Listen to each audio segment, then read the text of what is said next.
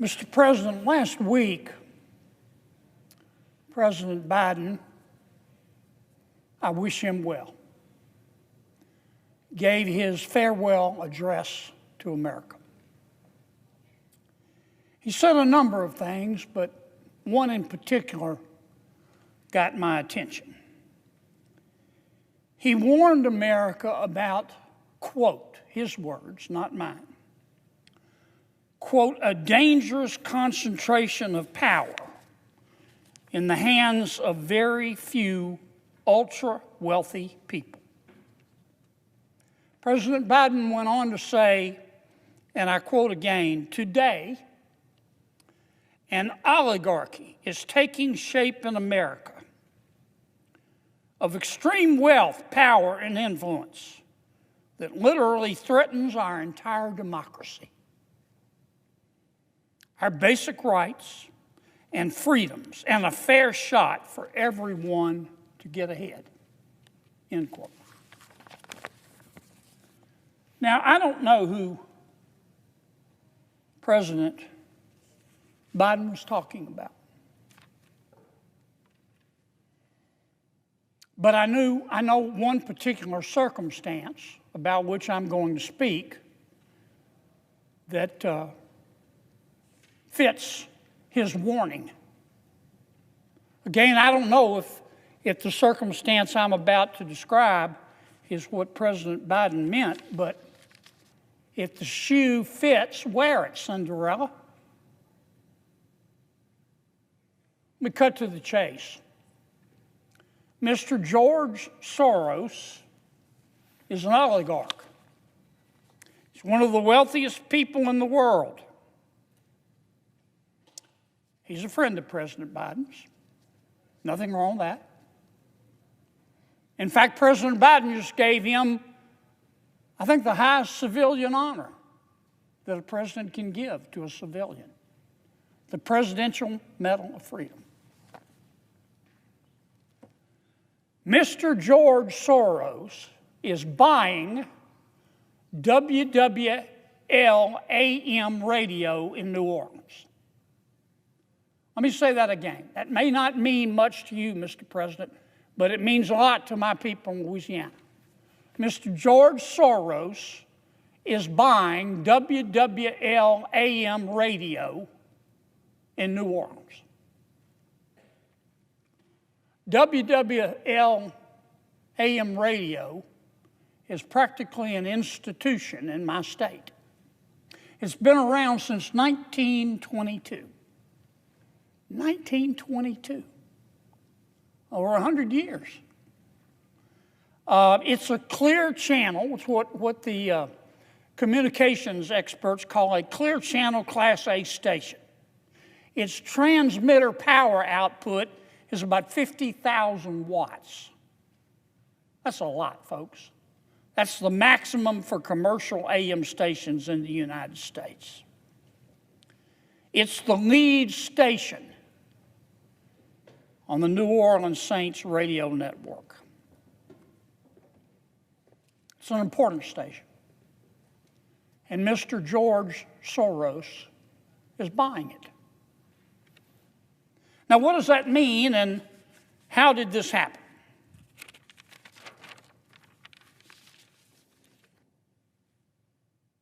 WWL is owned by a national company called Audacy, A-U-D-A-C-Y, Audacy. Audacy has about 220 radio stations nationwide, one of which, of course, is WWL.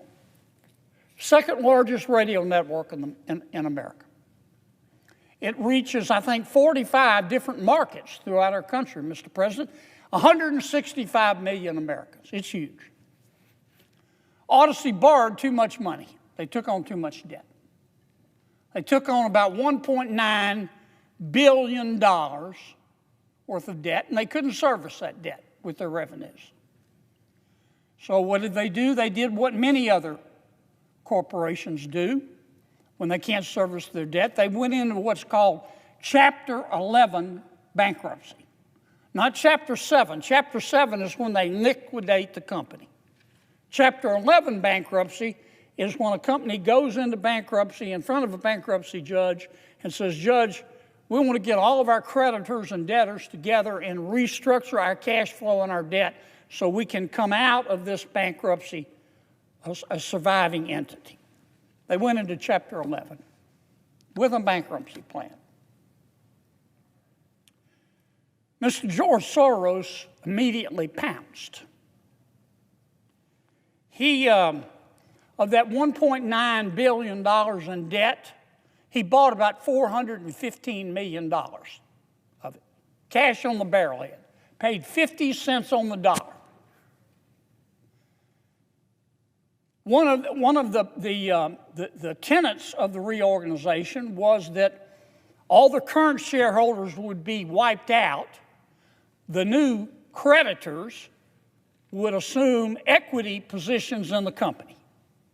I know that sounds complicated, and it can be, but really what it means is that the bondholders, one of which is Mr. Soros after he bought $415 million worth of debt, became a shareholder. And Mr. Soros is now the largest single shareholder in Odyssey radio stations, including WWL AM in New Orleans, an institution. Now, in America, you can't just go do this. Why is that?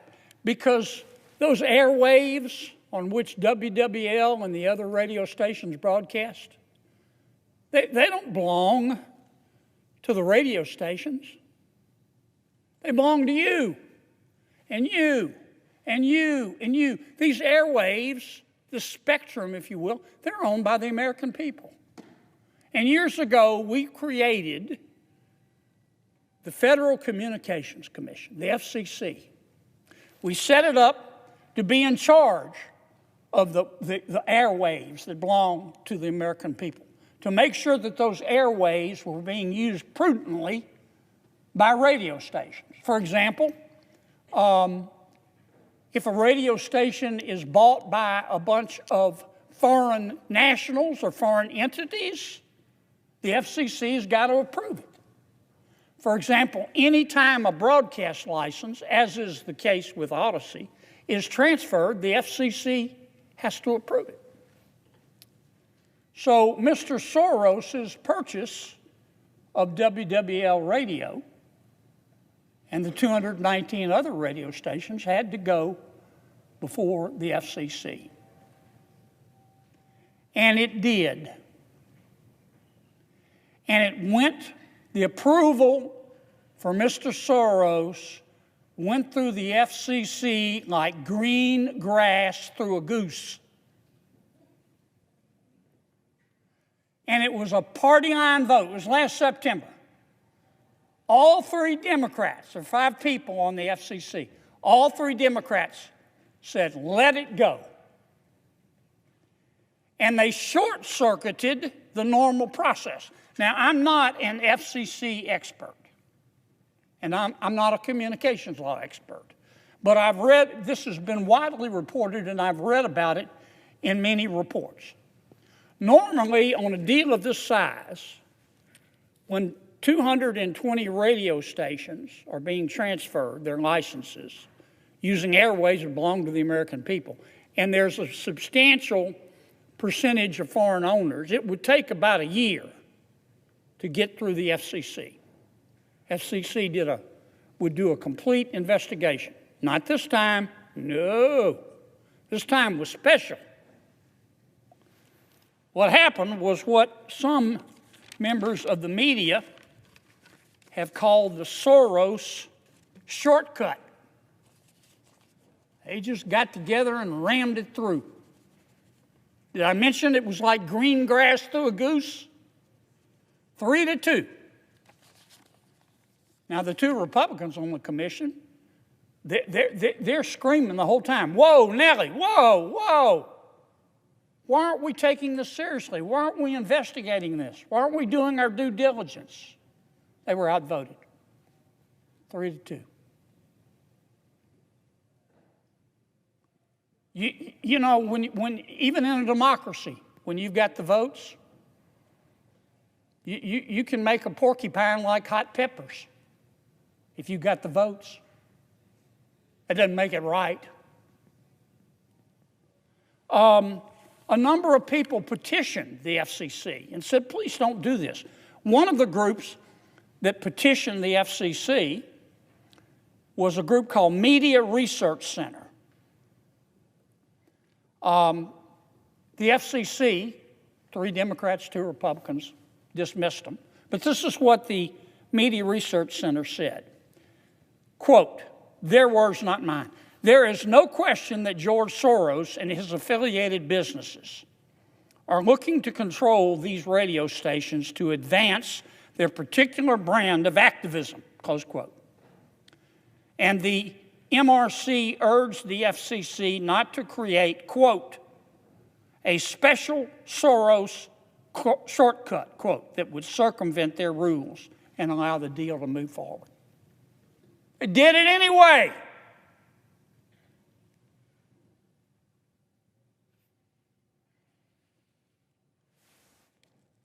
Here's what Mr. Troy A. Miller, NRB president and CEO, said.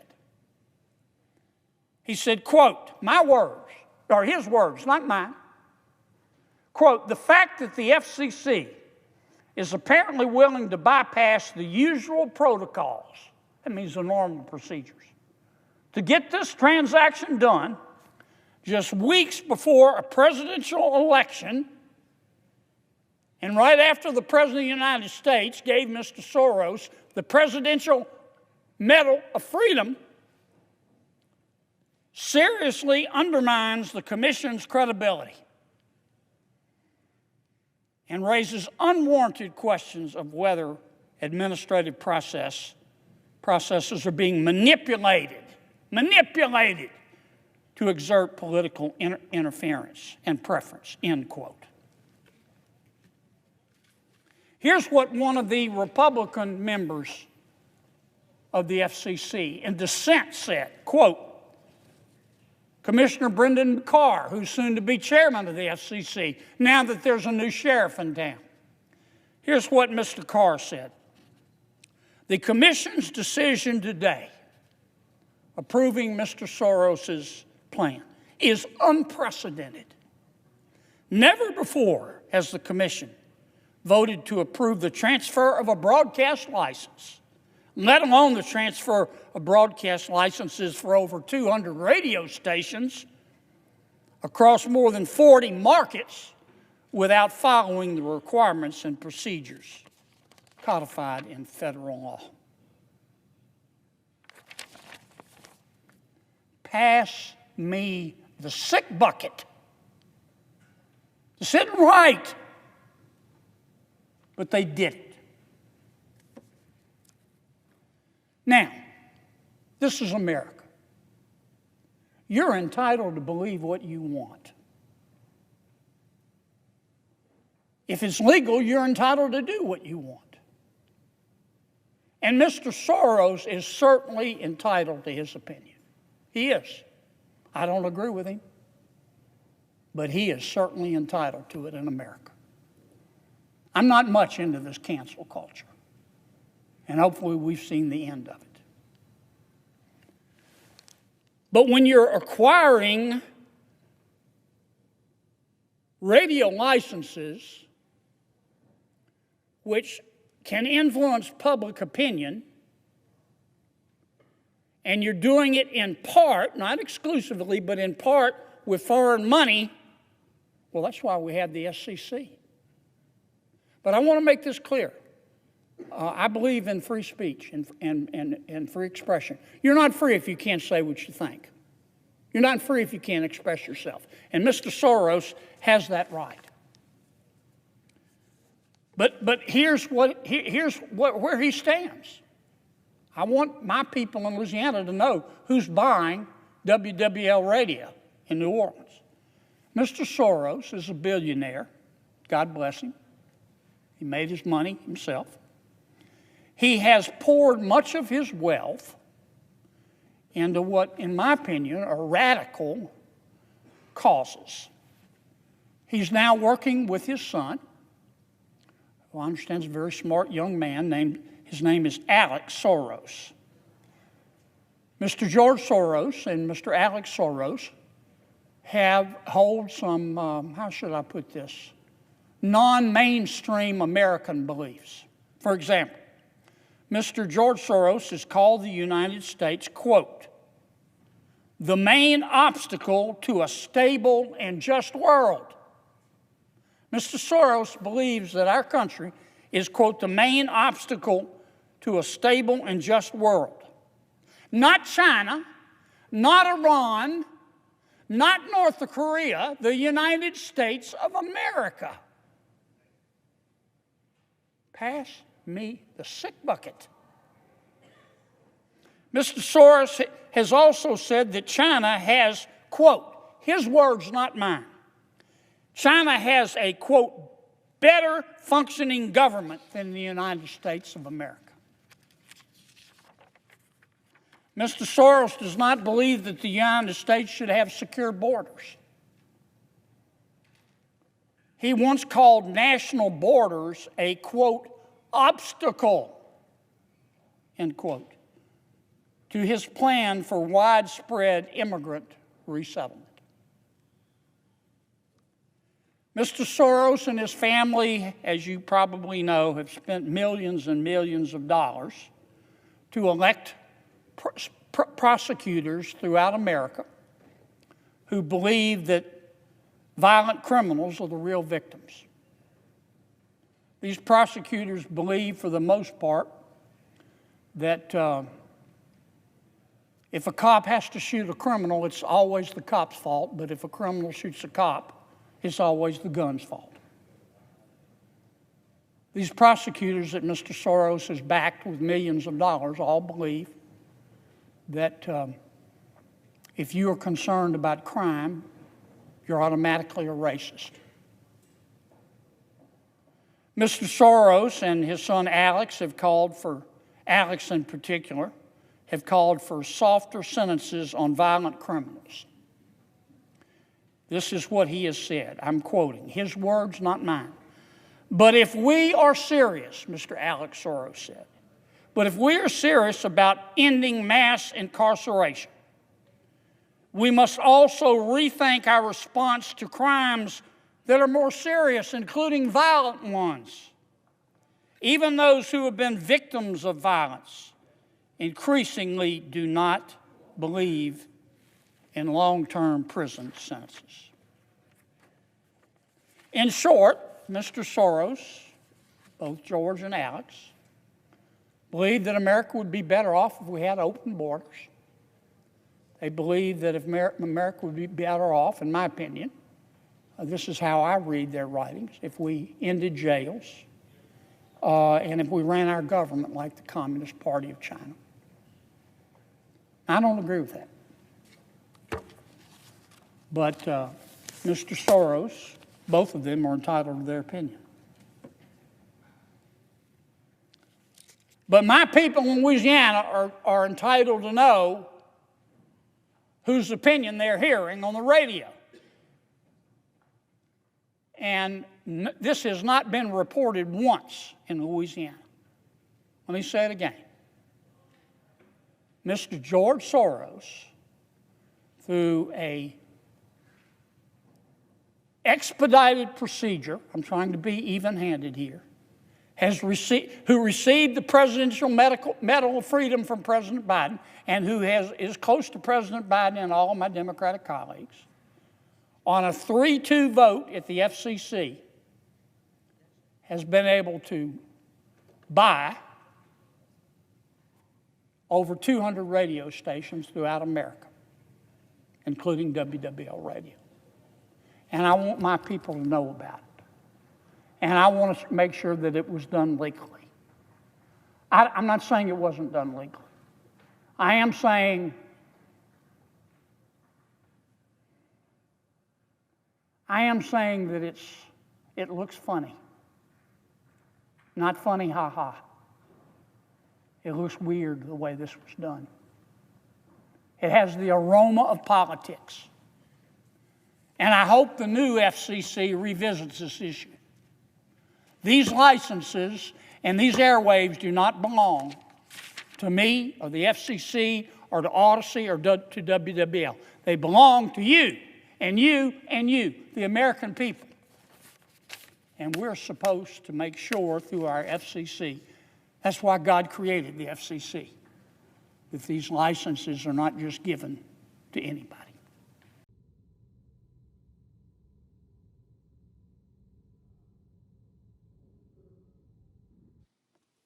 Mr. President. Senator from Louisiana. Thank you, Mr. President. With me this evening, Mr. President, is Mr. Nick Ayers, who is one of my colleagues in my office, on whose judgment, counsel, and advice I rely regularly.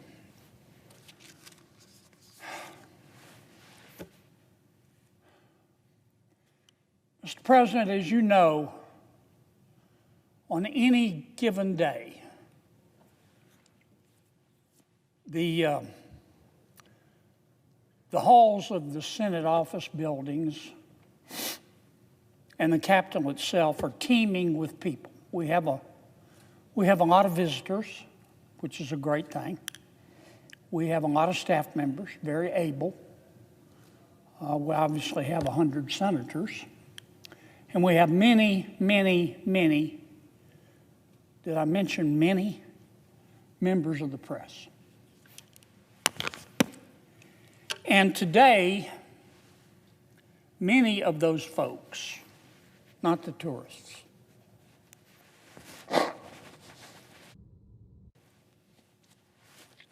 excuse me, Mr. President.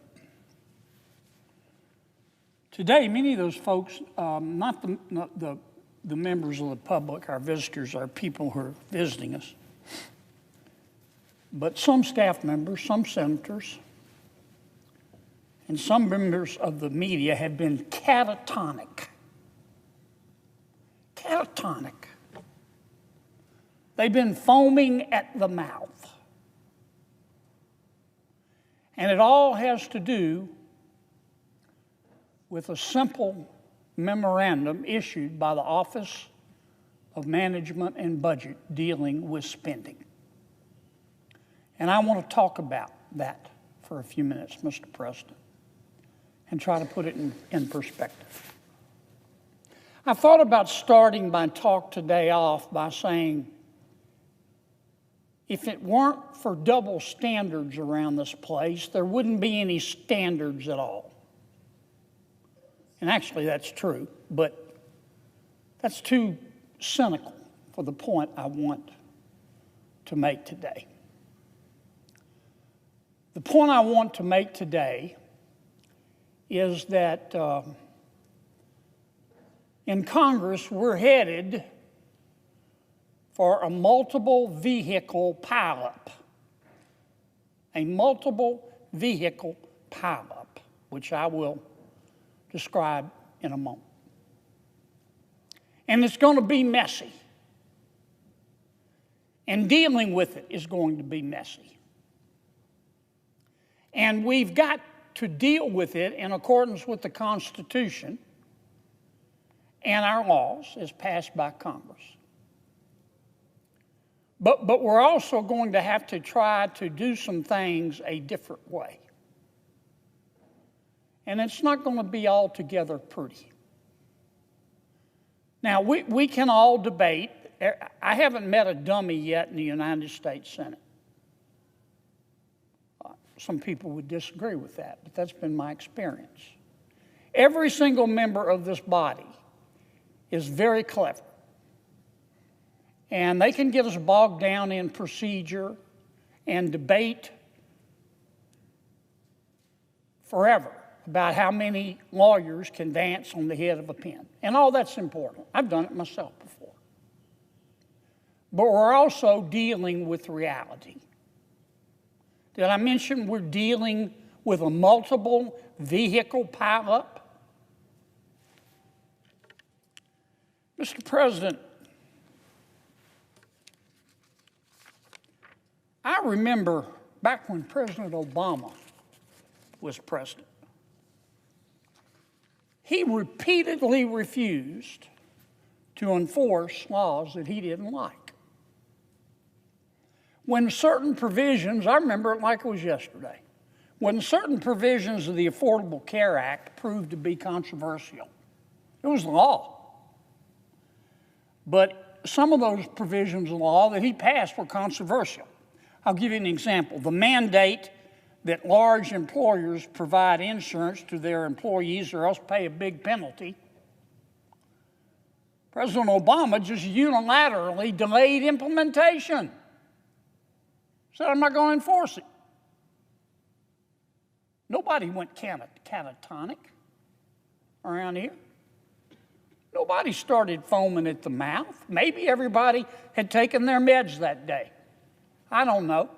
But there was no hue and cry like we've heard today as a result of that OMB memorandum. I remember also when Congress took up the issue at President Obama's suggestion of Dreamers. Remember the Dreamers Act? Congress wouldn't pass it. Dreamers are children brought to the United States of America illegally by their parents who've come here illegally. But the children are children. They don't know better. President Obama proposed the Dreamers Act. Congress didn't pass it. So President Obama just ignored the law. He protected them from deportation through executive action. It's called the 2012 Deferred Action for Childhood Arrivals Program. He broke the law. Nobody around here foamed at the mouth. Nobody around here went catatonic, included but not limited to the media. I remember when President Biden did a very similar thing. He sought to preserve and fortify DACA, as we call it. And he also took a number of steps unilaterally to weaken immigration enforcement. We know that. That's why the border under President Biden was an open bleeding wound. He refused to follow the law. Nobody foamed at the mouth around here. Members of the press didn't become catatonic. I don't remember anyone, Democrat or Republican, calling for President Obama's impeachment after a federal court criticized his administration for spending money unlawfully. You remember that? President Obama decided to pay subsidies to health insurers in 2014. Decided to give them money. Just one problem. Congress hadn't appropriated the money. The GOP House, the Republican-controlled House, sued him.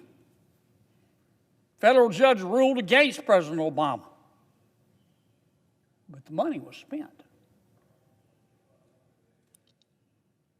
I remember when the GAO concluded that the Obama Health and Human Services Department in 2016 illegally spent money. Congress didn't appropriate it by paying insurers instead of sending the money to the Department of Treasury. Nobody around here foamed at the mouth, including members of the press. Nobody around here went catatonic. Now, I didn't come here today, Mr. President, to debate the Take Care Clause of the United States Constitution. We're all familiar with it. The President has a constitutional duty to, quote, take care that the laws be faithfully executed. That's the law. It's in our Constitution, bigger than Dallas, right there. And I believe in it. I didn't come here today to debate. I didn't come here today to debate the 1974 Impoundment Control Act, which the courts have ruled to be constitutional, which says that Congress gets to appropriate the money and the president has to spend it. I don't want to get into all that. But I guess my point, Mr. President, in light of this OMB memorandum, which I'll talk about in a moment, my point is that having embraced non-enforcement when they like the results under President Biden and President Obama, my Democratic friends have very little standing. None, in fact, none, zero, zilch, nada, no standing to complain when President Trump employs the same legal theory for different purposes. I'm not suggesting that we ought to follow the rule, two wrongs don't make it right, but they do make it even. I'm just gently suggesting that maybe I should have started this speech with, if it weren't for double standards around this place, there wouldn't be any standards at all. Let me say it again. I support the take care clause of the Constitution. And I can read the law. I know a law book from a J. Crew catalog. I know what the Impoundment Act says. And I can read the court opinions holding that it's constitutional. Now, why am I talking about all this stuff? As you know, since he's been president, I don't know, a week, 10 days, President Trump has issued about a squillion executive orders. I think it's the most executive orders issued by a president in this short period of time in the history of ever. I'm still trying to read them. And most of his executive orders, this is a general statement, but I think it's fairly accurate, intend, as is his right, to reverse many of the policies implemented by President Biden. And I think it was yesterday, the Office of Management and Budget under President Trump, under an acting director, issued a memorandum. And the memorandum went out to all agencies of the federal government, and it said, look, you've seen the president's executive orders changing federal policy, which he has the right to issue. So hold up spending any money, OMB said to the various agencies, that would implement President Biden's policies as have been changed by President Trump. And the OMB was very careful in its initial memorandum and in its explanation later to say, look, we're not talking about direct payments to people. We're not talking about Medicaid. We're not talking about Medicare. We're not talking about Social Security. We're not talking about SNAP benefits. Very careful. Well, people around here today have been screaming like they're part of a prison riot. Oh my God, the president's not following the law. Like this had not happened before. Again, I'm not saying that two wrongs don't make it right, but they do make it even. I'm just trying to give you a little context for this, Mr. President. My good friend, Senator Schumer, and he is my good friend. I went on a trip with Chuck to China. And I don't want to personalize this about Chuck. Let me put it another way. Some of my Democratic friends have been running around, and some of my friends in the media have been running around like a 5-year-old in a Batman t-shirt, screaming that the world is coming to an end and the Impoundment Act is being violated and the take care clause of the Constitution has been thrown into the garbage bin, as if this sort of hesitation to spend money has never happened before in Washington, D.C.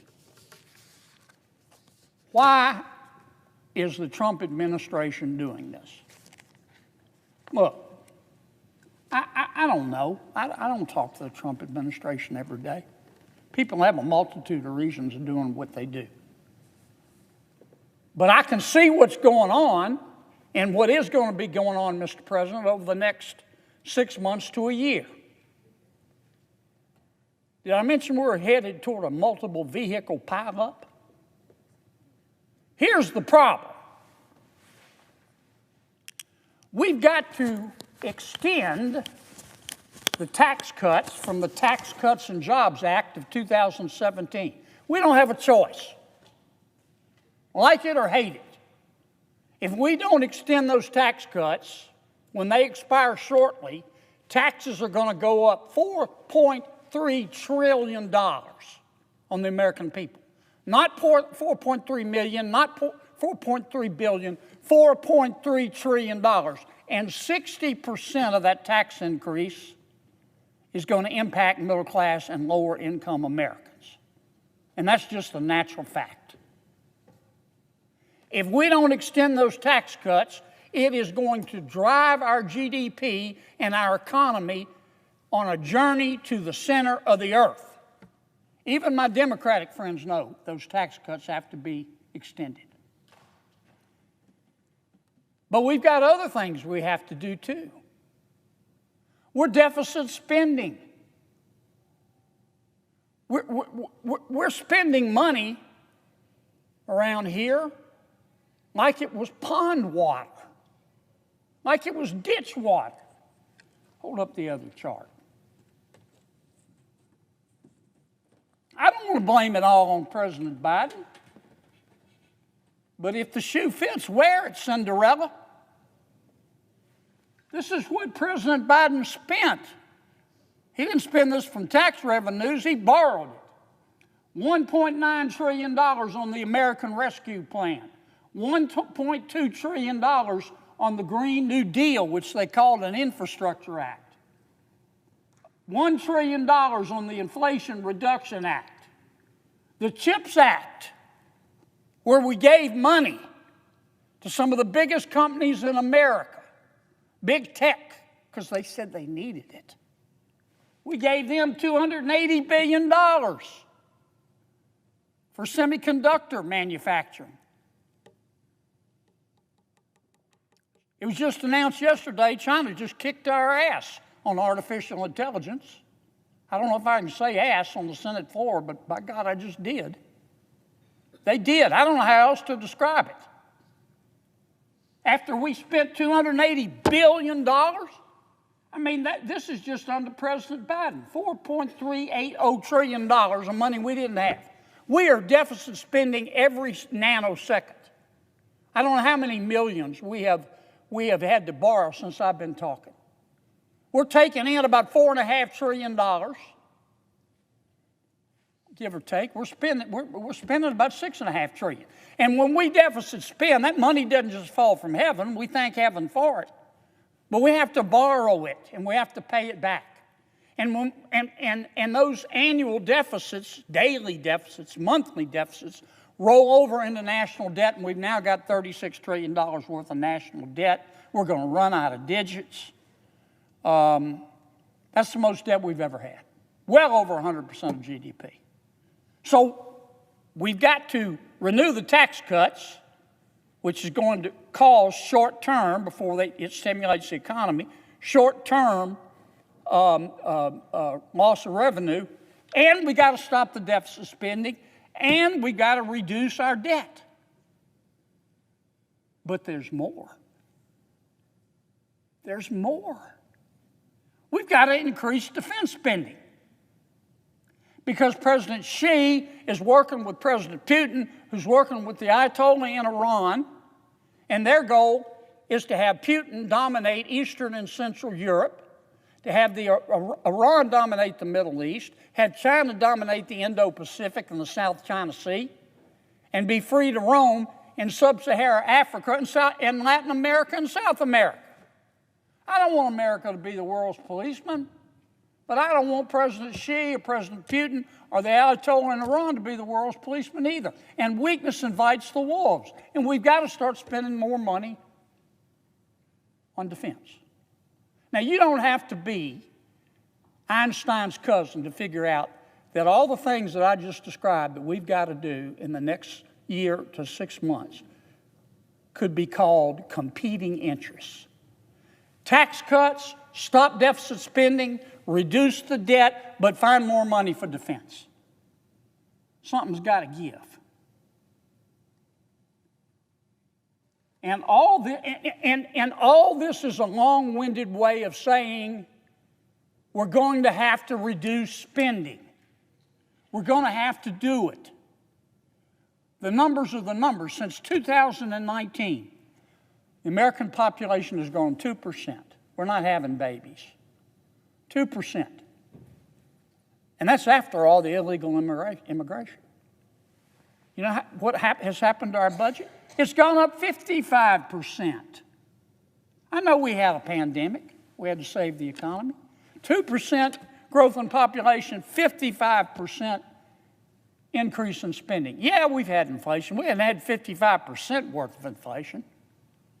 We're going to have to go to be able to afford tax cuts and more defense spending and to pay down deficits and to pay down debt. We're going to have to reduce spending to pre-pandemic levels.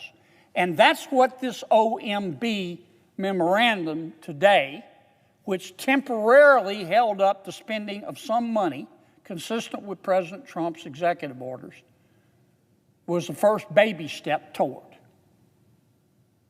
That's what this is all about. That's what it's all about. The world is not going to spin off its axis. And again, I support the Take Care Clause of the Constitution. I understand what the Impoundment Act says, but this is reality. And this is what we've got to solve over the next year. And we're going to have to solve it. Show me that other chart. We're going to have to solve it together because the debt is $36 trillion. Our population is 355,000 people. That's 102 grand per man, woman, and child, and it's increased. And we're about to extend the tax cuts and start spending more in defense. There's a lot of excitement around here about the reconciliation bill or bills. I'm excited about it. You can write this down, Mr. President, and take it home to Mama. Those reconciliation bills, which we have got to pass to get through this multiple vehicle pileup that I just described, are going to contain substantial spending cuts. They are. Because you know what? If they don't, that reconciliation bill or bills will never pass the United States Senate. And I know it will not pass the United States House of Representatives.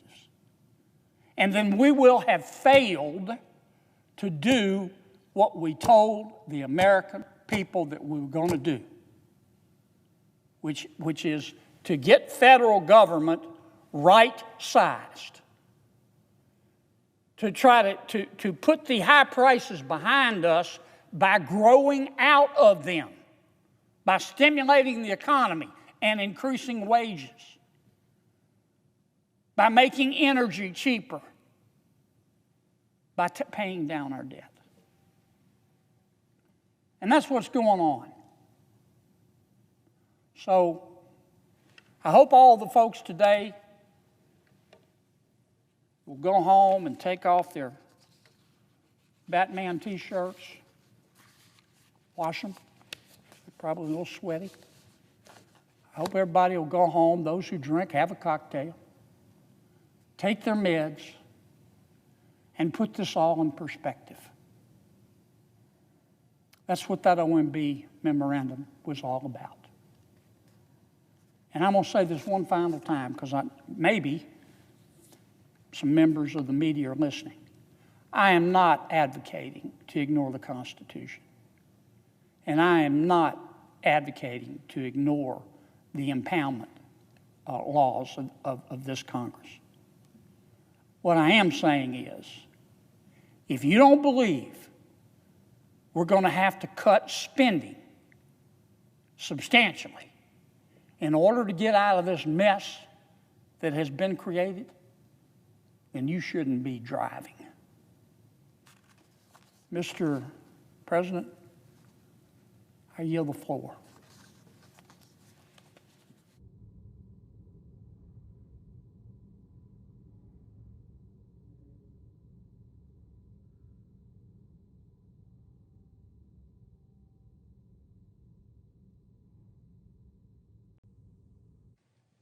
Mr. President. Senator from Georgia. Thank you, Mr. President. I yield 30 minutes of my post-cloture debate time on the vote nomination to Senator Merkley and 30 minutes of my post-cloture debate time on the vote nomination to Senator Schumer.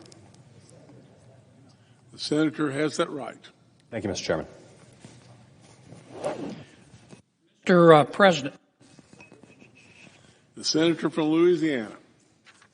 Thank you, Mr. President. Mr. President, I have 8 requests for committees to meet during today's session of the Senate. They have the approval of the majority and minority leaders.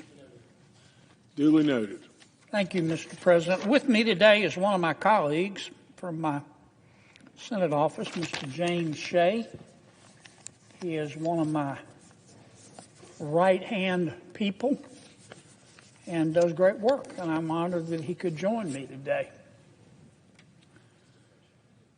Gosh, I don't know where to begin. I've been in the Senate for 8 years. In dog years, that's 56 years. And it feels like 56 years. I've learned a lot, met a lot of interesting people. Before I got here, everybody told me about the Washington bubble. And I said, how serious could they be? Well, it's true. There is a Washington bubble. This place is different. It's in its own way, sometimes disappointing, sometimes refreshing. It is deeply weird. For one thing, common sense is illegal in Washington. It's illegal. For another thing, I've discovered that this is a town of very frustrated ex-class presidents. And there's a Washington way of doing things.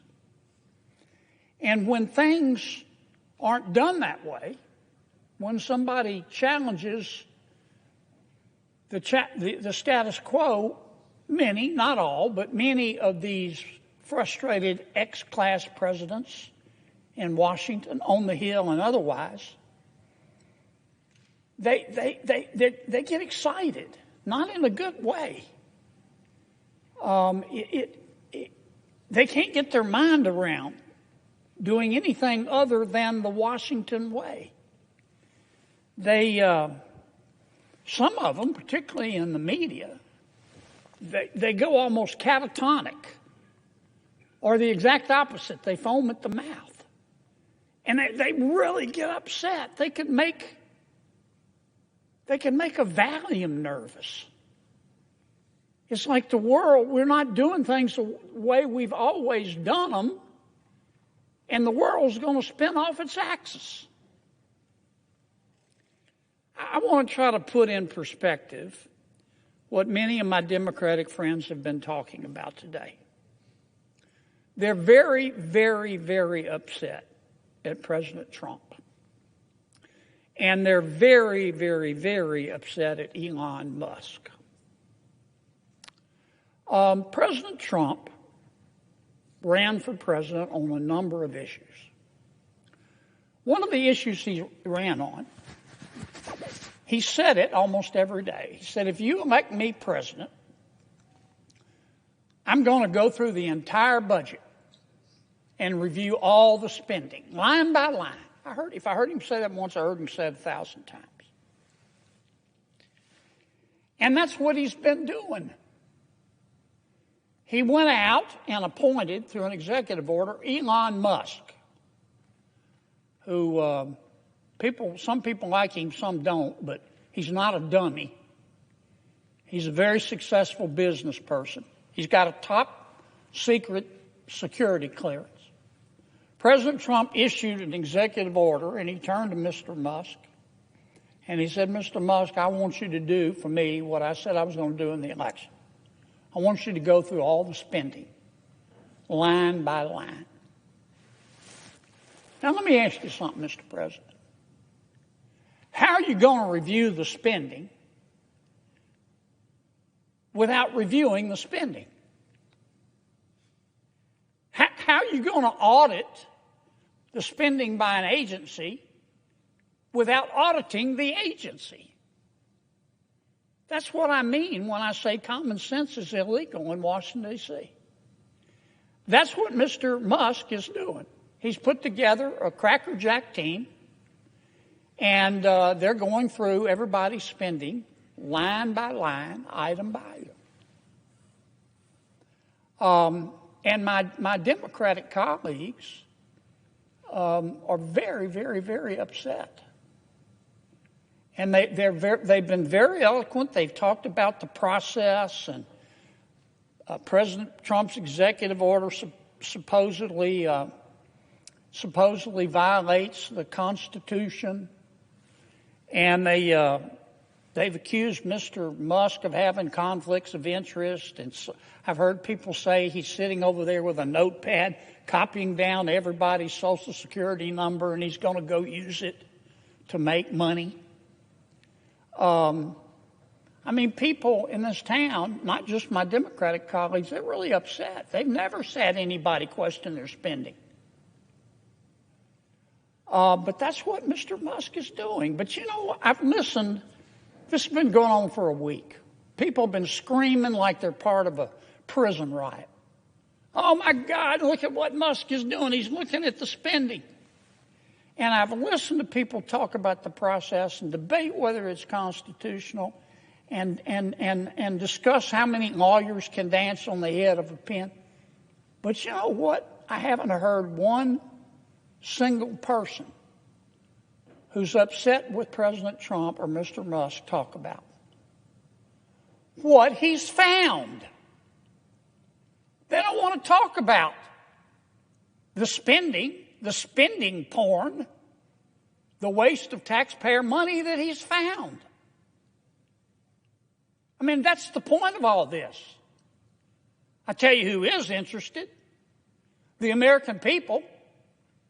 The people in America who get up every day and go to work and obey the law and pay their taxes and try to educate their kids and try to do the right thing by their kids and try to save a little money for retirement, and have had to live through 20% inflation under President Biden. They understand what Musk is doing. They understand spending porn and wasting taxpayer money. Now, Mr. Musk started with the USAID. That handles a lot of foreign aid for America. American people are very generous. In our country, when you're homeless, we'll house you. When you're hungry, we'll feed you. In our country, when you're too poor to be sick, we'll pay for your doctor. And we send a lot of money overseas to help our world's neighbors. And the USAID is in charge, in large part, of that. But I'll tell you what Mr. Musk discovered. I find it fascinating. He discovered that the American taxpayers are giving money to Afghanistan. He found that we are giving money to Yemen. He found that we are giving money to Syria. I didn't know that. Some of our foreign aid is going to Yemen, Afghanistan, Syria. He found that the USAID has 10,000 people, employees, And every year they give away $40 billion. Mr. Musk also found, and I'm not saying that all of this money is wasteful. I'm not. Some of this money, I'm sure, does some good. That's why Secretary Rubio is going to revamp the department and separate the good from the bad. But this is the kind of stuff Mr. Musk found. He found that the USAID gave money to support electric vehicles in Vietnam. Our money, taxpayer money. He found that USAID gave money to a transgender clinic in India. I didn't know that. I bet you the American people didn't know that. He found that the USAID gave $1.5 million to a Serbian LGBTQ group called Grupa Izladaji. I probably mispronounced that. My apologies. Anyway, they got $1.5 million to, quote, advance diversity, equity, and inclusion in Serbia's workplaces and business communities. What else did Mr. Musk found that my colleagues don't want to talk about? Well, he reviewed a study and then went and checked it. The study was done by the Middle East Forum. They found that USAID spent $164 million to support radical organizations around the world. We're not talking Cub Scout troops here. We're talking about radical organizations around the world. They gave $122 million of that to groups aligned with foreign terrorist organizations. Our taxpayer money. According to this report in Mr. Musk, the USAID has given millions of dollars to, quote, organizations in Gaza controlled by Hamas. Why aren't my colleagues talking about that? Recipients of the money, they found, have, quote, called for their lands to be cleansed from the impurity of Jews. That's what we're giving foreign aid to. What else? I'm not going to spend my whole time talking about this, but nobody else is talking about it. They're just talking about the process and Mr. Musk, and he's a mean guy, and he shouldn't be looking at our spending. Well, he is. And I kind of find what he's found out interesting. He found that we gave $2 million, USAID did, for sex changes in Guatemala. He found that we gave $20 million to produce a new Sesame Street show in Iraq. He found that we gave $4.5 million of taxpayer money to combat disinformation in Kazakhstan. He found that we gave $10 million, USAID did, of meals to an al-Qaeda-linked terrorist group called the Nusra Front. Mr. Musk found that we gave $7.9 million of taxpayer money to a project that would teach Sri Lankan journalists to avoid binary gendered language. The USAID took $8 million and gave it to a bunch of journalists in Sri Lanka to teach them how to avoid binary gendered language. I don't know what the hell binary gendered language is. I think I do. You think most taxpayers would support that? Why aren't we talking about that? The USAID gave $1.5 million to promote LGBT advocacy in Jamaica. They gave $1.5 million to rebuild the Cuban media ecosystem. They gave $1.5 million for, quote, art for inclusion of people with disabilities in Belarus. Another $3.9 million for LGBT causes in Macedonia. $8.3 million for equity and inclusion education in Nepal. I could go all night.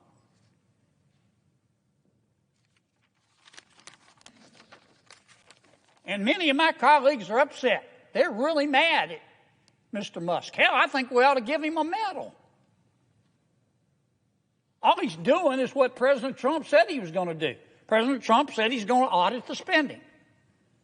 So Trump goes and hires Musk, again with the top secret security clearance. Nobody can quibble with his intelligence. You know, the guy's as smart as Einstein's cousin. He's a very successful businessman. Some say he's the richest guy in the world. And he's doing the auditing. And man, he's finding a lot of stuff. I call it spending porn. Now, I'm not saying everything that USAID does is wasted. But I'm saying a lot of it is. A hell of a lot of it is. And we ought to be on the floor of this United States Senate thanking Mr. Musk. And we ought to be asking him to go through every agency and look at everybody's budget. Everybody's budget. That's what the American people want. They don't want to talk about process. They don't want to continue with the Washington way. They want to save some money. Now, let me tell you what's really going on here, too, Mr. President. For 4 years under President Biden, and for 8 years under President Obama, and I respect both of them. I don't hate anybody. I don't. When I say my prayers at night, one of the things I ask God, God, don't let me hate, because it's hard in Washington. Don't let me hate. I have all the respect in the world for President Biden and President Obama. Tough job. But between them, they spent 12 years in Washington. And presidents set the tone. They control the questions that are asked. And here's the question that President Obama and President Biden asked for 8 years. For 12 years. I heard it every single day. Who needs to pay more in taxes? Is it you? Is it you? Who needs to pay more in taxes? We need more money. Who needs to pony up more? That was the issue. But that's not the issue today. We have a new president. You know what the issue is today? What the hell happened to all the money? What the hell happened to all the money? And that's what Mr. Musk is finding out. That's all this is about. And I'm just shocked that my colleagues have decided that this is a hill they're going to die on. How can you look the American people in the eye and support this kind of waste? Support this kind of spending porn? I mean, the election to me made at least one thing clear, that the American people are sick and tired of people in Washington denying reality.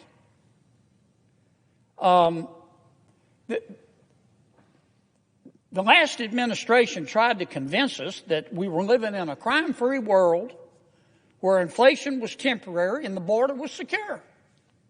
And the American people didn't buy it. You know why? Because it wasn't true. And the administration, our last administration, tried to argue that Bidenomics was making our lives better. But the American people knew differently. They understood Bidenomics to mean I get to spend more to live worse. And they voted. Now, I mean, the American people were poorer under the last administration, but they didn't become stupid. They could see that the government was creating a problem, not trying to fix it. And they noticed the national debt, too. Put up that first chart for me.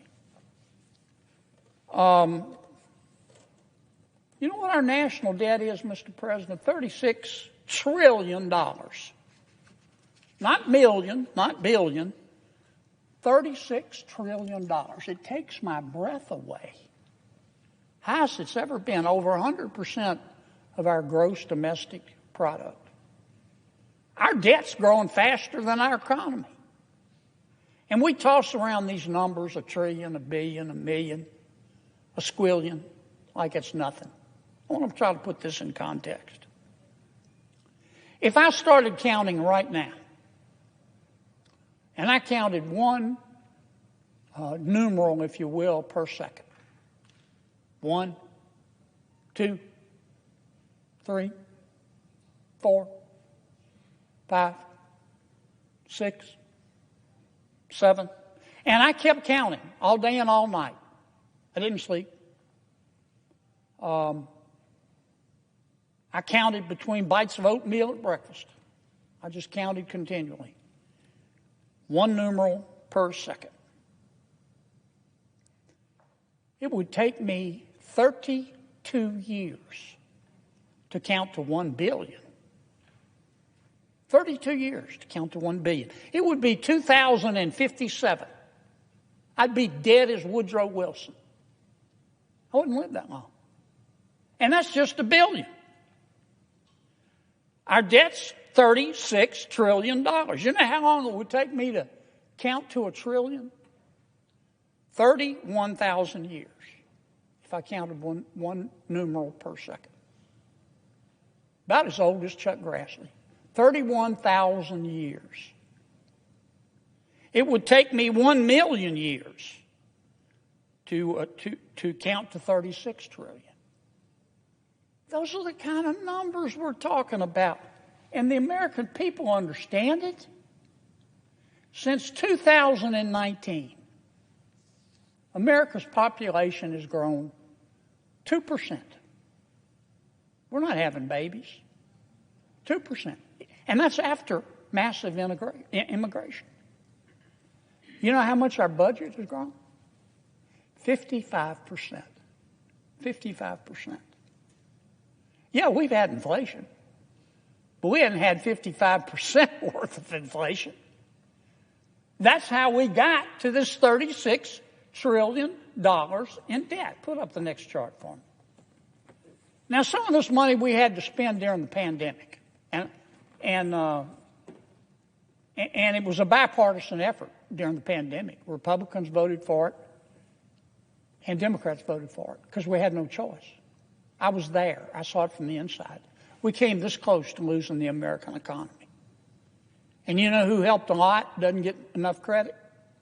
Jay Powell at the Federal Reserve. I watched it. The whole world wanted to go into a cave and retreat. Back in the Great Recession, I remember all the other countries in the world who looked to us.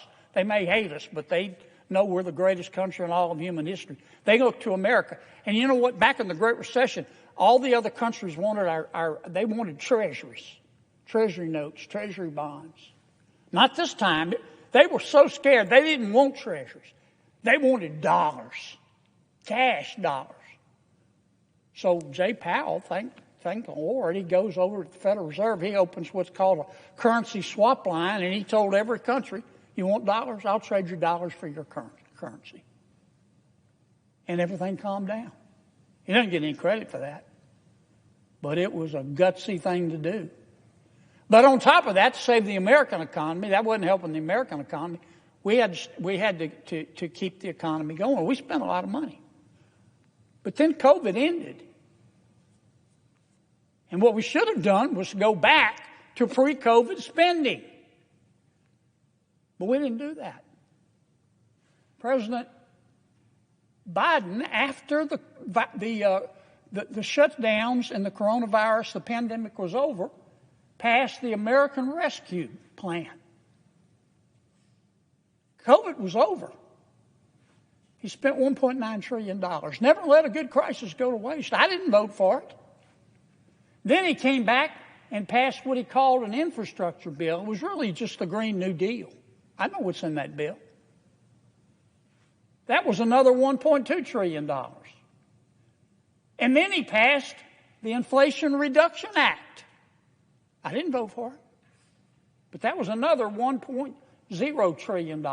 And then he passed the CHIPS Act. This is really special. He said, big tech, the semiconductor companies need our money. They need taxpayer money. They're not making enough money. And he gave them money.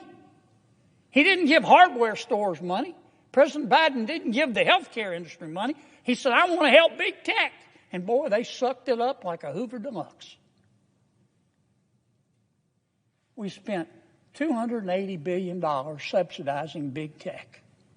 And you add it all up, and that's $4.3, almost $4.5 trillion. And that's how we got $36 trillion in debt. And that's why Donald Trump said, I'm going to look at every single line item of spending. And that's why he gave the job to Elon Musk. And that's why Musk is auditing these accounts. But nobody wants to talk about what he's finding. Nobody wants to talk about the spending porn, except the American people. They get it, Mr. President. They get it. And I hope Mr. Musk continues. My colleague and friend, we had a little discussion in banking today. Senator Warner makes a good point. He wants Mr. Musk to come over and talk to Congress about how he's doing this. I'm all for that. I am all for that. I would love to have him come over and walk us through what he's doing and how he's discovering all this spending porn. We need all the help we can get on reducing our spending because we can't continue at this pace. I just want to spend a few minutes putting all this in perspective, Mr. President. The world's not going to spin off its axis, folks. Every business that I know of goes through an audit. Now we're being audited, but we're being audited by not by the usual auditors, but we're being audited by a person appointed by the President of the United States. And I'm betting you when he's through, and he's going to go to all these agencies. He's starting on the Department of Education next. I think he'll end up finding that some of our money is being well spent. But he's also going to find that some of our money is being stolen and it's being wasted. And that's an insult to every taxpayer in this country. So I'm going to end like I began. We ought to be giving Mr. Musk a medal. We ought to be thanking him. Maybe nobody else wants to hear about the spending porn, but I can't wait to read the book. I hope he finds all of it and compiles it.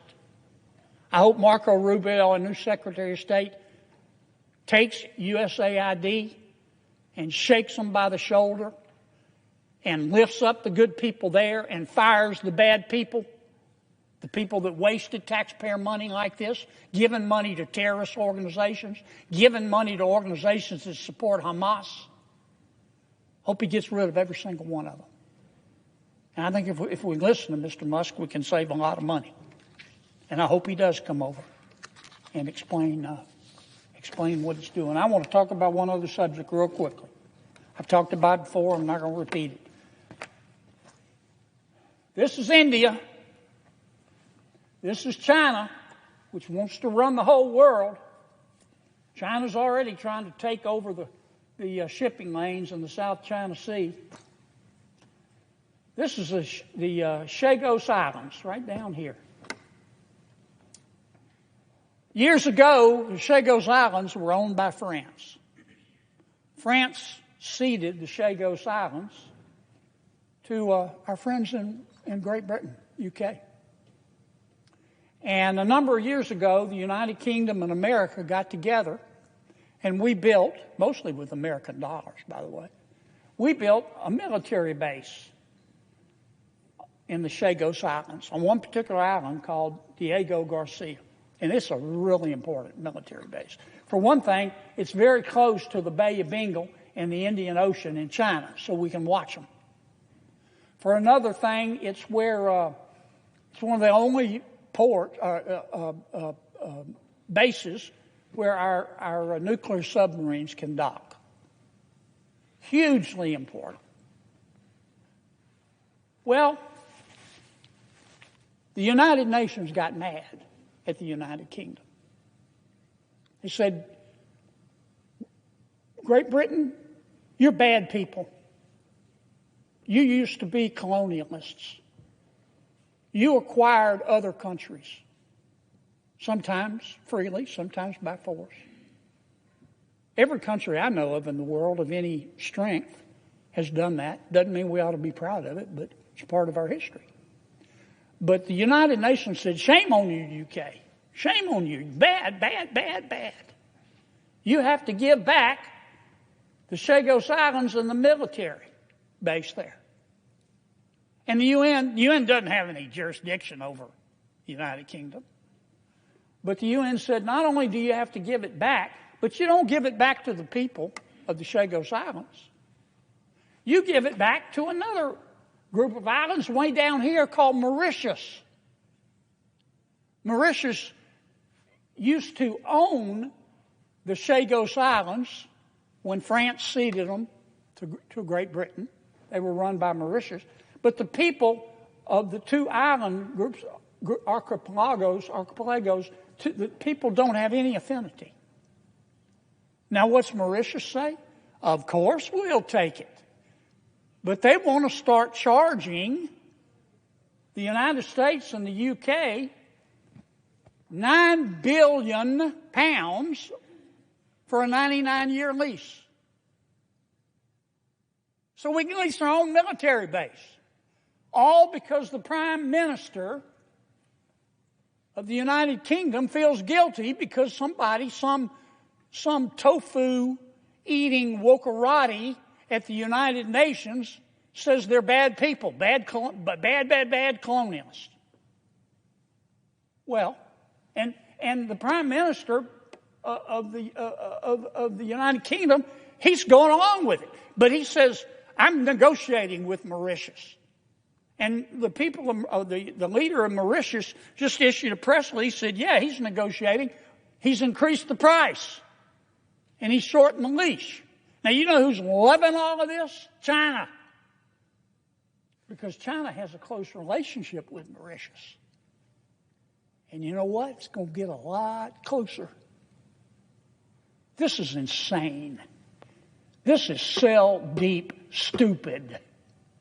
This is bone deep down to the marrow stupid. Because the United Nations wants the United Kingdom to feel guilty, they want to give our military base and their military base to Mauritius. Now, the Prime Minister of the United Kingdom can stop this. And Marco Rubio, our new Secretary of State, is against it. And I haven't talked to him directly, but I think President Trump is against it. The United Kingdom is our friend. I went to school there for a while. I love them. And I want to see the Prime Minister do well. But he needs to put down the bong. He needs to put down the bong. This makes absolutely no sense. And it's going to be a big part of his legacy if he gives away this island and our military base to, in effect, what will eventually be China. So I would say to the Prime Minister tonight, I don't mean any disrespect. I want to say this respectfully. I shouldn't have said the bong part. I take it back. Please, Mr. Prime Minister, don't do this. Don't do this. We'll stand with you in telling the United Nations who's upset with you to go fill out a hurt feelings report, because we're not doing it. We'll stand with you. Please say no. Don't give our military base away. It's going to really hurt the relationship between the United States of America and the United Kingdom. I know Donald Trump pretty well. I know Marco Rubio pretty well. They'll forgive, but they'll never, ever forget. Don't do it, Mr. Prime Minister. I've taken too much time. I'm sorry. I yield to my colleague from Virginia. Mr. President. Yes, sir. The Senator from Virginia. Mr. President. Explain what it's doing. I want to talk about one other subject real quickly. I've talked about it before. I'm not going to repeat it. This is India. This is China, which wants to run the whole world. China's already trying to take over the shipping lanes in the South China Sea. This is the Chagos Islands, right down here. Years ago, the Chagos Islands were owned by France. France ceded the Chagos Islands to our friends in Great Britain, UK. And a number of years ago, the United Kingdom and America got together, and we built, mostly with American dollars, by the way, we built a military base in the Chagos Islands, on one particular island called Diego Garcia. And it's a really important military base. For one thing, it's very close to the Bay of Bengal and the Indian Ocean in China, so we can watch them. For another thing, it's where it's one of the only bases where our nuclear submarines can dock. Hugely important. Well, the United Nations got mad at the United Kingdom. They said, Great Britain, you're bad people. You used to be colonialists. You acquired other countries, sometimes freely, sometimes by force. Every country I know of in the world of any strength has done that. Doesn't mean we ought to be proud of it, but it's part of our history. But the United Nations said, shame on you, UK. Shame on you. Bad, bad, bad, bad. You have to give back the Chagos Islands and the military base there. And the UN doesn't have any jurisdiction over the United Kingdom. But the UN said, not only do you have to give it back, but you don't give it back to the people of the Chagos Islands. You give it back to another group of islands way down here called Mauritius. Mauritius used to own the Chagos Islands when France ceded them to Great Britain. They were run by Mauritius. But the people of the two island groups, archipelagos, the people don't have any affinity. Now, what's Mauritius say? Of course we'll take it. But they want to start charging the United States and the UK £9 billion for a 99-year lease. So we can lease our own military base. All because the Prime Minister of the United Kingdom feels guilty because somebody, some tofu-eating wokarati at the United Nations says they're bad people, bad colonialists. Well, and the Prime Minister of the United Kingdom, he's going along with it, but he says, I'm negotiating with Mauritius.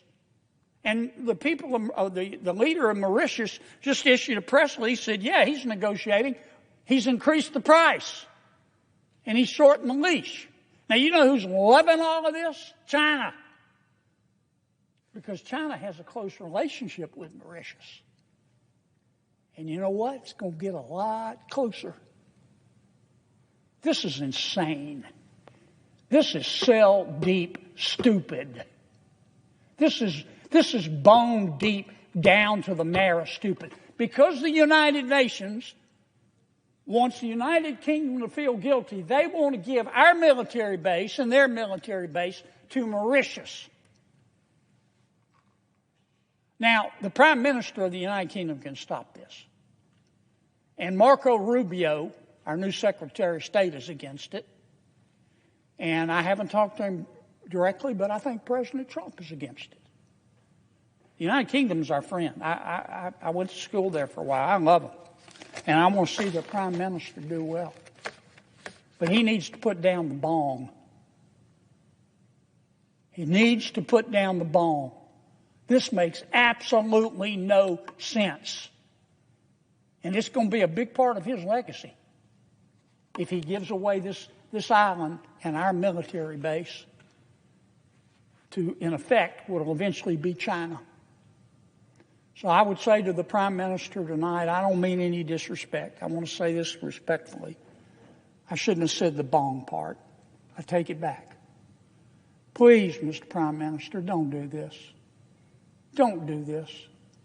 We'll stand with you in telling the United Nations who's upset with you to go fill out a hurt feelings report, because we're not doing it. We'll stand with you. Please say no. Don't give our military base away. It's going to really hurt the relationship between the United States of America and the United Kingdom. I know Donald Trump pretty well. I know Marco Rubio pretty well. They'll forgive, but they'll never, ever forget. Don't do it, Mr. Prime Minister. I've taken too much time. I'm sorry. I yield to my colleague from Virginia. Mr. President, I don't know if you remember it, but I do. When families in the evening would gather around a single radio, they just had one radio in the house, or a single TV, often black and white TV, to hear the evening news. And for many Americans, particularly in rural areas, public broadcasting was the only option for them. That was true in some parts of our country. They could only access public broadcasting to get up-to-date news and information. Those days are gone. Things are much different today. Today, Americans get their news everywhere. Everywhere. Websites, podcasts, social media posts, radio shows, cable TV, streaming, broadcast television. The world has changed, particularly the world of mass communications. I think back 10, 15 years ago in my state, Louisiana, newspapers were king, followed closely by local television stations. Newspapers led with the news and everybody else followed in terms of what was newsworthy. Boy, those days changed. I polled recently in Louisiana to find out where my people in Louisiana get their news. 4% of the people in Louisiana get their news from the newspapers. That's just a fact. Number one, as you might imagine, is the internet. The world has changed. This trend is not partisan. It's not a Republican thing or it's not a Democratic thing. President Trump and former Vice President Harris, they both did popular podcasts in their election. And many of my fellow senators and many of my friends in the House running for election also did podcasts as well. A lot of the pundits have even called the 2024 race the podcast election.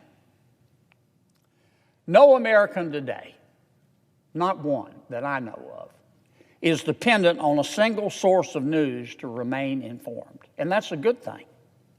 It might have made sense many, many, many years ago for the federal government to subsidize and fund public broadcasting. 50 years ago, that might have made sense. But the ability of the American people today to access whatever news they would like to hear from whatever form of media they choose is no longer limited. It's virtually unlimited just only by the imagination. So here's my question, Mr. President, and something that we need to think about. If all this is true, if media has changed, and it's accessible to everyone, why is the United States Congress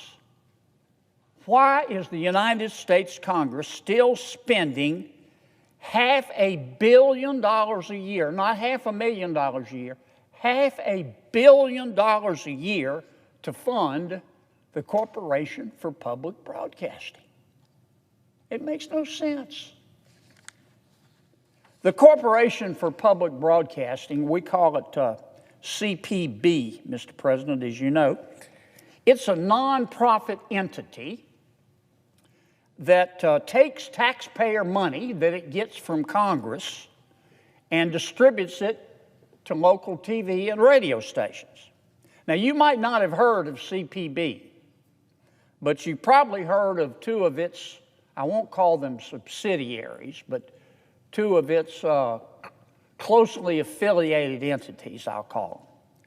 The Public Broadcasting Station, we call it PBS, and National Public Radio, NPR. Now, here's how it works. Every year, Congress gives the Corporation for Public Broadcasting $500 million.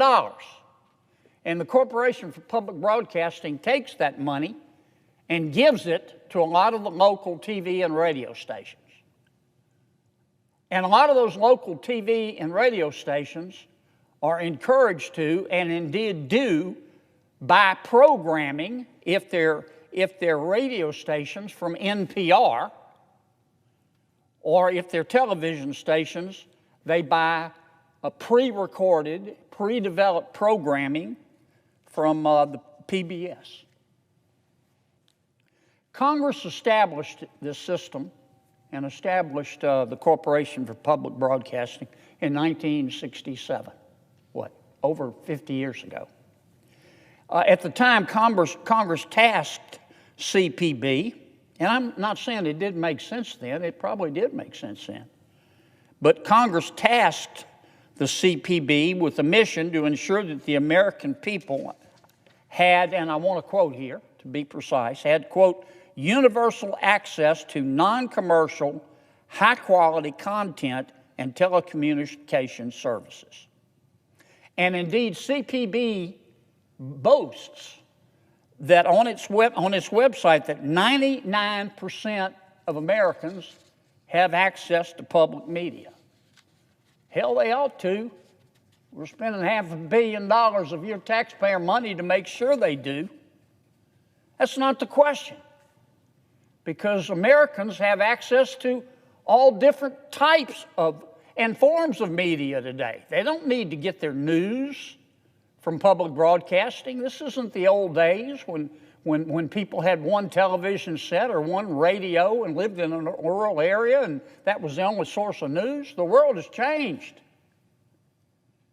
The issue today is whether the American people need taxpayer-funded public broadcasting to access high-quality content anymore. And they don't. And we all know they don't. You don't have to be Walter Cronkite's cousin to figure that out. Everybody's got a cell phone. Everybody's on the internet. Everybody's heard of podcasts. Everybody's heard of cable. Many people have streaming services. Today, 97% of Americans have access to the internet.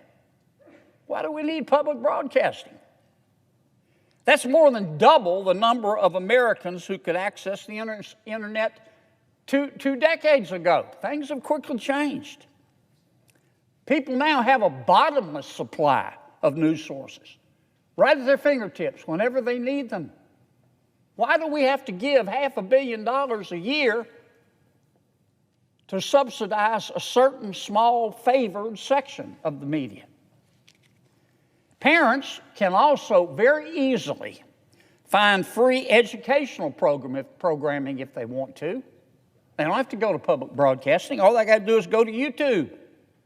All they got to do is go to other streaming services.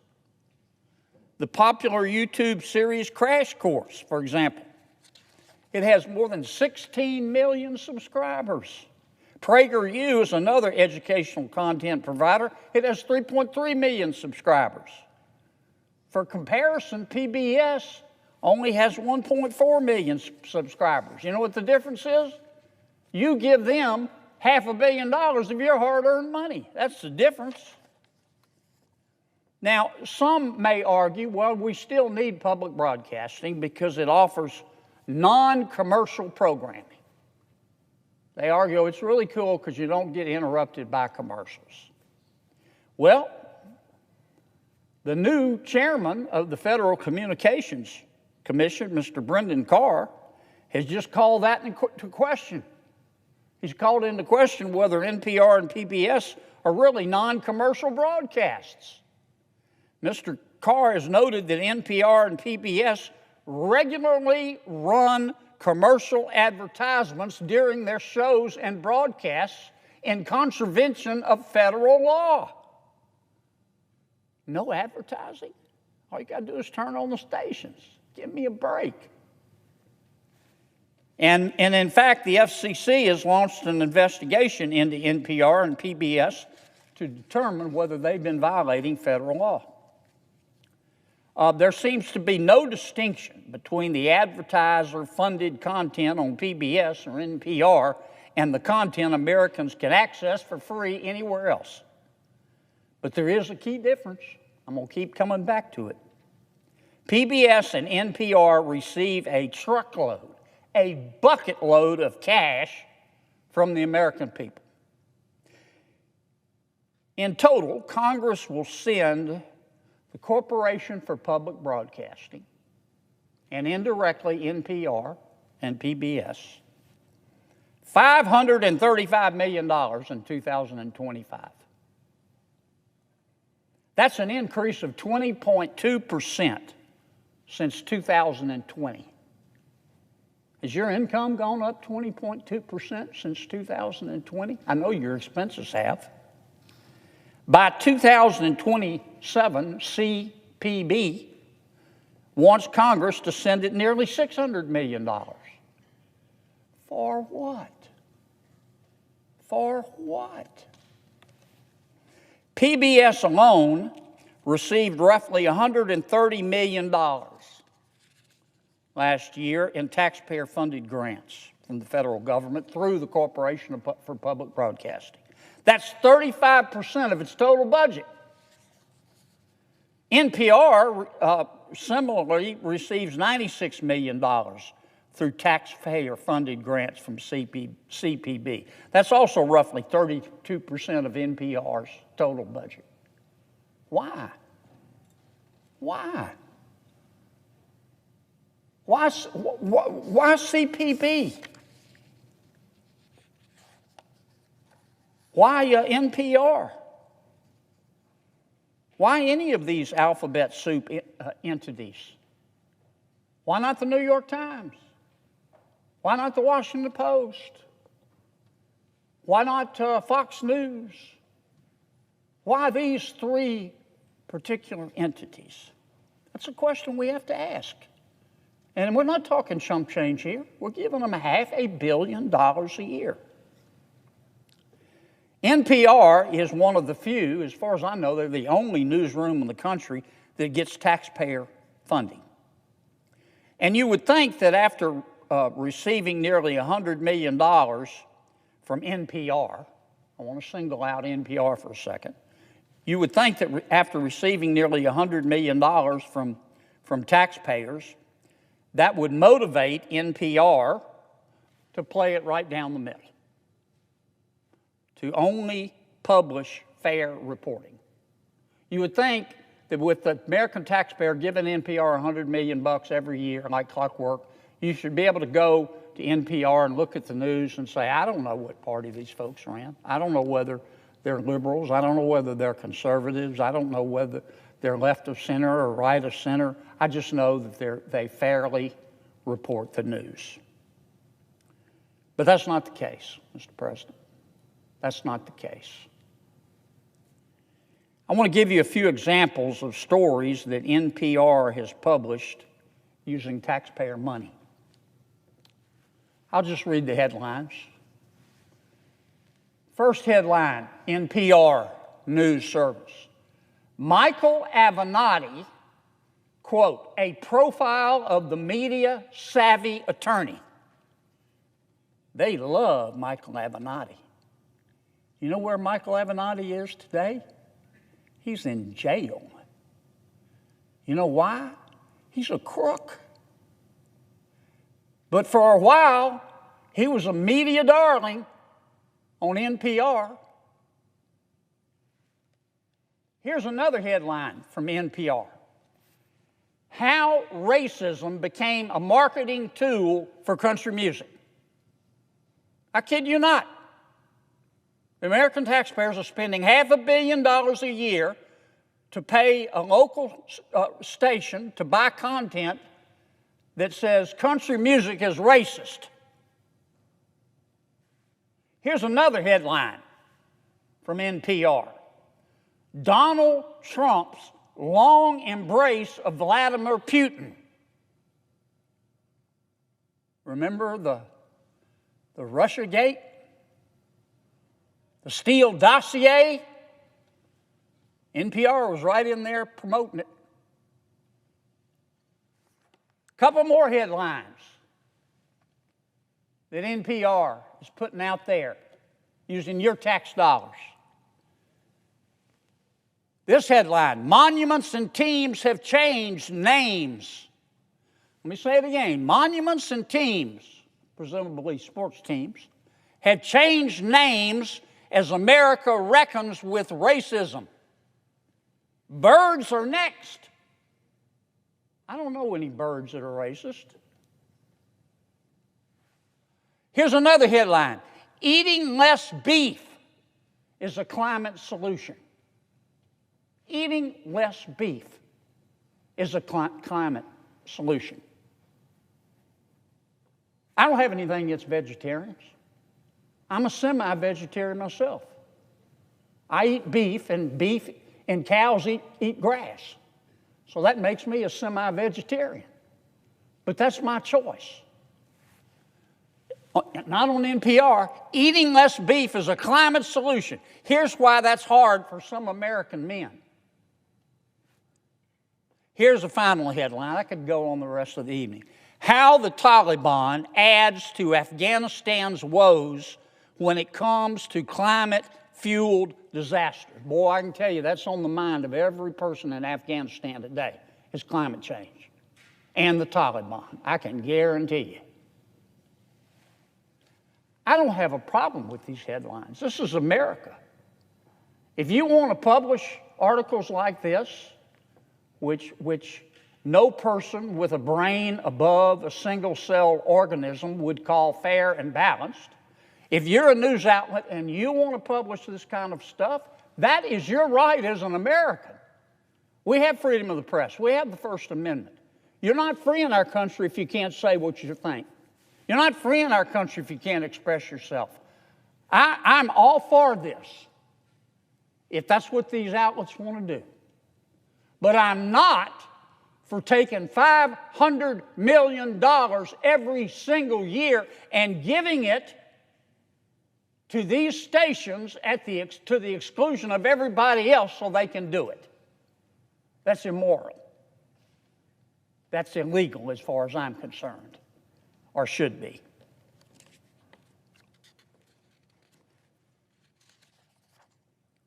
Now, I'm sure that there's an audience in some campus coffee shop that wants to learn about racist birds or the different ways in which cheeseburgers and the Taliban are contributing to climate change. But most American taxpayers would probably prefer that Congress spend their money on something other than these controversial points of view that appeal to only a small segment of America's population while the rest of us foot the bill. Now, that's not just my opinion. A former editor at NPR, a gentleman by the name of Yuri Berliner. Mr. Berliner, he used to be an editor at NPR. He published a column last year. And in the column, he outlined the extreme bias at NPR. He detailed how NPR decided to censor the Hunter Biden laptop story. It wouldn't run stories about it. It said it wasn't real. Mr. Berliner, the former editor at NPR, said that NPR told its readers, and I'm quoting, quote, "We don't want to waste our time on stories that are not really stories. And we don't want to waste the listeners' and readers' time on stories that are just pure distractions. End quote. The Hunter Biden laptop is real.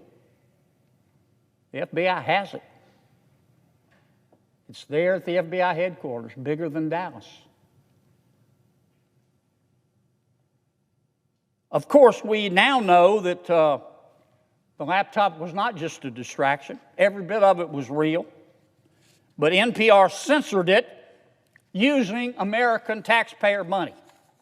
NPR also similarly covered the COVID-19 lab leak theory as though it was a conspiracy.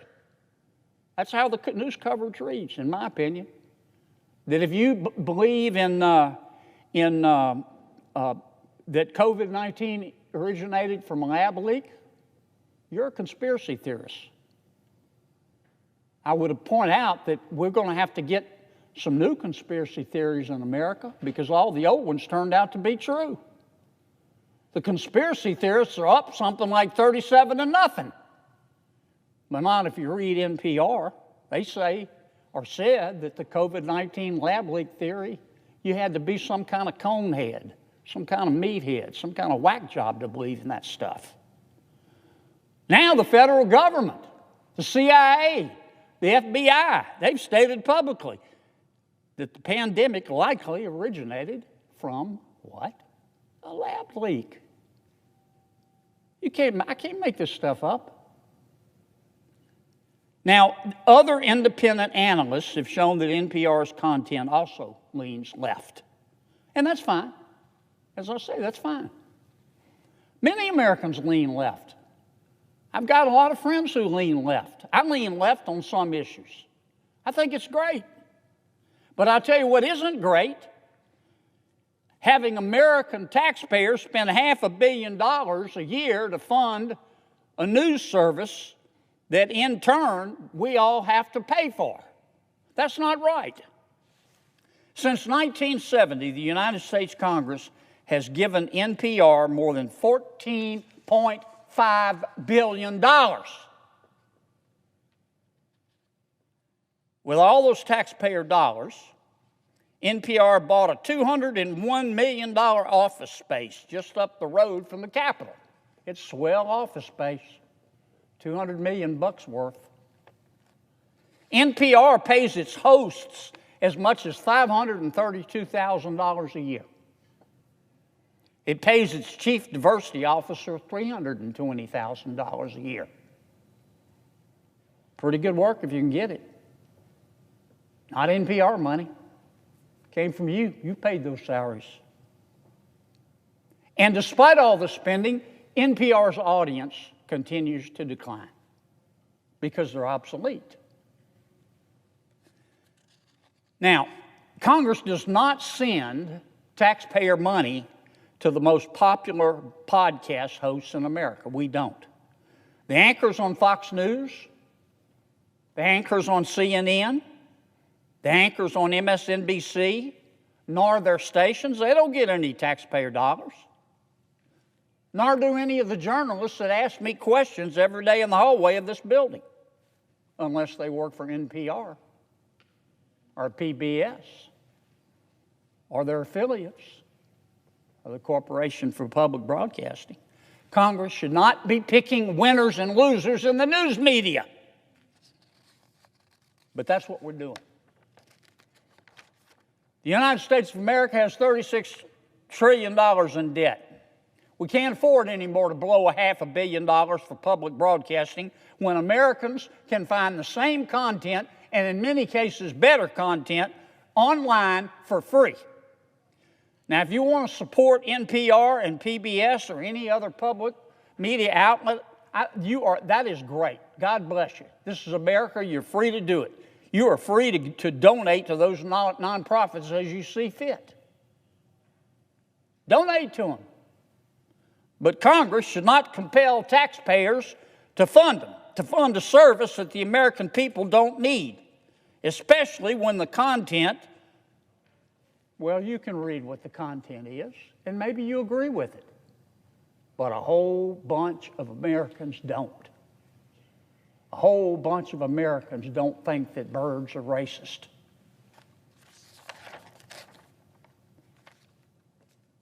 President Trump's Department of Government Efficiency is looking for fat to trim, Mr. President. As far as I'm concerned, this gravy train with biscuit wheels called the Corporation for Public Broadcasting is the perfect example of a project the American people no longer need and should not fund. Mr. President, I suggest the absence of a quorum. Mr. President. The senator from Kentucky, from Louisiana. Thank you, Mr. President. Mr. President, with me today is my colleague from my office, Mr. John Lowry, and I appreciate his help. Last week, Mr. President, I spoke a few minutes about the Corporation for Public Broadcasting. We call it CPB. And the Public Broadcasting Service, most people know of that as PBS. And the National Public Radio, which most people know as NPR. And I'm not going to repeat everything I said last week, but I do want to revise and extend my remarks. The United States Congress created the Corporation for Public Broadcasting back in the 60s, 1967, I think. Those were very different times. There was no internet. There was no Facebook. There was no Twitter. There was no cable TV. There were no podcasts. There were basically a handful, maybe a few more, of radio stations throughout America.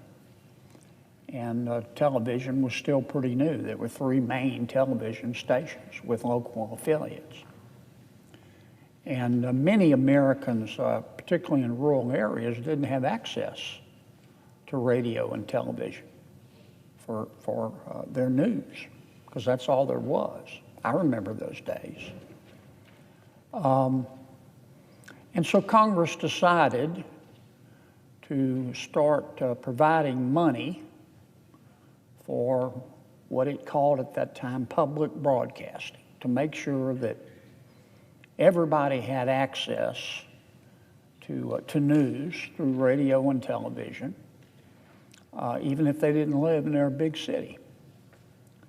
And Congress intended that news be news, factually based. Now, those were the days in America of true journalism. I remember them. Perhaps you do too, Mr. President. Those were not the days that we experience today, opinion journalism, where young journalists are taught to report on who, what, when, where, how, and their opinion. Those were days when the news was really the news, and it was fair and balanced. So the United States Congress created the Corporation for Public Broadcasting, CPS.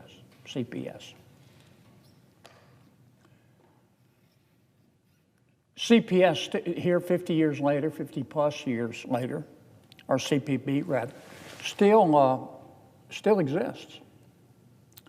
And here's its relationship, CPB's relationship to NPR and PBS. We give CPB, the Corporation for Public Broadcasting, about $500 million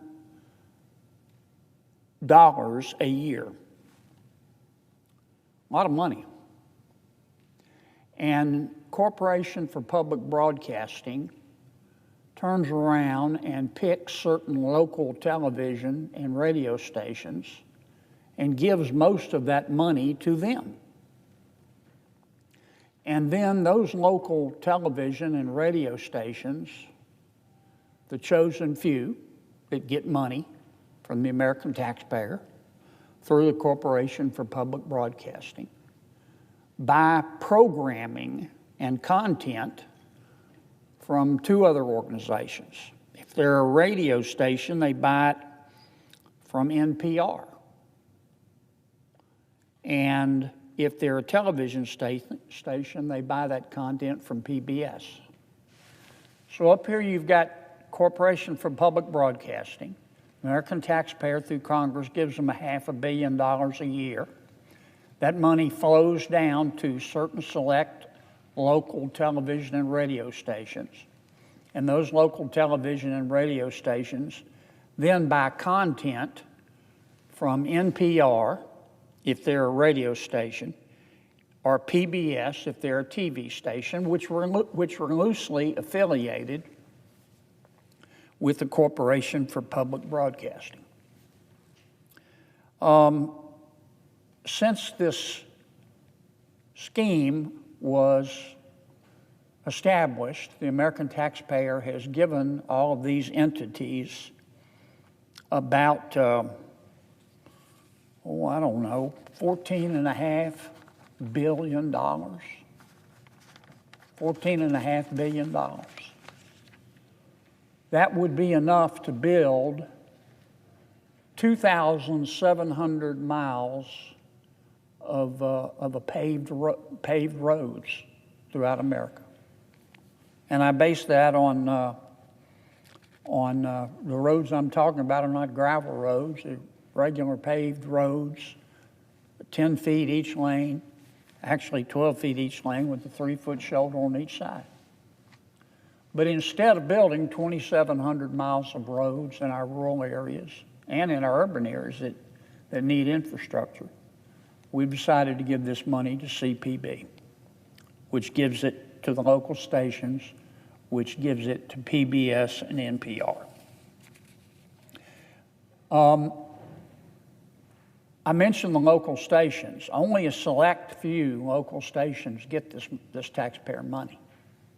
In my state, we have over 500 radio stations. Corporation for Public Broadcasting, in its unfettered discretion, only picks 7 to give the money to. The other 493 get nothing. We have over 150 TV stations in Louisiana. The Corporation for Public Broadcasting only gives the taxpayer money to 3 of them. So 147 get nothing. Now, I probably wouldn't object to this if the Corporation for Public Broadcasting and NPR and National Public Radio is what I'm referring to, of course, and PBS had been consistent with its original mission, which is to report factually the news to the American people. Government doesn't need to subsidize the media anymore because the world's changed. 97% of the people in America have the internet. But I still probably wouldn't object that much if the reporting by these entities was fair and was balanced, but it is not. No fair-minded person in America can look at this programming and believe that it's unbiased. It is decidedly prejudiced in favor of one point of view. That's not just my opinion. I think most Americans would agree with that. And because most Americans see the headlines that are produced by these 3 entities. I talked about some last week. This is what Americans' taxpayer money is going to do, to provide. Here's just some headlines from NPR. I mentioned these last week. I won't belabor them. Michael Avenatti, a profile of the media-savvy attorney. NPR, this is from NPR, they loved Michael Avenatti, who, of course, is in jail today. He's a crook. But NPR loved him because he was anti-Republican and he was anti-President Trump. NPR published another article, How Racism Became a Marketing Tool for Country Music. Now, you don't have to be Euclid to see the implication here, that country music is racist, according to NPR. I don't think any fair-minded person would call that factual or fair and balanced. Here's another headline from NPR. Donald Trump's long embrace of Vladimir Putin. I also talked last week about a few other headlines from NPR. Here's one. Monuments and teams have changed names as America reckons with racism. Birds are next. That's what your tax dollars paid for. Eating less beef is a climate solution. Here's why that's hard for some American men. How the Taliban adds to Afghanistan's woes when it comes to climate-fueled disasters. No fair-minded person with an IQ above a single-cell organism would conclude that this is anything but biased to certain points of view. And there's more. I could do this all night, but I'm not. Here's some more headlines from NPR. There is no neutral. Nice white people can still be complicit in a racist society. That's what your tax dollars paid for. Another one. Ibram X. Kendi says no one is not racist. So what should we do? Another one. How artificial intelligence could perpetuate racism, sexism, and other biases in society. Another. Scientists debunk lab accident theory of pandemic emergence.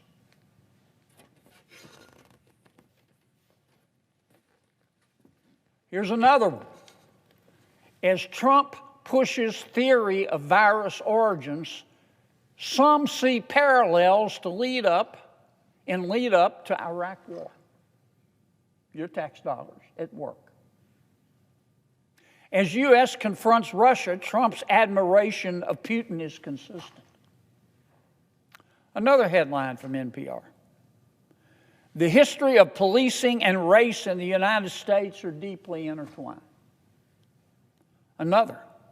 After Biden's debate performance, the presidential race is unchanged.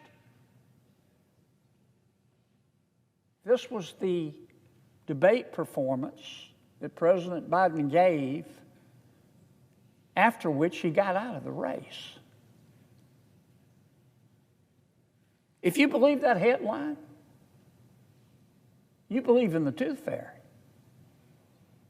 and the Easter Bunny and that Jimmy Hoffa died of natural causes. But that's what NPR reported with your tax dollars. Here's more. Democracy on Trial, Part 1. A blueprint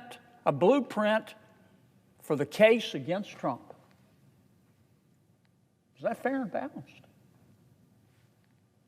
It's from PBS. Racism in the era of Trump, an oral history, another headline. January 13th, 2020. Another.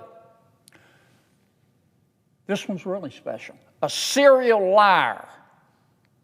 How Sarah Palin ushered in the post-truth political era in which Trump has thrived.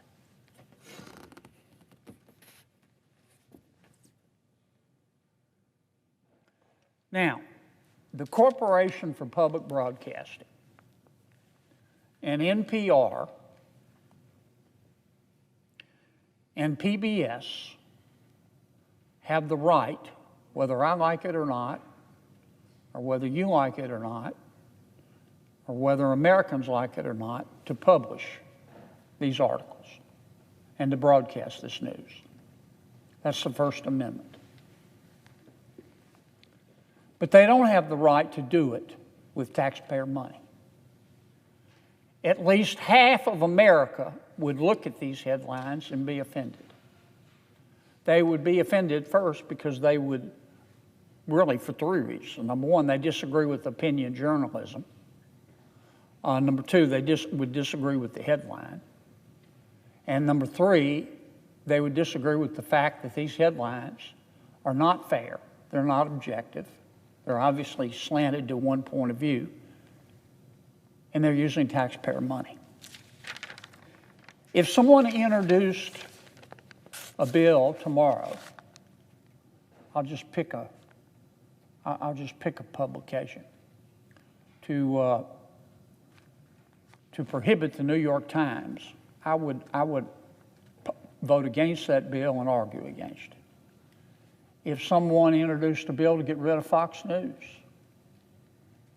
I'd have the same position. If someone introduced a bill to get rid of the Washington Post, that would be my position as well. Whether I agree with those media outlets or not, we have a First Amendment, and we cherish it. And I'm rather fond of the Constitution. But if someone introduced a bill to give money to CNN, taxpayer money to CNN, or to the New York Times, or Fox News, I would oppose that as well. This is simply wrong. And we're spending $500 million a year, $14.5 billion over time, to give to people at the Corporation for Public Broadcasting and NPR and NPS to participate in opinion journalism, which they're entitled to do. But they can't do it on the taxpayer dime. They're doing it on the taxpayer dime, but they shouldn't be able to. I would also point out, Mr. President, that the folks at PBS and NPR and PBS are doing pretty well for themselves. NPR just bought a $201 million office space just up the road from the Capitol. $200 million. It came from the American taxpayer, so they could publish this stuff. NPR pays its hosts as much as $532,000 a year, taxpayer money. It pays its chief diversity officer about $320,000 a year. And you know what? Despite all of this money that the American taxpayer are giving to these left-of-center entities, their viewership has declined because people don't need them anymore. So why are we giving them money? I've introduced legislation to not to eliminate the Corporation for Public Broadcasting, not to eliminate the public broadcasting service, and not to eliminate the National Public Radio.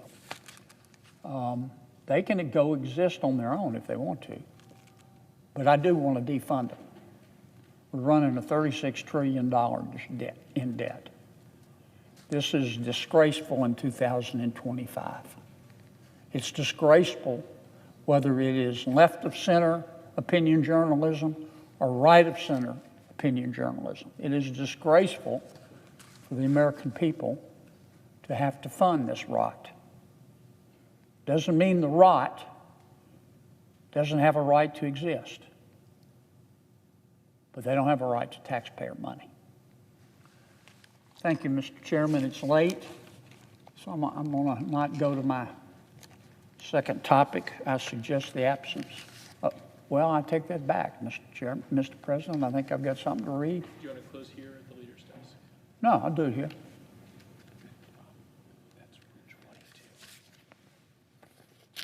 You want me to read the whole thing? You have to read all these pages. Sorry. Where's Stone?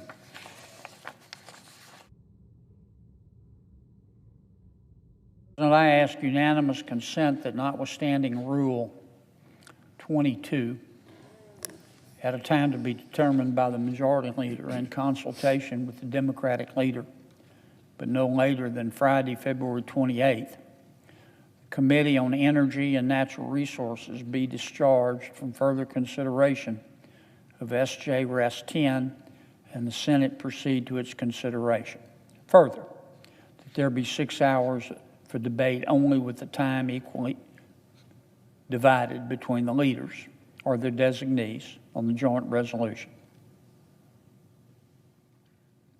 And that following the use or yielding back of that time, the joint resolution be read a third time and the Senate vote on the joint resolution with no further intervening action or debate.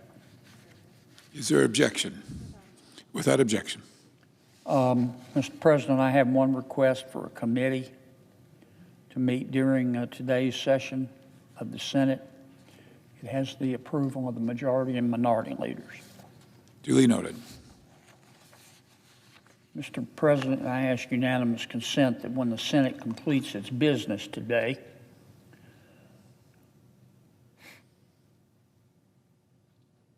or tomorrow, it stand adjourned until 10 o'clock a.m. on Wednesday, February 19th. That following the prayer and pledge, the journal of proceedings be approved to date, the morning hour be deemed expired, the time for the two leaders be reserved for their use later in the day, morning business then be closed, and the Senate resume consideration of Cal number 13, S-Con Res 7. Further, that at 12 o'clock noon, the Senate execute the order of February 13th in relation to the Loeffler nomination, and that following disposition of the Loeffler nomination, the Senate recess until 2:15 to allow for the weekly conference lunches. Finally, that all time during recess and adjournment count equally towards Cal number 13, S-Con Res 7, and that if any nominations are confirmed during Wednesday's session, the motions to reconsider be considered made and laid upon the table, and the President be immediately notified of the Senate's action. Is there objection? Without objection. Mr. President, is it Wednesday yet? Feels like it. Of course. I got over here to vote at 5 o'clock. Mr. President, if there's no further business to come before the Senate, I ask that it stand adjourned under the previous order following the remarks of Senator Merkley, Without objection. to whom I apologize for him having to wait so long because of our inefficiencies.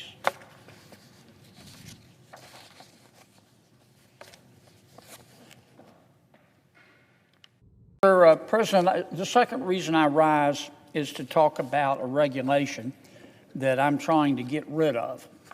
But I want to begin with this observation. Nearly 5 years ago, when he was running for president, I remember it like it was yesterday, President Biden said, quote, "I guarantee you we're going to end fossil fuels," end quote. I guarantee you, he said, in front of God, country, and the American people, I guarantee you, he said, we're going to end fossil fuels. And he tried. For 4 years, he tried. Here's why I point that out. The first well drilled in the Gulf of America, I know some people call it the Gulf of Mexico. I don't want to get off into that discussion. But the first well drilled offshore in the Gulf of America was drilled in 87 years ago in 1938. Since then, we have drilled, I think, 6,000 wells. There are 6,000 platforms in the Gulf of Mexico. Now, before an oil company drills a well, on its own volition and at the suggestion of the Department of Interior, the oil company surveys the seabed. Just makes sense for safety reasons, but also for the sake of history, because we want to look for shipwrecks. We have found, I don't know how many shipwrecks, Mr. President, I had it written down, and 4,000 shipwrecks. We've surveyed the entire Gulf of America in the 87 years since we started drilling there. We have surveyed 311,652 square nautical miles, the surface area of Texas and California put together. That's how we found 4,000 shipwrecks. And it's cost hundreds and hundreds of millions of dollars. So we know what's there. We know what's there.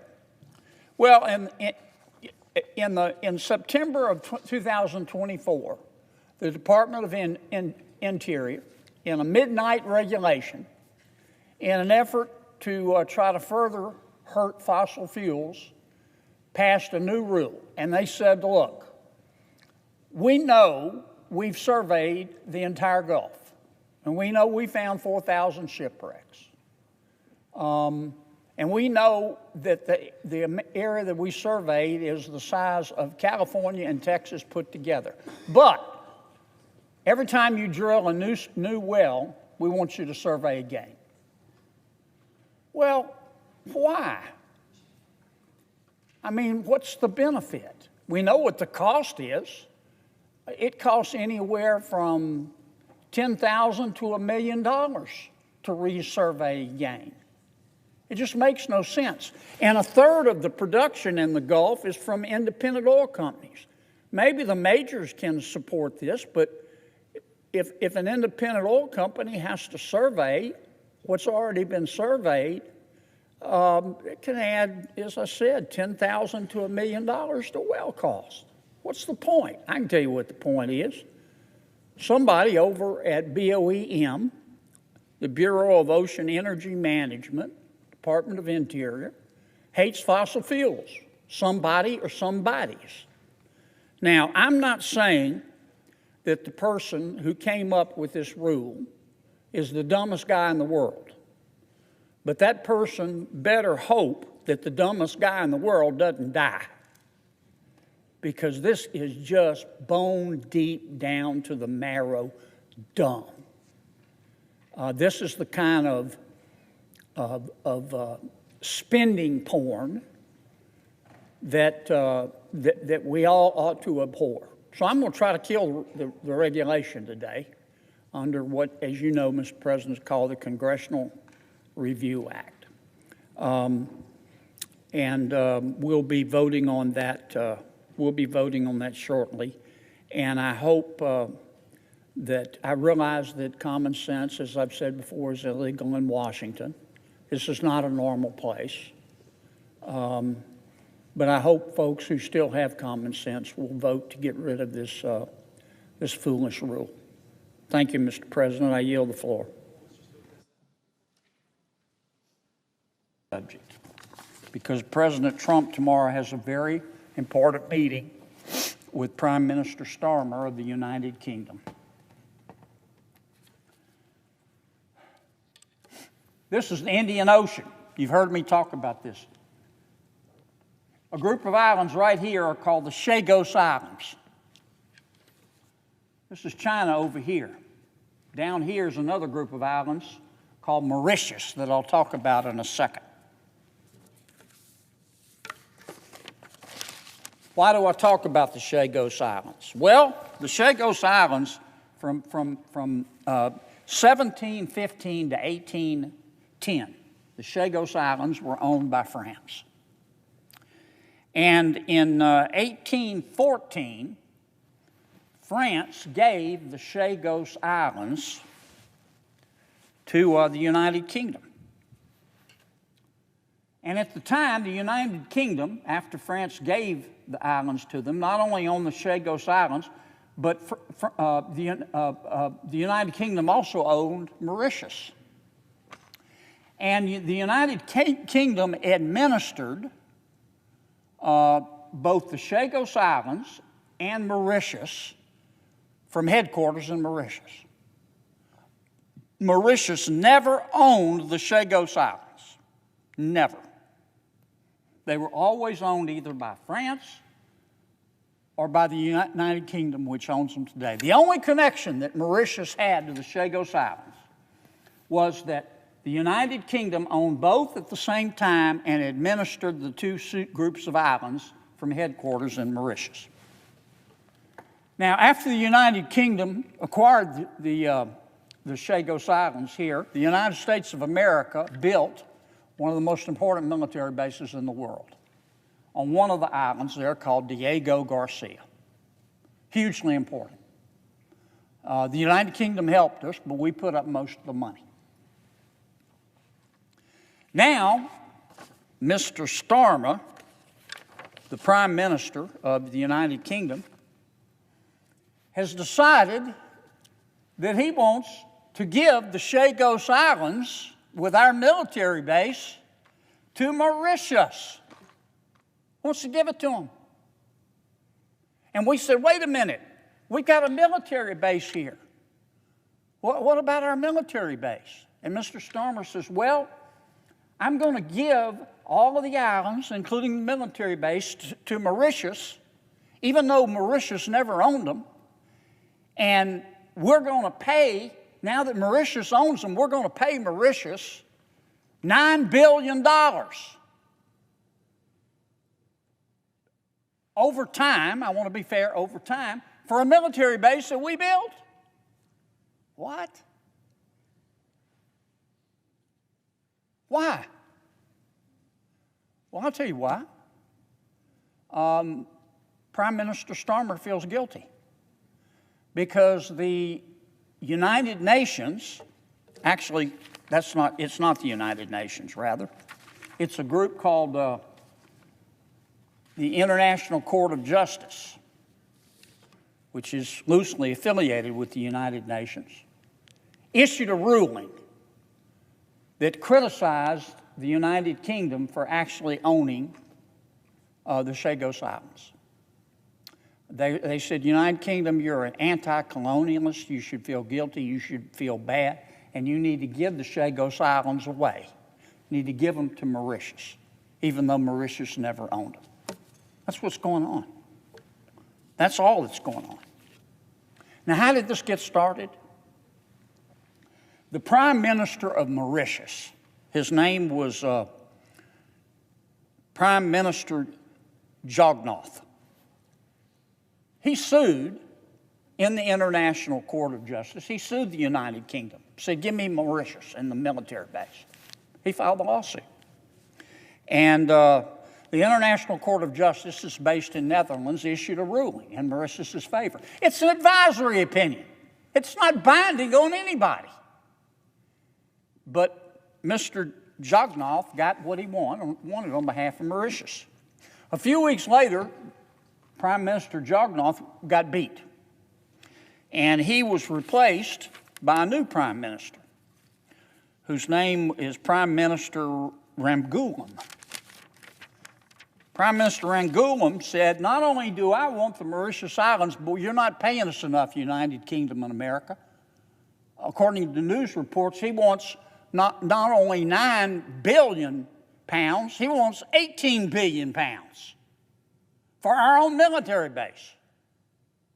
And he said, we will lease you the base that you built, which we, Mauritius, now own, back to you. But you got to give us between 9 and 18 billion dollars. Isn't that special? Isn't that special? That's what's going on. Now, there's one other thing you need to know. Mauritius is very close to China. Mauritius has a very lucrative trade agreement with China. And you'll not be surprised to learn that after all this has been developing, China all of a sudden is Mauritius's best friend. You know why? Because if Prime Minister Starmer does this, Mauritius is going to own the base. They're going to own the base. Now, Prime Minister Starmer is going to meet with President Trump tomorrow to try to talk President Trump into agreeing with this. The Prime Minister of the UK has already said if President Trump is not comfortable with me giving away an American military base, I want to giggle when I say that, if President Trump's not comfortable, I won't do it. And here's what the Prime Minister is going to tell President Trump tomorrow. He's going to say, number one, Mr. President, we need to do this because it's the right thing to do. The United Nations International Court of Justice, which is comprised of a bunch of weenie wokers, has issued an advisory opinion saying that we in the United Kingdom should feel guilty because we used to own colonies. And Prime Minister Starmer is going to say, Mr. President, we need to give these islands away in your military base, Mr. President, because it's the right thing to do. The second thing he's going to tell Mr. President is if we don't do it, China's going to get really mad. He's going to say China's going to get really mad if we don't do this. And the third thing he's going to tell the president is that if we don't do this, the United Nations could cut off the telecommunications for our military base. Like the United Nations is going to all of a sudden out of the blue cut off the spectrum and the telecommunications for an American military base. They have no jurisdiction to do that, and they also don't have the oranges to do that. There's one other thing I'm going to mention. I didn't mean to go over this long, but this is an important meeting the president's having. Remember I told you about the prime minister who started all this, Prime Minister Jugnauth. He got beat, you'll recall me saying, in 2024. A few weeks ago, former Prime Minister Jugnauth was arrested. Yep.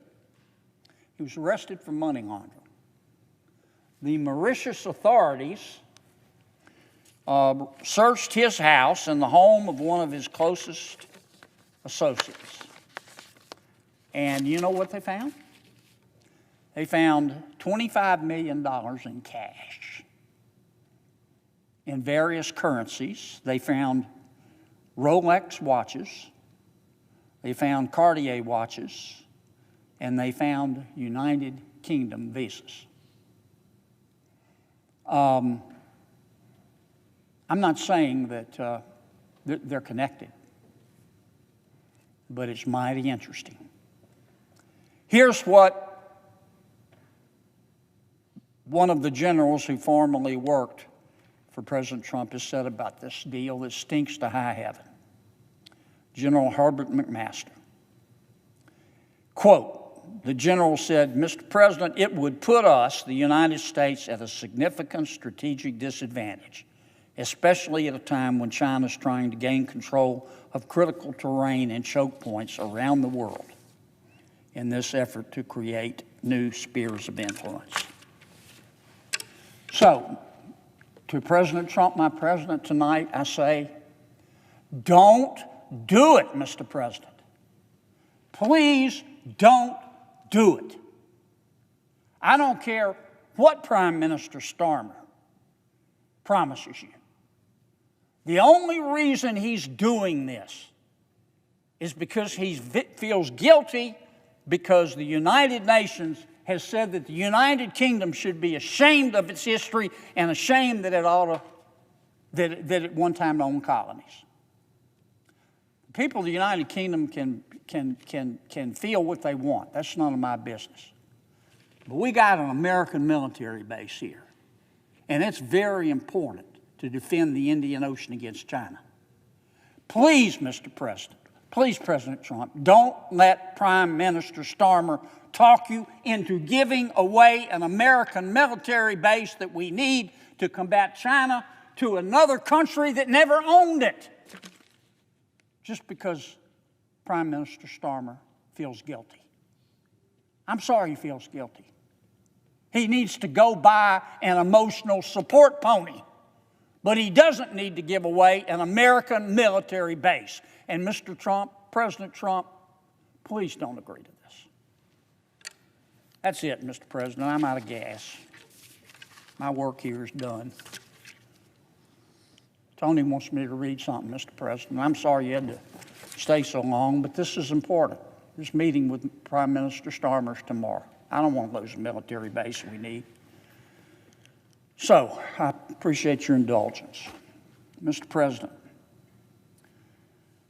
I ask unanimous consent that the Senate resume legislative session and be in a period of morning business with senators permitted to speak therein for up to 10 minutes each. Without objection. Mr. President, I ask unanimous consent that the appointments of the desk appear separately in the record as if made by the chair. Without objection. Mr. President, I ask unanimous consent the Senate proceed to the consideration of S-Res 97, which was submitted earlier today. The clerk will report. Senate Resolution 97, honoring the life of Nebraska community leader Howard L. Hawks. Without objection, the Senate will proceed. Mr. President, I ask unanimous consent that the resolution be agreed to, the preamble be agreed to, and that the motions to reconsider be considered made and laid upon the table with no intervening action or debate. Without objection. Mr. President, I ask unanimous consent that the Senate proceed to the consideration of S-Res Senate Resolution 96, which was submitted earlier today. The clerk will report.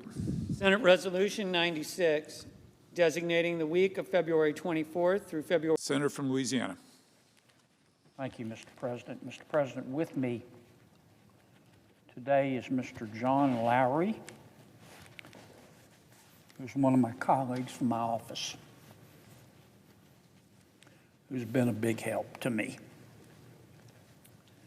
Mr. President, as you know, when Vice President Harris and President Trump ran against each other for the presidency, one of the planks in President Trump's platform was that he was going to review every penny of federal government spending. Why did he say that? Why did he promise to do that? Well, first, there's a moral principle involved. People worked hard for their money, and when they give it to government, they're entitled to expect government to spend it efficiently. Number two, President Trump ran on that plank because of our debt. The federal debt is $36.5 trillion. You know, we throw these numbers around like a trillion, you know, we start to take them for granted. To give you a little perspective, this $36.5 trillion, it grows bigger by the second. It's going to increase. If we just keep doing what we've been doing, it's going to increase $1 trillion every 100 days. If we just keep doing what we've been doing, it's going to increase $10 billion a day. Today, nothing changed. We added $10 billion in debt. That's also $417 million an hour. That's $6.9 million a minute. I think I've been talking about a minute. We just added $7 million to our debt. That's why the president wants to get rid of spending porn. The reaction here in Washington, Mr. President, has been breathtaking. I understand Washington is not exactly a slice of America. I get that. I understand that Washington is not normal. Normal in Washington, D.C. is a setting on the dryer. So I get all that. We're different in Washington. But the pushback to President Trump's effort through Mr. Musk and his team to reduce spending has just been extraordinary. I mean, people are barking and yelping and shrieking about it. They sound like the game room in a mental hospital. And I get that a lot of people don't like President Trump, and I get that many people don't like Mr. Musk, and I get that Mr. Musk is different. I kind of like that. I mean, I like different. You know, he's the sort of guy that would wear, I don't know, he'd wear Crocs to a wedding. I get that. I find it kind of refreshing. But nobody's ever called him a dummy. And he's found an incredible amount of waste and abuse of taxpayer money, what I call spending porn.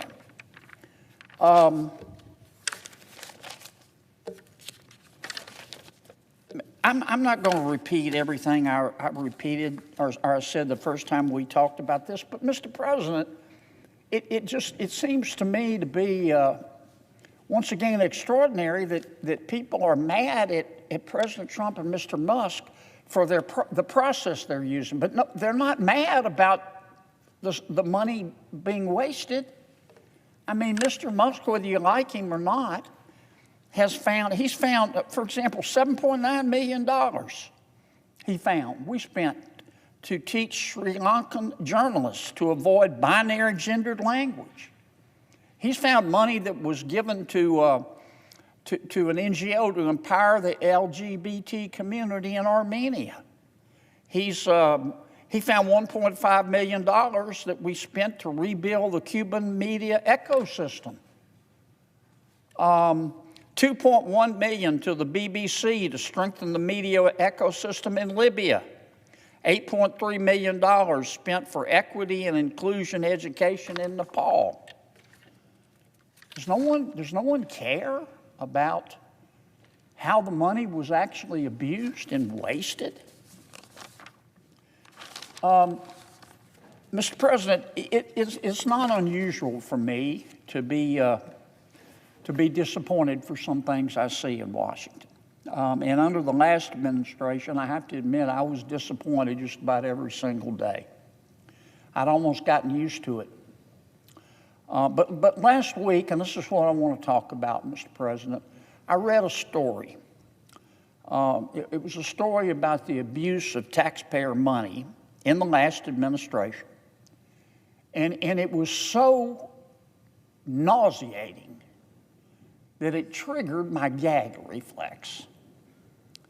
In April of 2024, not that long ago, the EPA under President Biden gave $2 billion in taxpayer money to an organization that had absolutely no experience, that was backed by a very prominent Democratic politician by the name of Ms. Stacey Abrams. Here's what happened. In 2022, as you know, Mr. President, President Biden and my Democratic colleagues passed the Inflation Reduction Act. Not a single Republican voted for it, not one, either in the House or the Senate. We knew at the time that spending $1.2 trillion, that's what the Inflation Reduction Act cost, would only make inflation worse, not better. And even President Biden eventually admitted that the Inflation Reduction Act did absolutely nothing to raise prices. Even President Biden, at the end of his term, admitted that. So where did all the Inflation Reduction Act money go? Fair question for taxpayers to ask. I mean, there's nothing wrong with wanting to know what they do with our money. Let me say that again. There's nothing wrong with wanting to know what they do with our money. So where'd all the Inflation Reduction Act, this $1.2 trillion, go? Well, President Trump and DOGE, the group appointed by President Trump, and the EPA under new leadership, under Mr. Lee Zeldin, have begun to follow some of that money. Now, this is where Ms. Stacey Abrams comes in. I think it's fair to say that Ms. Abrams is, I don't know, I would call her controversial. She has the right to believe what she believes. This is America, and she has the right to free speech. I'm not criticizing that, even though I disagree with some of what she says. But I think it would be fair to describe her as controversial. She's probably best known for the fact that she ran for governor of Georgia twice, and she lost. In her career, Ms. Abrams has said the following. I don't want to just articulate hyperbole here. I want you to read her words, not mine. On April 20th, 2024, Ms. Abrams appeared on MSNBC with Reverend Al Sharpton, and this is what Ms. Abrams said, quote, "What we know is that the attack on diversity, equity, and inclusion, DEI, is an attack on democracy." On September 20th, 2022, during a panel discussion in Atlanta, Ms. Abrams said this about a baby's heartbeat, a fetal heartbeat, the heartbeat of a baby in a mother's womb. This is what Ms. Abrams said about a fetal heartbeat. She said it is, quote, a manufactured sound designed to convince people that men have the right to take control of a woman's body, end quote. My word, her words, not mine.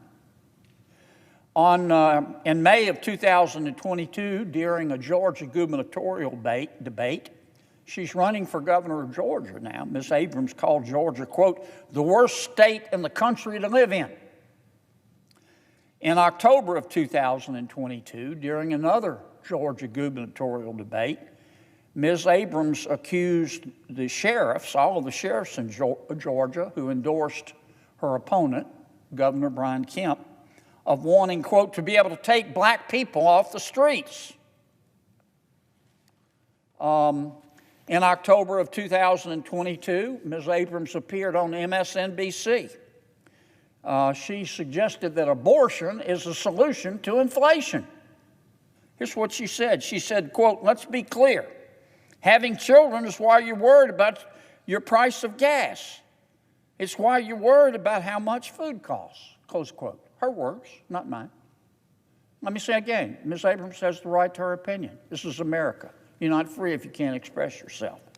But I do think any fair-minded person would have to conclude that Ms. Abrams is controversial.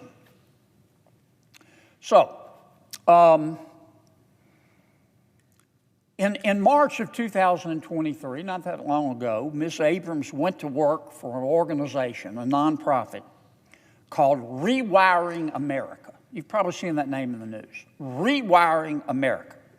Ms. Abrams' title, she went to work for Rewiring America. Her title was Senior Counsel. She was paid for her work for Rewiring America. We don't know how much, though there'll probably be an investigation to find out. Now, nonprofits like Rewiring America, Ms. Abrams' group, they have to file documents with the IRS. And one of the documents they have to file is called Form 990. This form by the IRS asks a number of questions about nonprofits. One of the questions the IRS asks is where it is for the organization, the nonprofit, to list its accomplishments. Rewiring America, Ms. Abrams' group, told the IRS in 2023 on this Form 990 that Rewiring America was, quote, this was Rewiring America's, quote, startup year for the organization. And the forum goes on to say that the only accomplishment Rewiring America listed was that it had, quote, joined a coalition of other national organizations to apply for a grant from the Inflation Reduction Act's Greenhouse Gas Reduction Fund. In other words, Ms. Abrams' organization told the IRS that this filing was their first ever tax filing in 2023, that the organization was a startup, and its purpose was exclusively to seek a grant from President Biden's Inflation Reduction Act. Fair enough.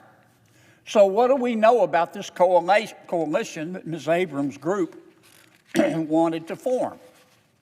Rewiring America, Ms.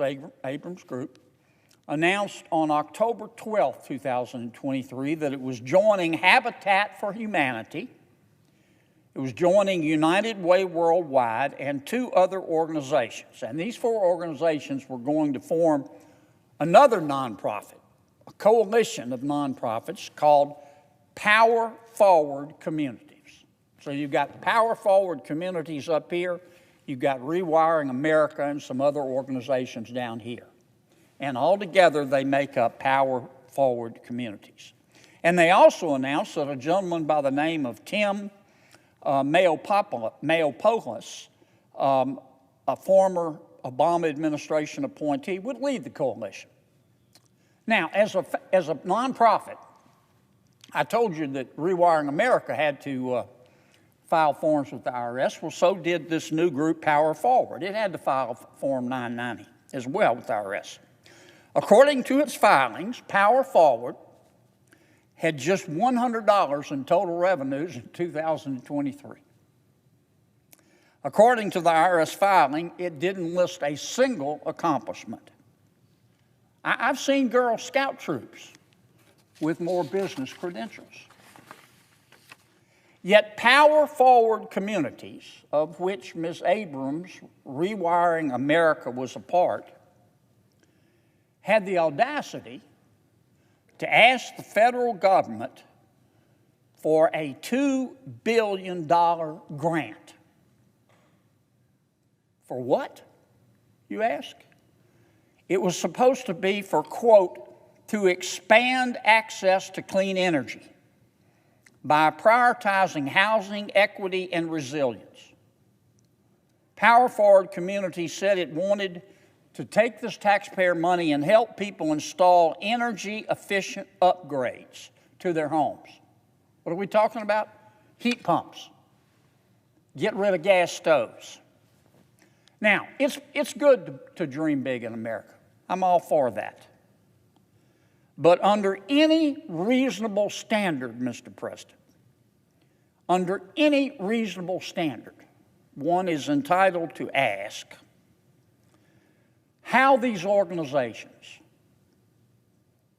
Ms. Abrams' Rewiring America and Power Forward Communities, brand new organizations, no business experience, $100 in the bank, are qualified to receive $2 billion of taxpayer money from the Biden administration. Now, that didn't stop the Biden administration from cutting a check, though. They took our money and gave Power Forward Communities in Rewiring America $2 billion. You want to know how we ran up $36 billion in debt? That's how. Now, the EPA announced in 2024 under President Biden, just 6 months after Power Forward was formed. Power Forward was formed, and 6 months later, President Biden and his team announced they were giving them $2 billion, and that's, as I said, that's B with a billion. Now, look, I try to see the world from other people's bell towers as much as I can. But I cannot come up with, not for the life of me, with a single rational justification as to why the EPA under the Biden administration thought it was appropriate to give Power Forward and Rewiring America to brand new business or brand new nonprofits with no business experience, no accomplishments according to the IRS forms, and only $100 in the bank to give them $2 billion of taxpayer money, especially to the exclusion of every other qualified applicant for that money, if there were any other qualified applicants. We don't know. I don't know. I don't know if there was a competitive bid. Now, I do know that the EPA, under President Biden, gave Ms. Abrams' group, her two groups, $2 billion cash. In the grant approval, President Biden's EPA said that Power Forward had to allocate this money to get rid of stoves and to put in heat pumps. They had to allocate the money. They had to spend it in 21 days. Now, that meant that Ms. Abrams' group, Rewiring America, which was part of the larger group, likely received or was supposed to receive a check for $490 million, about a quarter of the total $2 billion, by the end of May 2024. And the other organizations, within 21 days, President Biden directed, were also supposed to receive their share of the money. But get this. President Biden and his team directed these NGOs to distribute $2 billion in 21 days. But the Biden administration also told Power Forward within 90 days to go take a course. You know what the course was? The name of the course was How to Develop a Budget. How to develop a budget. So, President Biden gave Power Forward 21 days to spend the money, but said, you've got 90 days to go take a course about how to put together a budget. And why would anybody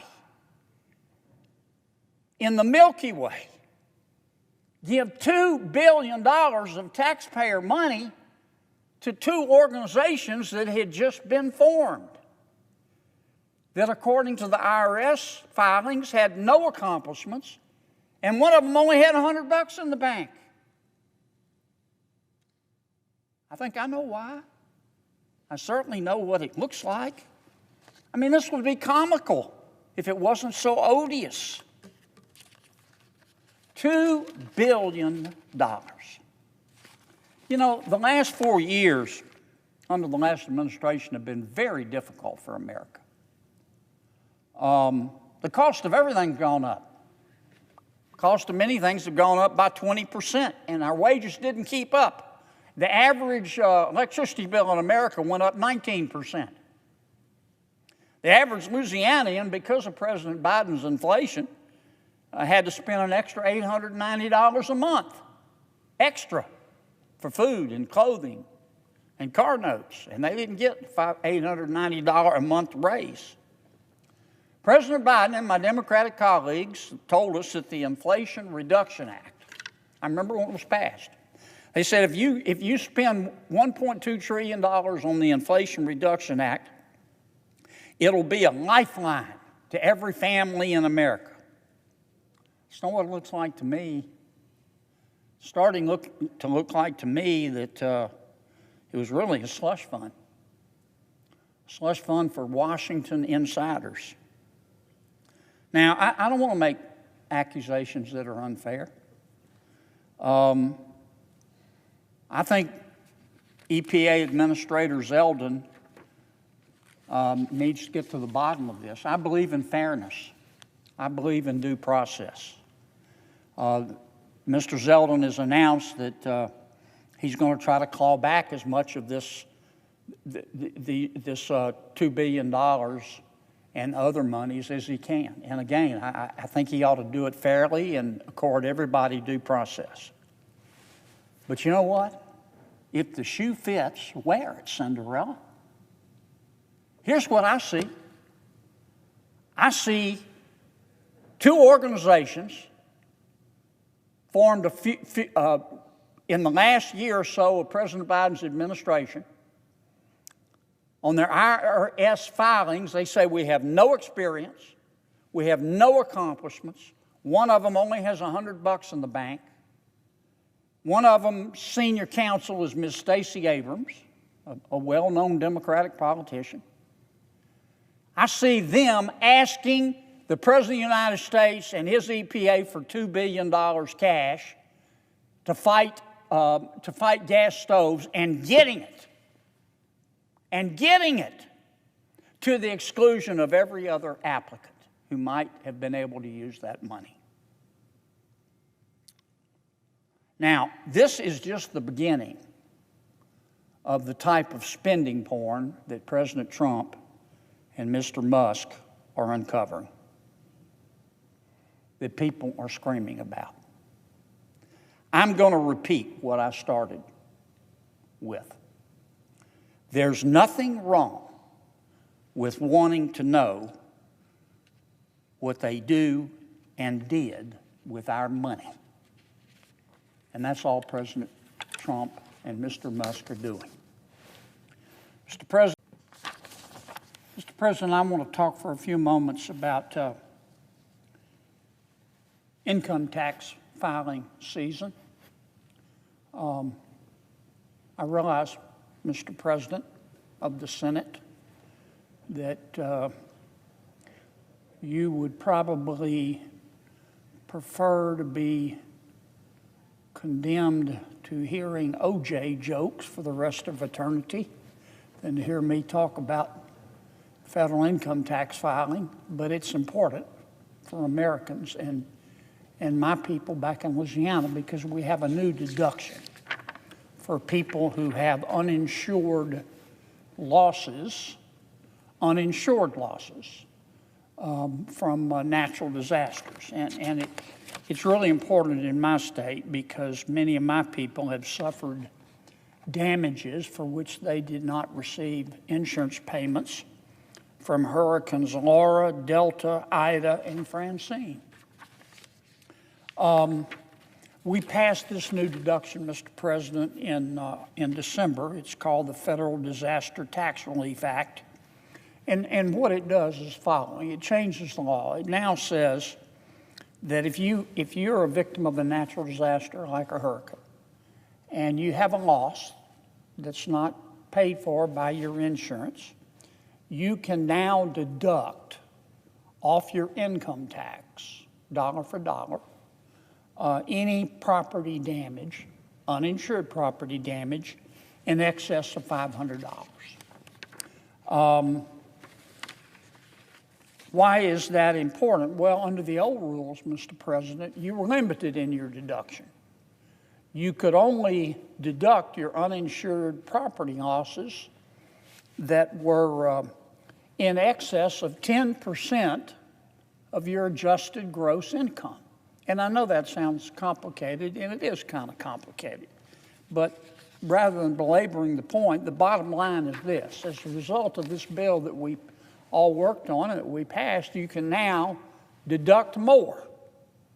And this is the first time people will be able to do this.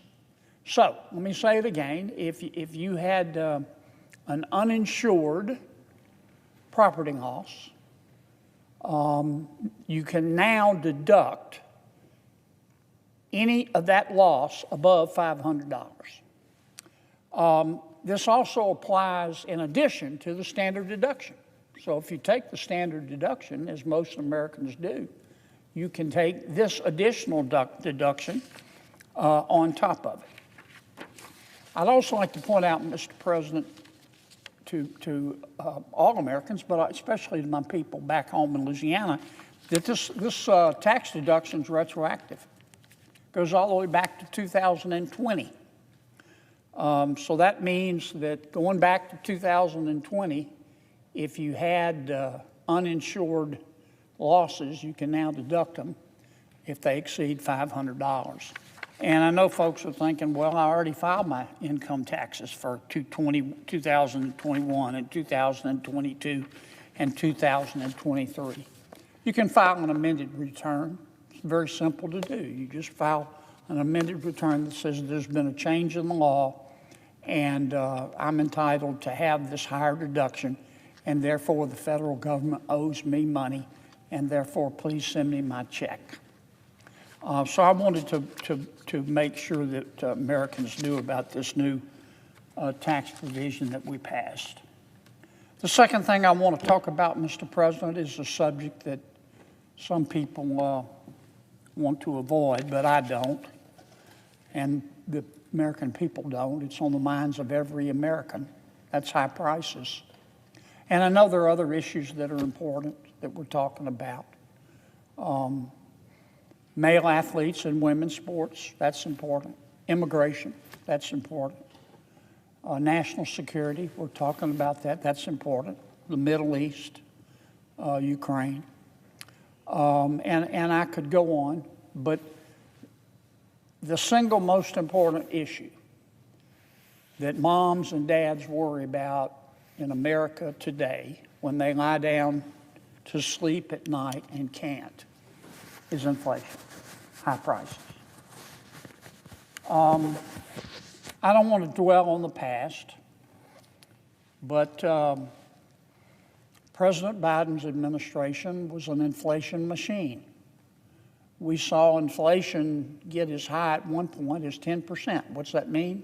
It means that prices were going up every day, every month, at the rate of 10% annualized. Bidenomics, in most people's minds, became paying more to live worse. I mean, inflation just was gutting the American people like a fish, and it happened because of all this breathtaking amount of money that President Biden's administration spent, trillions of dollars. The American Rescue Plan, the CHIPS Act, the Inflation Reduction Act, they injected trillions of dollars into the economy. Frankly, as we're finding out now, most of it in wasteful spending that caused too many dollars to chase too few goods. And unless you're master class dumb, you know that every single time that leads to inflation. Thanks to the efforts of the Federal Reserve, inflation came down. It went down from 10% to today it's between 2 and 3%, depending on whose numbers you believe. And that's good. I'm happy it happened. That's called disinflation. When inflation goes from 10% to 3%, that means prices are still rising, but they're just not rising as quickly as they were, and that's a good thing. But it doesn't lower prices. It doesn't mean that we have now lower prices. They just aren't as high as they would have been if we hadn't tried to control inflation. That's called disinflation. Deflation is when prices actually go down. Deflation is when prices actually go down. And what the American people are wondering every single day as they sell blood plasma to go to the grocery store is, when am I going to get some relief from these high prices? And we do need to provide them relief. I want to talk about 3 ways that we are in the process of trying to reduce those prices that my Democratic colleagues caused. And I don't mean to pick on all my Democratic colleagues, but as I've said before, Mr. President, I like breakfast food and straight answers. And no economist in America believes that this inflation happened as a result of happenstance. It happened because of the breathtaking amount of money that President Biden spent. There are 3 things that we're doing to try to get these prices down. Number 1, reduce spending. You see it every single day from President Trump. He said he was going to audit federal spending, and that's exactly what he's doing. Now, there's some people that are mad. There are people that are very mad at President Trump and Mr. Musk and others for discovering all this waste. The people who are mad don't seem to be mad at the people who caused the waste. They're mad at the president and Mr. Musk for funding the waste. I find that a little bit ironic. But the point is, we're trying to reduce spending. And you're going to see it in our reconciliation bill that we're going to pass, as you know, Mr. President. You're going to see it in our budget if we ever pass one. We're trying to reduce spending because our debt's $36 trillion. And it's going up at the rate of $7 million a minute. I don't know, I've been talking 5 minutes maybe. It rose $35 million while I was talking. So we're trying to reduce government spending to get this debt down, but also to reduce our prices. Why does it matter? Because the less money that government spends, the less stimulative government is on the private sector. And when government spends money, there's a finite amount of money. When government spends money, it's money that we're spending instead of the private sector to create jobs, to increase wages. So the first thing we're doing, the new administration and the new Congress, is to try to reduce spending. And if we're successful, that will lower these prices. Number two, deregulation. The federal government wants to regulate every breath we take. Every breath we take. I wish you could see all of the federal regulations. If you stacked them right here, if you stacked every single federal regulation right here, you could probably stand on that thing and paint the ceiling. It's just amazing. And each one of these regulations has a cost. The cost of all of our regulations today is in excess of $2 trillion. Not billion, not million, $2 trillion. What does that mean? That means when a business produces a product or it delivers a service and it has to comply with a meaningless, gnarly federal regulation, which costs money, that extra expense is added to the cost of the product or the service. Duh. I mean, businesses have to stay in business. They can't eat the cost. So they pass it on. And that leads to higher prices. So the second thing that we're doing, we're working on it every day. It hasn't been talked about a lot. We've passed some bills here on the floor of the Senate, but the administration's doing even more.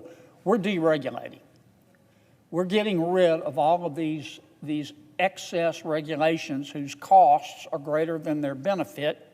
And I think the president has said he's got a new rule that if you're in the bureaucracy and you want to promulgate a new rule, you can do it if it's really necessary, but you got to get rid of 10 others. If we do that successfully, that will reduce prices. So the first thing we're doing is cutting spending to get down these high prices. The second thing we're doing is implementing federal deregulation. The third thing that we're doing, we're working on it as we speak, as you know, Mr. President. We've got to grow this economy. I mentioned the high spending and the debt that's led to higher prices. Think about this. Since 2019, 5 years ago, the American population's increased 2%. The federal budget has increased 55%. 2% population increase, federal spending's up 55%. That's just a fact. The numbers are the numbers. Now, I know we've had some inflation, but we haven't had 55% worth of inflation. That's just a fact. And every dollar that the federal government spends is a dollar that business people don't have to invest. Why is that important? Because they invest, they grow their business, they add more jobs, the business becomes more profitable, and wages rise. So the third way we're attacking these high prices is by trying to stimulate the economy to increase wages so that we actually can grow out of these high prices, so that people will have more money to spend when they buy a car or go to the grocery store. We're not going to do that with tepid GDP growth. If you go back to 2010,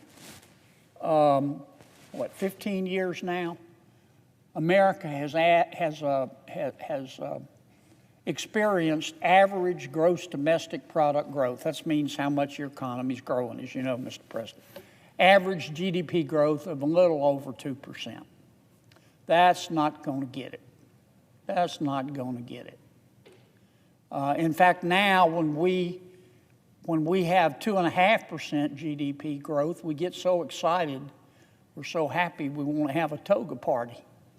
2.5% is not going to get it. In order to grow out of these high prices and increase wages, we're going to have to increase GDP growth to at least 3%. And that used to be normal for America. That used to be very, very doable and very normal. How are we going to do that? We're going to do that through the tax code, Mr. President.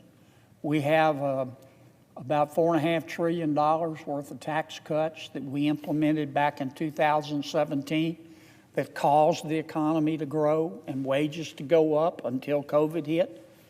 Those tax cuts are expiring here very shortly, and we're going to extend them. If we don't, it'll be, in effect, a tax increase of about $4.5 trillion. And that'll send our growth down, not up. We're also going to change some other provisions of the tax code, and in doing so, we're not going to add to our deficit. We're going to match those tax decreases with spending savings so that we do not add to the national debt. And that's what we're doing on inflation. And I didn't want this to be lost in translation and because of all the other important things we're talking about. We're well aware that high prices are gutting the American people like a fish. But by reducing spending, by deregulating the economy, and by designing a tax code that looks like somebody designed it on purpose, we're going to get those high prices down. Point 3, put up that other chart. Mr. President, speaking of saving money, I've talked a little bit about public radio and public television in America. The Corporation for Public Broadcasting, NPR, PBS. These are public TV and radio stations. American people spend about $500 million a year, give it directly to public TV. They give it to Corporation for Public Broadcasting. Corporation for Public Broadcasting picks its favorite local TV stations and radio stations, gives money to them, and the local TV and radio stations buy programming from NPR and PBS, which is loosely affiliated with the Corporation for Public Broadcasting. And there was a time when it was necessary because we only had 3 TV stations and a few radio stations, and people in rural areas depended on the government for their media. Those days are long gone, as we know. We now have a breathtaking array of ways to get information, everything from podcasts to Facebook to Twitter to Google News to cable TV to streaming. We no longer need to spend $500 million a year, or $500 billion a year. We've spent $14.5 billion since we started funding public radio and television. We no longer need to do it. I mean, we don't fund CNN. We don't subsidize CNN. And if somebody proposed to, I'd vote against it. We don't subsidize Fox News. If somebody introduced a bill to subsidize Fox News, I'd vote against it. Why are we subsidizing these radio and television stations? They need to compete with everybody else. The final point I want to make on this subject, Mr. President, the audience for public radio and public television is declining. Let me say that again. The audience for public radio and public television, which your tax dollars pay for, is declining. Why is that? There are a lot of reasons for it, but I'll tell you one. People used to tune in to PBS and NRP and the Corporation for Public Broadcasting, Freudian slip there, because those stations played it right straight down the middle. But they don't anymore. They're very, very biased in their reporting. We all know that. All you have to do is listen to them. Now, this is America. You're entitled. I despise opinion journalism, but it's constitutional.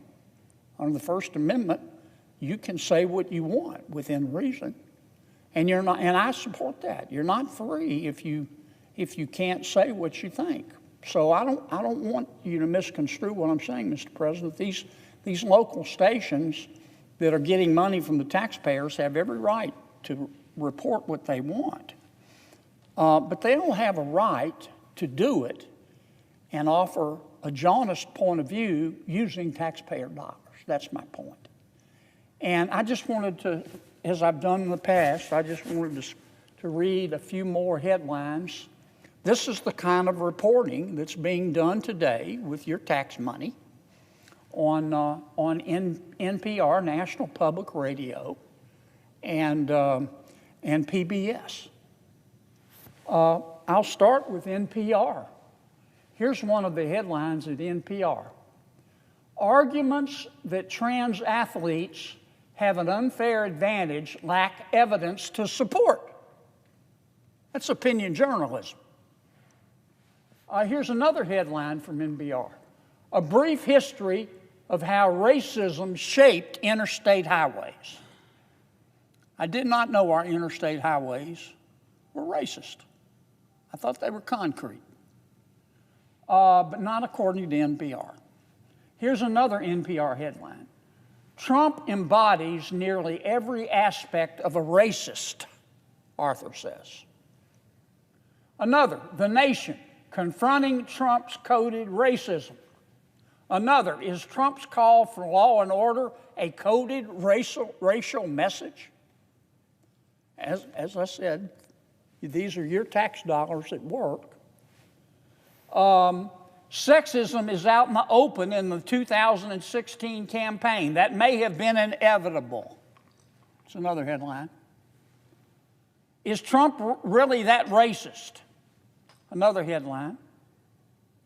Another headline, Frontline traces the ambition and revenge driving SCOTUS Justice Clarence Thomas. NPR is reporting that Justice Thomas is motivated by revenge and ambition. Another headline from NPR. What can the White House do to confront the narrative around Biden's ability? It wasn't a narrative. I don't hate anybody, and I'm sorry this was the case, but President Biden had neurodegenerative disease. It wasn't a narrative, it was just a fact. I'm sorry, but it was just a fact. Last headline from NPR I'll read. Scientists start to tease out the subtler ways racism hurts health. Your tax dollars at work. Now, I don't want to just pick on NPR. Here are a couple that you saw on that you saw on television, PBS, paid for with your tax dollars. First headline, talking to young children about race and racism.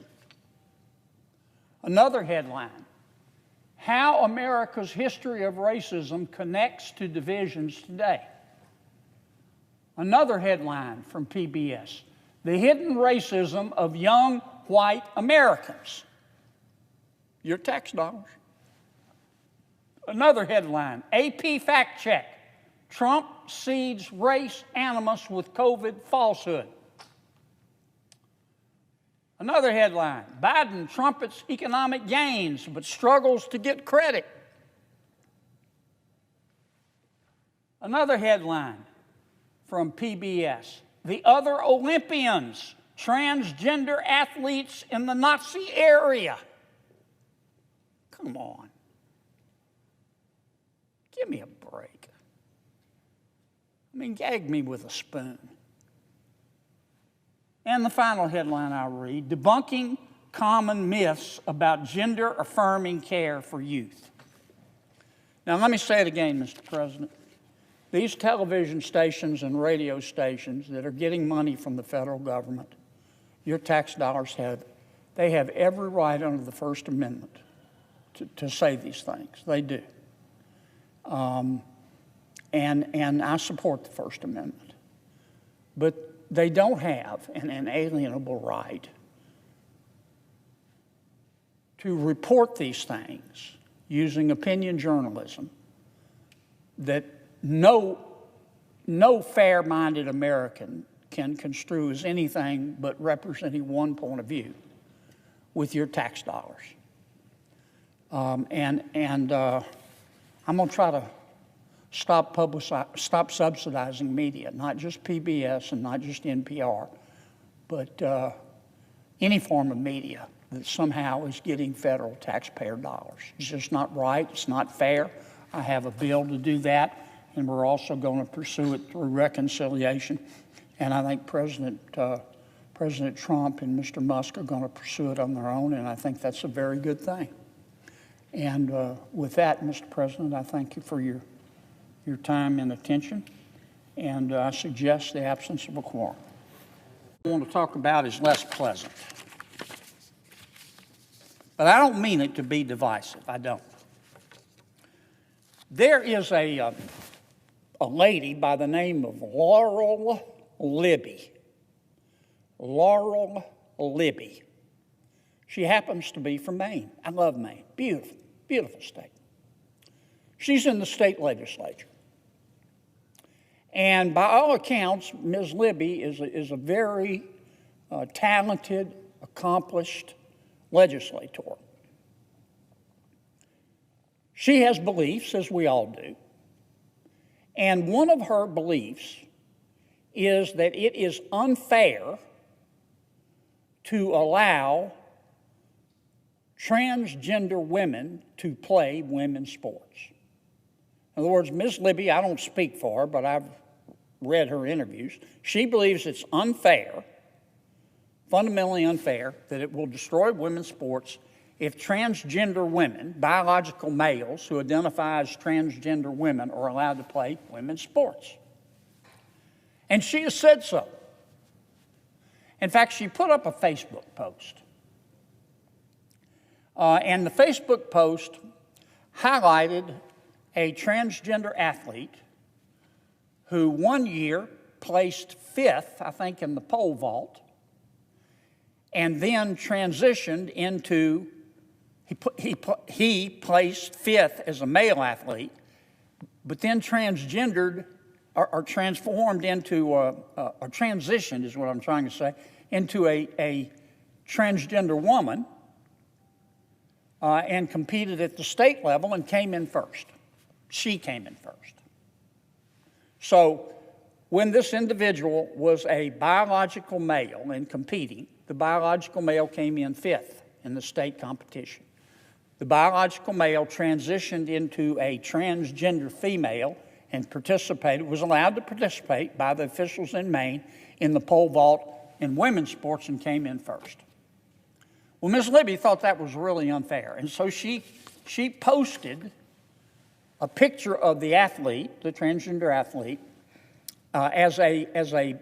when she was a biological male, and currently when she has now become a transgender woman.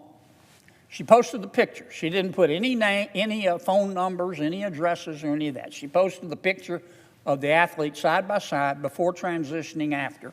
And here's what she said. We've learned that just 1 year ago, John, the transgender athlete, when she was a biological male, was competing in boys pole vault. That's when he had his 5th place finish. And then she went on to say, so all of this transpired in the last year with the full blessing of the Maine Principals Association. 2 years ago, she wrote, John tied for 5th place in boys pole vault. Tonight, John, now Katie, because John is transitioned into a transgender woman, tonight Katie won 1st place in the girls' Maine State Class B Championship. And Ms. Libby thought that was unfair. And so do many Americans. So do I, frankly. Well, Ms. Libby's in the state legislature. And her colleagues, Democrats, who are entitled to their opinion as much as Ms. Libby, who is a Republican, is entitled to hers, they got very angry. They wanted to throw her out. They wanted to throw Ms. Libby out of the Maine legislature. They wanted to expel her, but they couldn't do it because that takes a 2/3 vote. So they said, we're not going to expel her. We're going to censor her. That only takes a majority vote. But in censoring her, which they only needed Democratic votes to do, they added conditions that Ms. Libby could no longer vote and could no longer participate in any legislative committees. I guess she just has to sit there. Well, that disenfranchises the constituents that Ms. Libby represents. And frankly, they kind of went through the back door when they should have gone through the front door in a transparent way. I'm not here to try to meddle in the Maine state legislature. Let me say it again, I love Maine. I think it's one of the most beautiful places in the world. And the way they handle their local politics is none of my business. That's not why I'm here. But I am here to say what Ms. Libby did, let me put it another way. Ms. Libby's belief about the fairness of transgender women participating in women's sports is based on science. It is. You may disagree with the science, and you may disagree with her, and if you do, you're entitled to do that. But Ms. Libby didn't just pluck this point of view out of thin air. A lot of Americans agree with her. I think most Americans think that, when you're 18 years of age, you're an adult, this is America, you can do anything you want to do, as long as it's not illegal or doesn't hurt somebody else. You can be whomever you want to be. You can dress however you want to dress. You can't run around naked, but in terms of your dress, you can express yourself however you want if you're 18. And I think most Americans don't have a problem with that. So long as it's perfectly legal, I don't. But when you're under 18, you're a minor, adults get to make decisions because you're a minor, duh. I also think that the American people have worked very hard through their elected representatives to try to lift up women's sports in America. We've worked very hard and spent a lot of y'all's money lifting up women's sports so that women can be treated equally with men. And I also think, through no one's fault, I started to say only through God's fault, but I'm not going to criticize God's decisions.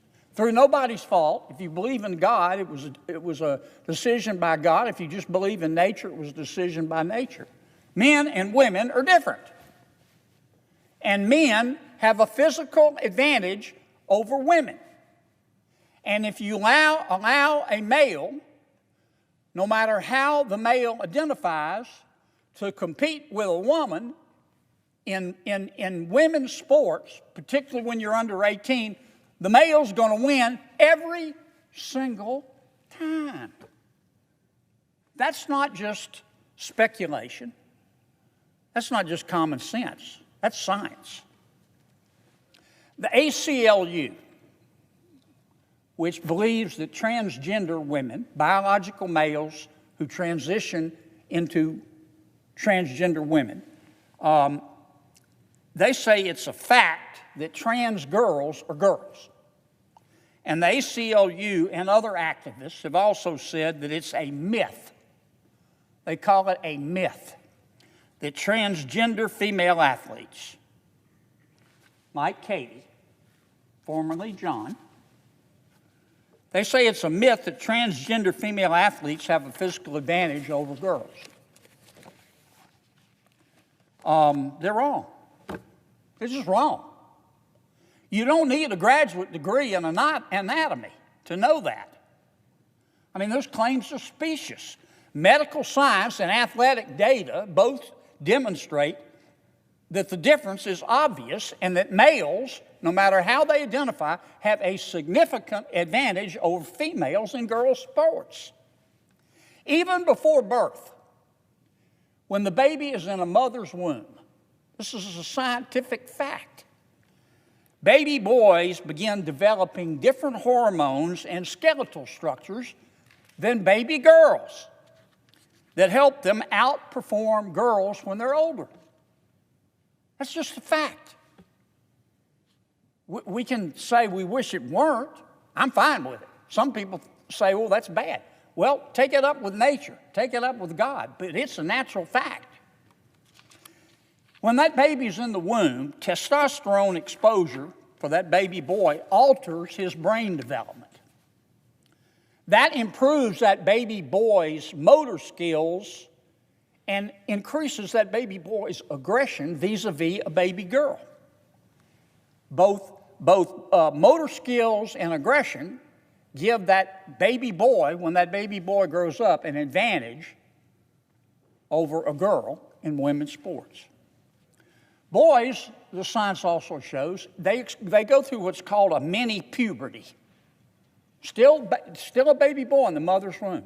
The baby boy experiences a mini puberty, is what the scientists call it, right before birth, that helps a baby boy, once that baby boy is born, to gain weight faster than if he were a baby girl. And that ultimately is why boys tend to be taller than girls once they're born, on average, later in life. Now, the differences between boys and girls, again, this is a law of nature, or a law of God, depending on what you believe. The differences between boys and girls explode during puberty.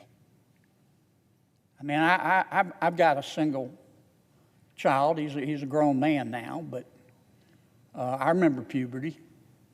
I learned during puberty that there's nothing wrong with teenagers that reasoning with them will not aggravate. That's just also a law of nature, I think. But boys and girls, the differences between them explode during puberty. Boys develop 14% larger hearts when they go through puberty, and 12% larger lungs. So boy versus girl, the boy's heart is going to be 14% bigger and in lungs 12% larger. An obvious advantage in sports. That helps boys take in oxygen and pump blood more efficiently than girls can. That's just a fact. And that gives them a clear edge in endurance sports. Running, cycling, rowing, basketball. Girls also, during puberty and afterwards, develop a wider pelvis. This decreases the amount of force their legs exert when they're lifting, or when a girl is kicking, or a girl is pedaling, which also puts a girl, as an act of nature, at a relative disadvantage when you compare female athletes to male athletes. Boys, during puberty and after puberty, on the other hand, they develop broader shoulders than girls. I think we know that. When they develop those broader shoulders, that makes space for upper body muscle mass. It is hard to think of a sport in which a higher muscle to fat ratio, and boys have a higher muscle to fat ratio. It is just a scientific fact. It's hard to think of a sport in which a higher muscle to fat ratio is not helpful. The average boy will also grow, again, scientific fact, 5 inches taller than the average girl. And even when men and women are the same height, men have higher levels of bone density, which helps them move more forcefully and escape more injuries. And that, I mean, you don't, again, boys just have a physical advantage over girls, and we see it in everyday life. Top-ranked, well, let me put it another way. In 2016, there was an American sprinter. She was a great athlete, is a great athlete. Her name is Allison Felix. She won an Olympic gold medal in the women's 400-meter race. Ran a hell of a race. She came in first. A year later, 285 teenage boys in America beat her time. She was the best in her class, in the world, as a female. But 285 guys in high school beat her time. Don't take my word for it. That's a study that was done by Duke University. The year she won the gold medal, there were 4,300 male athletes in America who clocked faster times in the 400 meters than she did. I don't want to belabor this, but I think you can see why Ms. Libby feels that it is unfair to women to allow biological males who have transitioned into a woman to compete in men's sports. It's not only unfair, it's dangerous. And again, I don't speak for Ms. Libby, but this is what I think she had on her mind when she exercised her First Amendment rights. I'll give you some examples.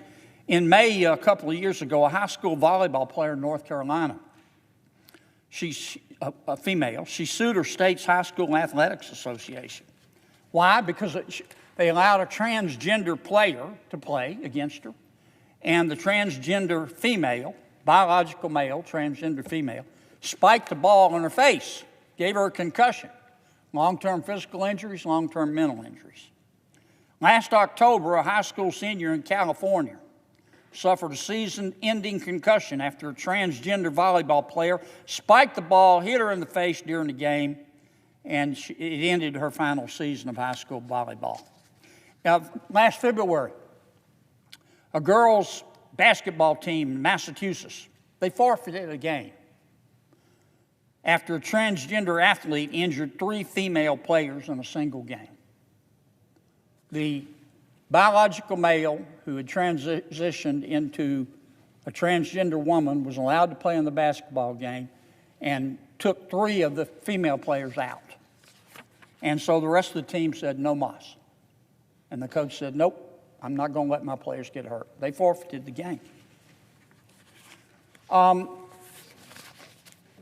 I raised this, Madam President, not to denigrate anyone. I'm going to say it again. When you're an adult, in America, you can be whomever you want to be. And, about 90% of my personal philosophy is don't hurt someone unless you have to defend yourself. Don't take other people's stuff, and leave me alone, because that's my right as an American. And I sort of feel that way about everybody. But we're not talking about freedom here. We're talking about nature. And we're talking about fairness in women's sports. And we're talking about women getting hurt. And that's why I think Ms. Libby is right. It's fundamentally unfair because, if for no other reason, acts of God or nature or whatever you want to call it, boys are different from girls when it comes to athletics. And there's nothing we can do about it. There's nothing I want to do about it, but some people do. Ms. Libby has sued in Maine and said that her constitutional rights are being violated. I think she's right. I'm not going to try to advise her judge how to rule. But I don't, so I can't say whether her constitutional rights are being violated or not. But I can tell you this: common sense and the laws of nature, or the laws of God, if you please, are certainly being violated, because female young women are fundamentally different from male young boys. And that's just a natural fact. Madam President, I suggest the absence of a quorum. Clerk will call the roll. Ms. Alsterbrooks. Two subjects today. First, I want to talk about assets. We've been talking a lot about spending in the federal budget and tax dollars, but there's another side to the ledger that sooner or later, in my judgment, we need to talk about.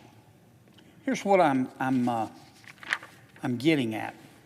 25% of the land in the United States of America is owned by the federal government. 25%. In some states, it's a lot more than 25%. That's just an average. It's 620 million acres. Now, if you inherited 620 million acres, what would you do? Well, the first thing you would do is you would be careful to conserve it out of respect for the land. You would want to make sure that land wasn't contaminated, that it was properly fenced. You'd want to preserve it. Second thing you would do is say, well, how can I monetize this property? I got 620 million acres here. I'm land poor. What can I do to have the land generate some income? Under our federal government, the Bureau of Land Management is responsible for managing the 620 million acres. And the charge to our Bureau is to do a couple of things. Number one, conserve the land. Number two, make sure, because it belongs to the American people, make sure that people have an opportunity to recreate on the land. And number three, see if you can manage the land in a way to generate cash. Why is that important? Why is that especially important right now? Our debt's $36.5 trillion. What does that mean? I mean, we throw around this figure of $1 trillion. We can hardly get our mind around. At least I can hardly get mine around. Our debt is so high, and we're paying so much interest, that the debt grows by $1 trillion every 100 days. So this 36.5 trillion figure, 100 days from now, a little over 3 months, it's going to be 37.5 trillion. That's how fast the debt's growing. This number is so high, and we're paying so much in interest, that debt accrues at $10 billion a day, not million, $10 billion a day. $417 million, it goes up an hour. 6.9, let's call it 7 million a minute. What have I've been talking, 3 minutes? Debt just got increased $21 million. And we've got to pay that money back. This is not funny money.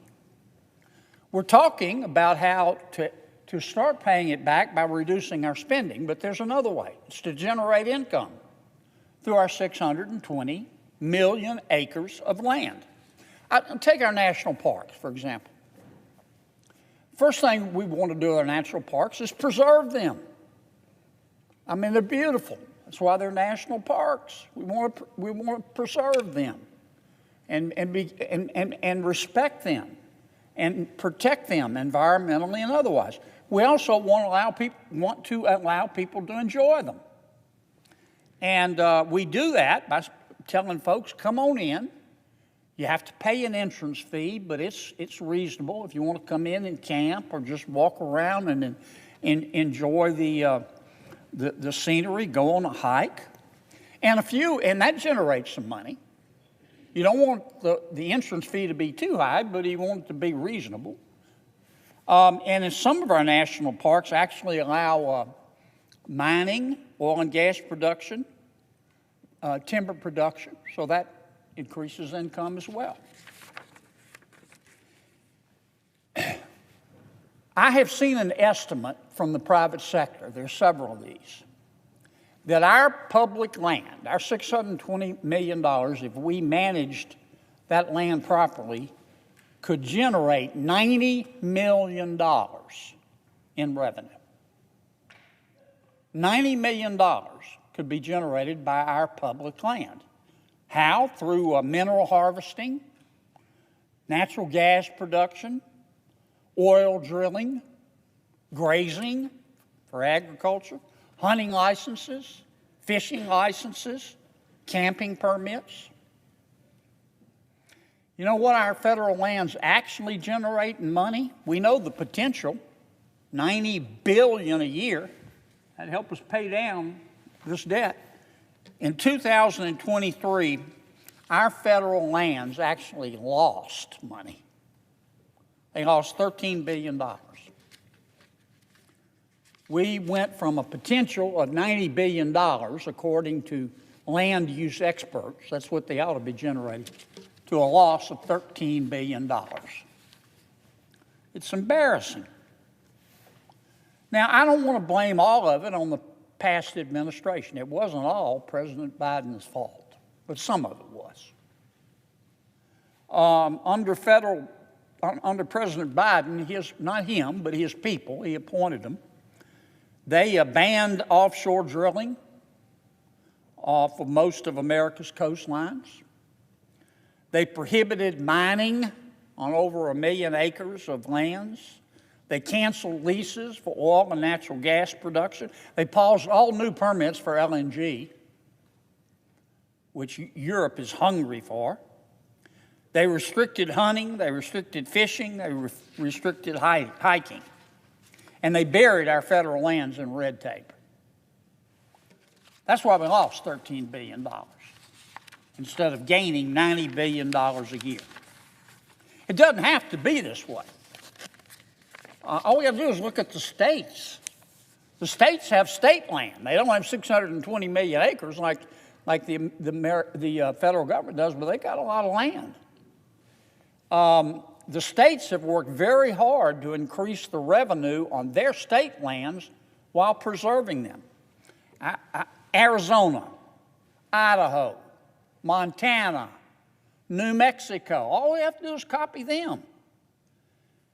Their activities, their preservation of their property, but their monetizing of their state lands has produced over the past few years an average return of $14.51 for every $1 those states have invested. So the states spend $1 on their state lands, they get back 15 bucks. Pretty good return. And they haven't sacrificed air quality. They've protected their lakes and rivers, and they've preserved their state land. The federal government, for every $1 we spend on our public land, we get back 73 cents. So we put out $1 and we get back 73 cents. You don't have to be Euclid to see that we're going backwards here. We need to do better. And I know that the focus right now, Madam President, is on spending, and it should be. And it's on designing a tax code that looks like somebody designed it on purpose, and it should be. All those things are important. But at some point, we need to recognize the enormous amount of assets that the American people own through their federal government, and the fact that we are actually losing money by the way we are managing them instead of generating money. And once again, this is not, you don't have to be an astrophysicist to figure this out. All we got to do is call Arizona, Idaho, Montana, New Mexico, and probably West Virginia, and just say, would y'all come up to Washington? We'll buy you a soda and give you a nice hat if you'll come on up here and tell us how you're doing it, and just copy what they're doing. Second. Senator from Louisiana. Thank you, Mr. President. Mr. President, I want to talk a few minutes tonight about a couple of topics, only one if I run short of time, because I don't want to delay our vote. The first topic I'd like to talk about, I know it's very sensitive, is trade and tariffs. They have both been much in the news lately. There are really only two reasons why a country would impose a tariff. And every country in the world, to my knowledge, does have tariffs. But there are only two reasons for a country to impose a tariff. First, for national security. I think it's virtually unchallenged that China, if it could, would destroy the United States of America. Not the people of China, but the government of China. I regret to say that, and I hope someday we'll live in a world where that isn't the case, but I think it's undoubtedly and unconditionally the truth. So if China is determined to, let me try to use a more neutral word, to undermine the United States of America, I could see where we would want to limit some of our goods, such as, let's say, semiconductor design equipment. We would limit the sale of some of our precious technology to China. That's what I mean by national security. But the other reason, and the reason that most countries use a tariff, is to protect the domestic industry. Let me give you an example. These are not two countries, but they're two states, and this would be unconstitutional, but I think it'll serve my purpose. Let's suppose that Louisiana, which has the best king cakes in the Milky Way, can produce a king cake for $10. And our friends in Alabama, they can produce a king cake, not nearly as good as Louisiana's, but their best they can do is to produce it for $12. Well, I would not agree, but I could understand why the elected officials in Alabama will say, well, Louisiana's king cake's $10, our king cake is $12. We want to product our king cake bakers here in Alabama, so we're going to impose a tariff. What would that do? Let's suppose they impose a $4 tariff. So now the king cake, better king cake made in Louisiana, sold in Alabama would cost $14, and that would force people to buy the $12 Alabama king cake. Now, my personal opinion is that most Alabamians, who are very smart people, would pay extra for the Louisiana king cake because it's so much better. But that's how tariffs work. If you have a domestic industry, like a king cake bakery, and you want to protect it from competition to allow it to grow and employ the people in that particular country, then you impose a tax, a tariff, on folks on the outside of your country who want to sell into your country. I want to say this unequivocally. Canada is one of my favorite countries in the world. And the American people and the people of Canada are friends. And I would like our economies to be friends. And I mean that. But lately we've been having a gentle disagreement, some would say not so gentle, in terms of tariffs and trade and our economy. Canada and the United States of America do a lot of business with each other. In 2024, the United States sold to the people of Canada about $350 billion in goods. It's a lot of goods, $350 billion. Canada sold Canadian goods to the United States in the amount of $412 billion.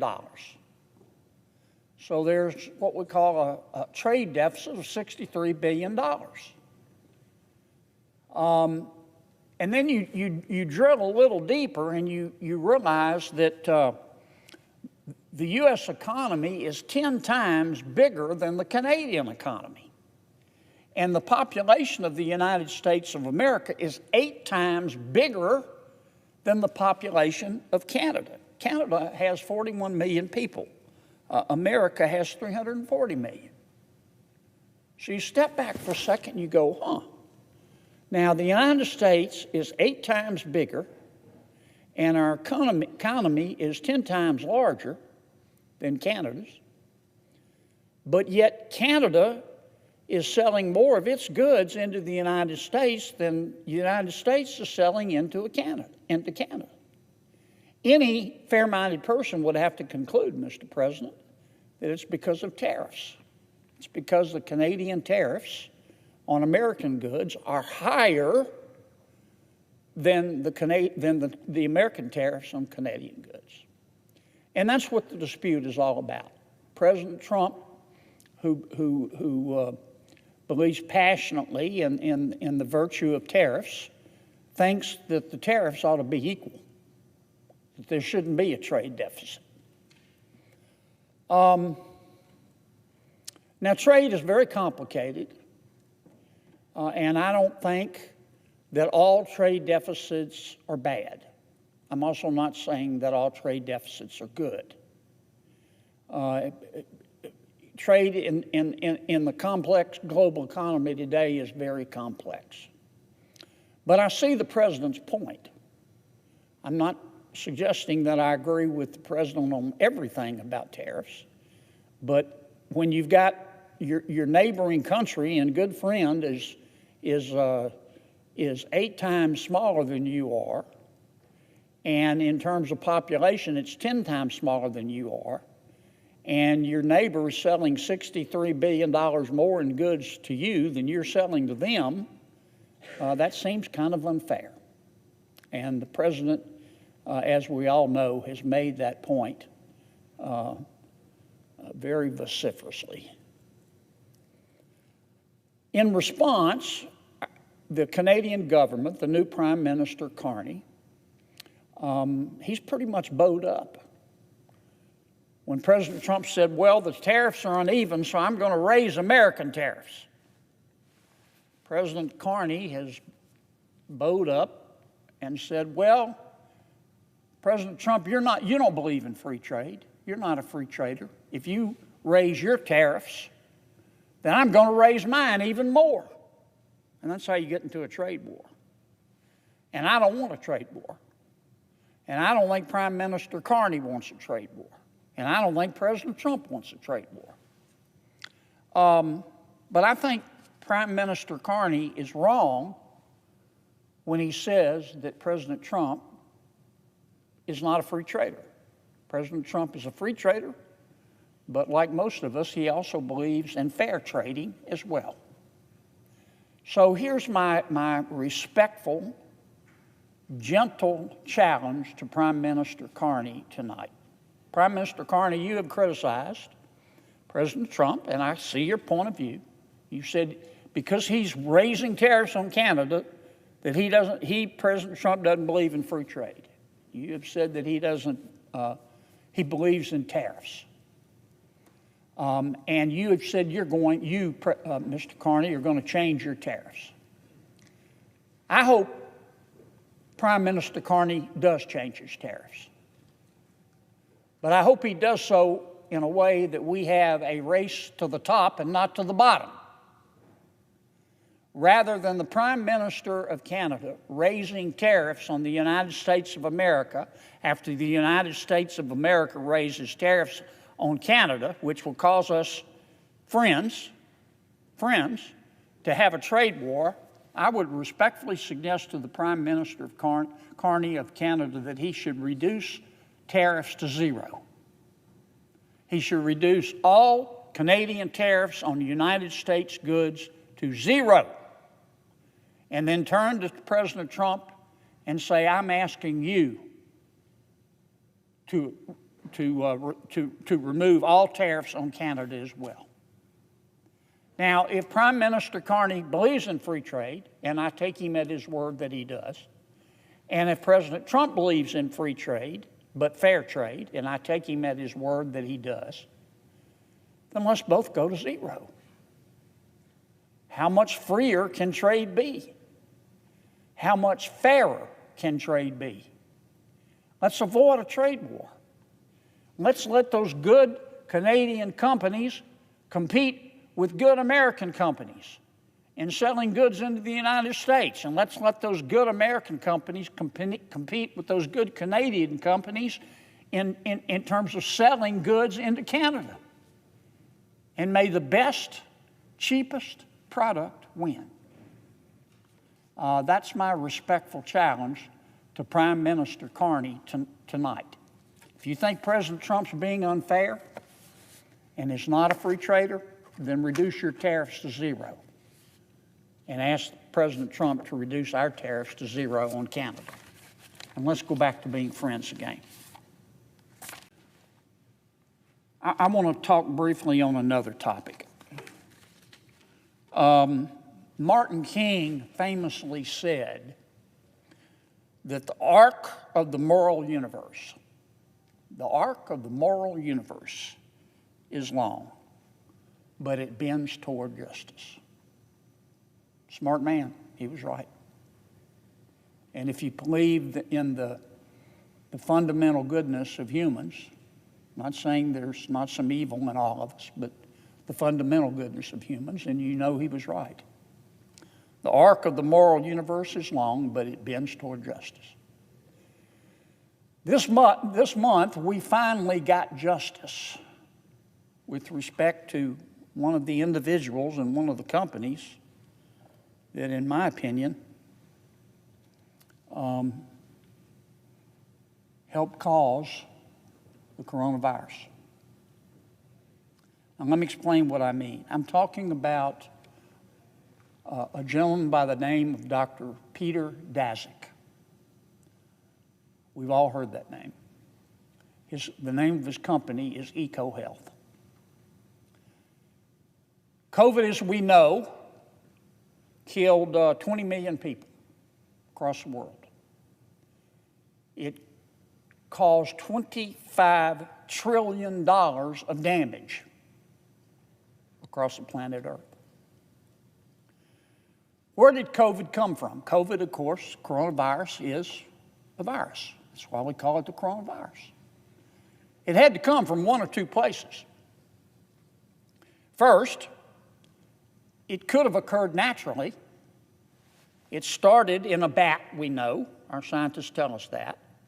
And then viruses, which are very aggressive and very interested in self-survival, the virus jumped from another animal into another animal, which was consumed by a human being, and that's how the coronavirus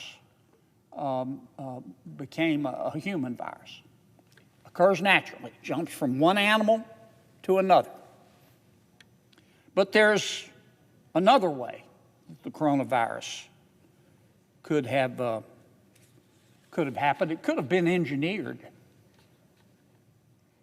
We know that the FBI And we know that the Department of Energy, and we know that the CIA, and we know that the Germany's top intelligence service all think that the coronavirus was engineered. What do I mean by engineering? Engineering a virus. That means they think that someone took that virus that came from a bat and genetically altered it so that it would expose humans to the disease that the bats would get. That's coronavirus, and that's what happened.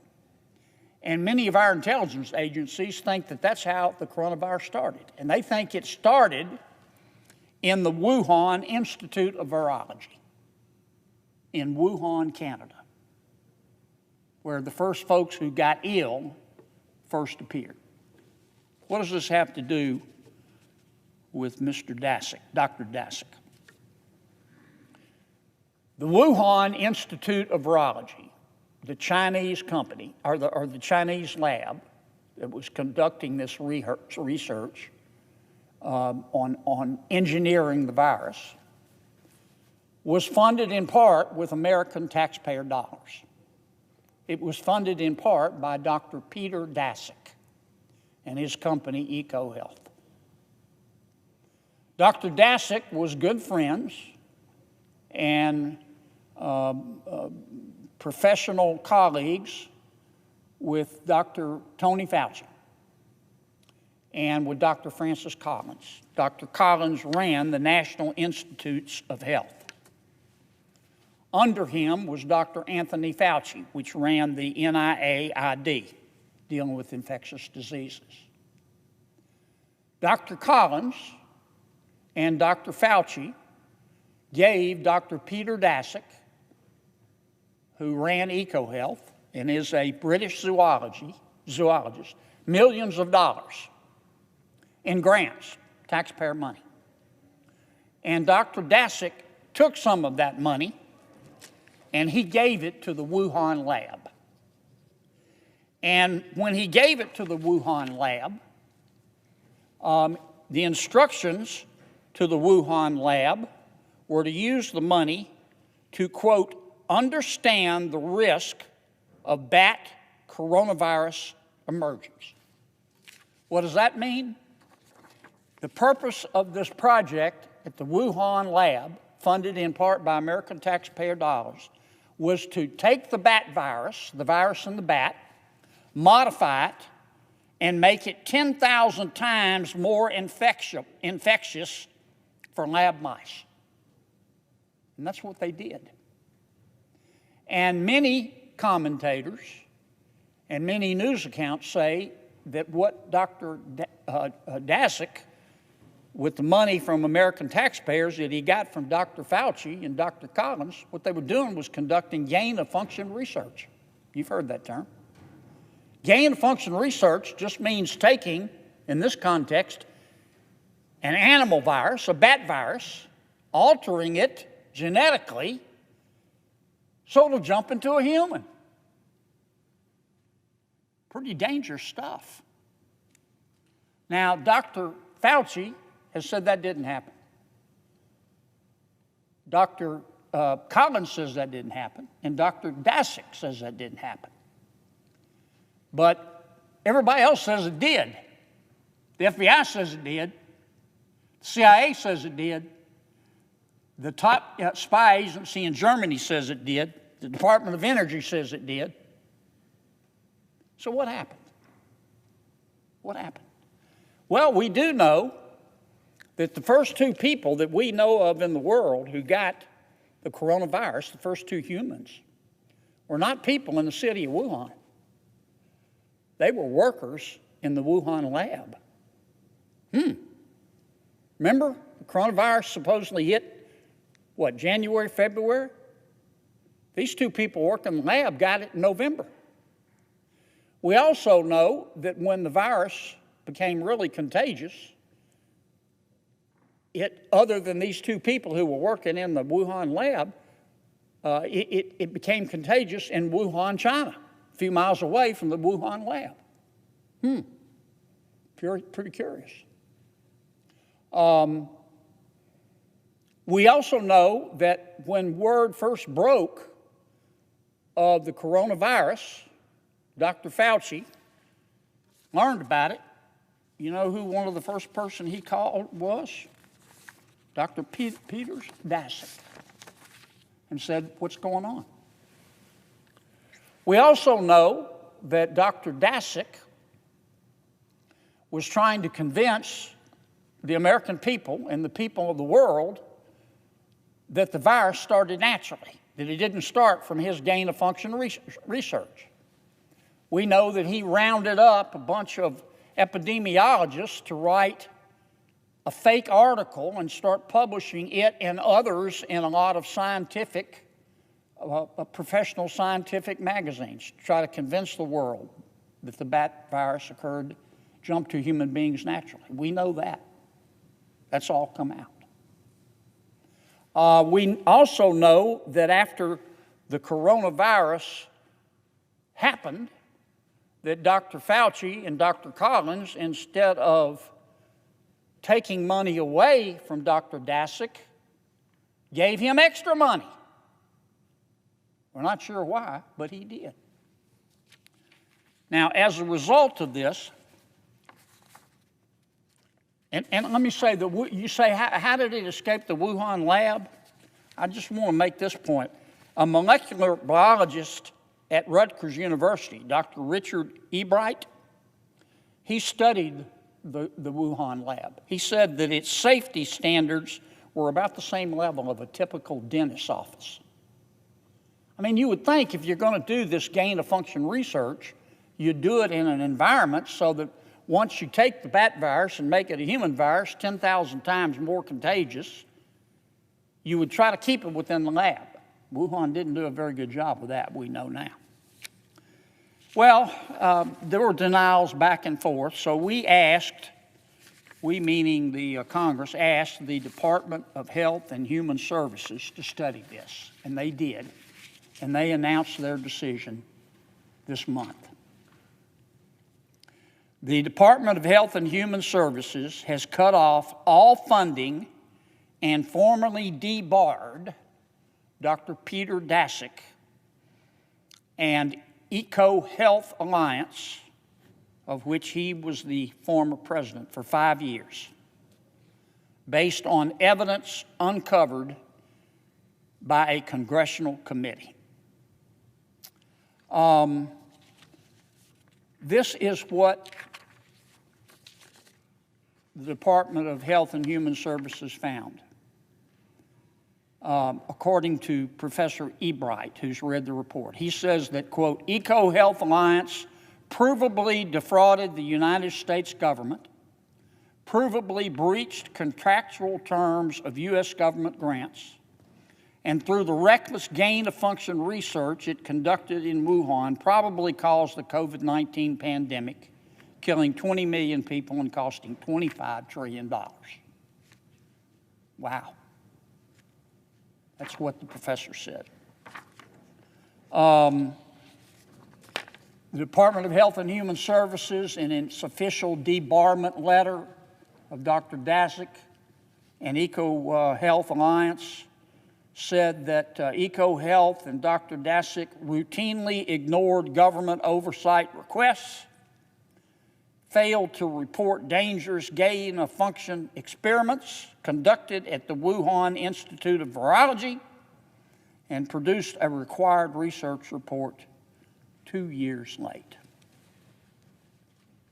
It took a while, and some will call this only partial justice. But we now have justice. And at least for 5 years, and I hope forever, Dr. Peter Daszak and any company with which he is affiliated will no longer receive taxpayer dollars from the National Institutes of Health. Because he was doing, according to many people smarter than me and many news reports, he was funding gain of research in Wuhan. And he also was given money by Dr. Fauci and by Dr. Collins to study viruses in Bangladesh, Myanmar, Laos, Vietnam, and other Southeast Asian nations. Pretty scary stuff. And we know how it all turned out. The arc of the moral universe is long, but it bends toward justice. Dr. Daszak and EcoHealth Alliance received at least partial justice this month, thanks to President Trump's Department of Health and Human Services. And as one taxpayer, I am grateful. I suggest the absence of a quorum. Now, on a separate subject, I want to talk about Canada. And by the way, Mr. President, my colleague here today, Nick Ayers, is with me. Nick is one of my colleagues in my Senate office, and I thank him for being here today. I want to talk a moment about Canada. I want to make it clear, I love Canada. I visited Canada several times, many times. It is breathtakingly beautiful. And the people of Canada are just terrific. They're hardworking. They're very pleasant. They're fun-loving once you get to know them. The United States of America and Canada have been friends and allies for decades. We're neighbors. We share a 5,525-mile border. I'm proud of that. We share history. We share values. We maintain long-standing mutual security commitments. We're both members of NATO. Canada and America are members of the binational North American Aerospace Defense Command. You probably know that as NORAD. It's more than just security commitments, though. It's more than just business. We're friends. And I'm proud of that. I remember on 9/11, who will ever be able to forget 9/11? U.S. airspace was shut down. The people of Canada stepped right up to the plate. They immediately implemented Operation Yellow Ribbon. They opened their airports. The Canadians opened their homes. The Canadians opened their hearts to 33,000 Americans who were stranded. There's a little town in Newfoundland called Gander. I remember this too. Gander has 10,000 people, but they welcomed thousands of American passengers. They fed them. They sheltered them. They comforted our American citizens.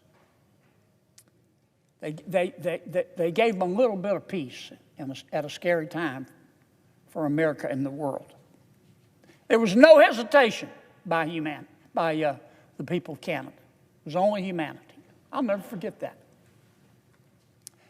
I remember after Hurricane Katrina, which hit my state, it destroyed southeast Louisiana. New Orleans, yes, but many other parts of my state as well, and Mississippi. Canada was the very first country, and the people of Canada were the very first people to send disaster relief. Their program was called Operation Unison. Their military ships sailed south to help us in Louisiana. They sent 1,000 people and a lot of supplies. And you know what? The good people of Canada did the same thing when we had the horrible fires in California. Here's my point. I don't want to be at war with Canada. I don't want to have a trade war with Canada. I want us to continue to be friends. I made this suggestion to the new Prime Minister of Canada the other day, Prime Minister Carney. I'm going to make it again. And I hope this time he'll take it more seriously. Remember, if you want to be taken seriously, you have to act seriously. If you want respect, you have to act respectfully. Prime Minister Carney, you say that President Trump is not a fair trader. And I understand your point of view. I don't agree with you, but I understand your point of view. You've got to stand up for your people. If Prime Minister Carney, if you believe in free trade, then here's what you do. Make this offer today. Offer to go to zero tariffs in Canada on American goods. No tariffs. None. Zero. Zilch. Nada. And challenge America to remove all of our tariffs on Canada. So the people of Canada can sell their goods to Americans without a tariff, and the people of America can sell their goods to our friends in Canada without a tariff. Zero tariffs. Let Canadian businesses and American businesses compete. Competition makes all of us better.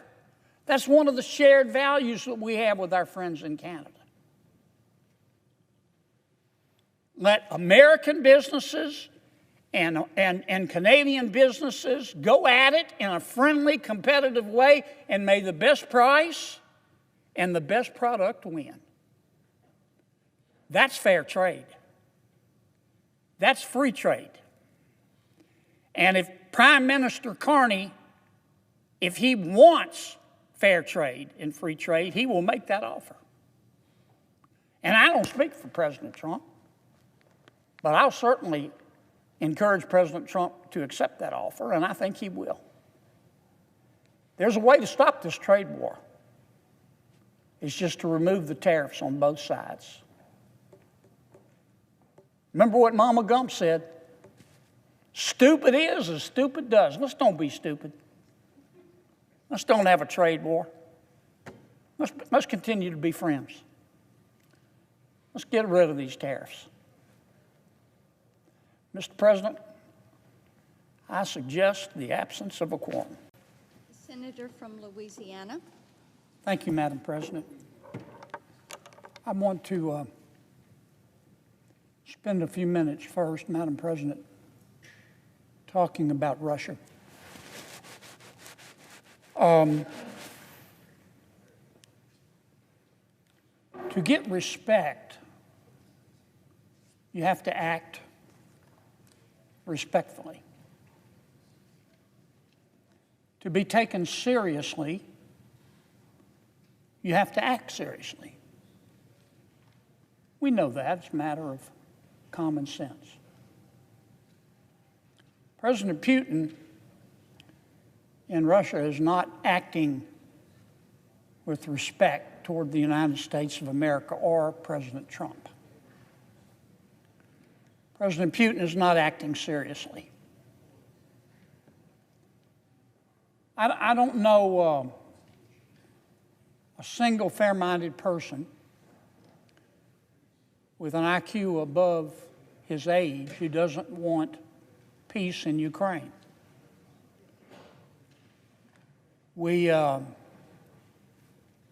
Could we have order, Madam President?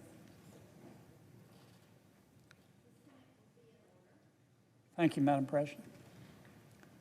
We all want to see peace in Ukraine. President Zelensky wants to see peace in Ukraine. President Trump wants to see peace in Ukraine. I thought President Putin did. I'm beginning to wonder. President Trump, who is leading these negotiations, first asked for a ceasefire. He said for 30 days, maybe 45, 60 days, I'm asking both Russia and Ukraine to lay down their arms. President Putin said, no, I won't agree to a blanket ceasefire, but I will stop bombing infrastructure in Ukraine. He lied like he breathed. He continued to destroy civilian infrastructure in Ukraine. Then President Trump said, okay, let's try for a ceasefire in the Black Sea. That would benefit both Ukraine and Russia, who both of which use the Black Sea for maritime commerce. And indeed, the world depends on a lot of the grain that they both export. So President Trump said, let's try for a ceasefire in the Black Sea and maritime security in the Black Sea. President Zelensky said, sure, I'm with you. Just like he'd said previously, I agree to a ceasefire, Mr. President. President Putin said, I'll agree to a ceasefire in the Black Sea, but I want conditions. I want conditions. And you know what his conditions are? To have the United States of America remove the sanctions on the Russian economy. And then, to make matters worse, President Putin said, oh, by the way, I have one other condition. I want to put the people of Ukraine and the government of Ukraine under the administration of the United Nations. In other words, he wants the people of Ukraine to give up their democratic form of government and be run by the United Nations. And then finally, President Putin said to President Trump, oh yeah, there's one other thing too. Before I'll agree to a ceasefire in the Black Sea, or a ceasefire generally. I don't want to just negotiate with you, President Trump, President Putin said. He said, I want China to be part of the negotiations, and India, and Brazil, and South Africa. And get this will curdle your lunch, North Korea.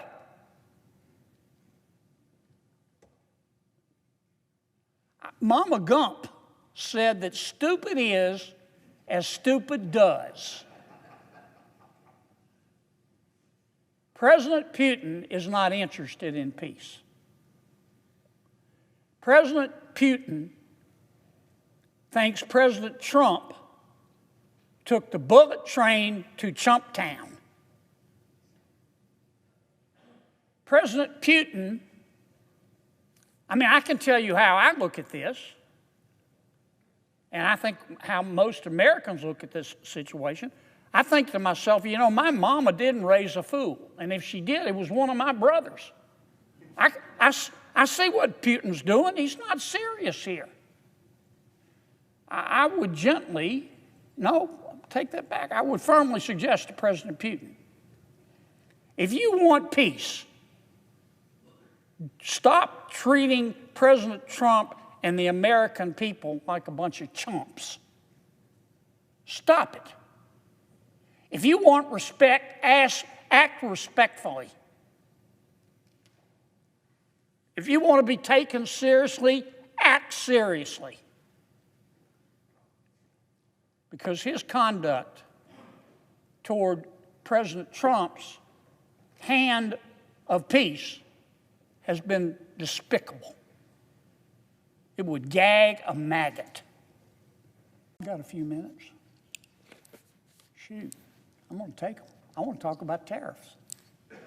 Here's some, I know there's been a lot going on about tariffs. I'm not happy with what's happening in the stock market. None of us are. It's been painful. I get it. But, the stock market is just a reflection of the United States economy. And the American economy is the strongest economy in all of human history. And at this moment today, the current state of our economy is the best in the world vis-a-vis the other 195 countries in the world. You want to trade places with China? Not me. Not me. China's property market imploded. Their youth unemployment is over 20%. Consumer expectations in China are on a journey to the center of the earth. They're reporting 5% growth, which is not true. They have a deflation. Their prices are going down. You know why? Because their economy's so bad. I wouldn't trade places with the European Union. America's economy is much stronger than theirs. I wouldn't trade places with Canada. I'm not saying I'm happy that the Canadian economy is in the doldrums. I'm just saying that today, the American economy, despite the stock market, is the strongest right now in the world. Still, I'm not happy with what's happened in the market. It's been very, very painful. But if you believe in the American economy, then you have to believe in the stock market, and you have to believe that the stock market will recover, and I think it will. That's point one. Point two, any fair-minded person would have to conclude that Donald J. Trump is tough as a boot. Whether you like him or not, the man's tough as a boot. Whether you agree with him or disagree with him, we would not be in the position that we in America are right now but for him. And what is that position? There are 195 countries in the world. 70% of them are begging the president to negotiate a deal through which they can lower their trade barriers. Now we know, this is another thing every fair-minded person knows, that many foreign nations have used trade barriers to hurt Americans and to hurt the American economy. God created the world, but everything else was made in China. Where do you think that expression came from? It came from China cheating through its tariff barriers and its trade barriers. President Trump, whether you agree with him or not, has said, I'm going to do something about it, and he did. He did. And boy, did he get the attention of every other country, including but not limited to those countries that have been cheating. They are now coming to the table. In Louisiana, we say they've come to the lick log. Do you know what a lick log is? A lick log is a tree, a fallen tree that farmers and ranchers used to go to, and they would hollow out a trough, and they put salt and other minerals in that trough in the fallen tree that cattle and horses like to lick, and it makes the cattle and horses healthier. That's what a lick log is. And an expression is when you get somebody to the table, you say they've come to the lick log. Well, President Trump has got these countries, 70 out of 195 have already come to the table and said they want to lower their tariffs. And I think that's a good thing. I've been preaching on this Senate floor for 2 weeks that what Prime Minister Carney in Canada and what President Trump in America ought to do is turn to each other and say, let's have zero tariffs. Zero Canadian tariffs on American goods and zero American tariffs on Canadian goods. Get government out of it. Let good Canadian companies and good American companies compete. Competition makes us better. May the best product at the lowest price win. I want to see that happen all over the world. And we've got the opportunity to help make that happen in the world, thanks to Donald Trump. And I know some people are mad at him, but we wouldn't be in this position with this kind of leverage without him doing what he did. He's a pit bull. He's a Rottweiler. We know that. Tough as a boot. But he's the pit bull that caught the car. And the issue before America right now, and I don't know the answer to it, what's President Trump going to do with that car? I don't know. I listened to his aides on television this weekend. They were all over the place. Here's what I hope he does. Here's what I'd do. I would sit down with each one of those countries that want to lower its trade barriers. Some go to zero tariffs. And I'd say, I'll take a dozen.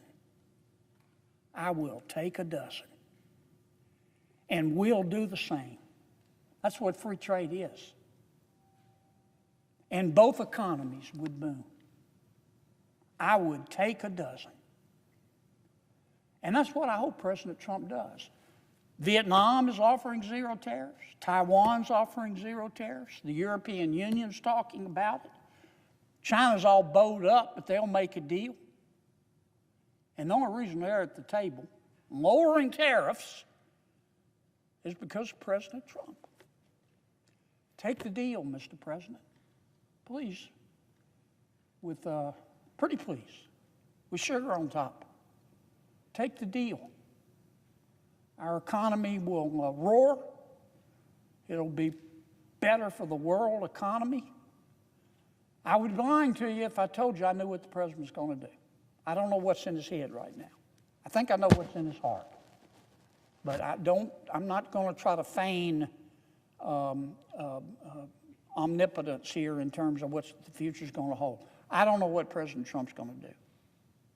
But I believe as much as I'm standing here that he ought to take these zero tariff deals. It'll be good for America. It'll be good for the world. He will have won.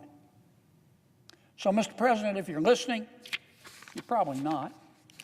But if you are, once again, pretty pleased with sugar on top, you've won.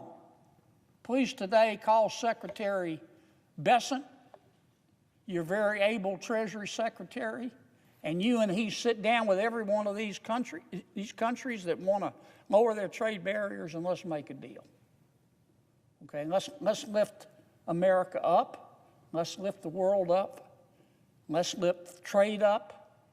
Let's reduce these trade barriers and let people compete. Let American businesses compete. Let foreign businesses compete. May the best product at the best price win. That's free enterprise. Mr. President, I suggest the absence of a quorum. The clerk will call. That one down, John, and put up the next one.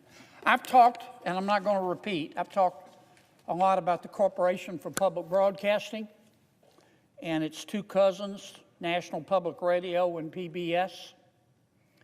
The United States taxpayers spend $500 million a year subsidizing these media organizations. I've talked about that. There was a time when maybe we needed to do that, back in the 40s and the 50s, when we only had 3 TV stations and a handful of radio stations. It might have been necessary for the government to get in the TV and radio business, particularly to help our citizens in rural areas. But those days are gone. Now there are all kinds of forms of media. We've got TV, newspapers, radios, we've got the internet, we've got Facebook, we've got blogs, we've got podcasts, we've got cable TV, we've got streaming TV. But yet, the government continues to spend $500 million a year to subsidize the Corporation for Public Broadcasting, the National Public Radio, and PBS. And it ought to stop. It ought to stop. President Trump's talked about it. Many members of Congress have talked about it. I've talked about it on the floor of the Senate. Now, some of my colleagues say the reason it ought to stop is because the so-called journalism being published by NPR and PBS, which get their money from the Corporation for Public Broadcasting, which gets its money from you, out of your pocket, $500 million a year. Some of my colleagues said, well, we ought to stop it because the reporting is biased. And they've marshaled a persuasive argument to that effect.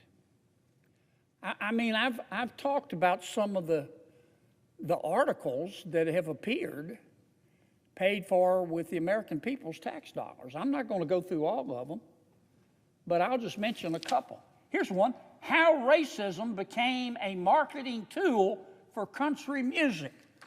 That's pretty fair and balanced, huh? Here's another one. The hidden racism of young white Americans. AP fact check. Trump seeds race animus with COVID falsehood. Here's another one. Biden trumpets economic gains but struggles to get credit.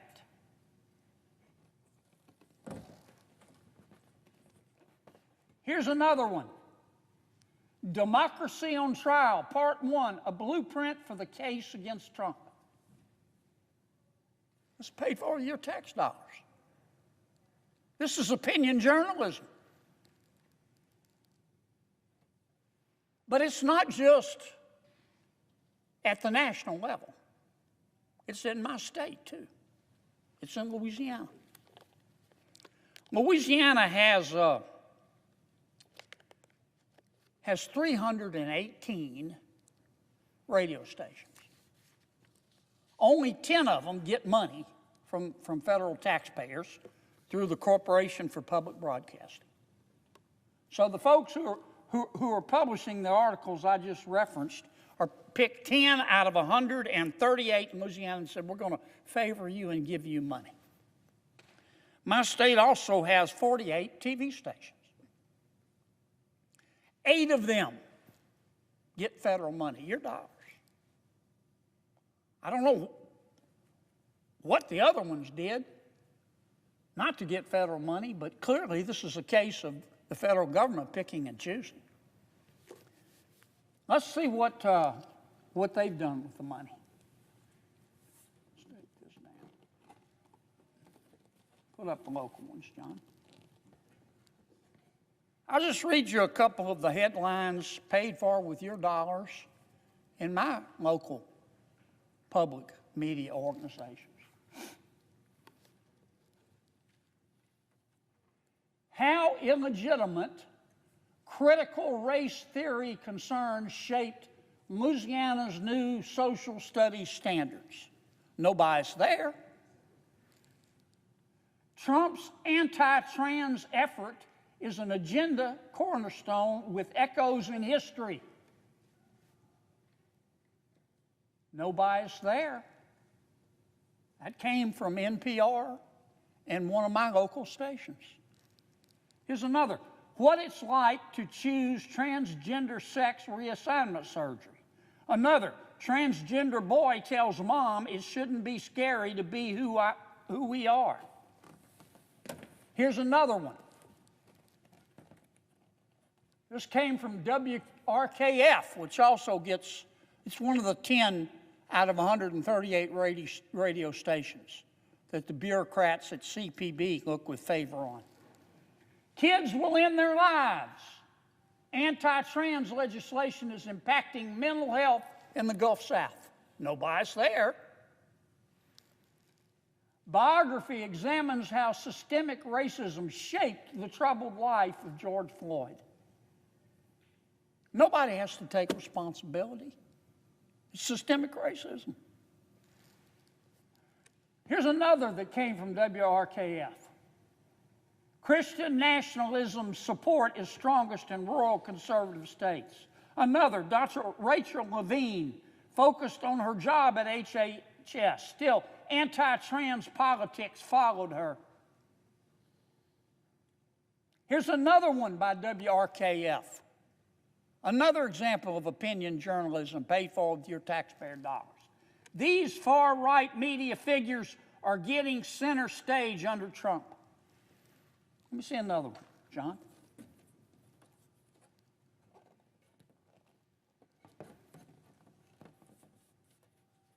But there's more, as they say on The Price is Right, or something like that. Here's another one. This came from Louisiana Public Broadcasting. Becoming Papa, Father's Key to Gender Justice.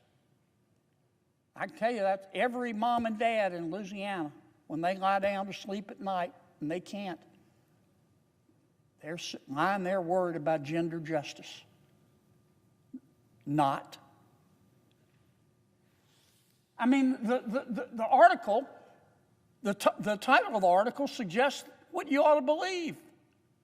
That's not fair or balanced. Here's another one. Transgender athletes seek protections to play sports. Let me see the next one, John. Put that one up for me. This is John Lowry, who works with me. He's a fine American. I love this one. This is from one of my local radio stations in Louisiana. Arguments that trans athletes have an unfair advantage lacked evidence to support. What planet did this reporter parachute in from? He or she really believes that men don't have a physical advantage over a woman in sports? Here's another headline. Trump embodies nearly every aspect of a racist, author says. Another, The Nation, confronting Trump's coded racism. This is coming from my local TV and radio stations that get money from the Corporation for Public Broadcasting. Here's another one. Sexism is out in the open in the 2016 campaign. That may have been inevitable. I wonder who the author of this piece voted for. Here's another one. Is Trump really that racist? I wonder who that reporter voted for.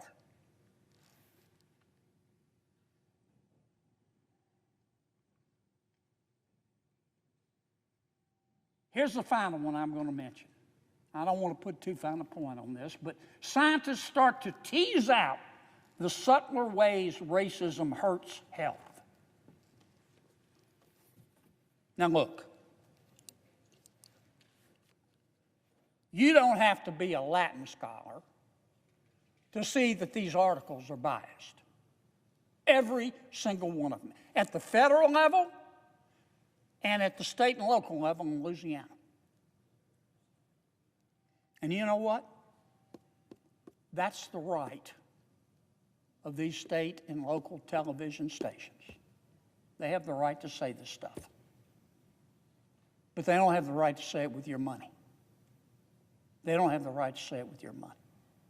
Some of my colleagues are angry at the Corporation for Public Broadcasting and NPR and PBS because of their obviously biased reporting. Now, that's just a fact. No fair-minded American can look at these headlines and say those aren't biased. And some of my colleagues are mad about that. That's not what concerns me the most. I'm sorry they're mad, but that's not what concerns me the most. My question is this: what in God's name, what on God's green earth are we doing with a $36 trillion deficit and $36 trillion worth of debt, which is just accumulated deficits? Why are we giving certain TV stations and certain radio stations in America, but not others, $500 million a year? Why? They don't need it. And even if they did need it, they shouldn't get the money to the exclusion of every other media organization. What happened to treating all people and all entities similarly situated similarly? And so that's why I support abolishing the Corporation for Public Broadcasting. I want to say it again. The people who wrote these articles and the people who published these articles have every right to do that. I mean, I'm a firm believer in the First Amendment. Without the First Amendment, how are we supposed to know who the idiots are? I support the First Amendment. And these folks have the right to publish that. But they do not have the right to publish it with taxpayer money.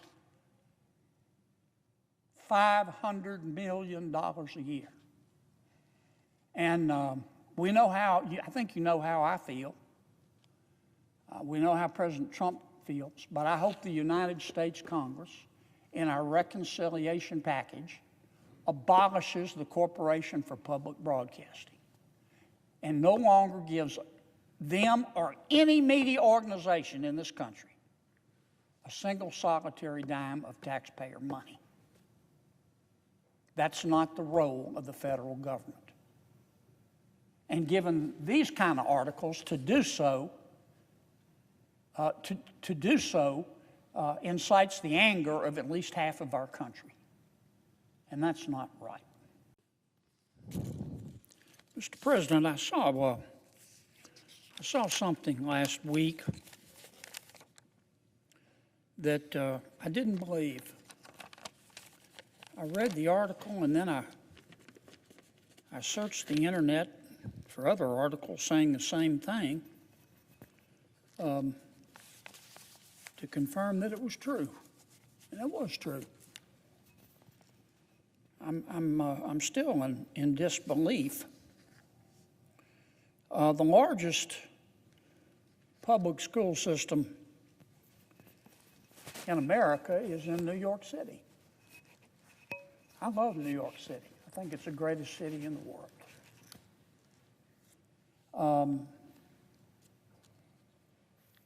And the New York public schools publish a monthly newsletter. It's called, let's see, what's it called? Office of Student Pathways Newsletter. Every month, the public school system in New York City sends this newsletter. They blast it out to teachers. They blast it out to parents, not just in New York City, but all across the country. And in the latest newsletter that they blasted out, they had one of those bullet points that they made in the newsletter that's kind of, when you look at it on the internet, it's kind of pale blue. You can click on it, and it sends you to another site. The bullet point on the newsletter that the public schools in New York sent out was called, quote, Guidelines for Teaching About Genocide. Guidelines for Teaching About Genocide. And if you clicked on this phrase in the newsletter, it sent you to another site. And you know what the site was? Stop Gaza Genocide Toolkit. Stop Gaza Genocide Toolkit. The administration of the New York public schools, largest in the country, is sending this out to its teachers and its students and to the world. If you take a look and you say, what's in this toolkit? This Stop Gaza Genocide Toolkit. It contains the biggest bunch of anti-Semitic rot you can imagine. The toolkit, among other things, it breaks down how to mobilize pro-Palestinian campaigns on social media. It tells our students and our teachers how to boycott and encourage divestment from pro-Israel organizations. It encourages readers to print out Palestine yard signs and calls our kids and our parents to action. Now, the head of the public schools in New York was embarrassed. Once people started going, what's going on? Why are you publishing this anti-systemic rot accusing Israel of genocide after it was Israel that was attacked, after it was Hamas that started the war? And the chancellor, Ms. Melissa Aviles Ramos, said it was just a troubling oversight. That's what she said, troubling oversight. But then the article goes on to say that it's been discovered that a similar version of the toolkit, this oversight, was published in the newsletter in the prior month. It was in the November 2024 newsletter.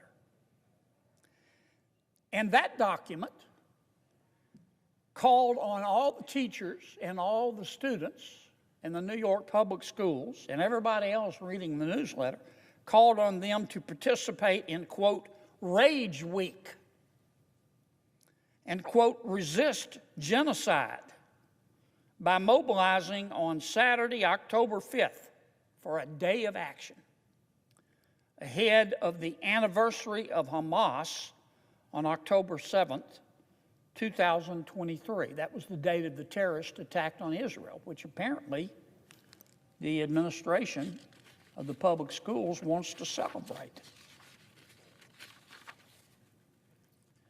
Here's what one of the teachers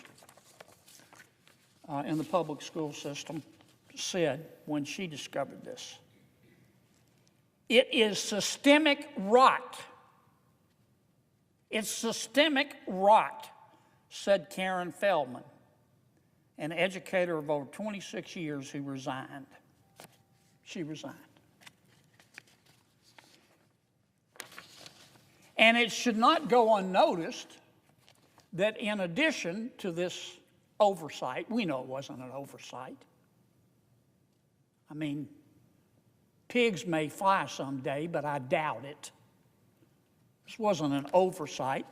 Now we find out recently that New York State education officials have rejected President Trump's administration's demand to do away with certain diversity, equity, and inclusion efforts that call for quotas, racial quotas, which are illegal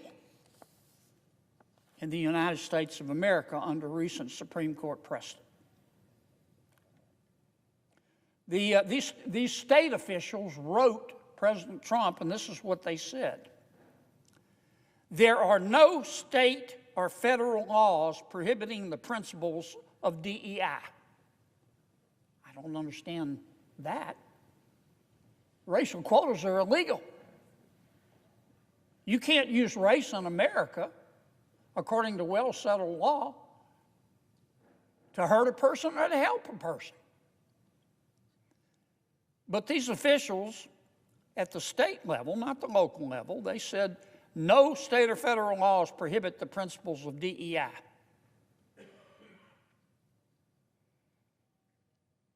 And they said that they are aware of no jurisdiction that the federal government has to withdraw funding.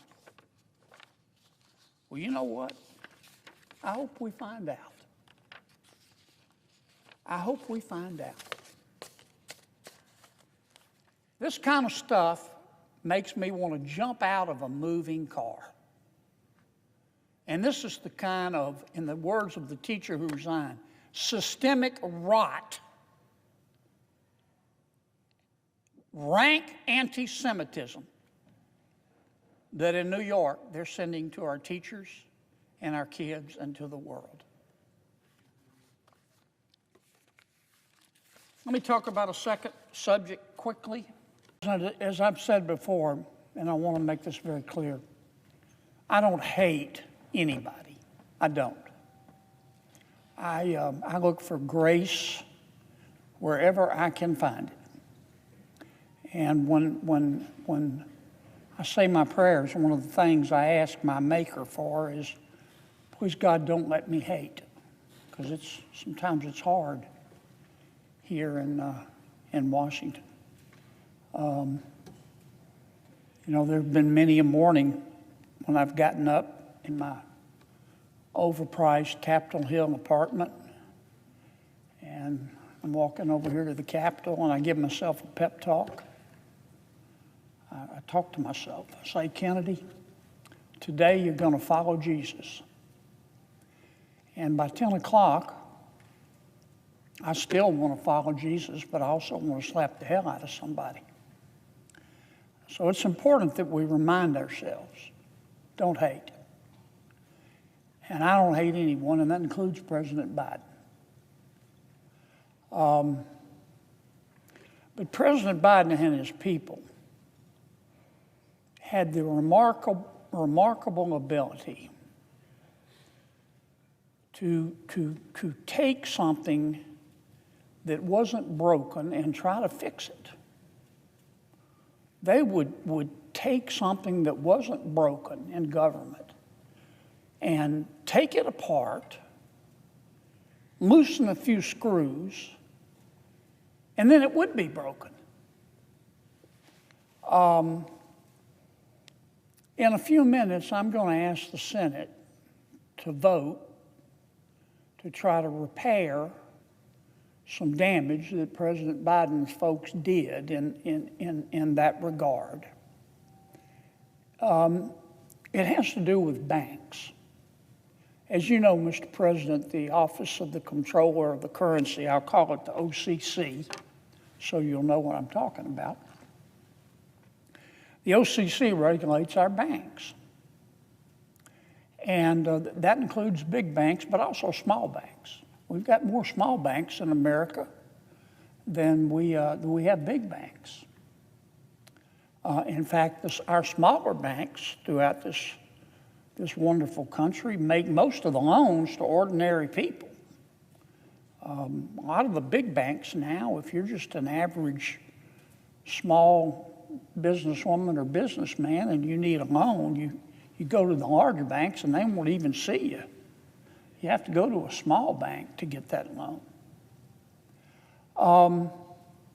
Small banks merge all the time.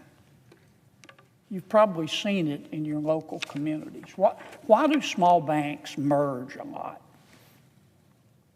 Well, one of the reasons is they can provide better services to their customers. Another reason that small banks tend to merge a lot is because maybe they want to move into a new geographical area and they can't do it alone, so they'll merge with another bank in that area. A third reason that small banks merge a lot is because they think, when they discuss their merger, that together they'll be stronger and more profitable and therefore can make more loans. But another reason is to try to comply with federal regulations. I mean, our federal regulations with respect to a bank will take your breath away. There are a bunch of them. And it costs so much to comply with rules and regulations by the federal government. Our rules and regulations now cost the American business person about $2 trillion a year. Now, I'm not saying all those are banking regulations, they're not. But the cost of those regulations gets passed on to consumers, and that's why, in part, products and services have increased in price. But there's so many federal rules and regulations that a small bank will often say, you know, I can't comply with all of this alone. I've got to get help, and we've got to spread the cost. So that bank will merge with another bank, and they'll have more people, and it'll be cheaper through economy of scale, which I know, Mr. President, you understand because you're a very, very successful business person. But they can spread the cost through economy of scale. So small banks merge all the time. Now, we recognize that. The Office of Comptroller of the Currency, OCC, back in 1995 saw this coming. And the OCC at that time said, we want to devise a way for small banks to be able to merge fairly easily, but at the same time, we at the OCC want to be able to make sure that what they're doing in this merger is not a risk to a consumer. So the OCC in 1995 issued what's called the Bank Merger Guidelines of 1995. And their rule for the merger of small banks was pretty simple. The OCC devised this short questionnaire where if you were two small banks and you wanted to merge, you had to answer yes or no to 14 separate questions. Very simple, very straightforward. 14 questions, you answer yes or no. And then the OCC, the folks at OCC, could look at your answers and see if they thought there was any risk to consumers. And the OCC also adopted a rule that said, look, if we don't give you an answer within 15 days, because we're busy, the OCC said, your merger is automatically approved. Short, sweet, very effective.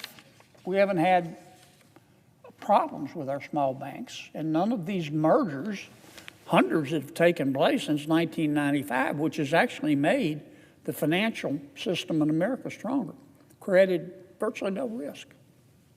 Well, President Biden's people at the OCC decided that it wasn't broken, so they were going to fix it. And again, I don't hate anybody, but you got to call it like you see it. I think the folks at President Biden's OCC got up one day and thought there was an award for being stupid. They took this very simple, effective rule and procedure, and they turned it on its head. And what they did was tier 1 level moronic. Here's what they did. They threw out the old rule. They said, we're going to have a new rule. And the new rule is instead of these, this was in 2013, instead of these 14 simple yes or no questions, we're going to make all these small banks submit so much paperwork to us that you could stack that paperwork right here and stand on it and practically paint the ceiling. They threw out this simple 14 yes or no questions. They said that now these small banks, these are small banks now, community banks, have to submit reams and reams of evidence. We at the OCC will start making a decision based on 19 criteria. The banks will have to prove that they comply with 13 of what the OCC called positive indicators, and that the banks will have to show they do not align with 6 of what the OCC started calling negative indicators. And the procedure, not only did it require reams of evidence, just trying to read their rule that they put out. I mean, it was written in Sanskrit. You know, you'd have to go hire a bucket load of lawyers to be able to just understand the rule. And then President Biden's people said, and not only that, but we're going to throw out this 15-day rule that if you don't hear from us within 15 days, your merger is automatically approved. Well, it threw the merger process for small banks that was working beautifully into total disarray. And it just made the whole process more expensive, less efficient, and more expensive for consumers because the costs are passed on. So in a few minutes, I'm going to ask the Senate to reject President Biden's cumbersome rule. I'm not going to suggest that we not regulate small bank mergers.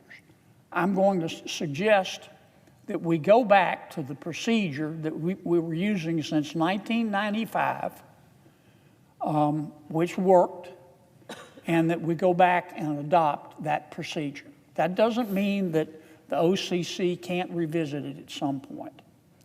But let me just be blunt.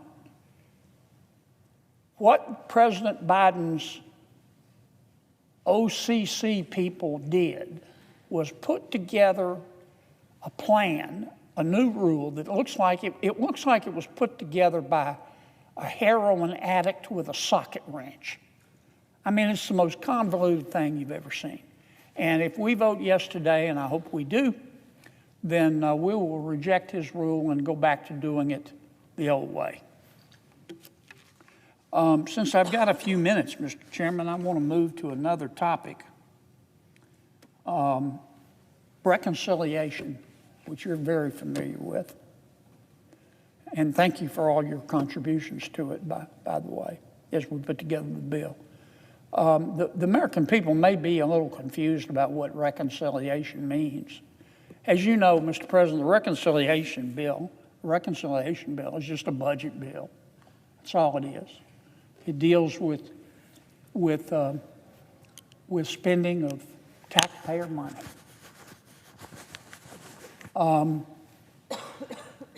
And why is it important? Well, first, it's going to be important to try to lower the prices that are gutting the American people like a fish.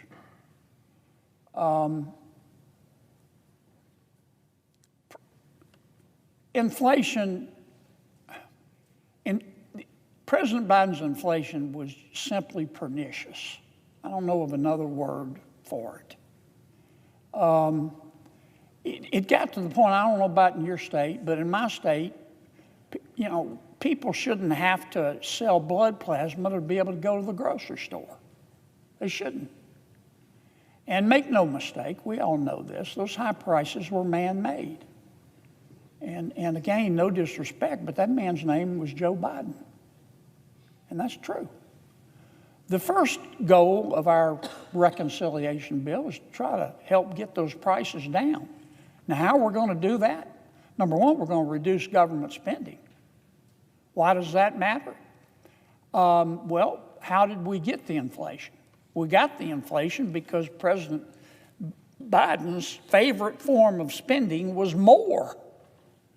I said many times, if the White House during the President Biden's term had discovered life on Mars, they would have sent it money immediately. And it was all this money that they injected into the economy, trillions of dollars, the Inflation Reduction Act and the American Rescue Plan. They spent all this money, you had all this money that came into the economy chasing too few goods, created demand, supply constant, and we had inflation.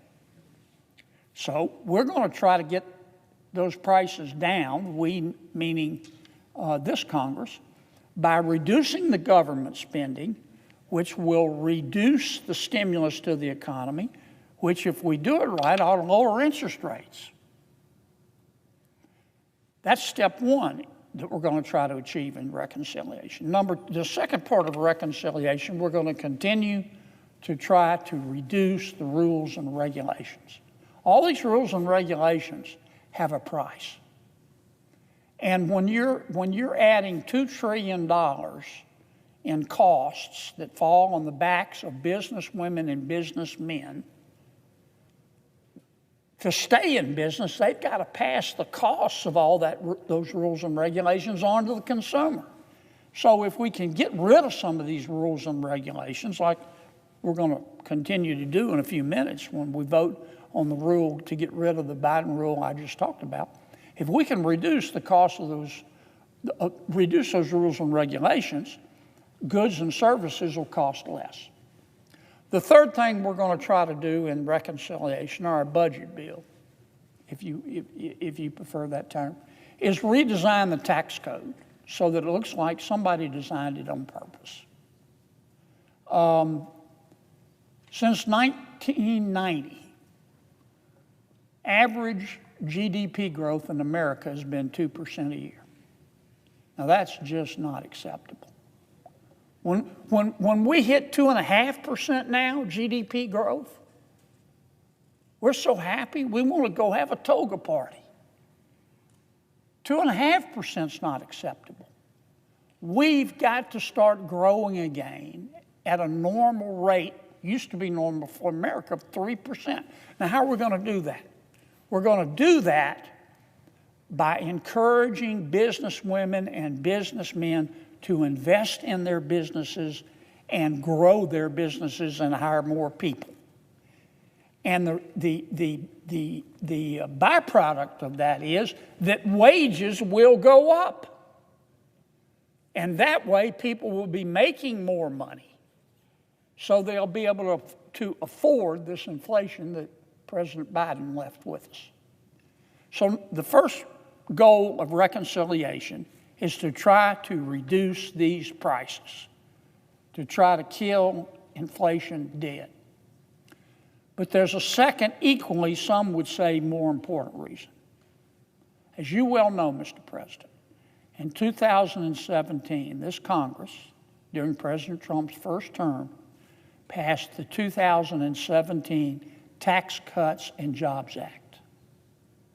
We cut taxes by $4.3 trillion. And boy, did it work. The economy took off like a SpaceX rocket ship.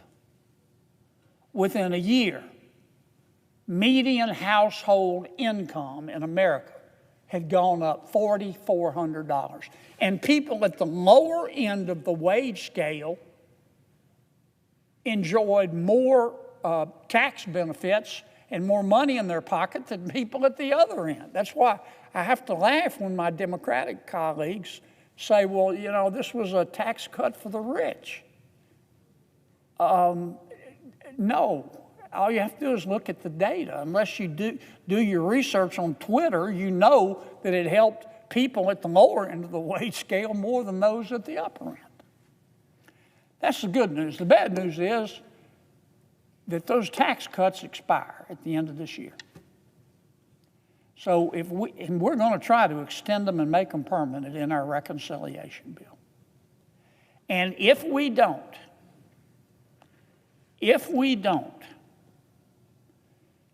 then we're going to have a $4.3 trillion tax increase on the American people. $4.3 trillion. I want you to think about that, Mr. President, when some of our colleagues try to throw up roadblocks to our reconciliation bill. In effect, what they're saying is they want to raise taxes on the American people by $4.3 trillion. That's the most important thing we'll do in our reconciliation bill. It's not the only important thing, as I mentioned, but it's clearly the most important thing. Thank you, Mr. President. Mr. President, with me today is one of my colleagues, Mr. Connor Domain, from my office.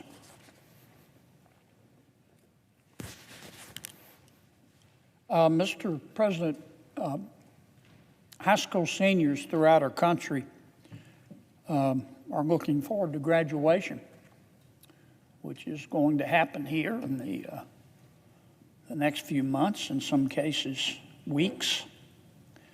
The sad reality, though, is that some of these high school seniors won't be able to read. They won't be able to read their diplomas. In fact, students in several states have actually filed lawsuits against their schools for failing to teach them basic skills like reading and math. One student plaintiff actually alleged in his petition that he can't spell his name. And he's a high school senior. And it brings me no pleasure to point this out. We all know we have a problem with elementary and secondary education in America, but the truth is that some, not all, but some of our schools here in America have become failure factories. And our kids are falling behind their global competitors in just about every category. Not just reading, not just writing, not just math, also science. We live in the freest, most prosperous country in all of human history. And yet, American kids rank 22nd, not in all 195 countries in the world, but 22nd among developed nations in terms of our education achievement.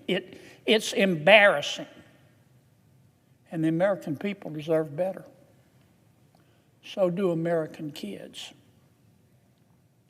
In 1979, President Carter established the Department of Education.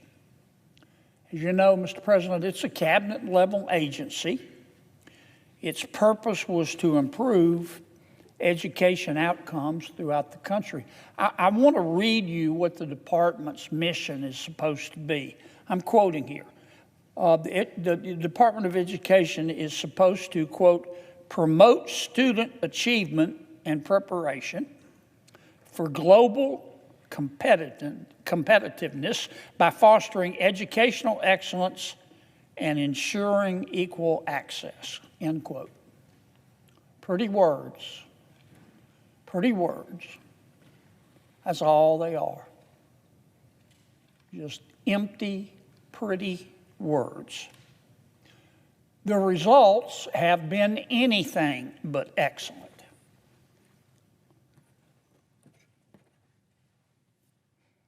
This chart represents reading skills among our kids in America. Down here, mathematics skills. This is when we started the Department of Education, way back here, 1979. This is where we are today. The line, we're doing a little better in math, but the line for reading is basically flat. And the line for mathematics is not exactly steep. The truth is that our scores, both for reading and math, have not improved appreciably in decades. And any progress that we have seen from the Department of Education's long tenure, which is very little, you can see the numbers, they speak for themselves. They disappeared during the pandemic when people in power decided to close down our schools. Funding for the Department of Education has far outpaced spending in the rest of the federal government. If you compare spending just for the Department of Education to spending in the rest of the federal government, the difference is dramatic. Since 1980, the Department of Education spending has increased by 370%. 370%. All other forms of spending have increased on average about 195%. Yet the scores remain stagnant, both for reading and for math. Now, looking at these numbers, I think it's pretty clear why President Trump is calling for us to shut down the Department of Education altogether. He wants to, as we know, he wants to return education to our states. And Louisiana provides a perfect example of why that's a good idea. I want to be clear. I'm not saying that Louisiana public education and secondary education is perfect. We're not well, but we are doing much better. Over the past few years, Louisiana has actually outpaced the rest of the country in several measures of academic improvement and academic achievement in our K through 12 schools. According to the nation's report card, that's what everybody looks to. The nation's report card is put out every year by the Department of Education. grading our states on progress in elementary and secondary education. It might be the only decent thing the Department of Education does. I forget the formal name of it, but we all refer to it as the nation's report card. And according to that report card, Louisiana led the country in reading growth in 2024. And I want to show you that here in a second in the chart. But first I want to go back. I should have emphasized this. Once again, these are the average reading and math scores for all the kids in America since the Department of Education was established. Flat line, mostly flat line, but look what happened here. A dramatic drop. Dramatic drop in both math and education scores. That's the pandemic. That's what happened when people in power decided to shut down our schools. Now, it was more than one person, I understand that. But it was, for all the people who made this decision, they should hide their heads in a bag. I mean, look what happened. We shut down our schools. We had the largest learning loss in modern history. That's just a fact. Now, some people are going to disagree with me. And I'm not saying that if they disagree with me, they're dumb. But I'm saying if they disagree with me, they better hope the dumbest person in the world doesn't die, because they're going to take their place. But I want to come back. Let me go to Louisiana for a second. We didn't shut down our schools, but for a short period of time. And you can see the results in this chart. Between 2019 and 2024, Louisiana fourth graders went from ranking dead last in the country for reading proficiency. Here we are, 48th, to ranking 16th. I'm very proud of that. Math scores also steadily increased. Louisiana climbed from being ranked 50th to 38th. We went from 50th to 38th and 48th to 16th best in our country. Louisiana made this growth happen during the pandemic and afterwards. The pandemic was probably one of the most challenging educational periods in our country's history. Parents remember it. I remember it.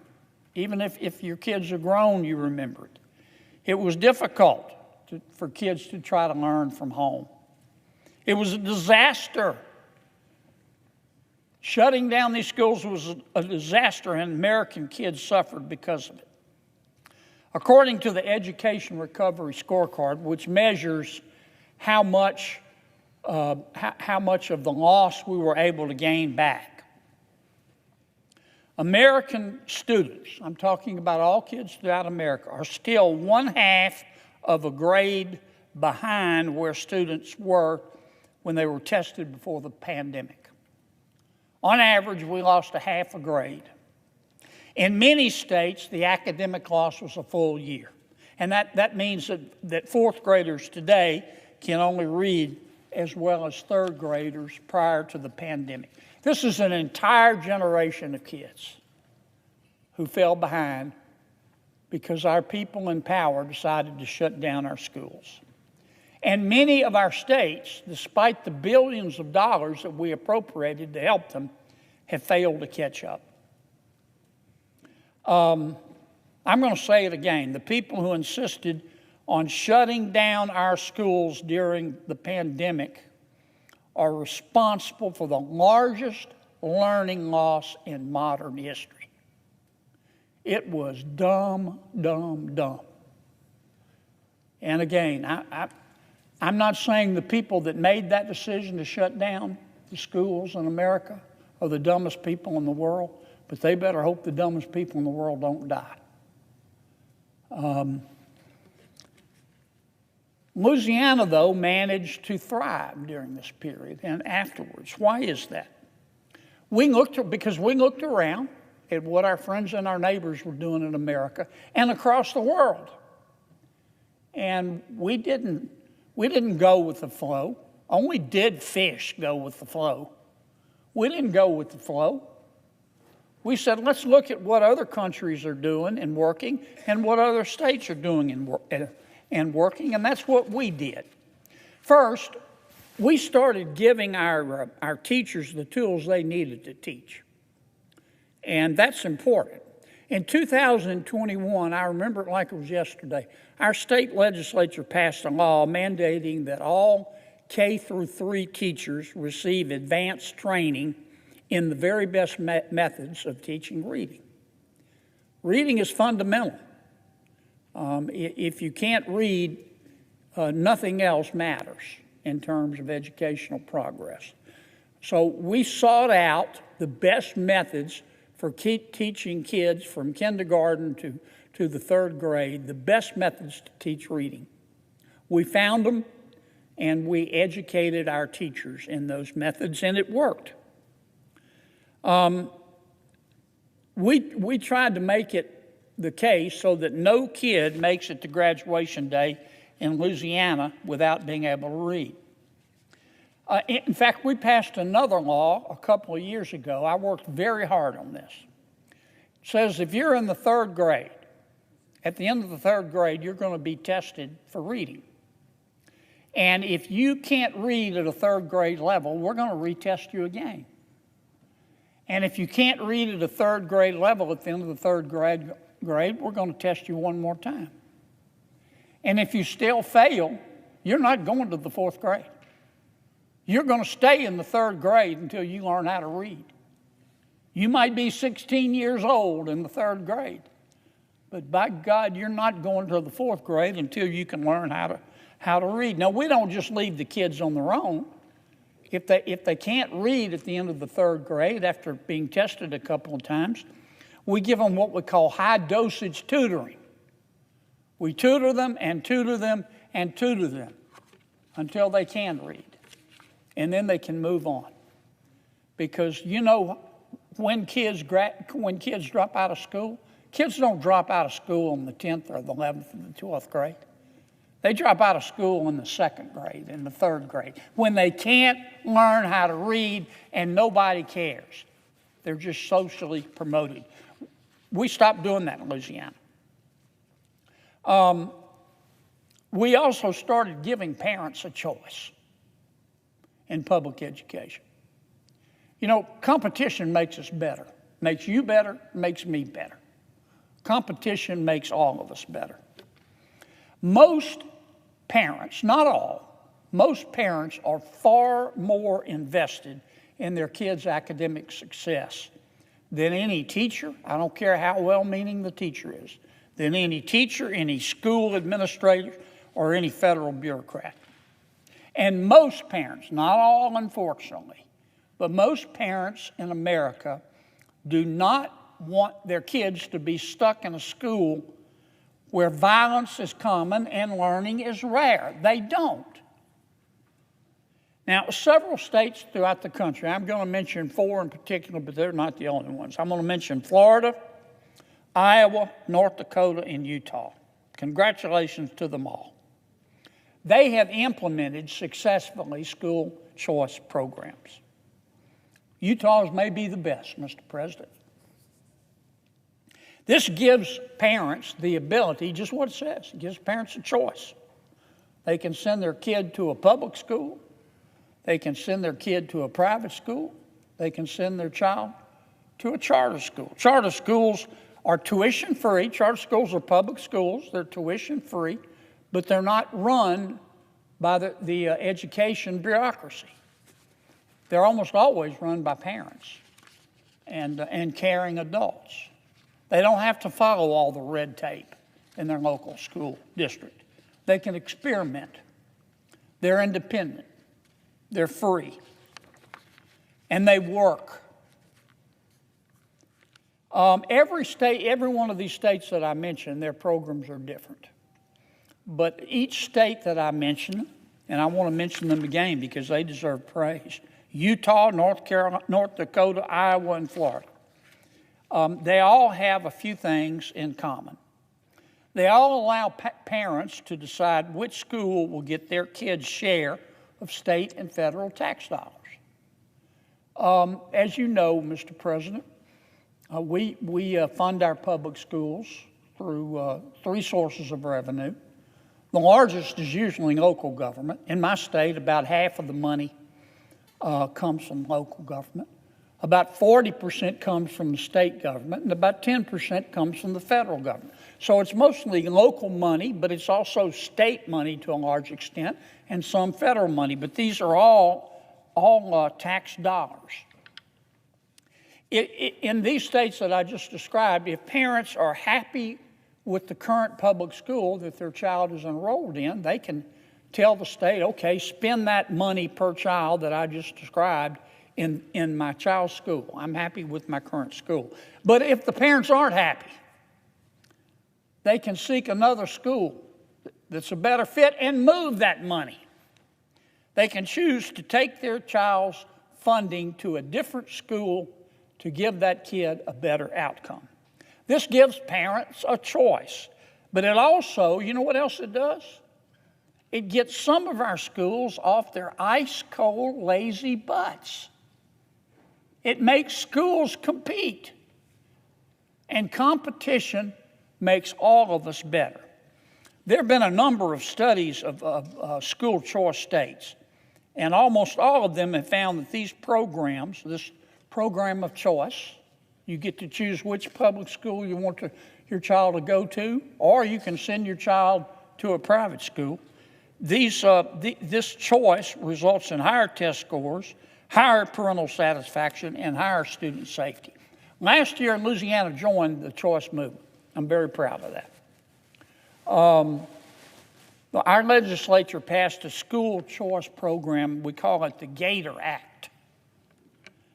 Starting this fall, certain students, not all of our kids, we're going to eventually ramp it up so that it does impact all of our kids, but certain of our kids will be able to tap into state-funded education savings accounts that parents can use to pay for their child to attend a different public or a different private or a different charter school. And our goal is 3 years. In 3 years, every student in Louisiana will be eligible to participate in this choice program. Now, I want to say it again. I'm not saying Louisiana schools are perfect. I am not saying that. But it is undeniable that we're on the right track. We are. We stayed open for the most part during the pandemic. We've trained our teachers. We've established standards. You can't go to the fourth grade till you can read. And we've implemented parental choice. I think President Trump, and I don't want to just limit this to the Republicans. Many of my Democratic colleagues believe in choice as well. That sometimes they can't be as vocal about it, but I know I've talked to them. They understand, as does the White House, that America's future is sitting in these classrooms every day throughout the country. I've said it a zillion times, a squillion times in Louisiana. The key to Louisiana's future is not the price of oil. It's not what the unemployment rate is. It's not who the senator is or the governor is. It's education. And the status quo in America isn't working. We didn't make it any better as a result of our behavior with respect to the pandemic, and we're behind, but we can catch up if we just do the right things. One of those things is returning education to the states. I hope we do dismantle the Department of Education. It's basically a conduit for money, except that money goes through the Department of Education and the 4,000 employees there, and they all put a condition on the money as if they knew what was best for each state. They don't. We ought to dismantle the Department of Education and send that money directly to the states. Thank you, Mr. President. Thank you for your courtesy, and congratulations on the progress that the wonderful state of Utah has made in elementary and secondary education. Mr. President, I yield the floor.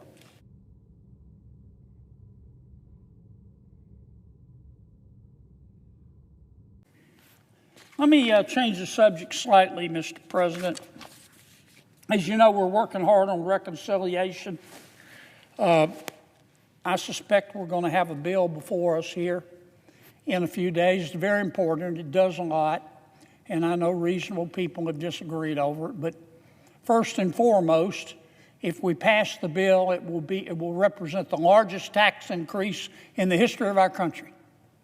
Let me say that again, because sometimes we tend to lose sight of the main purpose of the bill, of the forest, as we start battling about the trees. If we pass this bill, it will be the largest tax cut in the history of America. But the converse is also true. If we don't pass this bill, it will be the largest tax increase on the American people in the history of America. So there are two doors here. Door number one, pass it, largest tax cut in the history of America. Door number two, don't pass it, largest tax increase, $4.3 trillion. That's how much taxes will go up on ordinary Americans, not just the rich. I know they're going to tell you that. It's just the rich. No, it's not.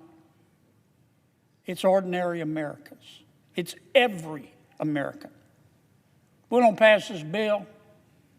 You raise taxes $4.3 trillion on 300 plus million Americans, and you watch this economy go down like a fat guy on a seesaw. We don't have a choice. But as we're discussing reconciliation, there's another issue that I don't want us to forget about. Put up that first chart for me. Reconciliation is about cutting and spending, but what we call rescission is about cutting. As you know, Mr. President, the United States Congress is responsible under our Constitution for passing a budget. And when we pass a budget and send it to the president, any president, the president can either veto it or sign it. What he can't do, or she can't do, is go through it and say, I like this, I want to keep it, I don't like that, I'm going to cut it. That's called a line item veto. President Clinton tried it, and the United States Supreme Court said, can't do it. So the president, once we pass a budget, has to swallow it whole or has to spit it out. But one of the tools that the president does have, the executive branch has, every president has, is the power of rescission. You're going to hear that word a lot, rescission. What does rescission mean? It just means the president looks at the budget and he says, you know I can't change it on my own unilaterally. But I, the president, can ask Congress to change it. I know you just passed this budget, but I think you made a mistake here. I think you shouldn't have spent this money. Or I think you spent too much money and we've got to cut back. So the president can send us what's called a rescission bill. And we've got to take it up. We don't have a choice. And in that rescission bill, the president says just what I just implied. I don't agree with this spending, and I want you, Congress, who put it in there, to take it out. We can't afford it. Or it's wasteful spending, what I call spending porn. And we have to take up the president's request, and we can vote yes or we can vote no, but we cannot dodge it. And it only takes a majority vote to pass the president's request. The president has sent to us a rescission package. It's $9.4 billion, as you know, Mr. President. $9.4 billion. The president is asking us to remove spending that Congress appropriated for areas in foreign aid and for public broadcasting. I want to talk about the foreign aid part. We're going to have plenty of time to debate whether we ought to agree with the president. But I want the American people to understand the type of spending porn that President Trump is asking to take out of Congress's budget. The Honorable Jody Arrington, who is a congressman, damn good one too.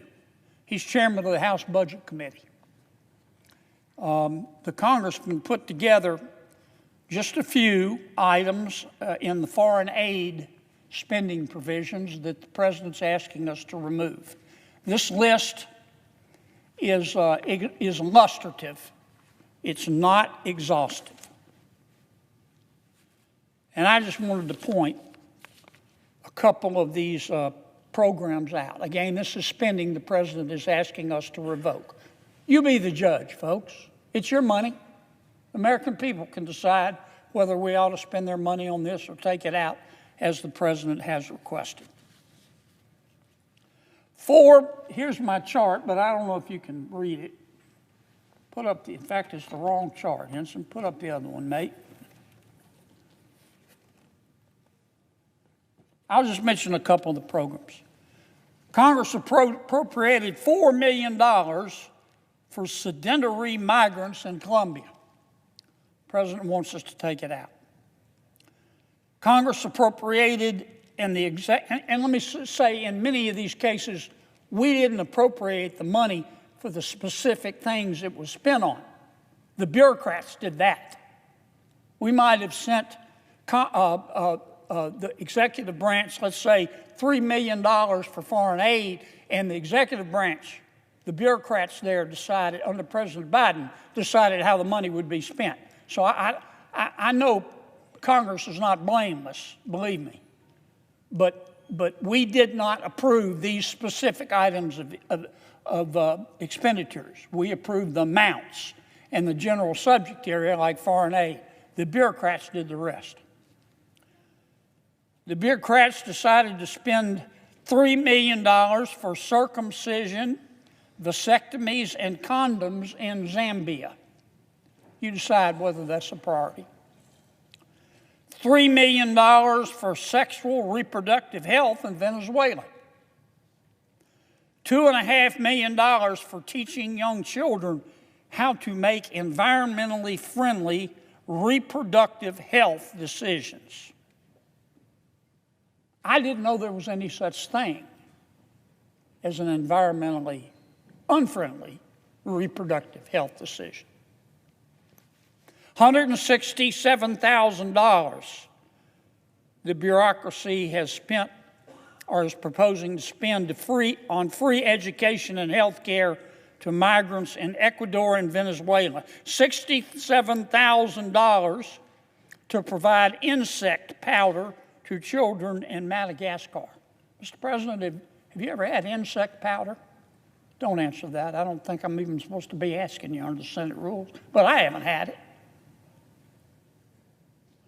In the area of LGBTQIA and gender programs.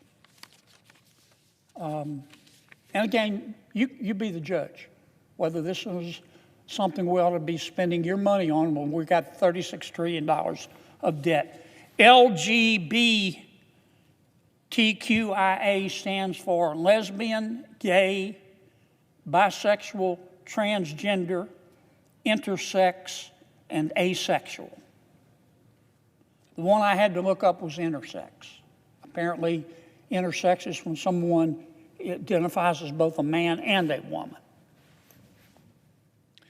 The bureaucracy wants to spend $5.1 million to strengthen the, quote, resilience of lesbian, gay, bisexual, transgender, intersex, and queer global movements. The president has asked us to take it out. $833,000 for services for, quote, transgender people, sex workers and their clients, and sexual networks in Nepal. $643,000 for LGBTQIA programs in the Western Balkans. $567,000 for LGBTQI programs in Uganda, $33,000 for being LGBTI in the Caribbean. In the area of the climate, Mr. President, the bureaucrats want to spend, and President Trump wants us to take it out, $6 million appropriated for net zero cities in Mexico, $2.1 million for climate resilience in Southeast Asia, Latin America, and East Africa, $614,700 for climate adaptation, including growing coral reefs in the Caribbean, $500,000 to Rwanda to buy electric buses. Your money. $8,000 to promote vegan food in Zambia. In terms of electoral assistance, the bureaucracy has some ideas about how we ought to spend the money appropriated to the executive branch to help people in their elections. The bureaucracy wants to spend $1 million on voter ID programs in Haiti. If you know anything about Haiti, it's a mess. They're not about to have elections anytime soon. $889,000 for electoral reforms and voter education in Kenya. In the area of media, arts, and culture, the bureaucracy proposes to spend $6 million to support media organizations and civic life in Palestine, and $3 million for a rocky Sesame Street. This is just a taste, Mr. President. This list is illustrative. It's not exhaustive. So when you see us debating whether we should reduce the federal budget by $9.3 billion, which the House has already decided to do, and now it's our turn, and I say which I have repeatedly said and will continue to say, is that all the president is asking us to do is cut the spending porn from the budget. You can make up your own mind. It's your money. If you think we ought to be spending the money on this, encourage us to vote no. But if you think you could spend this money of yours better than the bureaucracy could, or we could spend it on our kids or our roads or our health care, then encourage us to vote yes. Thank you, Mr. President. I see my colleague, Senator Warren, is here, so I will yield the floor. Mr. President, where is Russia? Where is President Putin? I asked that question in light of what's been happening over the past week in Iran. Where's Russia? Where's President Putin?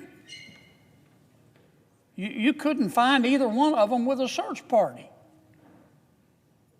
Dog the Bounty Hunter all of a sudden couldn't find President Putin. All of a sudden, even Google can't find Russia. I thought Iran and Russia were peeps. I thought they were best friends. I mean, for decades, Iran and Russia have had a partnership where they have attacked everyone in the freedom-loving West. They're best buds. Now, I know Iran has a relationship with China, but that's more transactional. China just likes to buy Iran's cheap oil. With Russia and Iran, it was supposed to be a deeper, more meaningful relationship. And this isn't something new. It's been a partnership for decades. I remember when Putin invaded Ukraine, one of the first allies he turned to was Iran. And Iran sent Russia ammunition. And Iran sent Russia artillery shells. And Iran sent Russia drones. And Iran has sent Russia drones and ammunition and artillery shells every single day of the war. So where's Russia? I mean, it hadn't been a good week for Iran. Where's Russia? On Monday of this week, Iran's top diplomat met with President Putin and asked for help. You know what President Putin said he would provide? Nothing. Zero. Zilch. Nada. Some kind of friend. And you know, it's not the first time that we've seen President Putin's true colors. It's happened before. You would think that Iran would learn. The month after Iran, through Hamas, attacked Israel back in October of 2023, Iran immediately asked Moscow to supply Iran with, because Iran knew what was coming, and so did Hamas. They knew retribution was coming from Israel. Iran asked Moscow for jet fighters, for attack helicopters, air defense systems, and training jets. And Iran was sure that their buddy Putin would be there. Putin sent them a few jets and said, "Go away. Don't bother me." And then, not long ago, when Israel took out the better part of Iran's air defense system, its Golden Dome wasn't exactly golden. It was more like tin. But the Israelis took it out. Iran asked Russia, said, "Look, we have to rearm. We're naked and alone here. We need more air defense missiles to shoot down the Israeli planes." President Putin said, "Go away. Don't bother me." What a friend. President Putin has done it to other countries. Russia has had alliances not just with Iran through the years. I'll give you a couple of examples. Armenia. Armenia and Russia were best buds. Two peas in a pod. But when Armenia got in a war with Azerbaijan, let me say that again. Azerbaijan, once again, you couldn't find Russia with a search party. Iran and Russia worked together to prop up al-Assad in Syria. Remember that? When the people of Syria were revolting against Assad, who had blood under his fingernails, you know who kept him afloat? Iran, yes, but especially Russia. And then Assad got in trouble. And that's when he really needed Russia. And he went to Mr. Putin and said, "Help me. Help me." And Mr. Putin said, "No. Your own. You can come to my country where they can't get to you, but that's it. Too bad. I don't need you anymore." I hope a lot's going on with respect to the Middle East right now, but I hope that the world notices what kind of friend Russia is. I hope other countries that Russia has alliances with and that Russia is assiduously courting to be a, quote, partnership, notices how Russia reacts to their friends. Where's Russia? Where's Putin? All of a sudden, you can't find him. Now, I'm delighted with that. I'm just delighted. But this was very, very predictable. With friends like Russia, I say this to every country in the world that might be thinking about partnering with Russia. With friends like Russia, who needs enemies? The nays are 53, the motion is not agreed to. So the yeas are 47, the nays are 53. The motion is not agreed to. Mr. President. The senator from Louisiana. Mr. President, we just spent 13 hours doing motions. Does the senator want to call up his amendment? Mr. President, I call up my amendment 2772 and ask that it be reported by number. The clerk will report. The senator from Louisiana, Mr. Kennedy, proposes an amendment number 2772 to amendment number 2360.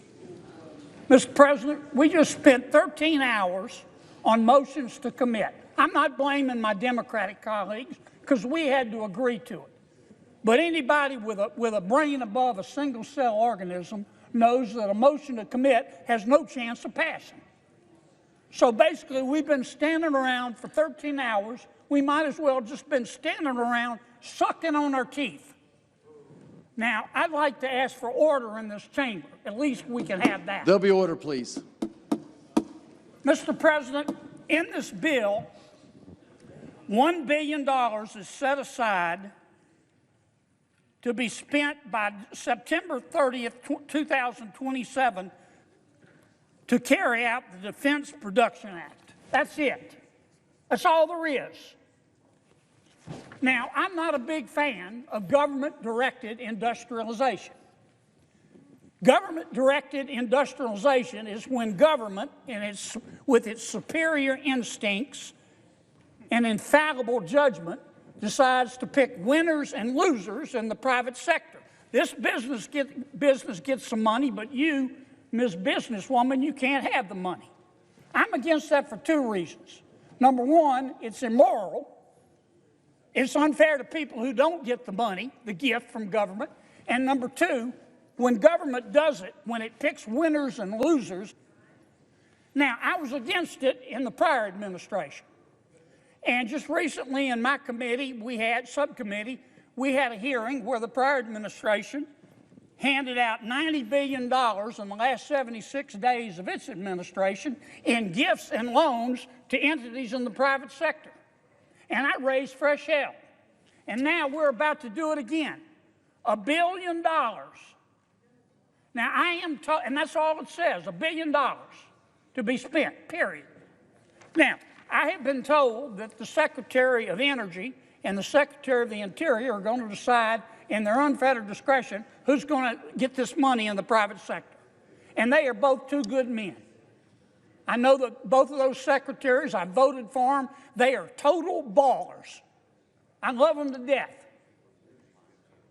But when I'm in Washington, I live by this adage: trust in God, but tie up your camel. Trust in God, but tie up your camel. This bill will say they can give these gifts and grants to whomever they want, but Congress has to approve them. Now, about, an hour ago, I got a call from one of my supporters, Mr. President. And you know what he said to me? He said, Kennedy, for your own good, you need to pull down this amendment. You have to pull down this amendment. Kennedy, for your own good, you have to pull down this amendment. And you know what I told him, Mr. President? I said, Scooter, there are only two things I have to do in this world: be cool and die. And I'm not pulling down this amendment. It wasn't right when it was done in the prior administration. It's not right now that we're in charge. This is Congress's job, and by God, we ought to do it, and I reserve my time.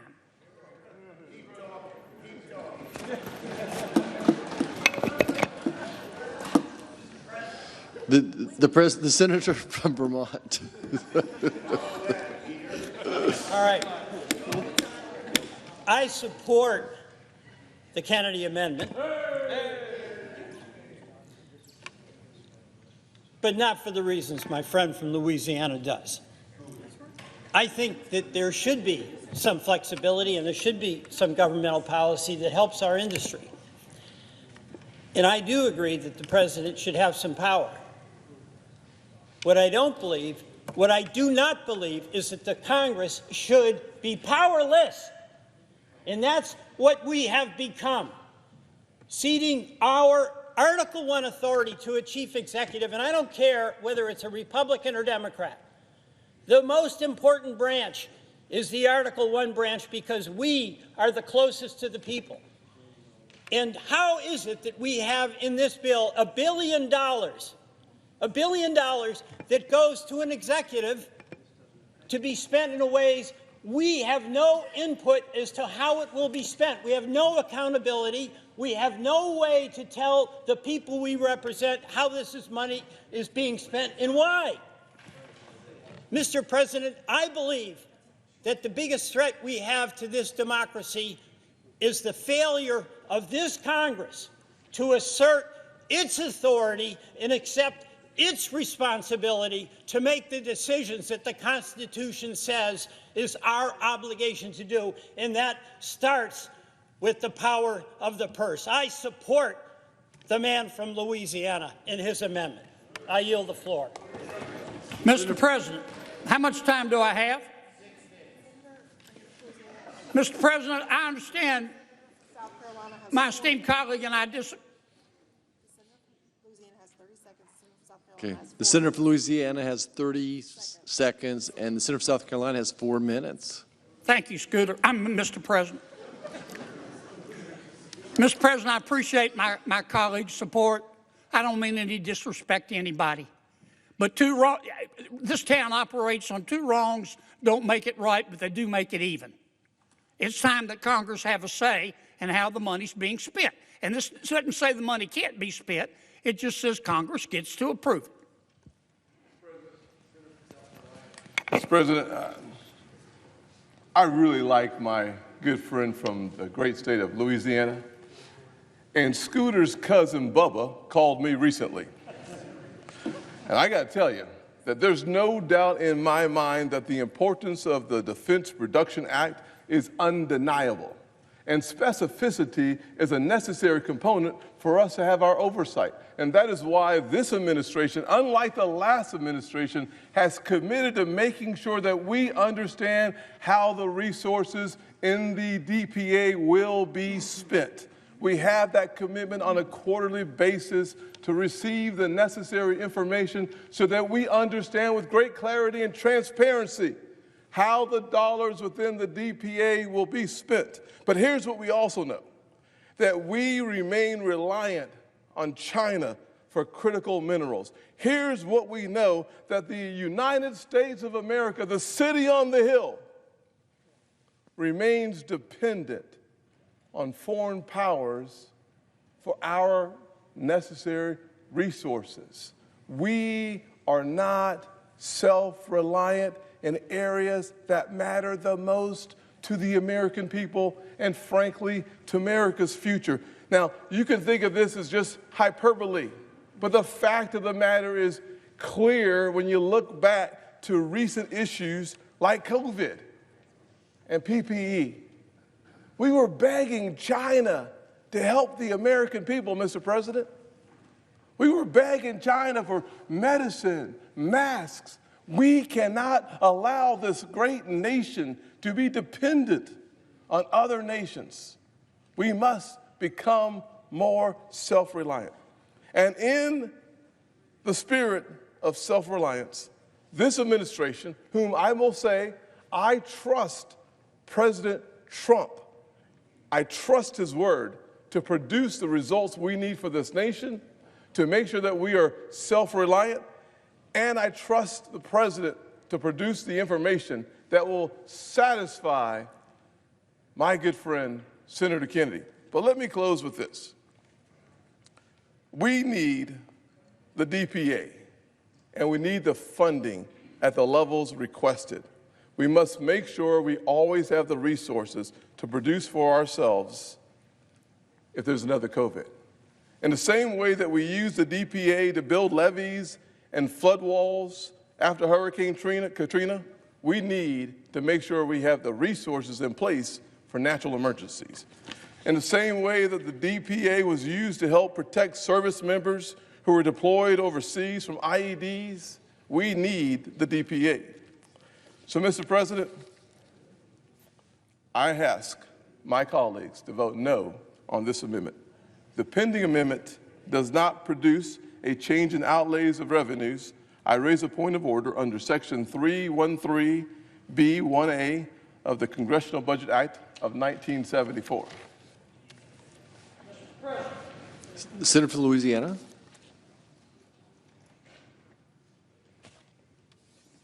Excuse me, Mr. President. Take your time. Thank you, sir.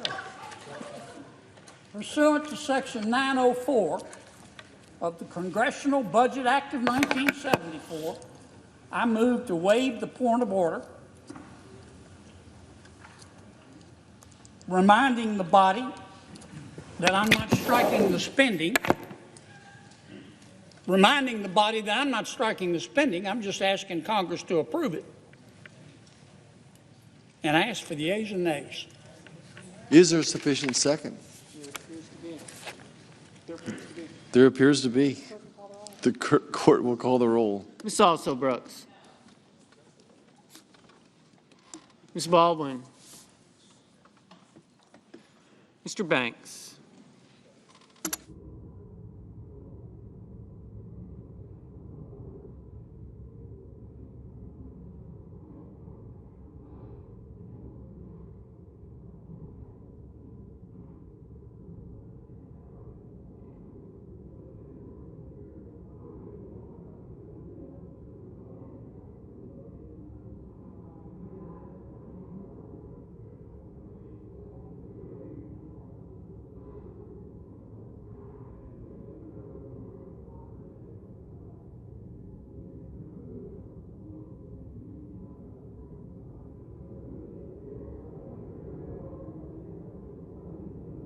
Mr. Barrasso.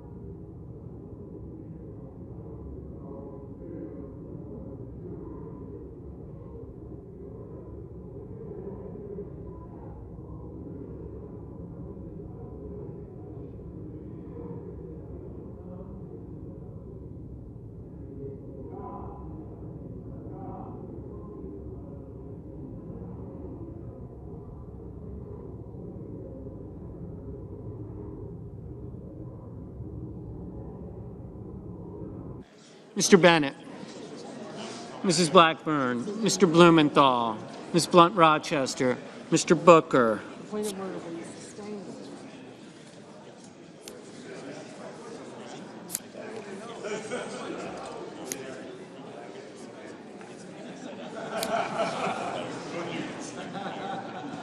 Mr. Bozeman, Mrs. Britt.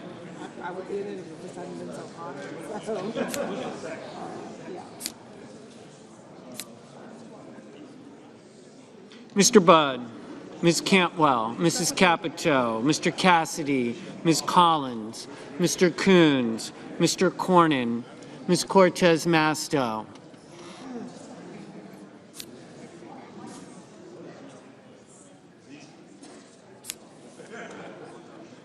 Mr. Cotton, Mr. Kramer, Mr. Crapo,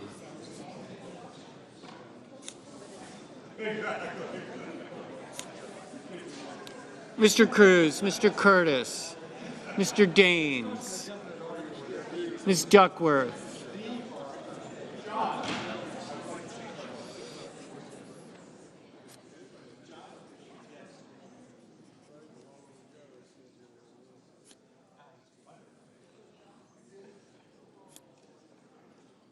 Mr. Durbin,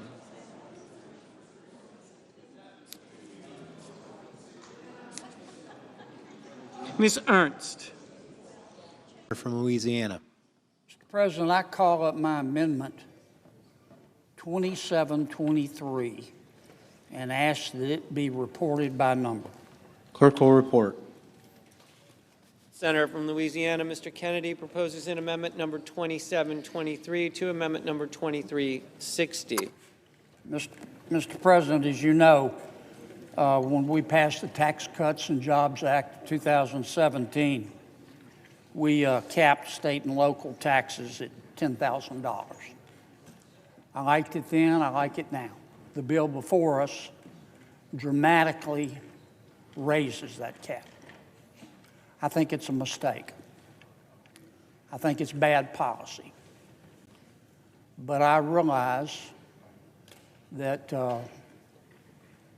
my instincts are not infallible. Some people don't realize that. But mine aren't. And for that reason, I respect this entire body. And I respect everybody in it. And I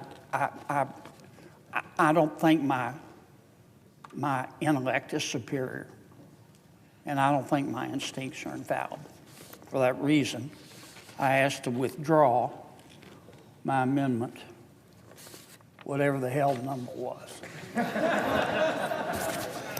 The senator has that right. Clerk will call the roll. Ms. Alston-Brooks.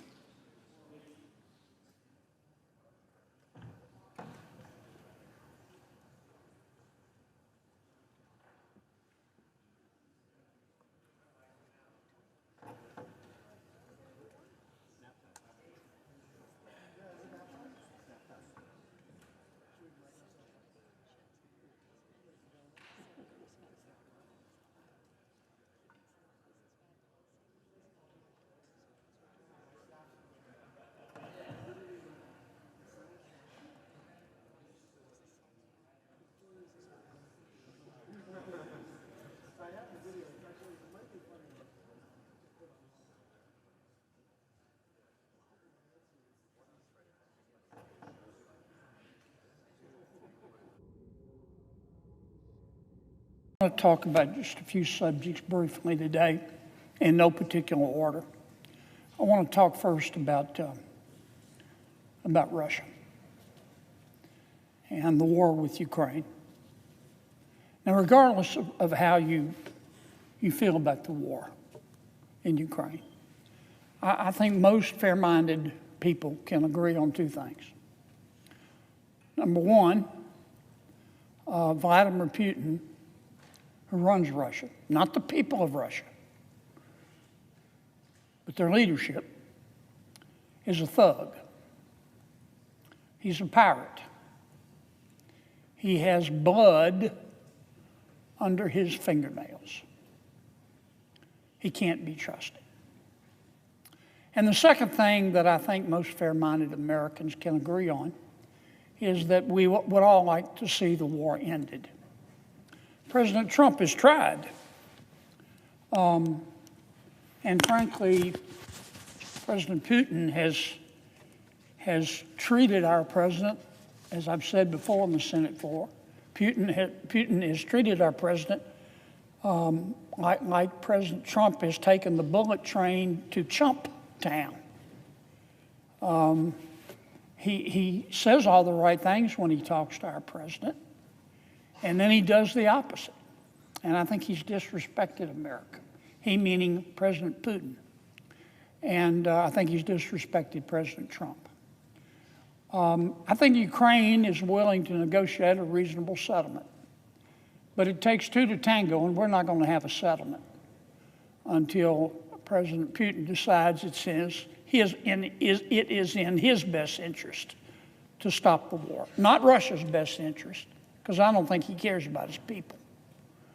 I think the war will stop when Putin thinks it's in his best interest.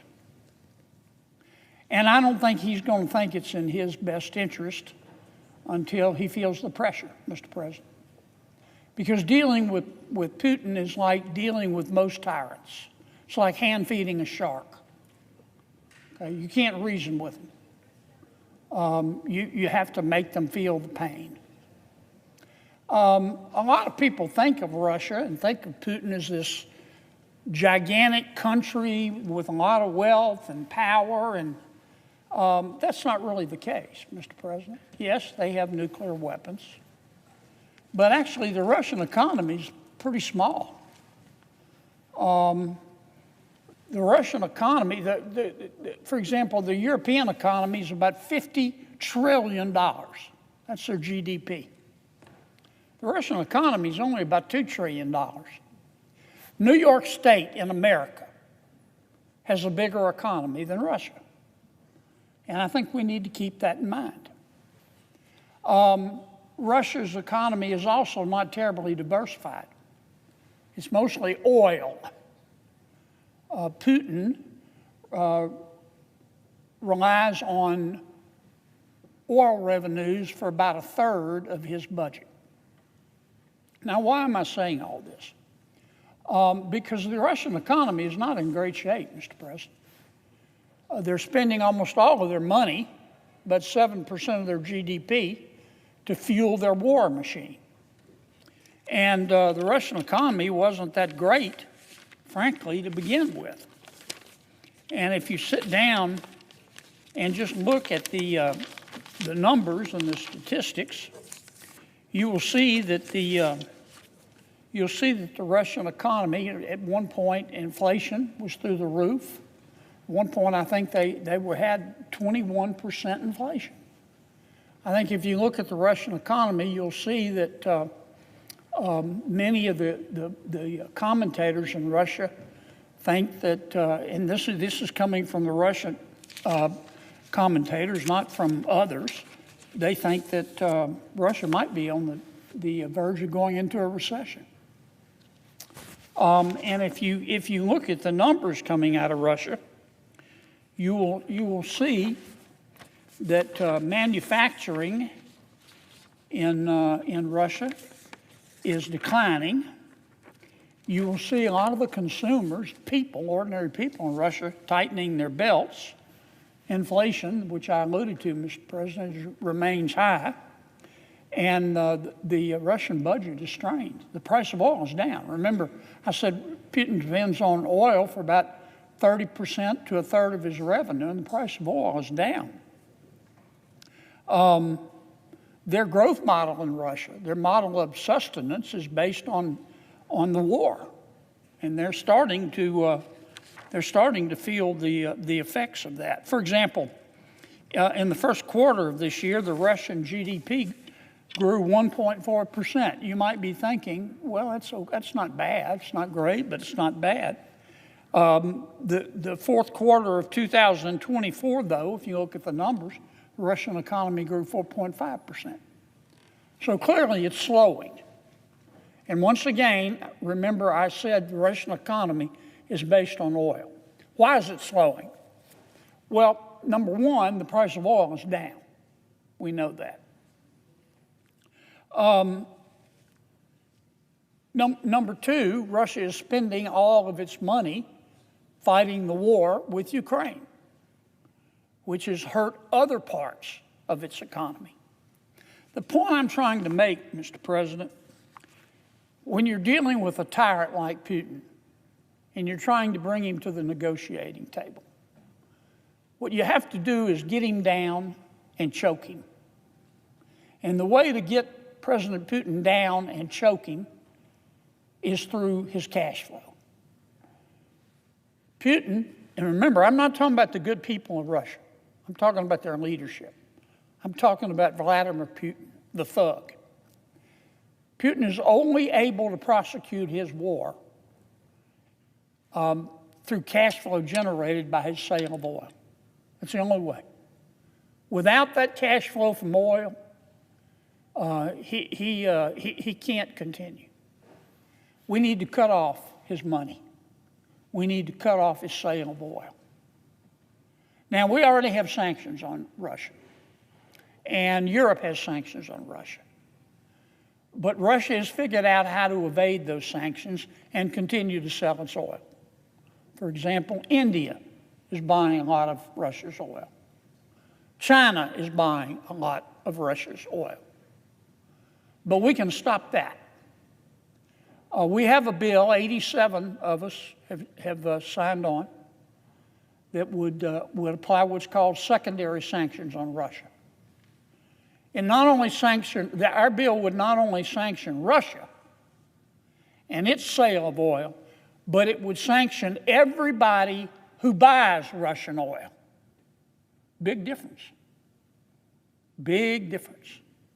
It would say to those who want to buy Russian oil, if you want to buy Russian oil, have at it. Knock yourself out. But you're not going to be able to do business with America. And you're not going to be able to use the American dollar, which is the world's currency, to do business in America. It will put Putin on his knees within 3 months. And he won't have any choice but to come to the bargaining table. Now, President Trump's been very patient. President Biden, he wasn't patient. He was giving. I remember when President Biden said to Putin, well, you know, we don't want you to go into Ukraine, but if it's just a little excursion, it might be okay. I remember that. What do you think Putin did? Remember, hand feeding a shark? He went right into Ukraine. President Trump, on the other hand, has really tried to be rational and negotiate with Putin and say, look, we need to have an amicable solution to satisfy both sides. Ukraine is willing. Putin has done nothing but embarrass our president and our country. The time has come to put Russia on its knees. And I hate to see it for the Russian people, but the time has come to put Putin on his knees. Get him down and choke him. And the only way you're going to do that is cut off his cash flow. And the only way you're going to cut off his cash flow is to cut off his oil sales, because that's at least a third and probably 40% of his money. We have no choice. Otherwise, this war could go on forever. Now, we have the bill locked, loaded, ready to go. We're waiting for President Trump to give us the high sign, because we want to stay together. The president's the one trying to negotiate the peace. But I hope President Trump will seriously consider letting us pull the trigger, because it's the only thing that's going to get Vladimir Putin to the table. I wish the world weren't like that. There's just some people, I don't know why I make it to heaven, I'm going to ask, but there's some people in this world, they're not sick, they're not misunderstood, they're not mixed up. It's not really that their mom or daddy didn't love them enough. They're just bad people. They are. And some of them run countries, and one of them is Vladimir Putin. So let's go do what we have to do. Let me. Final thing I want to say, Mr. President, next week, President Trump's going to send us over what's called a rescission bill. What does that mean? Well, we've got a $7 trillion budget, okay? I don't know how much of that $7 trillion is waste, but every fair-minded person would have to agree that there's some money being spent in that $7 trillion that shouldn't be spent. It just shouldn't. It's wasted money. And so President Trump and this Congress made one of its objectives trying to reduce spending. Not spending that we need to reduce, but spending that needs to be reduced. I call it spending porn. And the president has sent us a bill. He's saying to Congress, I want you to reduce spending in the current budget by $9.1 billion. And let me tell you what the spending, what constitutes the spending I want to reduce.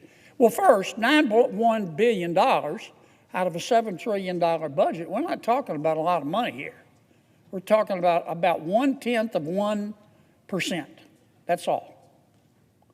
That's point one. Point two, you need to look at what the president's asking us to cut out. I'll just give you a couple of examples. I didn't make this up. The president is saying we're giving $3 million to Iraq to produce Sesame Street. Maybe we could use that money for something else. The president is saying we're giving $3 million to Zambia for circumcisions and vasectomies. The president's saying we don't need to do that. We've got other priorities. We're giving $500,000 to Rwanda to buy electric buses. The president is saying to us, Congress, we don't need to be spending the money on that. There are more important things. We're spending $67,000 to give insect powder to kids in Madagascar. I don't even know what insect powder is, but the president's asking us to cut it out. We're giving $3,600,000 to Haiti for pastry cooking classes, for cyber cafes, for dance focus groups, for male prostitutes. The president's saying, I don't think so. I don't think that the American people support giving their hard-earned money to male prostitutes in Haiti. So he's asking us to cut it out. He's asking us to reduce the budget by $833,000 because some of President Biden's bureaucrats gave a contract to transgender people, sex workers, and their clients in Nepal. The president's saying, I don't want to do that. And he's right. That's enough. You get the idea. That's why I call it spending porn. Triggers your gag reflex. You look at this stuff and you go, what in God's name? Who decided to do this? Well, Congress didn't. The bureaucrats did. It's money we appropriated, but we didn't tell them to go spend money, $833,000, and give to sex workers in Nepal. They just took the money we appropriated and used it for that. And so the president is asking us to do what's called a rescission, to cancel the spending. Now, I have listened, I've been here 8 years, Mr. President, and I've listened to a whole bunch of people talk about the need to reduce spending. But you got to watch what people do, not what they say. Because talk is cheap. And around here, I've learned pretty quickly that reducing spending, it's like going to heaven. I want to go to heaven. I bet you want to go to heaven, Mr. President. I bet our guests in the gallery want to go to heaven. But everybody wants to go to heaven. Raise your hand if you're ready to take the trip today. Most people, you are, sir, and I admire that. But most people want to live a little longer. And that's the way it is with reducing spending around here. I want to reduce spending. I support it, but not just yet. Because I've got this project. Well, and I've listened to that. And I've especially listened to it for the past 100 days. Go get them, President Trump. Reduce that spending. We're behind you 1,000%. Well, he has. He has. 0.1% he's asking us to reduce. And I'm not saying senators shouldn't ask questions and make some changes if they need to be made, but here's the bottom line. It is gut check time. It is gut check time. You either believe in reducing spending or you don't. And if you talk the game and say, let's reduce spending, and you vote against this bill, in my opinion, you ought to hide your head in a bag. Because you will be able to cut the hypocrisy with a knife. It's real, real hard, Mr. President, to preach temperance from a bar stool. It's gut check time. We need to pass this bill. I yield the floor, Mr. President. Let me say another word quickly about the reconciliation bill. You're going to hear so much about this, Mr. President. I've already heard a lot that the reconciliation bill that Congress passed it's going to kill people. People are going to die. It's only going to help rich people. None of that's true. None of that's true. The bill that we just passed is primarily a tax cut. And taxes are not terribly complicated. When you tax something, you get less of it. Right? You want to stop people wearing wristwatches? I love wristwatches. I've had this one for like 30 years. But you want to stop people from buying wristwatches? Just pass a bill and says every time you buy a wristwatch, you have to pay a $200 tax. Boy, that's going to be the end of wristwatches.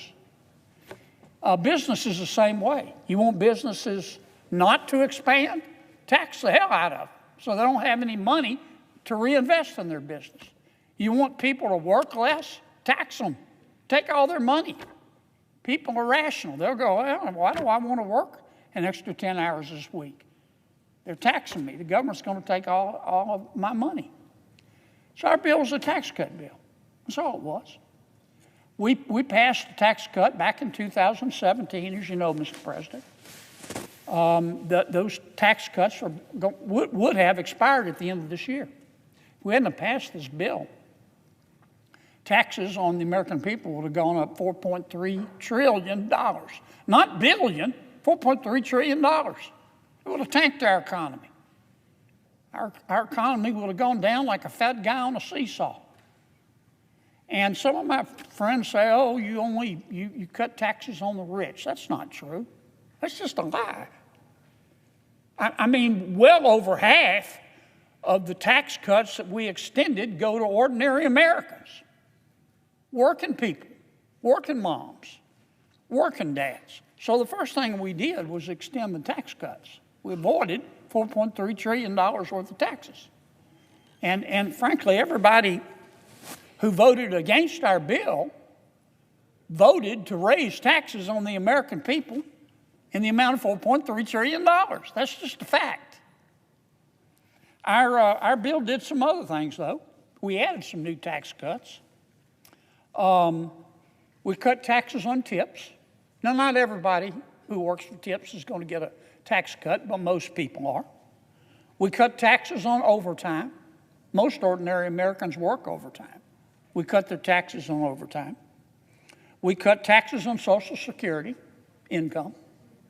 We cut taxes on some car loans. We extended the child tax credit. $2,200 for every child. That's important for most Americans. We increased the standard deduction. We strengthened Medicaid. One of the things we did, there's this rhetoric, it's really a lie, but I'll call it rhetoric going around. Well, they're destroyed Medicaid. Medicaid's going to grow under our bill. It's just not going to grow as fast as it was.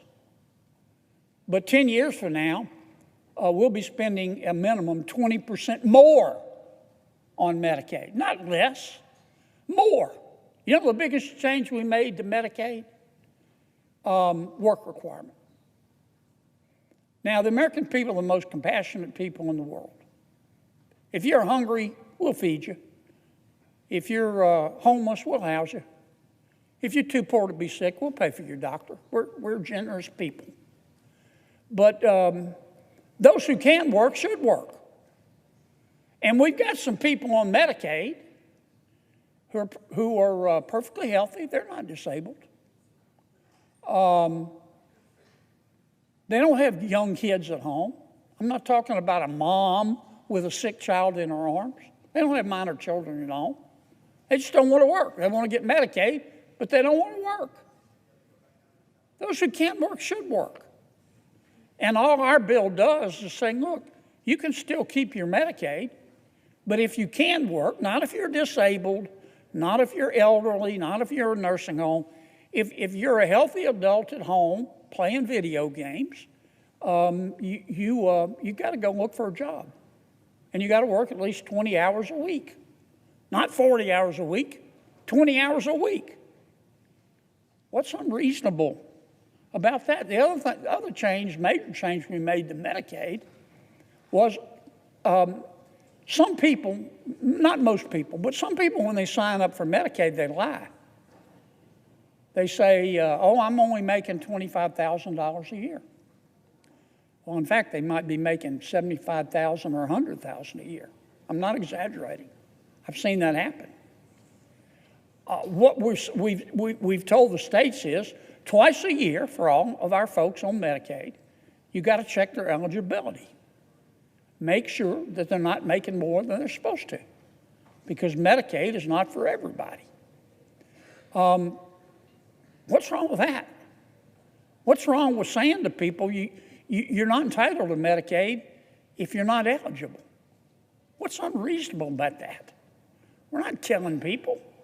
We're trying to save Medicaid so that we can afford it for people who really need it. The other two things this bill did, and then I'll move on quickly to my other subject. It provided more money for border enforcement. Now, I know there are many people in America and there are many people in the Senate who believe in open borders. I respect that. They may not say it, but they do. They just think the border ought to be wide open, and they think that if you believe in secure borders, you're a racist. I don't agree with them, but this is America. They're entitled to their opinion. Most Americans don't think that. Most Americans want the border to be secure. They want to know who's coming in and out of their country. And this bill is going to provide the money to do that. The other part of our bill, as you know, Mr. President, provides much needed money for our military. Because we live in a dangerous world, and I wish we didn't, but we do. And weakness invites the wolves. I want to speak briefly about two subjects.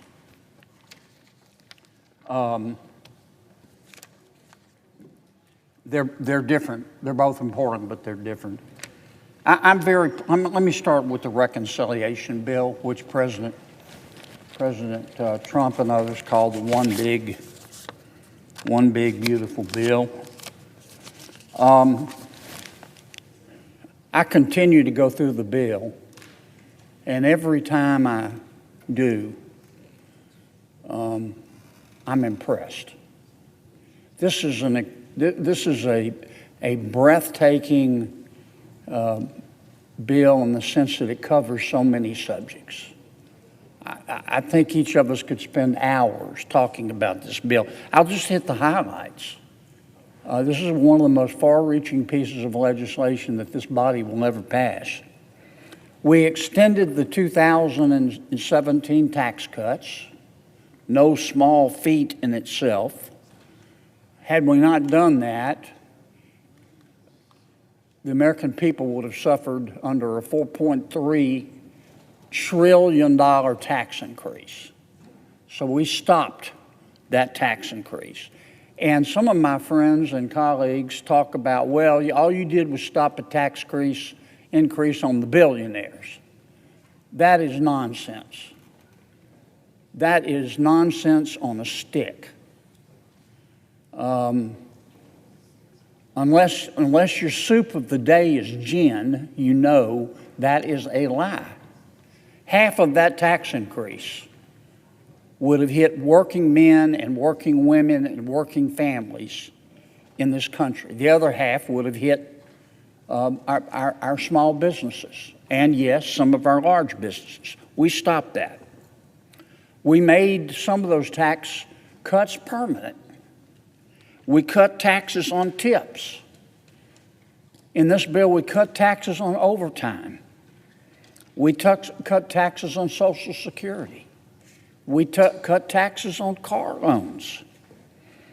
We expanded a tax credit for child care to help moms and dads pay for the child care so they can work. We increased the child tax credit. We increased the standard deduction. And that's going to take effect immediately. We funded school choice for years and years and years. I have tried, we all have tried, many of us have tried to provide the American people, moms and dads, with school choice. This bill did it. You know, I went to a public school. I'm proud of that. But competition makes all of us better. I can go to my overpriced Capitol Hill apartment or Capitol Hill grocery store and choose from 6 or 7 types of mayonnaise. Why shouldn't we give parents, moms and dads, choices for their kids' education? We're doing that with the school choice portion of this bill. We increased money for the border. And we increased money for defense. Now we also addressed the problem in Medicaid, and I've been very disappointed because some commentators have said that we're going to throw off from the Medicaid rolls. I've read anywhere from 10 to 12 million people. And the implication in some of these articles and some of these comments is that we're just going to look at the Medicaid rolls and go through and say, you're gone, we can't afford you. And that's not what this bill does. The first thing you have to realize is that actually Medicaid's not going to be cut at all under this bill. Under our bill that we just passed, our spending on Medicaid over the next 10 years is going to go up 20%. So nobody's cutting Medicaid. There are some people, as a result of the new provisions that we have put into law, who will no longer be eligible for Medicaid and will no longer get Medicaid. But they weren't entitled to get it in the first place. So when you say, well, you're throwing people off of Medicaid, they weren't entitled to it in the first place. You're not entitled to Medicaid if you're making $200,000 a year.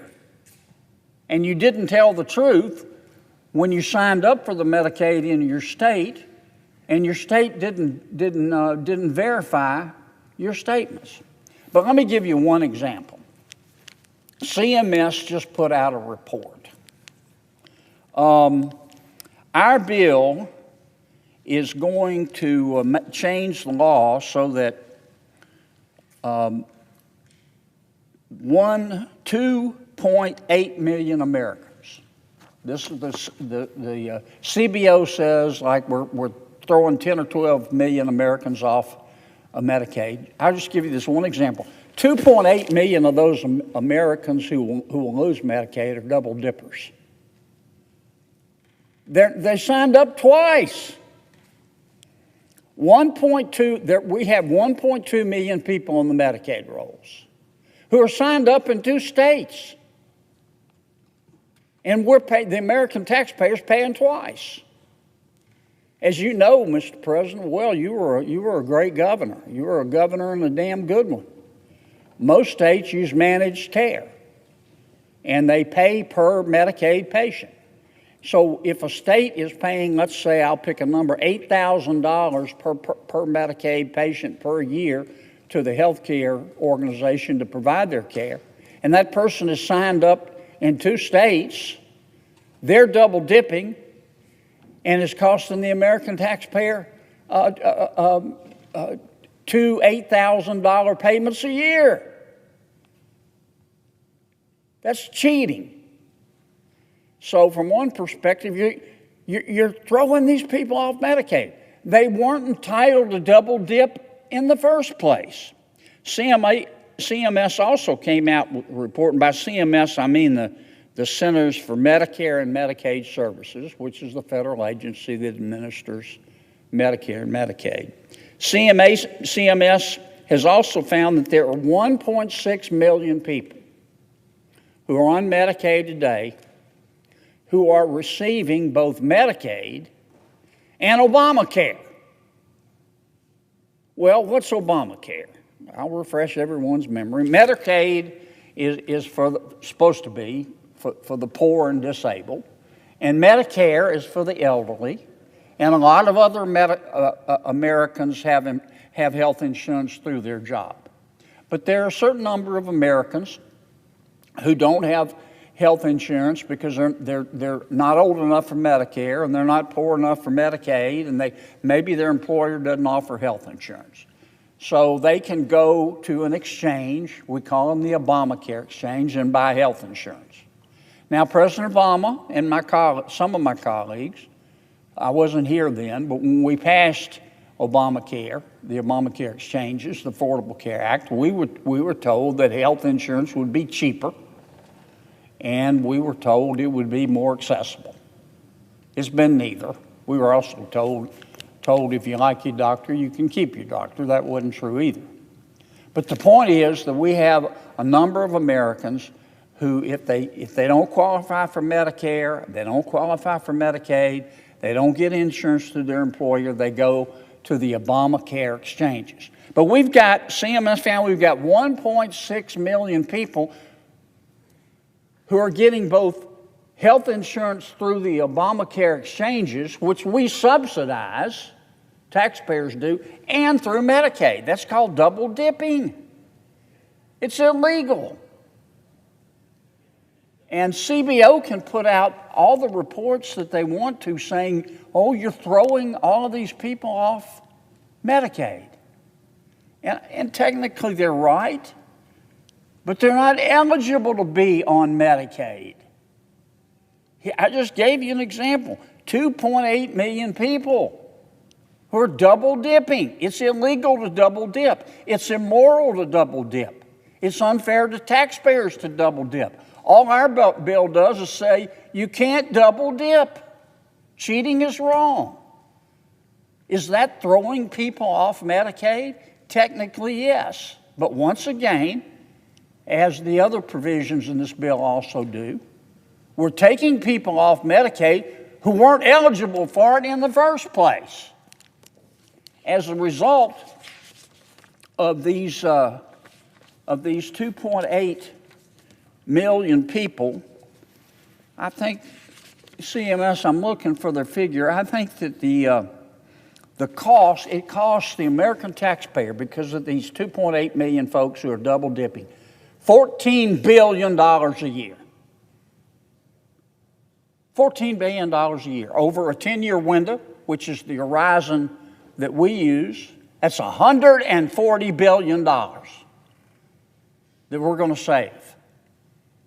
And that savings is going to go back into Medicaid to make it even stronger.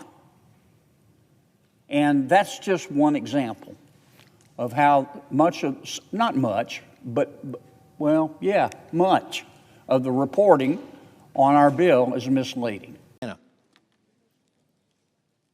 President, with me today is one of my colleagues from my office, Mr. Nick Ayers,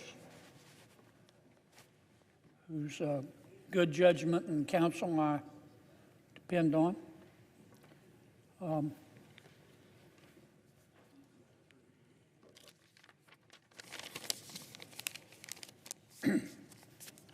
President, I want to talk about the Medicaid portion of our reconciliation bill, which the President calls our one big, beautiful bill. And I want to talk about the rest of the story. Now, the Congressional Budget Office is a bipartisan entity, as you know, Mr. President, that advises us on fiscal and financial matters. And I appreciate their good work. A lot of smart people over there. The CBO, as we call it, has issued a report that says, as a result of our reconciliation bill, the so-called One Big Beautiful Bill, that 10.5 million Americans are going to be thrown off Medicaid. Let me say that again. CBO says that as a result of the One Big Beautiful Bill, 10.5 million Americans are going to be thrown off the Medicaid rolls as a result of our bill.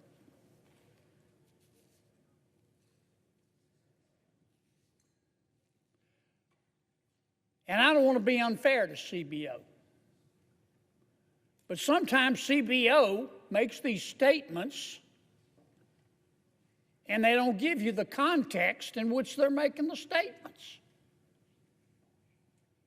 If you say we're going to throw 10.5 million people off of Medicaid and don't explain in detail why they come to that conclusion, that's not fair. You're not getting the full story. You're not getting reliable information. That would be like asking a nun for advice about sex. So let me tell you the other half of the story. I talked about this last week a little bit. Of the 10.5 million people that CBO says we're throwing off of Medicaid, they weren't eligible for Medicaid in the first place. I'll say that again. CBO says we're throwing 10.5 million people off of Medicaid. They weren't eligible for Medicaid in the first place. I talked about this a little bit last week. For example, the Centers for Medicaid and Medicare Services just came out a report with a report of those 10.5 million people that we're throwing off of Medicaid. 2.8 million of them are double dipping. They're double dipping. That's illegal. That's a violation of the rules. That means that a person is signed up. I'm from Louisiana. That means some people are signed up in both Louisiana and Mississippi, for example. You can't double dip. And the Centers for Medicare and Medicaid Services also found that of that 2.5 million people, 1.6 million of them are double dipping by joining Medicaid and Obamacare.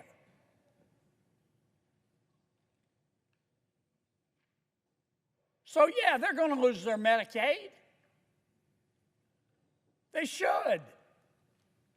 That double dipping costs us $14 billion a year, $140 billion over 10 years. We think in 10-year cycles. That's money that we could use to help people who really deserve Medicaid. So yeah, my friends at CBO, those people are going to lose their Medicaid. Did I mention that they weren't entitled to it in the first place? Now, point two, the reason that the main determinant for Medicaid is income. It's not the only one. The main determinant is income.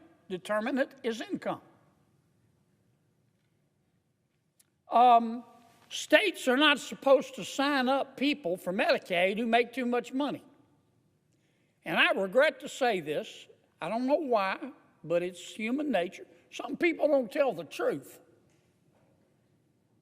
Under President Biden, he encouraged the states not to check income eligibility. Just take everybody's word for it. Well, you know, you've probably heard me say this before, but I trust people. But I also, when I play poker, I play with friends. They're good friends of mine, but I always cut the cards. I believe in the old adage, you know, trust in God, but tie up your camel anyway. If the president sends a message to the states, don't worry about checking if people are making too much money, guess what? Some people are going to cheat, and they do. I wish they didn't, but they do. Back in my state of Louisiana, our legislative auditor, Louisiana legislative auditor, which audits all the spending in the state, found that they did an exhaustive audit of our Medicaid program. They found back in 2019 that 1,600 people had been signed up for Medicaid, making over $100,000 a year. 1,600 people making over $100,000 a year. Yes, CBO, they're going to lose their Medicaid. They weren't entitled to it in the first place. The legislative auditor went on to point out that Louisiana paid $85.5 million in Medicaid payments for patients who weren't eligible for coverage because they made too much money. And my legislative auditor in Louisiana, we have a lot of people on Medicaid. He couldn't go through the numbers for each and every one of them, so he had to do a statistical sample. And he listed, I won't show you the list of all of them. You could stand on the thing and paint the ceiling. But he found, for example, on our Medicaid rolls in Louisiana, someone making $111,785. Here's another person on Medicaid making $126,284. Another making $104,921. Another making $114,797. This is Louisiana. Our median family income's only $56,000. These folks aren't qualified for Medicaid. They're taking money away from people who deserve it. So yes, CBO, who on this issue is giving us their advice, I'm going to say it again. It's like asking a nun about advice on sex. CBO's not telling us the full story. Yeah, they're going to lose their Medicaid. They're not qualified for Medicaid. They're cheating.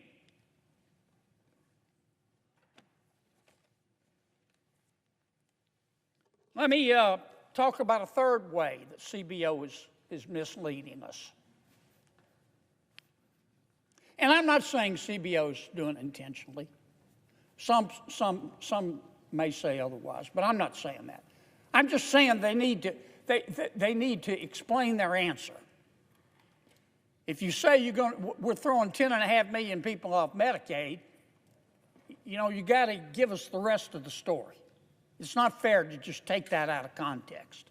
Technically, they may be right. But did I mention, I can't remember if I mentioned this, these 10.5 million people weren't qualified to get Medicaid in the first place.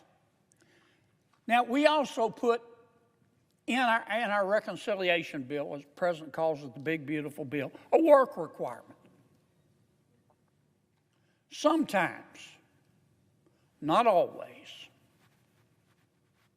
but sometimes the best way to get back on your feet is to get off your ass. Now, the American people are the most generous people in the world. We spend trillions of dollars helping our neighbors. In our country, if you are hungry, we will feed you. If you're homeless, we will house you. If you're too poor to be sick, we will pay for your doctor. That's why we have Medicaid. That's why we have Medicare.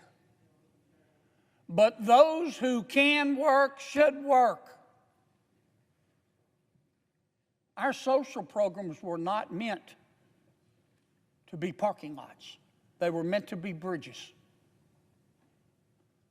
Sometimes, it's not always. If you're disabled, you should be on Medicaid.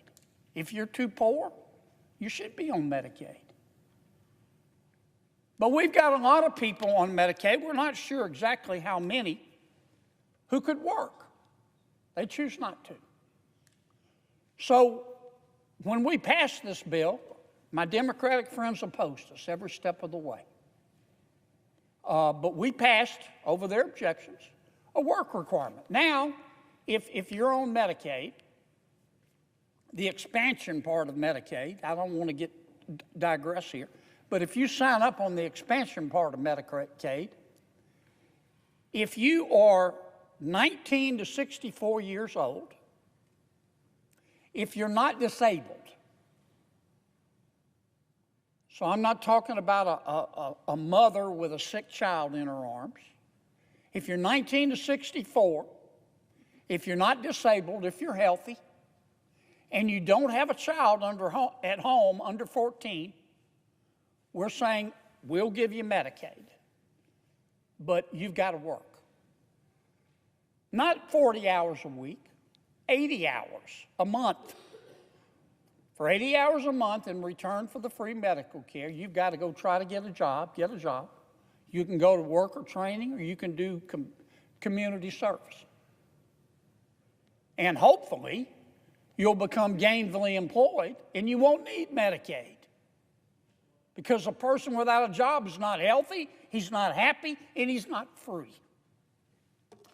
We don't know exactly how many people are on the Medicaid expansion who can work but aren't working. There have been some estimates. I've seen them all over the map. I was looking at one in The Economist recently. They estimate that 6% of the 71 million people on Medicaid are able-bodied and could work but choose not to. That's 6 million people. That's 6 million people. If the average amount spent per person on Medicaid is $9,000 a year.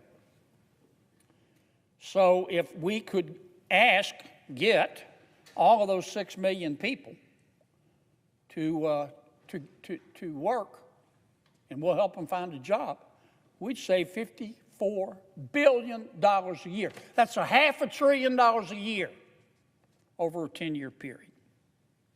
So yes, CBO, it's true that if someone is covered by the work requirement and they say, I don't want to work, I choose not to work, then they're going to lose their Medicaid. And again, we're not talking about somebody disabled or somebody pregnant. We're not talking about a mother with 3 young children. We're talking about able-bodied adults, 19 to 64. They're healthy, and they don't have kids at home. All we're saying is, come join the American dream and get a job. So yes, CBO, they'll lose their Medicaid. They weren't eligible for it in the first place. So I just want to say to my friends at CBO, I don't mean any disrespect. I don't. They're really smart people. But when you're going to throw these numbers around, like 10.5 million people are going to be thrown off Medicaid, you ought to explain why. So the CBO report, as far as I'm concerned, is all salt and no tequila. They don't tell us why 10.5 million people are going to lose their Medicaid. And unless you have an opium habit, you'll see, if you drill down and understand, and try to understand, that those 10.5 million people, God bless them, but they weren't eligible for Medicaid in the first place. And these reforms that we're making to Medicaid are going to be able to provide much more money for the disabled Americans, the truly impoverished Americans, the truly sick Americans, the children who are too poor to be sick in our country. We're going to take this money that we're saving and give them the quality health care they deserve. And even after all these reforms, guess what? Hope you're listening, CBO. We aren't cutting Medicaid. Even after all these reforms, Medicaid's going to go up 20% over the next 10 years. And that's the rest of the story, Mr. President. My work here is done.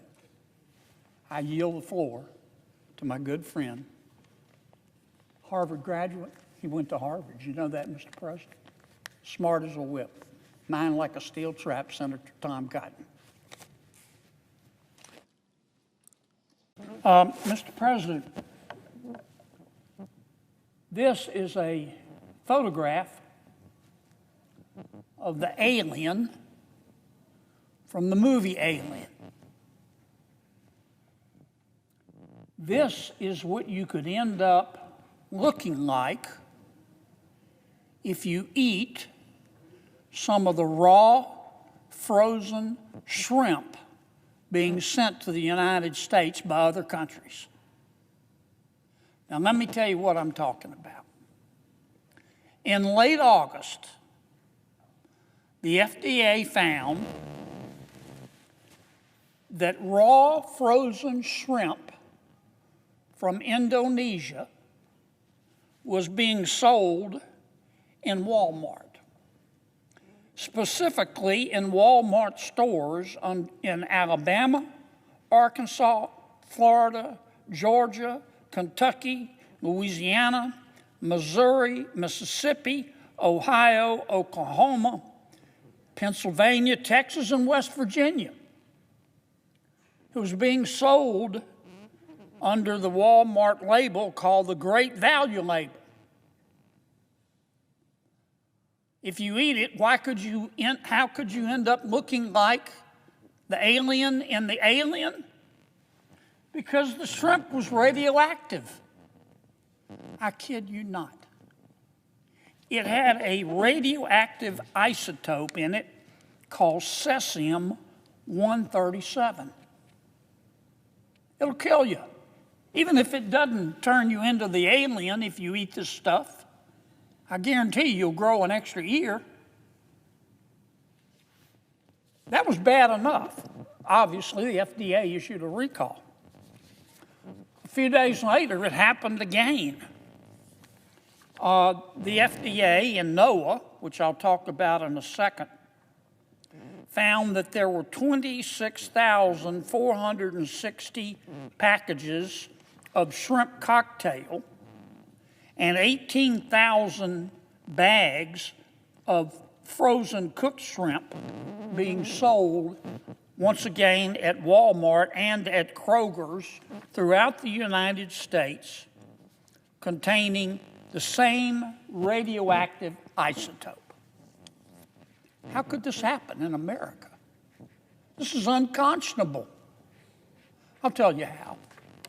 Because that shrimp from other countries, which don't abide by the same rules that we abide by in America, which if you eat it will may turn you into the alien, and at a minimum will cause you to grow an extra ear. It's not being inspected. It's supposed to be. It's supposed to be inspected by the National Oceanic and Atmospheric Administration. We call it NOAA. It's part of the Department of Commerce. And yes, they're inspecting some of it, about 1%. On a good day, 2%. The United Kingdom inspects 50% of the foreign seafood coming into its nation. Even China does a better job than the United States of America. This is unconscionable, Mr. President. There's no excuse for it. There is no excuse for it. This shrimp, and I'm not just picking on Indonesia, it's other countries. This shrimp is grown in conditions that you can't possibly imagine. Dirty water. They shoot the shrimp full of antibiotics. I confess I didn't know they were shooting them full of this radioactive isotope. But the normal antibiotics that they put in these foreign shrimp are bad enough. That if you eat enough of the foreign shrimp, you become resistant to certain bacteria here in America because the antibiotics don't work on it anymore because you've eaten so many shrimp that contains the antibiotics. This is unconscionable, and it should not be happening in the United States of America. Now, I'm biased. I believe in homegrown Louisiana shrimp, fresh, out of the Gulf, not radioactive. But I understand that some stores prefer to buy foreign shrimp because it's cheaper. Now we know why. The damn stuff's radioactive. And NOAA needs to do a better job of inspecting the shrimp that is sold from other countries who don't abide by the same standards we do to the consumers in the United States of America. We haven't heard much about Iran lately. Iran's been busy, though.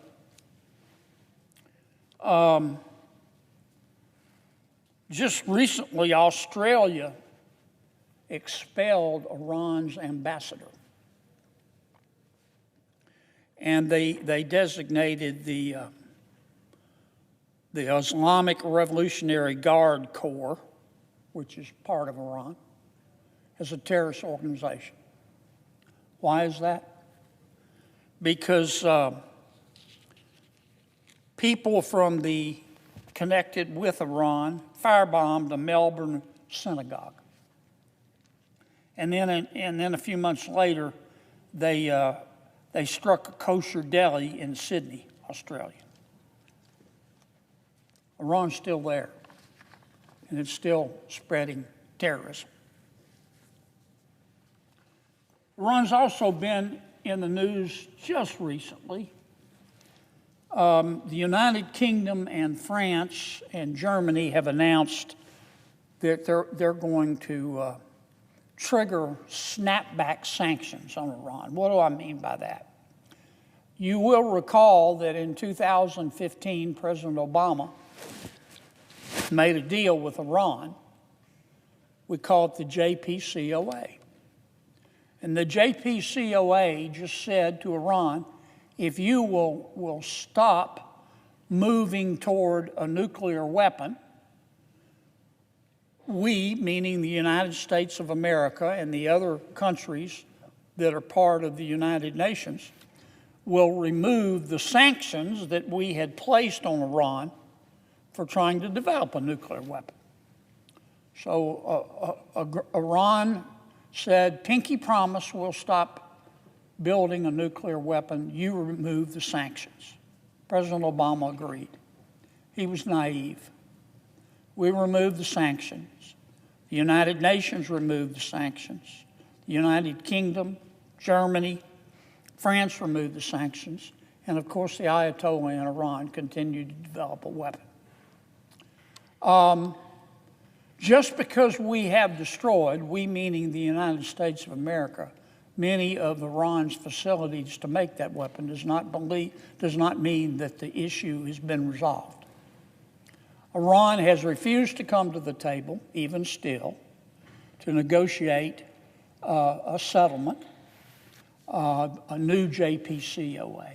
And as a result, and I'm very proud of it, the United Kingdom and Germany and France have said, okay, we're going to re-implement those sanctions that we took off, we agreed to take off of Iran when they signed the first nuclear deal, which Iran welched on almost immediately. And again, I want to thank our friends in Europe. They supposedly are going to re-implement those sanctions at the end of this month. And I hope they do. Of course, my preference would be to have Iran come to the table before then and sit down with the United States and other members of the United Nations and resolve this issue of them having a nuclear weapon. But I don't expect that to happen.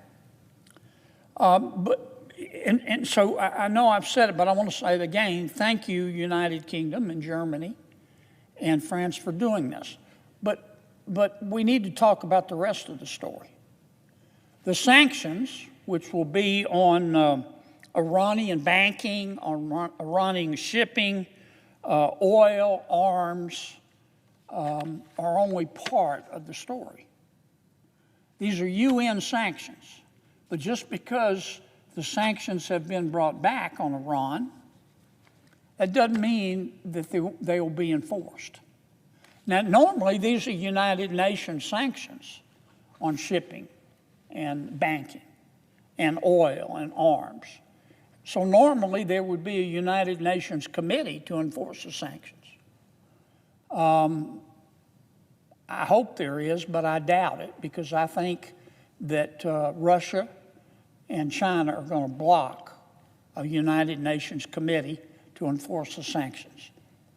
What's my point? My point is that just because Europe and, of course, the United States of America have agreed to reimpose these sanctions, we've still got to enforce them.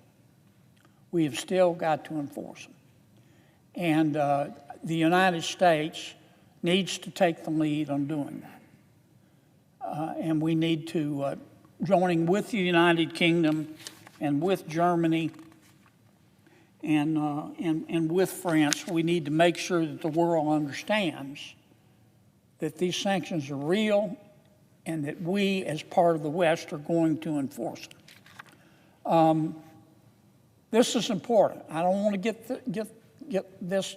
I don't want to see this get lost in our discussion about the importance of the Ukraine situation and other issues of national security. I don't want to get this to get lost.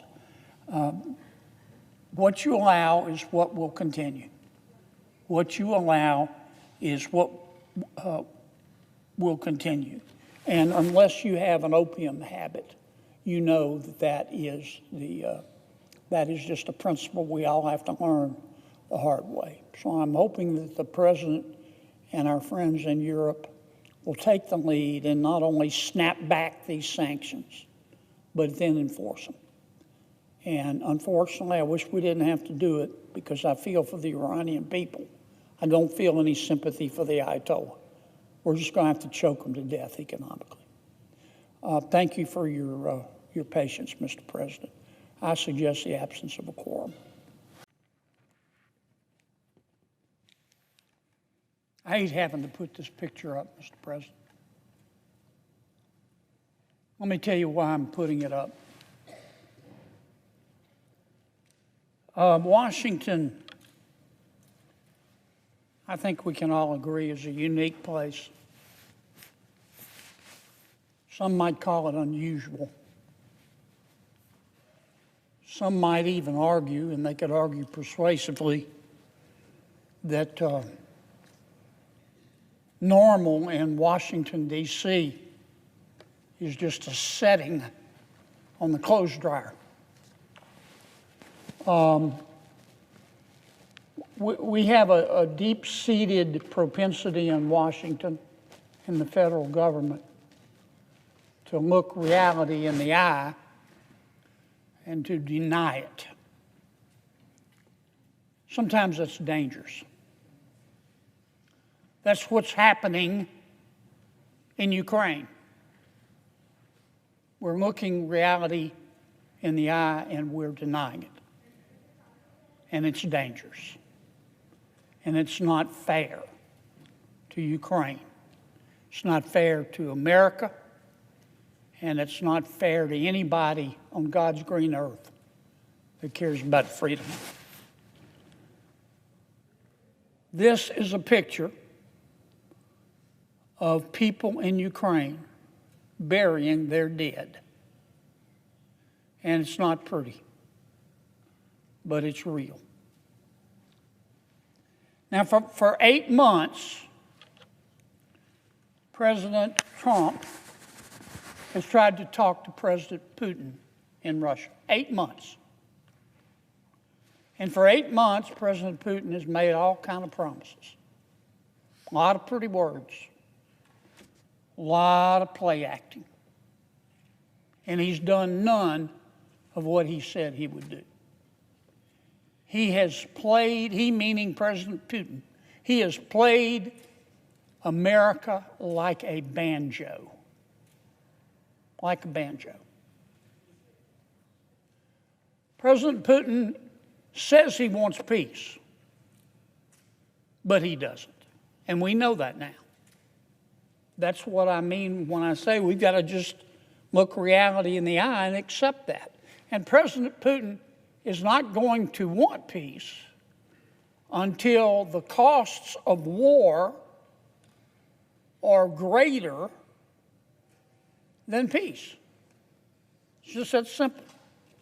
For someone who has blood under his fingernails, for someone who has Stalin's taste for death, and I am, of course, referring to Putin, it's simply a cost-benefit analysis.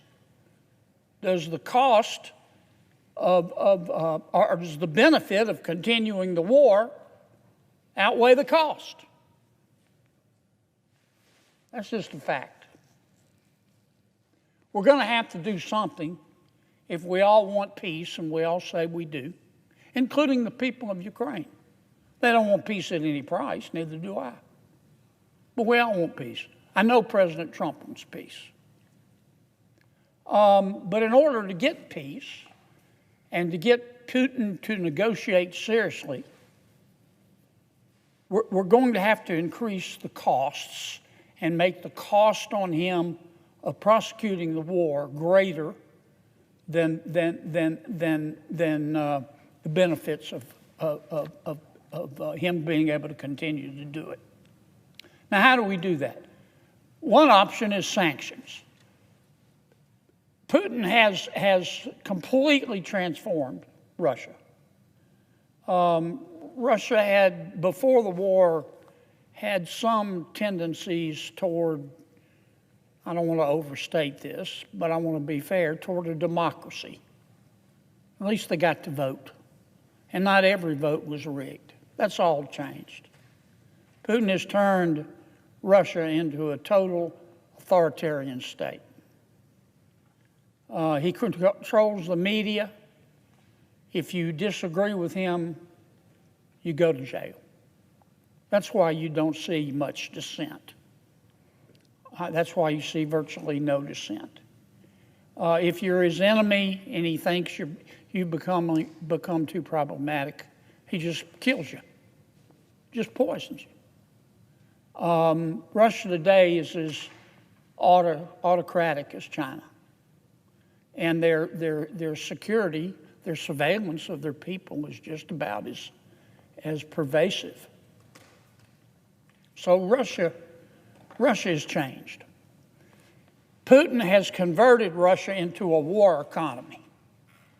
That means that most of the GDP, not all of it, but most, because people have to still live, but most of the GDP in Russia, much of it is devoted toward war, manufacturing weapons, paying money to people to go fight.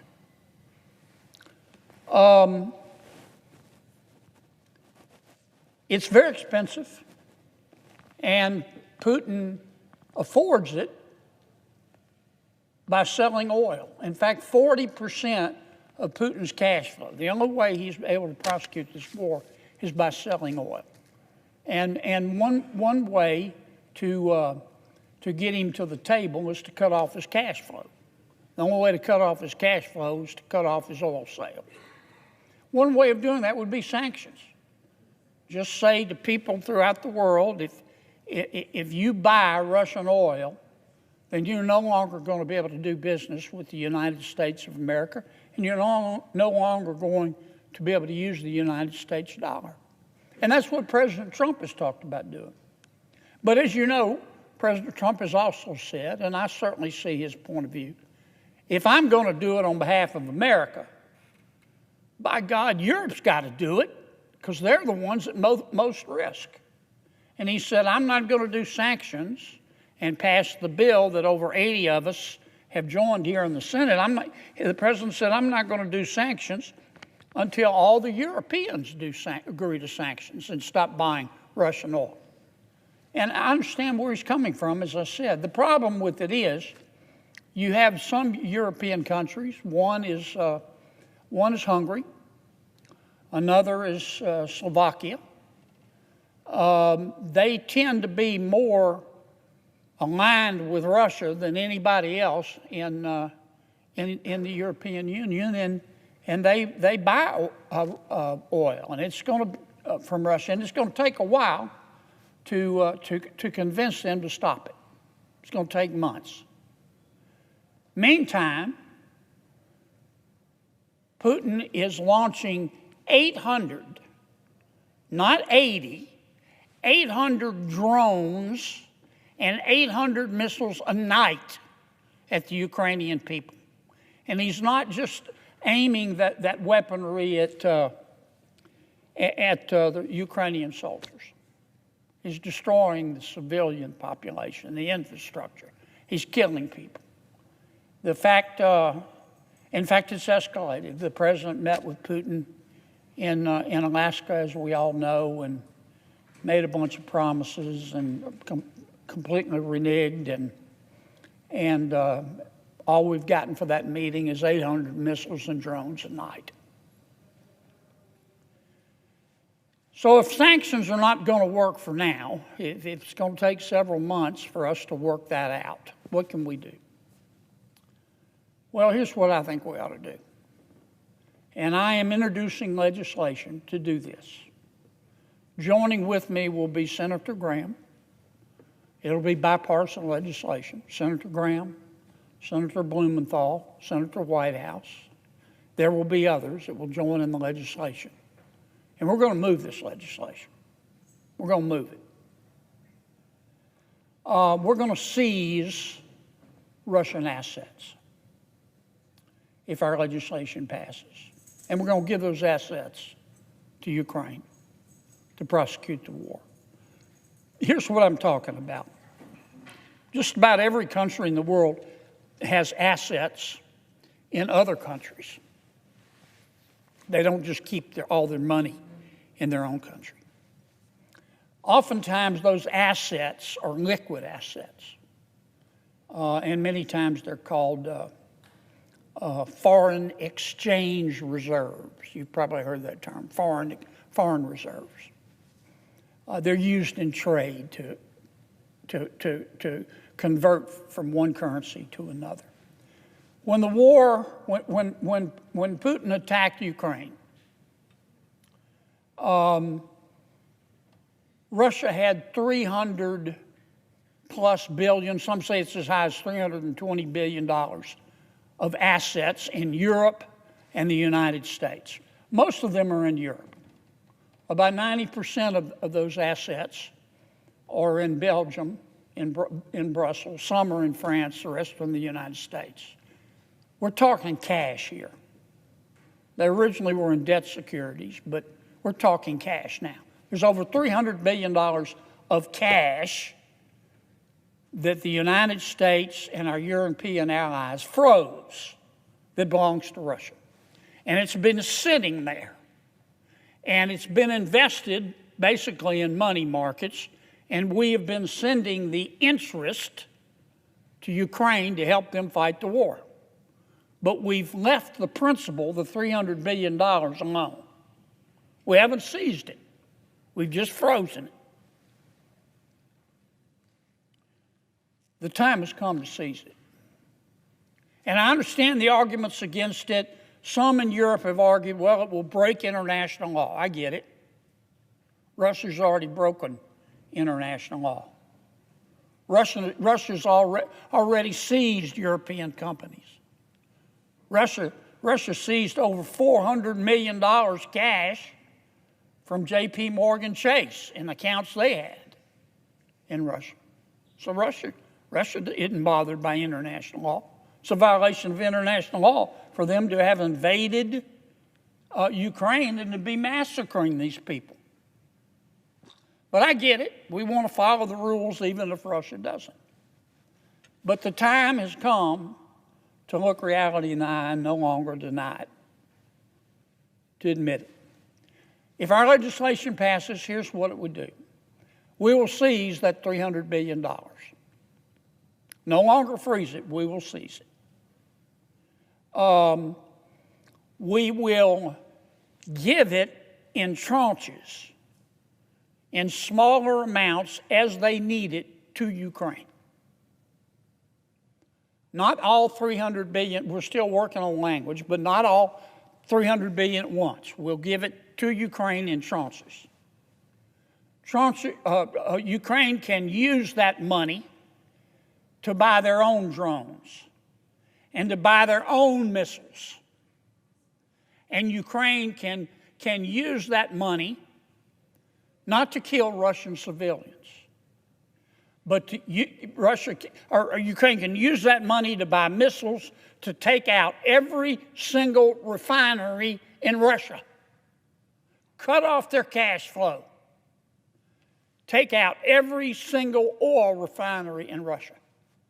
Ukraine can use that money to buy missiles to take out every single weapons production plant in Russia.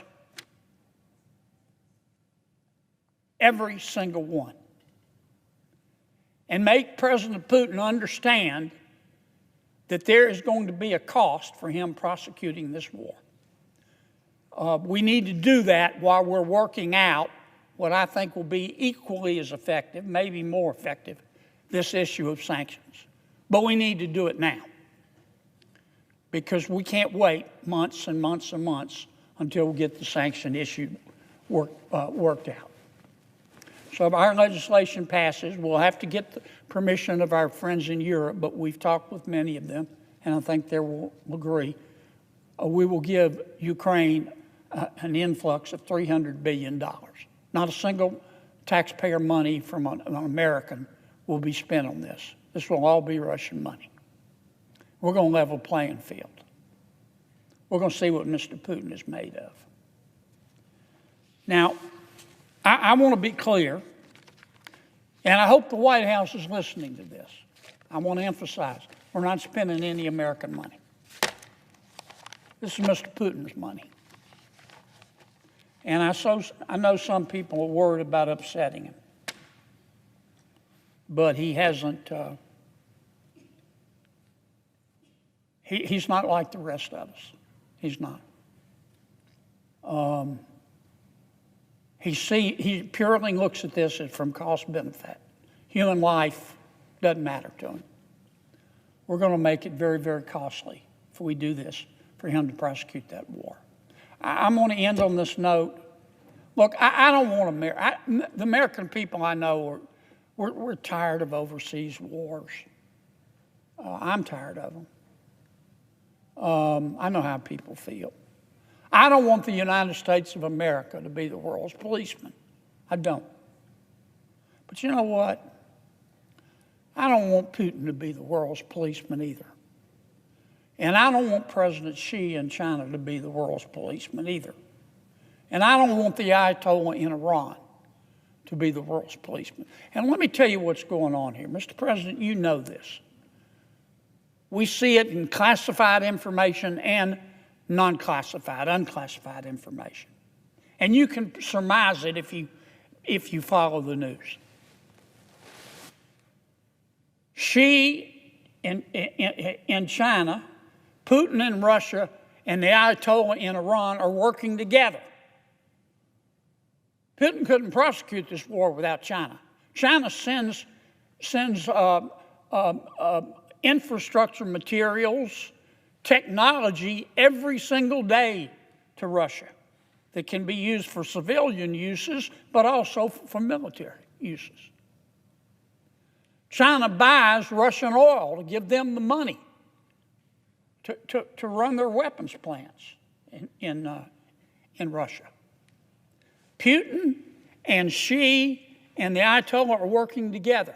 The quarterback, in my opinion, is Xi. It's not Putin. And here is their goal. Their goal is to have Putin dominate Central and Eastern Europe, to have the Ayatollah dominate the Middle East. Iran control the Middle East. Thank God for Israel. Israel's caused them to put that part of their plan on the back burner. Their other objective is to have China dominate the Indo-Pacific. Do whatever they want. And be free to roam, as they're doing, as we talk today, in sub-Saharan Africa and South America. And I'm going to tell you, that's not a world that's safe for freedom.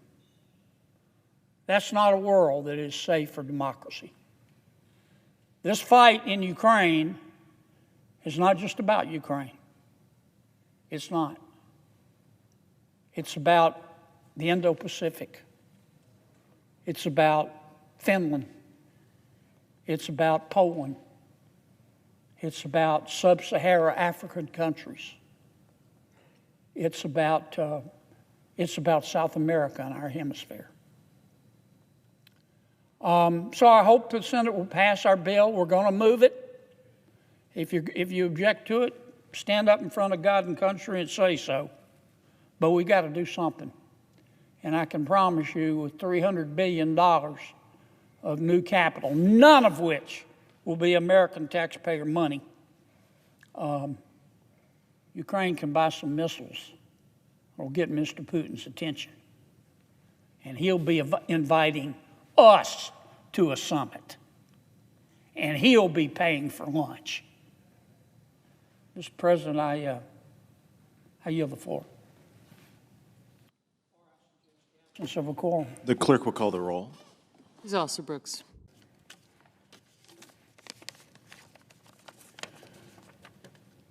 Well, Mr. President, it looks like we're going to have a shutdown. What does that tell us? I'll tell you what it tells me. It's simply that much more evidence that human evolution is a slow process. I thought humans had advanced more as a species, but apparently we haven't. What do I mean by a shutdown? Well, we can't keep government open without a budget. And tonight at midnight, our current budget expires unless we vote to maintain the status quo and continue the current budget as we negotiate a new one. Many of my Democratic friends say, well, what's the problem? The Republicans are in charge. The president's a Republican, and the Republicans have a majority in the Senate, and the Republicans have a majority in the House. What's the problem? They know what the problem is. We can't pass a budget. We can't keep government open just with Republican votes here in the Senate. We only have 53 Republicans. We need 7 Democrats to join with us. So for my Democratic colleagues to say, well, the Republicans are in charge and they don't need us, they know that's not accurate. And that's what's going on. Now, we've had a few shutdowns before, and every shutdown is different, but most shutdowns are a combination of both policy and politics in varying degrees. This shutdown, in terms of policy, makes absolutely no sense. None. What we have proposed to our Democratic colleagues and the minority leader, Senator Schumer, is to make no changes to the current budget. We just want to continue the current budget and keep government open until just before Thanksgiving to give us more time to negotiate a permanent budget. We did that many times when President Biden was president and when the Democrats had the majority. In fact, we did it 13 times. Not only have Republicans done it, but Democrats have routinely done it. But this time, the Democrats have said, no. We want more. And you may be thinking, okay, that's reasonable. What do you want? Well, it's not reasonable.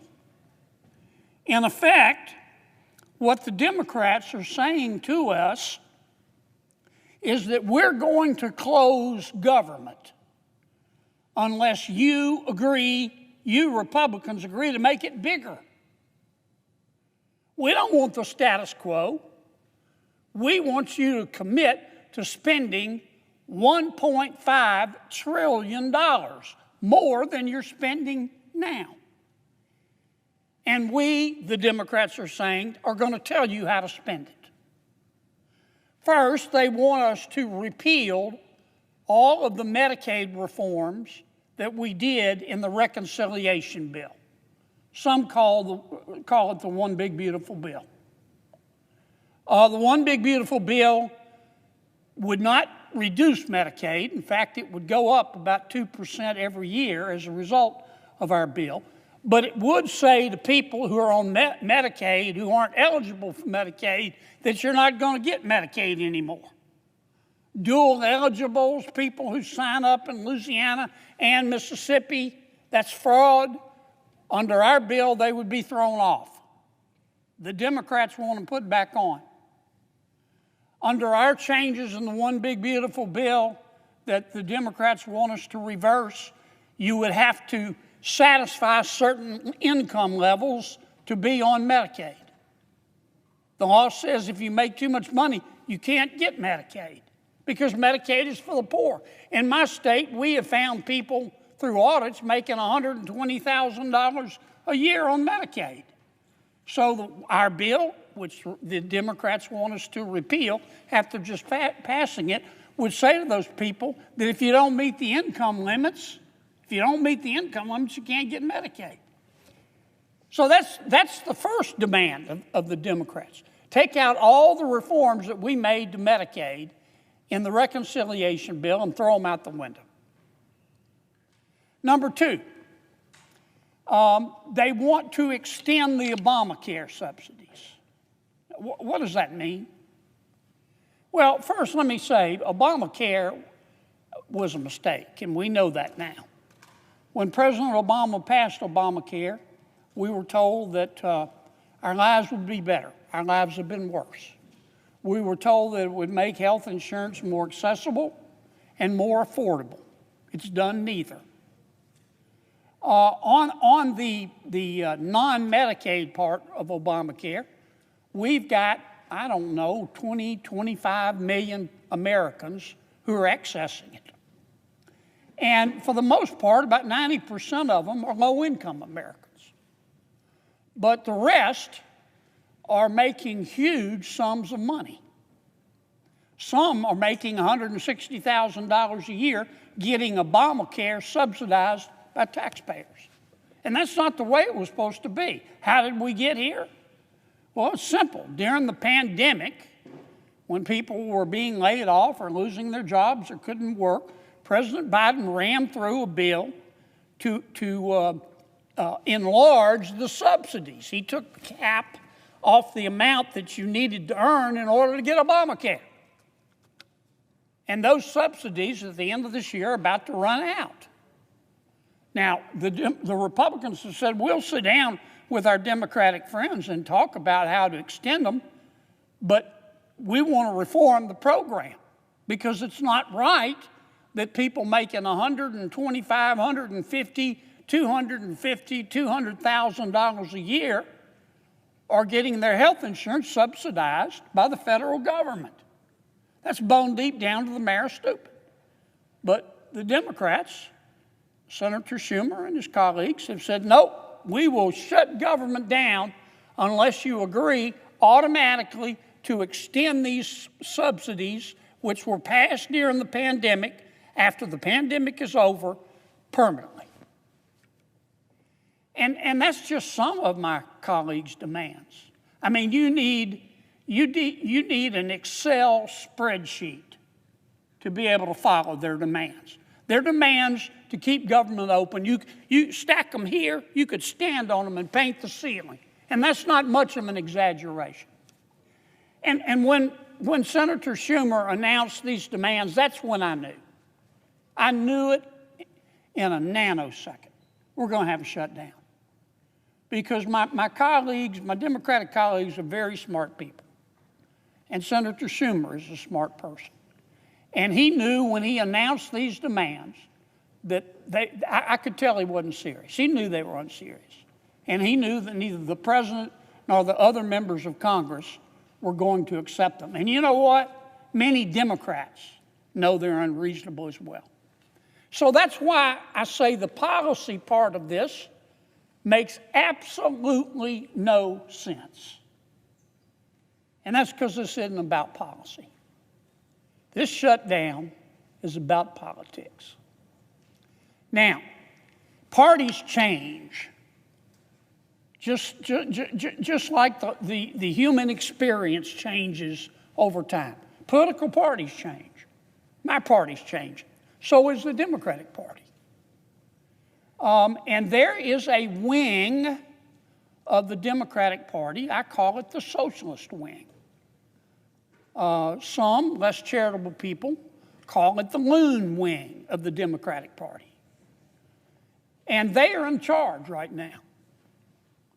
And the non-loon, non-socialist Democrats are scared to death of them.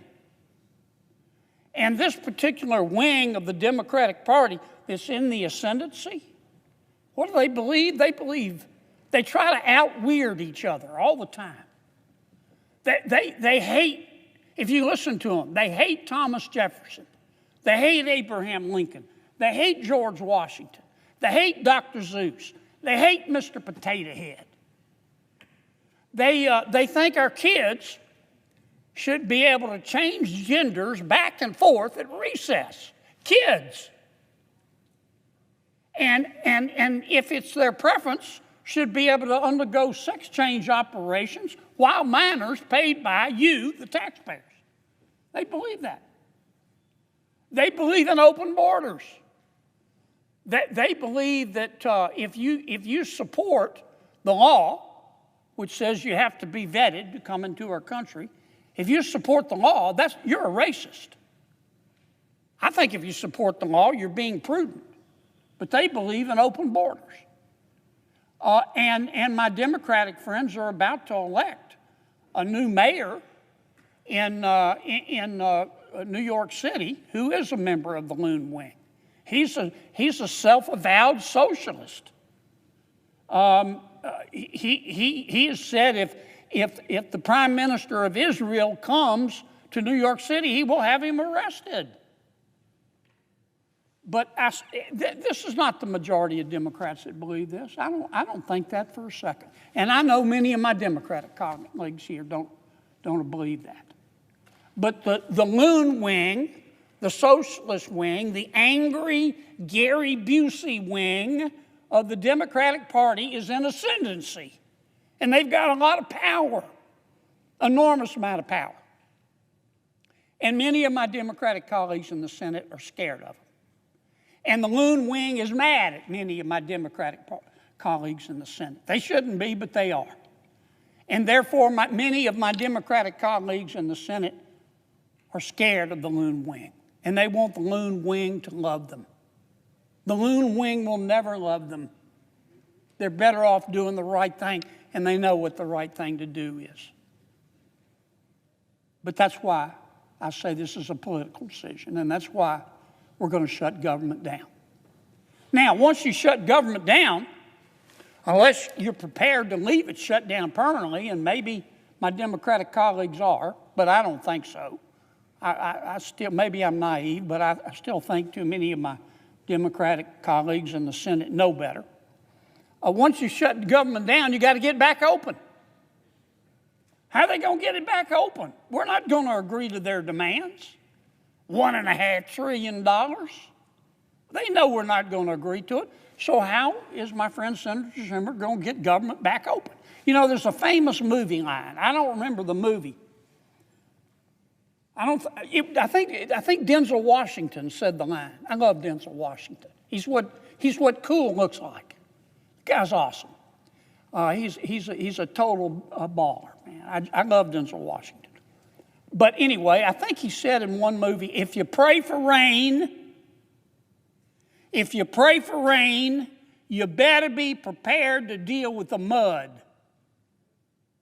And truer words were never spoken. So if you want to shut down, I say to my Democratic friends, you better be prepared to deal with the mud. How are you going to get it back open? How are you going to get it back open? I wouldn't want to be in their shoes to have to make that decision. Let me just say a few words. Every time we do a shutdown, it scares the living daylights out of the American people, especially our elderly. It breaks my heart. All of us get phone calls from folks scared to death. They're not going to get their Social Security check, or they're not going to be able to see their doctor, and it just breaks my heart. So I want to give them a little bit of assurance. During the shutdown, the executive branch will be in charge, and the Trump administration is not going to do anything to hurt our elderly. I want to assure them of that. If you're receiving a Social Security check or Medicare or Medicaid or a veteran's disability, your checks are going to continue. We will make sure of that. Trump administration will make sure of that. Government may be shut down, but essential workers will still be there to make sure those checks are sent out. If you're hungry and you don't have the money to eat, we're not going to let you starve to death. The administration is going to continue payments. We call it, some people call it SNAP. I call it food stamps.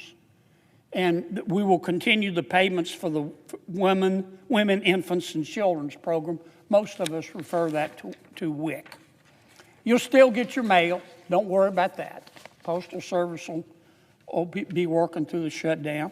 If you depend for health care on your Veterans Administration and VA medical centers, they're going to remain open. So I don't want you to be scared about that. Now, you're going to notice an impact. Probably we've got 2.5 million federal employees. Probably 750,000 aren't going to be on the job. Under the law, they have to go home. So you will notice an impact. You'll notice it in our parks.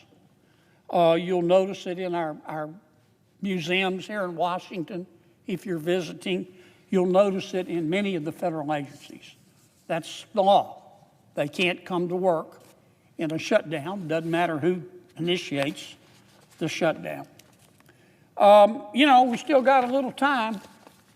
It's midnight tonight, and we're going to be taking some votes here in a few minutes. Give our Democratic colleagues one last chance. One last chance to do the right thing. And I certainly hope they accept it. With that, Mr. President, appreciate your patience, and I suggest the absence of a quorum. The clerk will call the roll. Ms. Osterbrooks.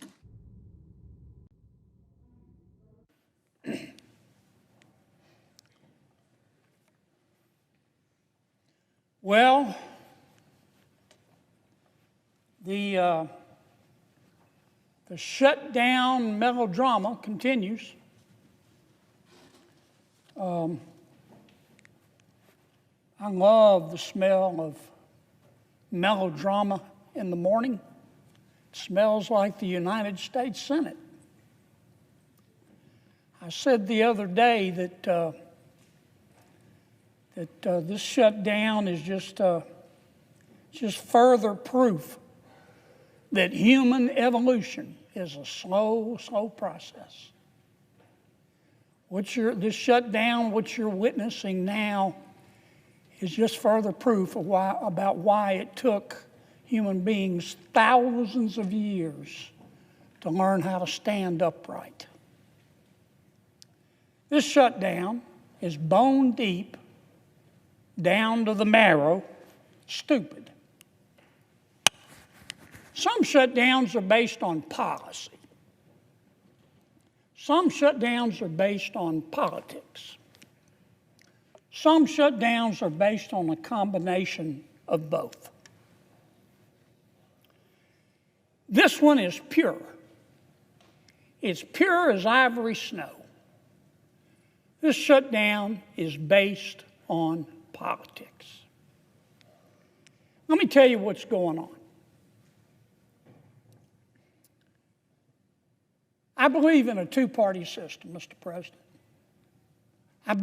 Why? Because two parties create competition. And competition makes all of us better. It does. The Democratic Party, the opposite of my party, the Republican Party, the Democratic Party is competing within itself right now. And there is a distinct wing of the Democratic Party that is winning that competition. If I wanted to use a pejorative expression, I would call it the loon wing of the party. The loon wing of the Democratic Party. Or you might call it the Bolshevik wing of the Democratic Party. I think a more accurate description is to call it the socialist wing of the Democratic Party. I think that's fair. Now, I'm not saying that all of my Democratic friends are socialists, but there is clearly a wing of the Democratic Party that can only be described accurately as the socialist wing of the party. And that party is in ascendancy. That party is in control. Now, my friend Senator Schumer is the leader of the Democrats in the United States Senate, and he, of course, has instructed his colleagues to vote to shut down government. And Senator Schumer has been criticized for that, and I understand. I don't agree with him. I think he made a mistake. But I don't think Senator Schumer is the leader of this effort. I don't. I think Senator Schumer, like many of his colleagues, would like to be loved by everybody in the party, and he would like to be loved by the socialist wing of his party. And I do think that's part of what is motivating this shutdown, and that's why I say it's all about politics. But I don't think Senator Schumer is the person in charge, because Senator Schumer is not the leader of the socialist wing of his party. Congresswoman Ocasio-Cortez is. She's running the show. It was no accident the other day the Congresswoman let it slip. She said, if you really want to negotiate an end of this shutdown, come see me. Come see me. And I think any fair-minded person has to look right now and say that the two leading members, the quarterback, the two leading members of the socialist wing of the Democratic Party, the quarterback is Congresswoman Ocasio-Cortez. Now, her substitute is Senator Bernie Sanders. But I think it's the Congresswoman who's calling these shots. Now, Mr. President, I don't hate anybody. I've said that repeatedly, and I mean it. I like all of my colleagues. I look for grace wherever I can find it. When I say my prayers, I do. Every single time I ask God, don't let me hate, because it's hard sometimes. It's hard up here. But I do. I say, God, don't let me hate. And I certainly don't hate Congresswoman Ocasio-Cortez. I want to make that very clear. She has the right to her opinion. She has the right to try to have the socialists take over the Democratic Party. That's the American way. Ironically, I think what she's doing is anti-American, but she has the right as an American to do it, so I don't hate her. But I judge her by her policy. She has her opinion, and I have mine. And I have to judge her candidly by her policy. Here is what the socialist wing of the Democratic Party, led by Congresswoman Ocasio-Cortez, has said to the American people and to the United States Congress and the Republicans in Congress. If you Republicans don't agree to make the federal government $1.5 trillion, not $1 million, not $1 billion, $1.5 trillion bigger, we're going to shut government down. Well, of course we said no. I'm not going to vote for that. My mother didn't raise a fool. And as I've said before, if she did, it was one of my brothers. I'm never going to vote for that. Now, where do I come up with this figure of $1.5 trillion? Well, the first thing that the socialists and Congresswoman Ocasio-Cortez is asking us to do is to repeal the health care reforms in the One Big Beautiful Bill. We just passed them. Here it is, Subtitle B, Health, in the One Big Beautiful Bill. Now, we didn't cut Medicaid in the One Big Beautiful Bill. In fact, under our bill, Medicaid is going to increase 2% a year over the next 10 years. Now, what we did by reforming Medicaid, which Congresswoman Ocasio-Cortez wants us to reverse, we cut out the waste and the fraud. For example, we found out that there are, no kidding, I'm not just making this up, we found out that there are 2.8 million people on Medicaid who are double dipping in America. They're either signing up for Medicaid in Louisiana and Mississippi, double dipping, or they're signing up for Medicaid in Louisiana and they're signing up for the Obamacare subsidies. That's called cheating. Our bill would put an end to that. And it would save about $140 billion on 10 years. The socialist wing of the Democratic Party and Congresswoman Ocasio-Cortez want us to reverse that. The second thing we did in our health care reforms in the One Big Beautiful Bill is to say you've got to stop lying when you apply for Medicaid. Under President Obama, we had virtually no eligibility checks. People could walk in and the Medicaid folks would say, how much do you make a year? And they could say $30,000 a year. And they'd say, okay, you qualify. Now, I trust people. I've said it before on this floor. I play cards with my friends all the time. They're friends. I cut the cards anyway. We have found, for example, just in Louisiana, we did a statistical sample of the people on Medicaid in Louisiana. Our auditors found 1,600 people on Medicaid making $100,000 a year or more. That's cheating. So our bill put an end to that. Congresswoman Ocasio-Cortez and the socialist wing of the Democratic Party want us to put it back. They want to let people cheat. What else are the socialists asking for in this $1.5 trillion? Well, they're saying we don't want people who can work to work. We put a provision in our bill that the Congresswoman and the socialist wing of her party want us to take out that says, look, if you're between the ages of 19 and 64 and you're able-bodied, we're not talking about a mother with a sick child in her arms, you're able-bodied, you're perfectly healthy, and you don't have any dependent kids at home, then if you qualify based on income, we'll give you Medicaid, but you have to work. You have to work 20 hours a week or go to school 20 hours a week or do community service 20 hours a week. Because the free enterprise system, jobs, have done more to lift people out of poverty than all the social programs put together. That's what's called a work requirement. What's wrong with that? Those who can't work should work. Our welfare programs were meant to be bridges, not parking lots. Congresswoman Ocasio-Cortez and the socialist wing of her party want us to reverse all of that. What else do they want us to do? Well, they're upset at us over the Affordable Care Act. Now, let me tell you what all this is about with the Affordable Care Act. Under Obamacare, if you are a low-income American, you're entitled to Medicaid.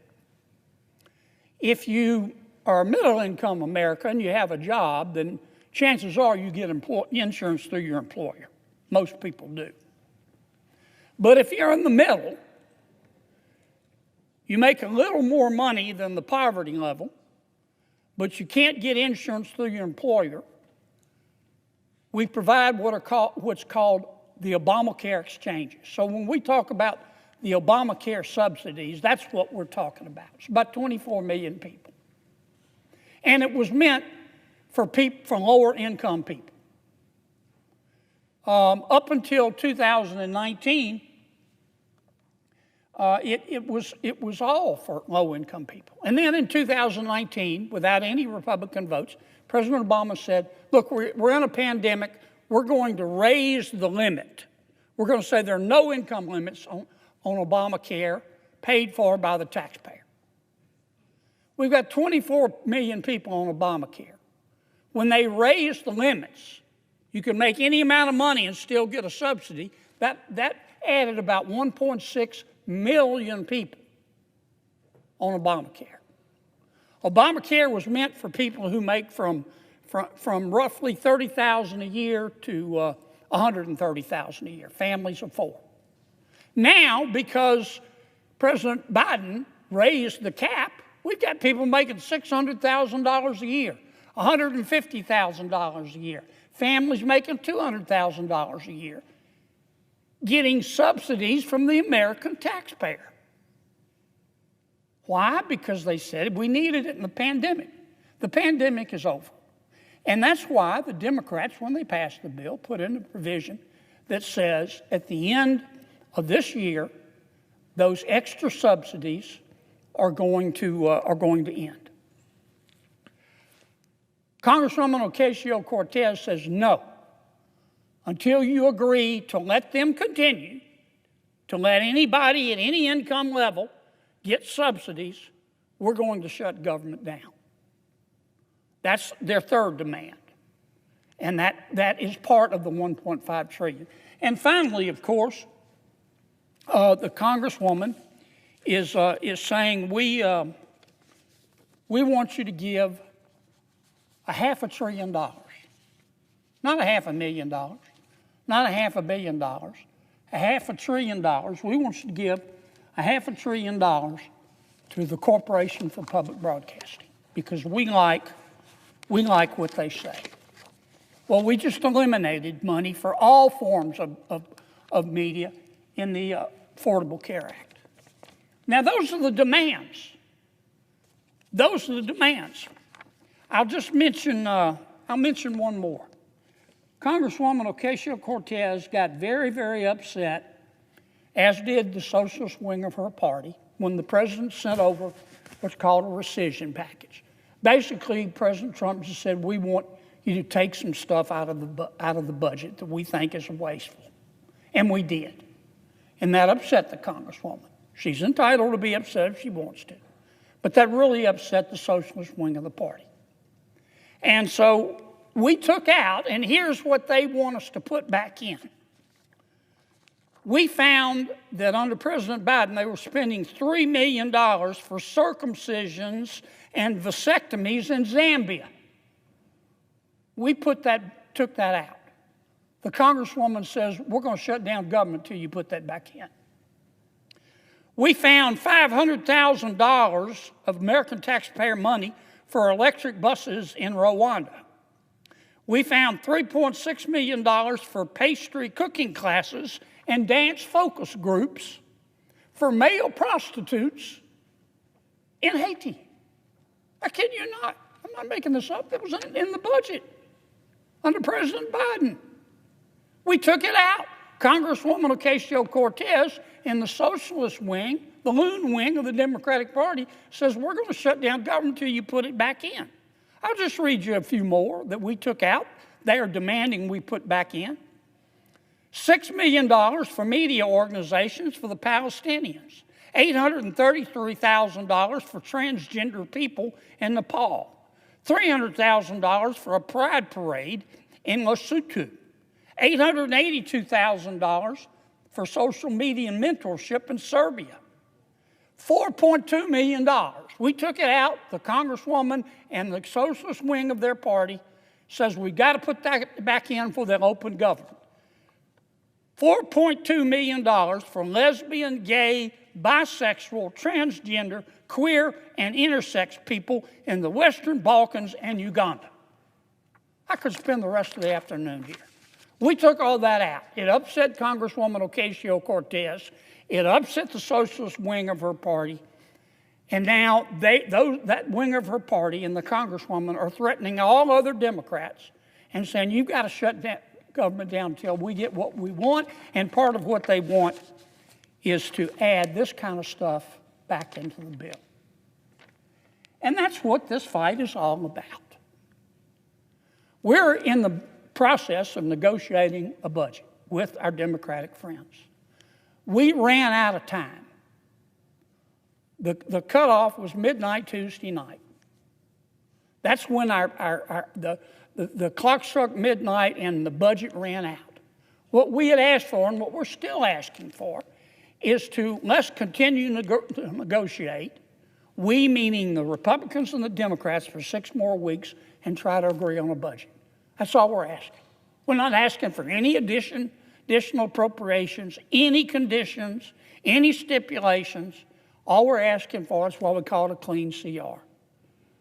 All we're asking for is just further negotiate.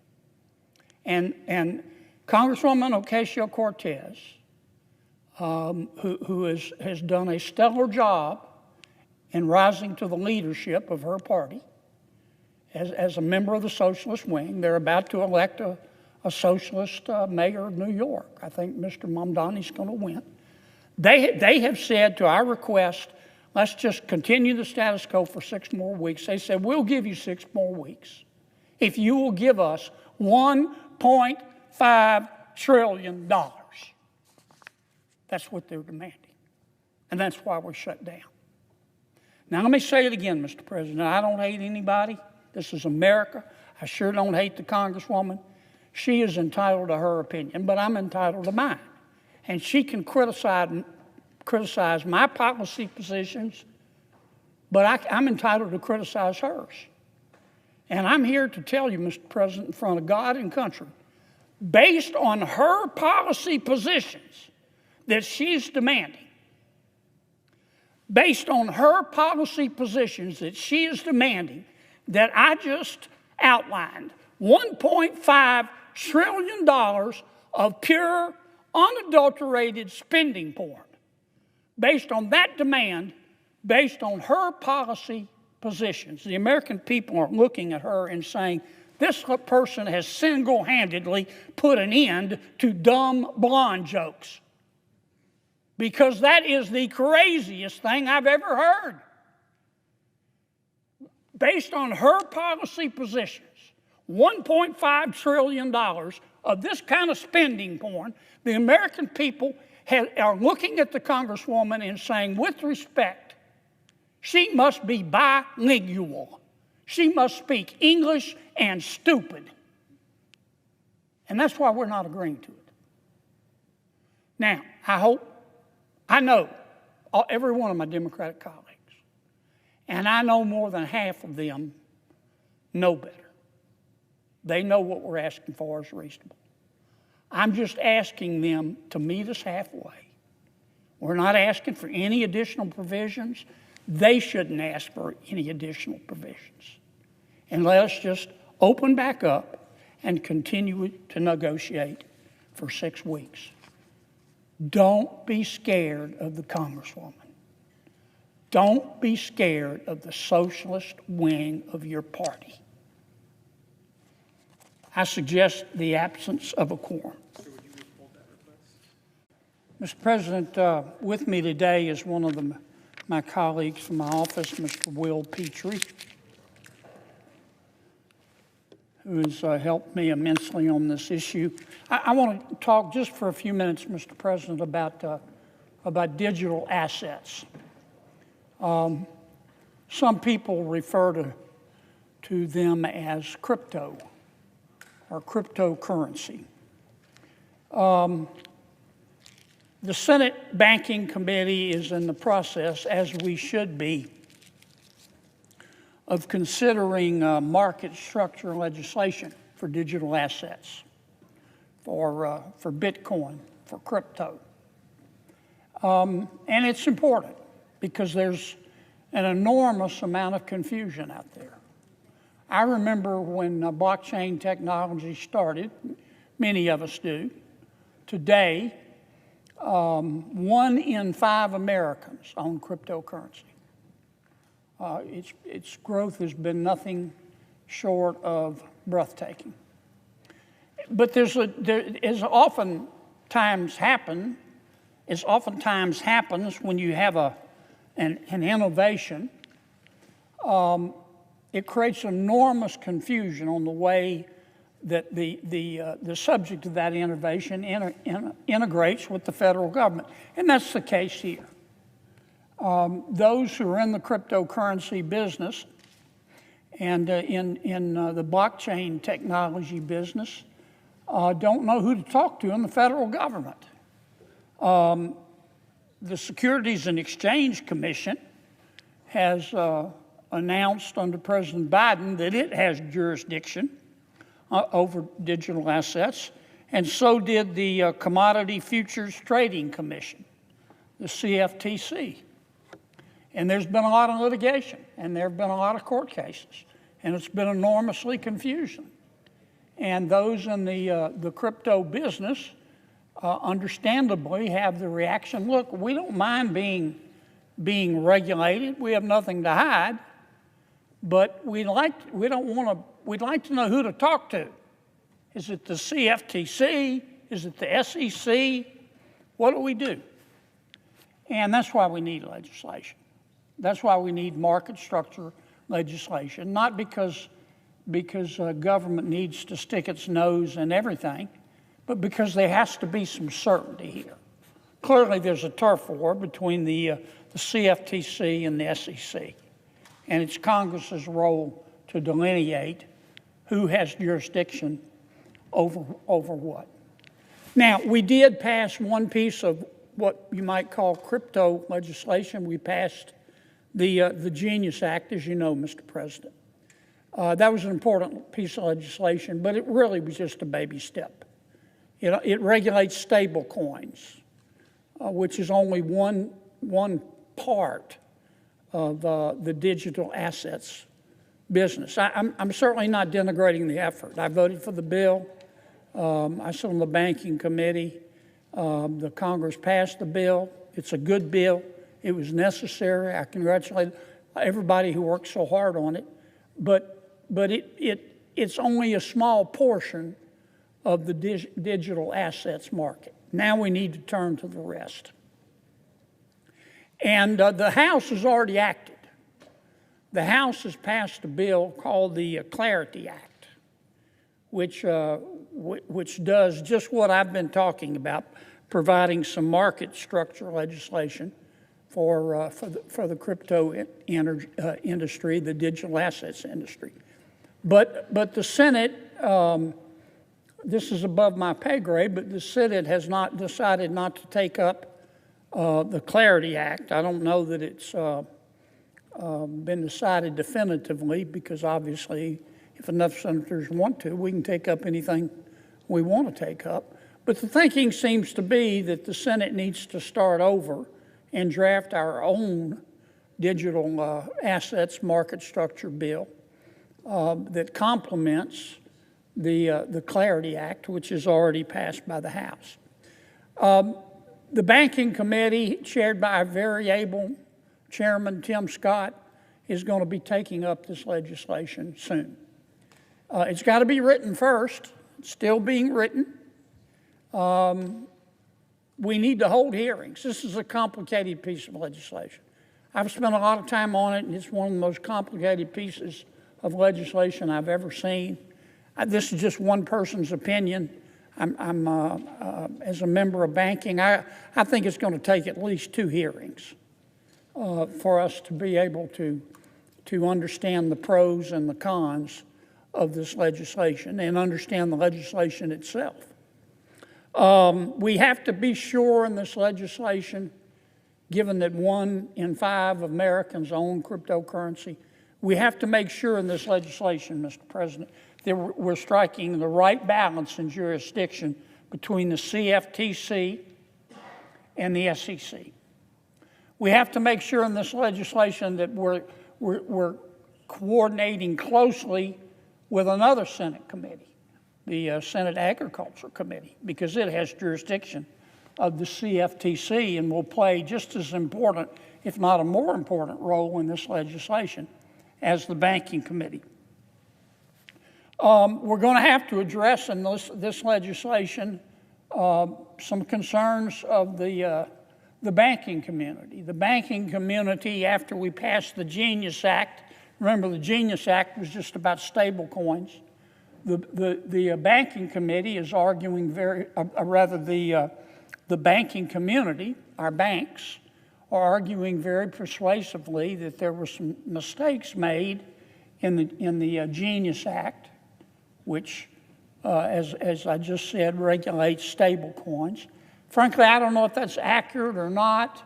That's what we need a hearing for, but I think the banking community needs to be heard on this issue. If we did make some mistakes, I'm sorry, Mr. President.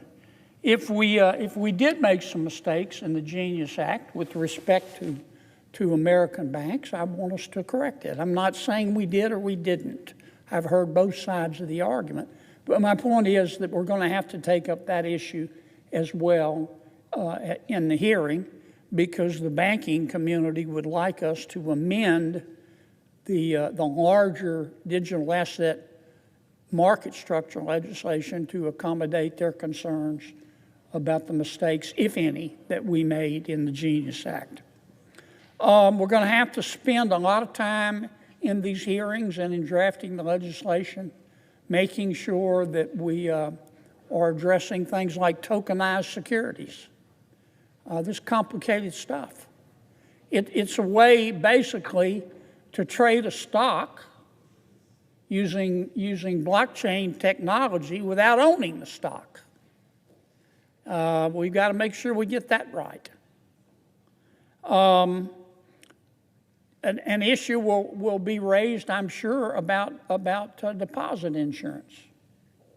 Cryptocurrency is, it's currency in the eyes of many people. And I can see the day when the American people will ask us to address the issue. Should deposit insurance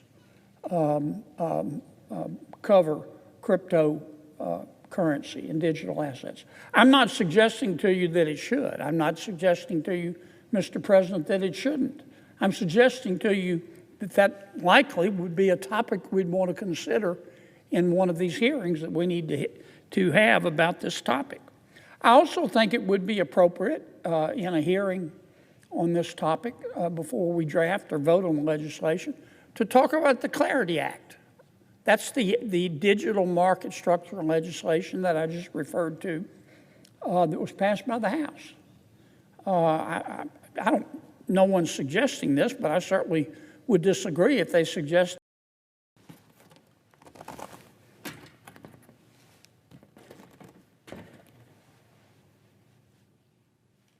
Mr. President, with me today is Mr. James Shea, one of my colleagues from my Senate office.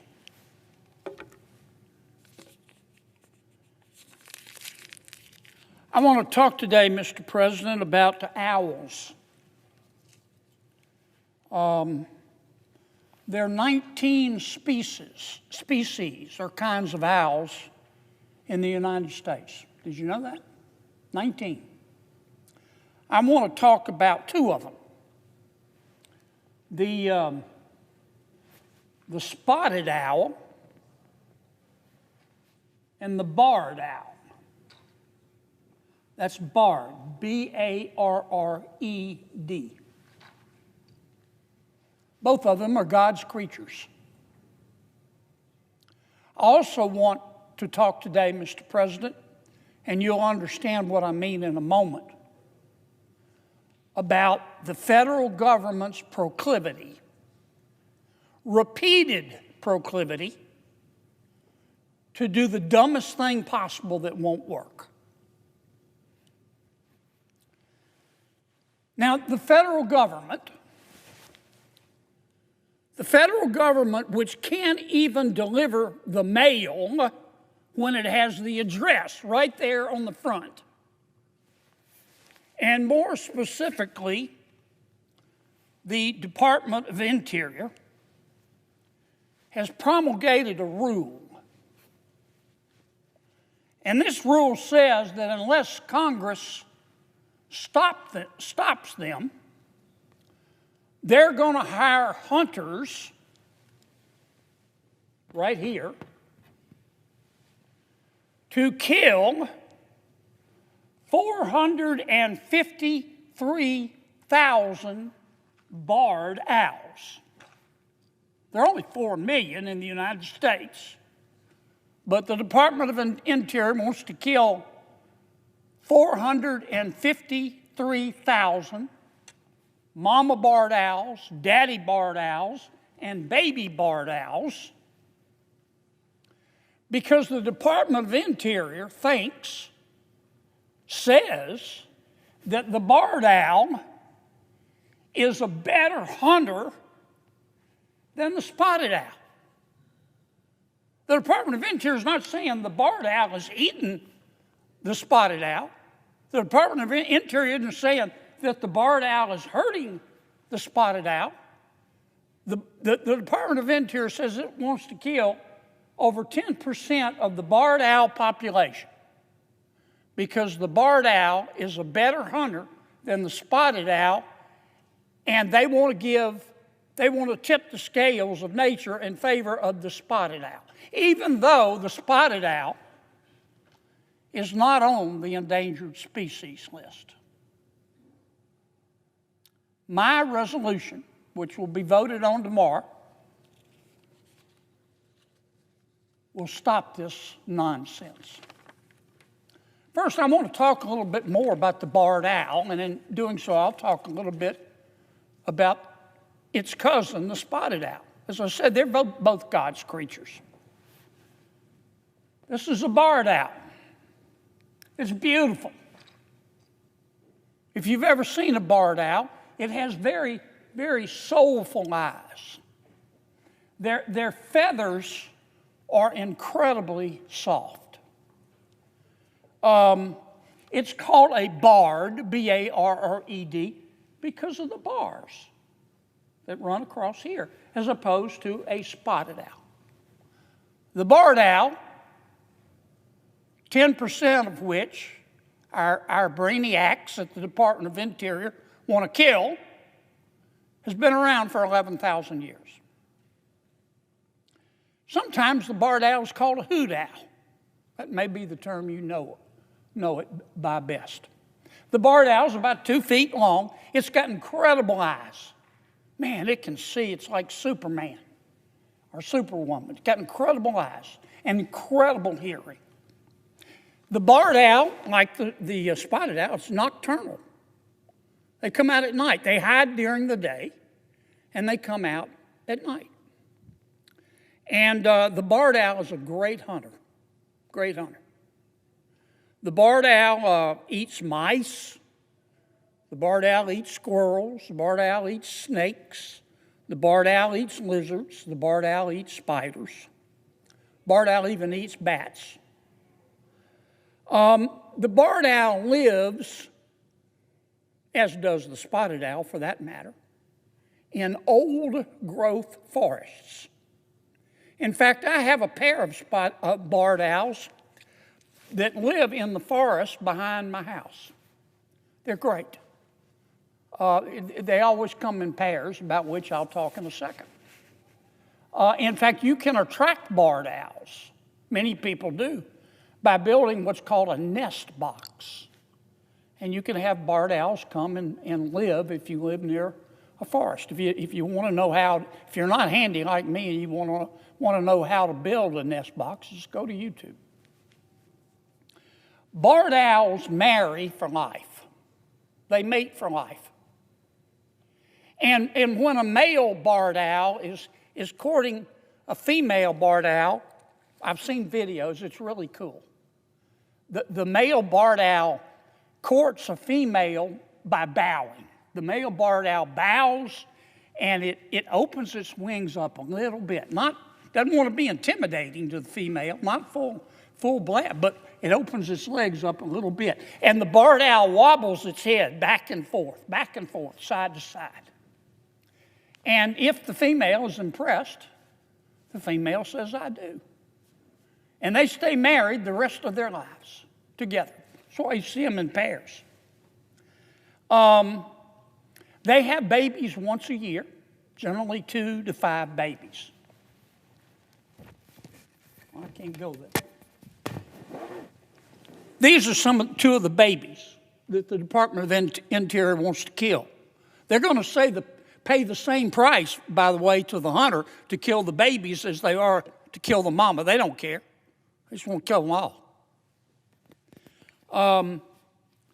When the babies are little bitty when they're born, they're not covered in feathers. Little babies are covered in soft white down. They don't start getting feathers until about 2 weeks. And the mama barred owl stays with the babies for the first few weeks. Sometimes the babies, like senators, fall out of the nest as they start exploring around, and the mama or the daddy barred owl, unless the daddy's out hunting for food, has to get them back into the nest. The babies learn to fly after about 10 weeks. Now, what does this have to do with the spotted owl, which is also one of God's creatures? The barred owl is native. It's originally from the eastern United States and southeastern Canada. It's existed there 11,000 years. But over the past 100 years, 100 years is just the blink of an eye in time. Over the past 100 years, the Northeast has gotten more and more crowded. And the old growth forests that the barred owl lives in have been cut down and subdivisions built. So the barred owl, as happens all the time in nature, has started moving west. And it's moving west. And it's moving west. And now the barred owl is entering Washington State, Oregon, Northern California, and British Columbia in Canada. Well, that's where the spotted owl lives. The spotted owl also lives in old growth forest, but not exactly in the old growth forest in the west is the same place as the barred owl is. The spotted owl prefers an old growth forest at a higher elevation. The barred owl is a better hunter. It's slightly bigger than a spotted owl. The barred owl is a better hunter than the spotted owl. Now, let me say it again, because there's been a lot of confusion about this. The barred owl doesn't hunt the spotted owl. In fact, many times a barred owl and a spotted owl will get married. I know they're cousins, but that doesn't matter. They're distant cousins, and sometimes they get married, and they interbreed. So this isn't a question of one animal killing another. The Department of Interior is mad at the barred owl because the barred owl is a better hunter. The barred owl is just a better hunter. That's just the way it is. You know, just like the Senate president is better looking than me, I accept that. That's the way God made us. God just made the barred owl a better hunter. And the Department of Interior is all up in arms. They say this is threatening the spotted owl. Now, the spotted owl isn't on the endangered species list, but they say this isn't fair. The barred owl is a better hunter than the spotted owl, and that's causing the spotted owl's population to decrease. So the Department of Interior, in its infinite wisdom, has come up with DEI for owls. They've come up with quotas for owls. The barred owl, because nature, God, whatever you believe in, made them better hunters, now has to give up its rights, has to give up its life, because the spotted owl is not as good of a hunter.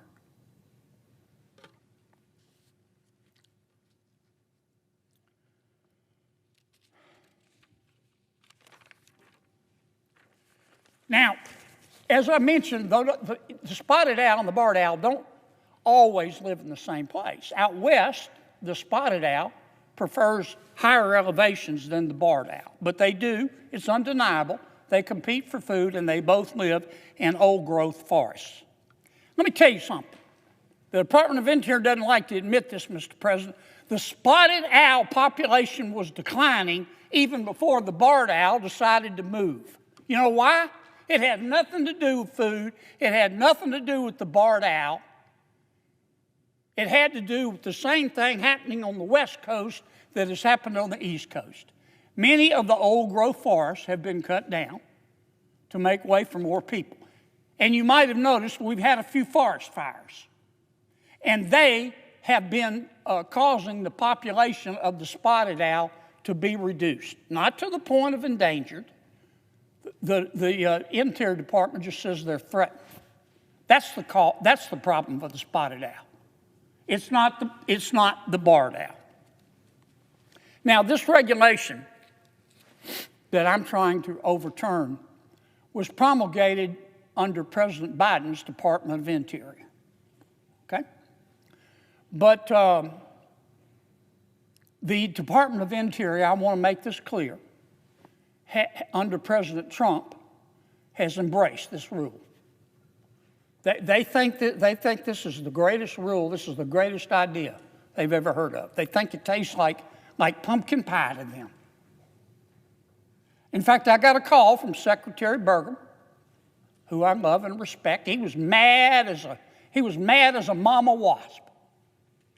Pull down that regulation. He accused me of slandering the Trump administration. I'm not slandering the Trump administration. This was a President Biden regulation.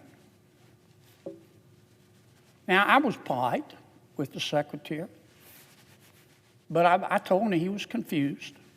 He needed to call somebody. He had the wrong person in line. The secretary needed to call somebody who cared what he thought. Because I think he's wrong. I think he's wrong. I think he and the other members of the administrative state of the Department of Interior decided to play God. And they're wrong for at least 5 reasons. Number one, their plan, their brainiac plan, which looks like it was designed by a heroin addict with a socket wrench, won't work. It won't work. Now, let me tell you what they're going to do. They want to hire hunters. They want to hire Elmer here to go out at night with a flashlight and shoot the barred owls. Now, this is night, okay? The barred owl lives about 40 feet up off the ground in a tree. You know what else lives about 40 feet up off the ground in a tree? The spotted owl. You think that these cowboys who are going disco because they have a federal contract are going to be able to always tell the difference between a barred owl and a spotted owl? They're going to shoot them both and let God sort them out because they're being paid. Look, I'm a duck hunter. And a lot of times when I hunt ducks, I'm not a big hunter, but I like to duck hunt and dove hunt. I eat what I kill. But a lot of times when I'm duck hunting, there are different points for different species of duck. I can't tell which duck is which. I've passed up shots before because I thought it might be a mallard when I can't kill any more mallard. You think these cowboys that they're going to hire from the private sector, going out there with the little flashlights, old Elmer here, with his little red hat, in the middle of the night with a flashlight, are going to tell the difference or care the difference between a barred owl and a spotted owl? No. They're going to shoot them both. Number two, the other reason it won't work is the spotted owls are not stupid. Once you start shooting at them, they're going to move up into Canada. The Canadians aren't dumb enough to do something like this. They're going to move up into Canada. And they're going to wait until the shooting stops. And then they're going to come back down. So what have we accomplished? Have we done anything for the spotted owl? No. Number three, I've been through this reg stem to stern, I can't find where this regulation prohibits Elmer Fudd from going out there and using lead shot. Now, when we hunt ducks, you can't use lead shot, you use steel shot. You know why? Because a lot of times other birds and other animals will eat the lead shot and they die from it. So these cowboys are going to go out, if they're not prohibited from using lead shot, yeah, they're going to kill some barred owls and spotted owls. They're going to end up killing eagles and hawks and other wildlife using their lead shot. The second reason this won't work, let me say it again. The barred owls aren't the problem. The problem is that we're losing old growth forest in the West, which is the habitat of the spotted owl. And it's naturally occurring as more people move to Washington and Northern Carolina and Oregon, and we have wildfires that have burned our forests. Don't go pick on the barred owl. You can kill every barred owl there is, and it's not going to help the spotted owl if you don't maintain the appropriate habitat. Number 3, this is going to be incredibly expensive. This comes under the theme of let's do the dumbest thing possible that won't work. Our Department of Interior has already issued one contract. I don't know how they got the authority to do it, but back in 2004, they issued a contract to a private vendor, Elmer here, to go kill 1,500 barred owls. I guess they wanted to test it out. You know what they paid? $3,000 a bird. $3,000 for a mama barred owl, $3,000 for a daddy barred owl, and $3,000 for a baby barred owl. Give me a break. And now they're going to go out and kill 453,000? Over $1 billion. Over $1 billion. It's not their money, but it's taxpayer money on a plan that won't even work. Here's what one person from the Department of Interior said. In a rare moment of candor, he might have gotten fired, but he's a wildlife and fisheries agent. He told the press, I'm going to quote, he said, I think all we can really do is try our best to provide a habitat for spotted owls, and in the long run, we're just going to have to let the two species work it out. Final reason this is a bad reg, and then I'm going to wrap this up. I know the bureaucrats at the Department of Interior. I realize this. They're smarter and they're more virtuous than you and I are. I get that. But who appointed them God? Who appointed them God? Barred owls are expanding their habitat because the forests in the east have been cut down. That's called adaptive range expansion.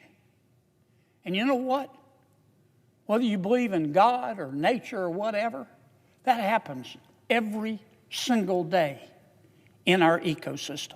It's a naturally occurring ecological phenomenon. It's a core behavioral characteristic of mammals. All the barred owls are doing, they're not hurting anybody, they're just doing what nature teaches them to do. We're going to change nature. We're going to control our environment to this extent. We're going to pass DEI for owls. We're going to pass quotas for owls. Spotted owls good, barred owls bad. But the barred owls won't lose their constitutional rights. They'll kill them. They're going to kill 453 of them, dead as Jimmy Hoffa. Give me a break. I cannot think. This attempt, this is foolish, this is reckless, this is expensive, it's unsupported by evidence, it's unnecessary, and it won't work. And I cannot think I cannot think of a better example of the arrogance, the hubris of the federal administrative state. This ranks right up there. If we let them go through with this will rank right up there with those $10,000 Department of Defense toilet seats. Except part of God's creation will already be dead. Ecosystems are like markets. They regulate themselves. Trying to change nature is like trying to have a federal government direct a free enterprise system. It won't work. It never has, and it never will. I don't mean any disrespect to anybody. I don't. I'm not, well, I guess I am calling somebody over a FUD. I don't know who they're going to hire, but I know they hired a bunch of Elmers and gave them $3,000 a bird, and it didn't work. But this to me is just bone deep, down to the marrow stupid. I have rocks in my driveway that are smarter than this. I do. And here's my advice to my friends of the Department of Interior. And I'm full disclosure. This thing's supported by President Biden's people, and it is supported by President Trump's people. Secretary Bergen loves this thing. He loves this idea like the devil loves sin. And he has the right to his opinion. But here's my advice. Life is hard. Life is hard. But it's a lot harder when you're stupid. Don't do it. Pass my resolution. And let's stop this. I suggest the absence of a quorum. I ask that the quorum call be suspended. Without objection. Thank you, Mr. President. Mr. President, in a few minutes, we're going to vote on my resolution pursuant to the Congressional Review Act to overturn a rule promulgated by the federal government, specifically the Department of Interior.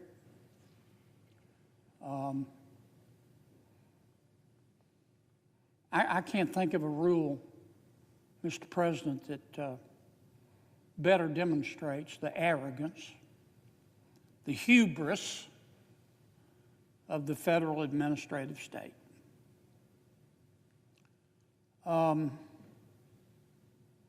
It has to do with God's creatures. I talked about this yesterday.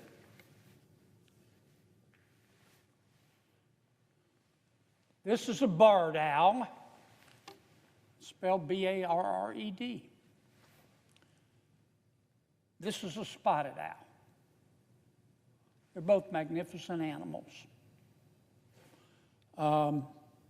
If you've ever studied them, they both have very soulful eyes. They have incredibly, you've probably never had an opportunity to pet one, but they have incredibly soft feathers. They're not enemies, they're cousins. There are 19 species of owls in the United States. These two have been around about 11,000 years. They're not enemies. They both hunt. They both hunt mice and lizards and snakes and insects, mosquitoes.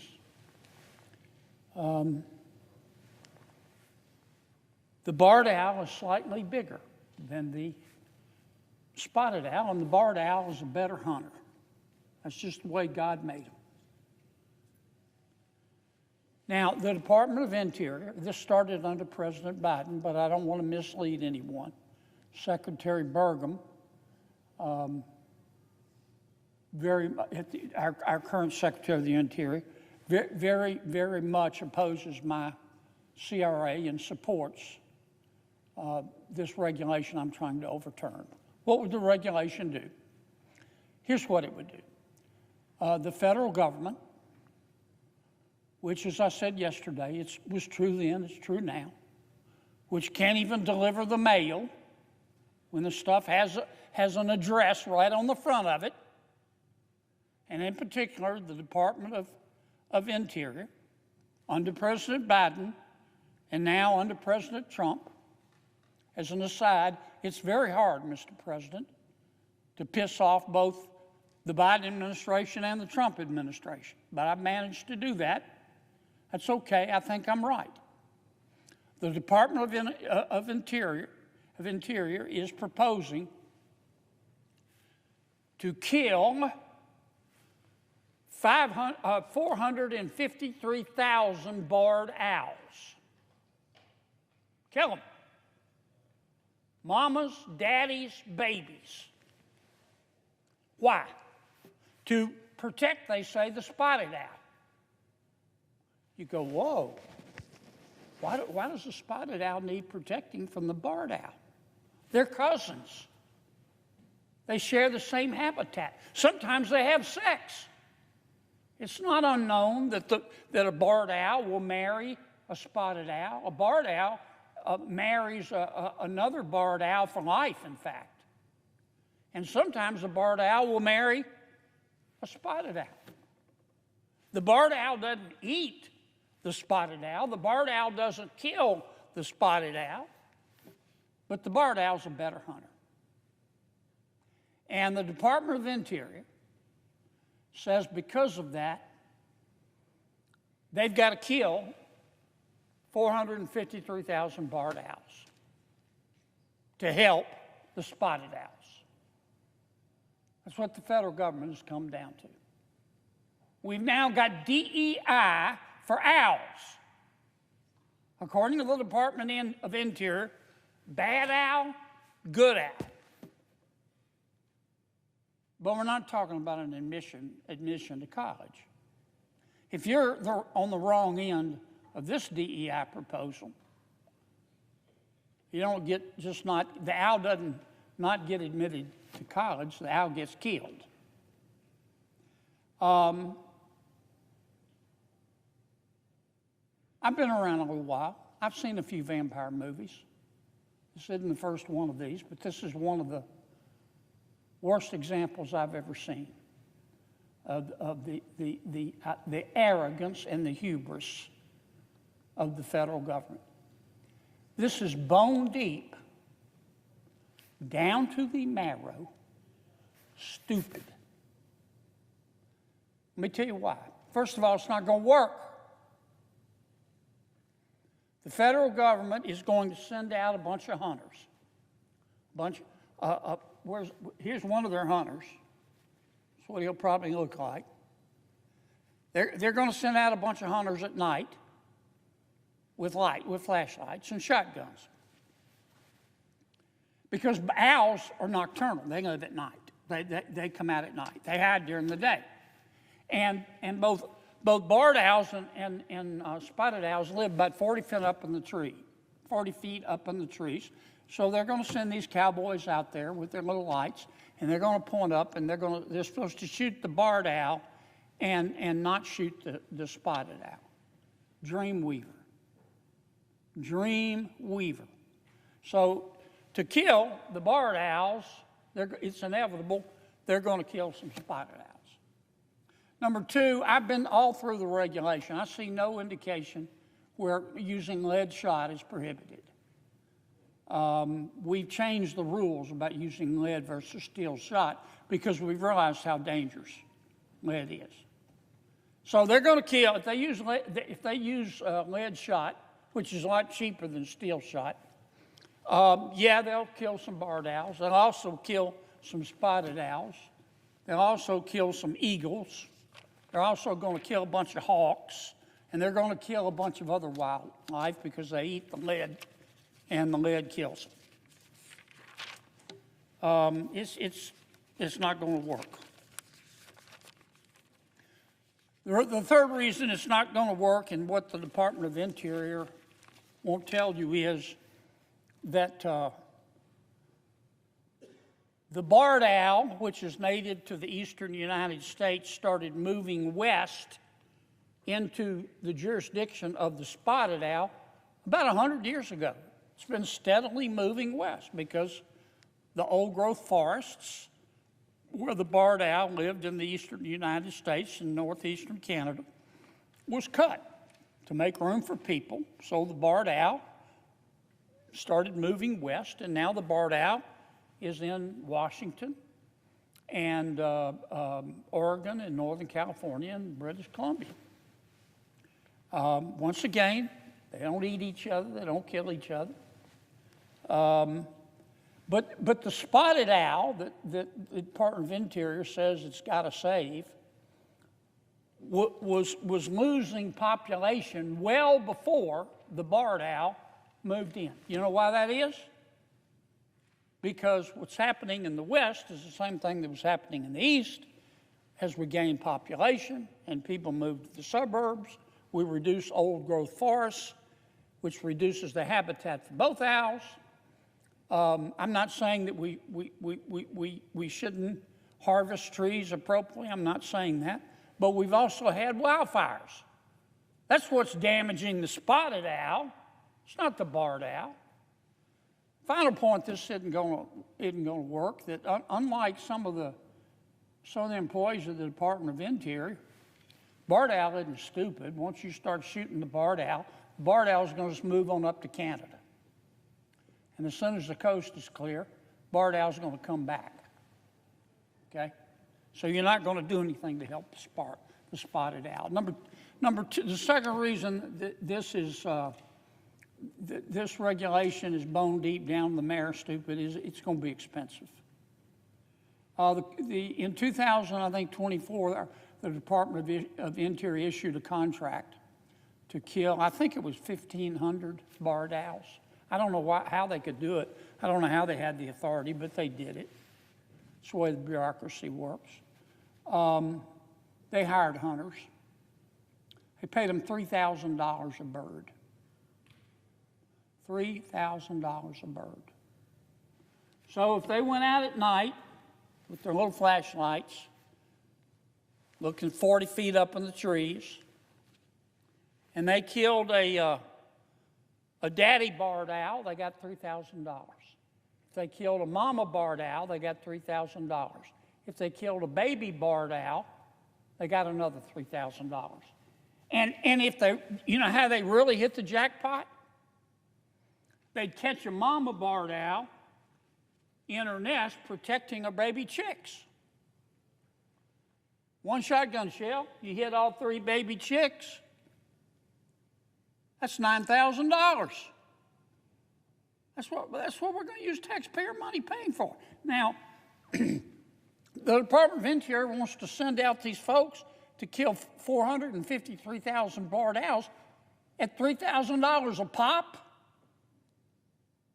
That's $1.3 billion, not million, $1 billion. To try to protect the spotted owl. Not because the spotted owl's hurting anybody. Not because the barred owl's hurting anybody. The barred owl is just a better hunter. And the Department of Interior will tell you that. The barred owl is better. They both do the same thing. They're better at catching prey, and they think that's putting pressure on the spotted owl. Spotted owl isn't on the endangered species list. If the spotted owl is in such bad shape, why hasn't the Department of Interior moved to put the spotted owl on the endangered species list? You know why. Because they can't. Because they're not endangered. The Department of Interior likes to use the word threatened. Threatened. Threatened. Well, hell, zebras are threatened by lions. But the Interior Department, at least not yet, is suggesting we go kill all lions because they eat zebras.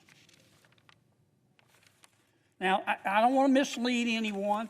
This regulation was promulgated under President Biden. But Secretary Burgum with whom I have spoke, I have great respect for him, is adamant that this is a good rule and a good regulation. In fact, he told me that as I mentioned yesterday, that by opposing his idea, I was slandering the Trump administration. I'm slandering the Trump administration. No, I'm trying to help the Trump administration. I'm trying to save the Department of Interior and the Secretary from himself. In a rare moment of candor, let me tell you what one employee from the Department of Interior said. Told a reporter, probably got fired for it. But this is what he said, and he was and is a fish and wildlife employee and expert. He said, quote, I think all we can really do, he said, is try our best to provide a habitat for spotted owls, and in the long run, we're just going to have to let the two species work it out. Final point I'll make, what aggravates me the most about this, I know the employees at the Department of Interior are smart and virtuous. I know they're smarter and more virtuous than me. But who appointed them God? Who appointed them Pope? Animals migrate all the time. Happens all the time. Not just mammals, but all animals. They move location. So we're going to get in the business. We're going to be in the business of telling animals, well, you can live here, but you can't live there. We're also going to be in the business of choosing which owls can live and which owls can die. I'm going to end like I ended yesterday. This is my advice to my friends at the Department of Interior. I don't mean any disrespect saying it. Life is hard. Life is very, very hard. But it's a lot harder when you're stupid. And this regulation is stupid. And we will live to regret it. Just like China, back when Mao, during the Great Leap Forward, issued a decree in his arrogance and with his hubris to kill all the sparrows in China, and they did. Just like we're going to kill all the owls. 2 million of the Chinese people died. That's what happens when you mess with God and Mother Nature. And as a result, they had to import sparrows. We'll end up someday, if they do this, having to import barred owls. We'll regret it. I don't know, Mr. President, what I'm supposed to say next to start the vote, but I'm ready. Here it is. I move to proceed to CAL number, what does CAL stand for? Oh, okay, thanks. I move to proceed to calendar 190, SJ Res 69. The clerk will report. Mr. President, I ask unanimous consent to use a prop. Without objection.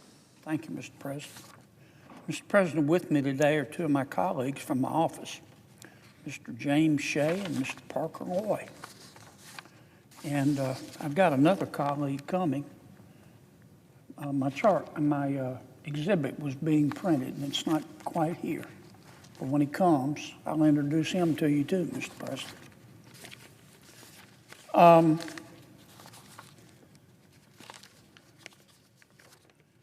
Mr. President, I want to talk about LSU. You know, into life, a little rain must fall sometimes, and LSU has been in the news lately, and it's not altogether positive. So I wanted to come down and talk today about the LSU that I know, not the LSU that's sometimes portrayed in the media. Now, I didn't graduate from LSU. My mom did. My youngest brother did. He graduated from LSU and LSU Med School. My middle brother, George, did. Loved George to death. He graduated from LSU in 2 terms, Carter's and Reagan's. Took him a while. I taught for 15 years at LSU. I taught at law school. I was raised in a little town about 20 miles north of Baton Rouge, and so I was raised on LSU, particularly LSU athletics. In fact, I played a little high school basketball, and at the time, LSU basketball wasn't very popular, so they would give away tickets to high school basketball players to try to fill the stands. I tell you that because I had the opportunity to see Pete Maravich play his very first game as a freshman at LSU. So I think I'm qualified to speak about LSU. And look, I know what most of the world thinks when you think about LSU and other of our fine universities. You think about this. You think about athletics. I get it. I love college athletics. I watch them every weekend. LSU is certainly excels at athletics. We have, I looked it up, we have 21 sports programs at LSU. We actually have more women's sports programs than we have men's. We have 12 women's sports and 12 women's sports and 9 male sports. And I get that when a lot of people, since college athletics is so popular, I get that a lot of people, when they think of LSU, they think of Pete Maravich, or they think of Billy Cannon, or they think of Y.A. Tittle, or they think of Joe Burrow, or they think of Shaq, or Odell Beckham, or Simone Augustus, or Bob Pettit. I get that. And athletics are an important part of education.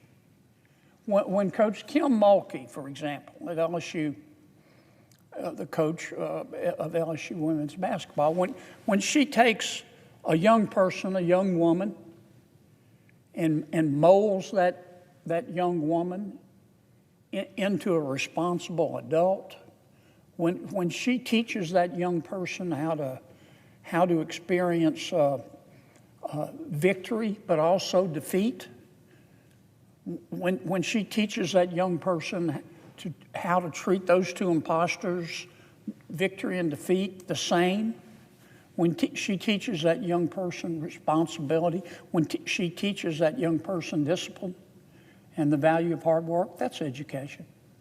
So athletics is education. But there's another part of LSU I want to talk about today. I want to lift up, and that's LSU academics. LSU was founded in 1860. And actually, LSU, people think of LSU in Baton Rouge. LSU in Baton Rouge is only one part of LSU. It's the main campus, and it's certainly an important part. But LSU is really other universities as well. I forget the exact number, but LSU we have campuses in Shreveport. We have campuses in Eunice. We have campuses in Alexandria. We now have a campus in New Orleans. I'm probably leaving some out. We have a medical school in Shreveport. We have a medical school in Baton Rouge. We have about 29,000 students on our main campus, the LSU in Baton Rouge that most people have heard of. But all total in our LSU system, we have about 59,000 students. And I'm very proud of that. The main campus is hundreds of buildings on about 1,000 acres of land. over 1,200 oak trees, just beautiful. The architecture is in the Italian Renaissance style. LSU was one of the first universities in the country to admit female students.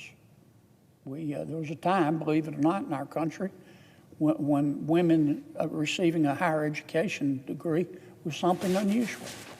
LSU admitted the first woman, its first female graduate in 1905. It's a long time ago.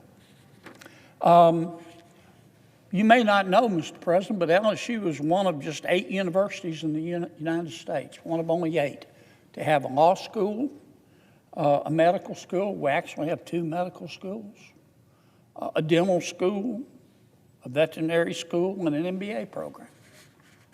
That's the LSU I know, in addition to college athletics. LSU is one of only 24 universities that is both a land-grant university and a sea-grant university and a space-grant university as well. Those are all designations of excellence in research. That's the LSU that I know, in addition to athletics. The LSU that I know, in addition to athletics, has a library, a main library in Baton Rouge that is just simply extraordinary. It has over 3 million volumes. We have an incredible collection of rare books at our library. Some of them date back to the 15th century. We have more than 80,000 rare books. A lot of people don't know that about LSU. The LSU Press. LSU publishes books.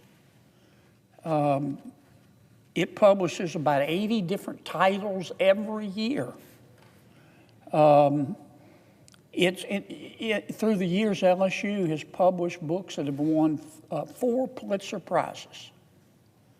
John Kennedy Toole's A Confederacy of Dunces is probably one of the best known, but it's only one of hundreds, really even thousands. You've probably heard of the Southern Review. That's at LSU. The Southern Review was co-founded in 1935 by Robert Penn Warren. Robert Penn Warren, of course, is a 3-time Pulitzer Prize winner. He published All the King's Men. He's part of the New Criticism School. That's the LSU that I know, in addition to athletics. If you want to talk about media, the Reveille is our student newspaper at LSU. The Princeton Review named it as one of the 12th best college newspapers. And it really is impressive. That's the LSU that I know. The LSU that I know has over 2,000 research projects going at any one time. I'll just give you a couple of examples. I don't really understand them, but they're damned impressive sounding. For example, the Department of Mechanical and Industrial Engineering. It's building these small underwater robots that can survey and collect data from the seabed floor. The Department of Chemical Engineering is developing molecular brushes that can scrape away at molecules to give these molecules new properties. I don't understand how they do it, but this research is going to be used to improve everything from contract lenses to the recycling of plastics. In our College of Engineering's Division of Computer Science, there's a very impressive research project going on known as researching something known as micro-signal attacks. Projects like these are the reason that LSU is one of only 21 universities that's been designated as a national security agency's Center of Academic Excellence in cyber operations. That's the LSU I know. That's the LSU I know. In addition to this LSU. Both important. Both important. But LSU is even more than its fine athletic program. LSU, I looked up some of the people out there who went to LSU, and of course, again, I talked about Bob Pettit. He was a great one. Y.A. Tittle, Joe Burrow. These are athletes. We're proud of them. But the other LSU, this LSU, is Professor Rainer Weiss. Professor Weiss is now deceased, but he won the 2017 Nobel Prize in Physics. Professor Bradley Schaefer, he shared the 2011 Nobel Prize in Physics for his role in supernova cosmology. Professor Thomas Cutter, his team won the 2015 Nobel Prize for their role in their work at the Sudbury Neutrino Observatory project. The LSU I know is Maud Cook. Mr. Cook was a very successful businessman. He was the CEO of Atlantic Richfield, ARCO, for years. The LSU I know is Mr. Pat Taylor, now deceased. He was an LSU graduate, built Taylor Energy, was a champion for what we call the top scholarship program. The LSU I know is Hubert Humphrey, who also went to our university. The LSU I know is in the arts, Joanne Woodward, an LSU graduate. Rex Reed, a film critic. The LSU I know is Dr. Ronald Douglas, who's a distinguished professor of mathematics at Texas A&M University. A&M is very proud of him. He got his graduate degree at LSU. The LSU I know is Virgil Suarez, professor of English at Florida State University and an award-winning writer who got his Master's of Fine Arts at LSU. The LSU I know is Fonville Winans. Perhaps you haven't heard of him. Look him up. Famous photographer. I have a number of his breathtakingly beautiful photographs in my office. The LSU I know is Bill Conti, who was an Emmy and an Academy Award-winning composer. The LSU I know is Nick Pizzolatto, who was wrote the HBO series True Detective. The LSU I know is General Barrow, General Robert H. Barrow, who was a general in the Marine Corps. I could keep going. I could keep going for the rest of the afternoon, but I won't. I think I've made my point. No matter what you read about LSU, and I know there's been a lot in the news about our athletic program and frankly also about our academics. I just want you to remember this, and I know I'm biased. It truly is an extraordinary university. It's an extraordinary university of student athletes. That's this part of LSU. But it's an extraordinary university and collection of academics and academia as well. I'll close on this note. My first job in government was with a governor. He was a reform governor. I was elected to try to change Louisiana politics, and he did, and as a result, he only served one term. His name was Buddy Romer. But Buddy used to say all the time, and he would say it to me, he'd say, Kennedy, here's what you've got to understand about Louisiana. He said the key to Louisiana's future is not who the governor is. He would say, Kennedy, the key to Louisiana's future is not who the U.S. Senator is. The key to Louisiana's future is not the unemployment rate. We talk about it and we worry about it, but that's not the key to our future. The key to Louisiana is it's not the price of oil, as important as that is to an oil state. The key to Louisiana, Governor Rumble would say, is education. And education in Louisiana is Louisiana State University. So to our media, I believe in the First Amendment right and say what you want. I value opinions. Opinions are like elbows. Everyone has one. You're entitled to share it. But I want you to think about and hopefully learn more about the LSU I know, which enjoys excellence not only in athletics, but in excellence in academics. Thank you, Mr. President. I appreciate your attention. I suggest the absence of a quorum. The clerk will call the roll. Ms. Alsobrooks.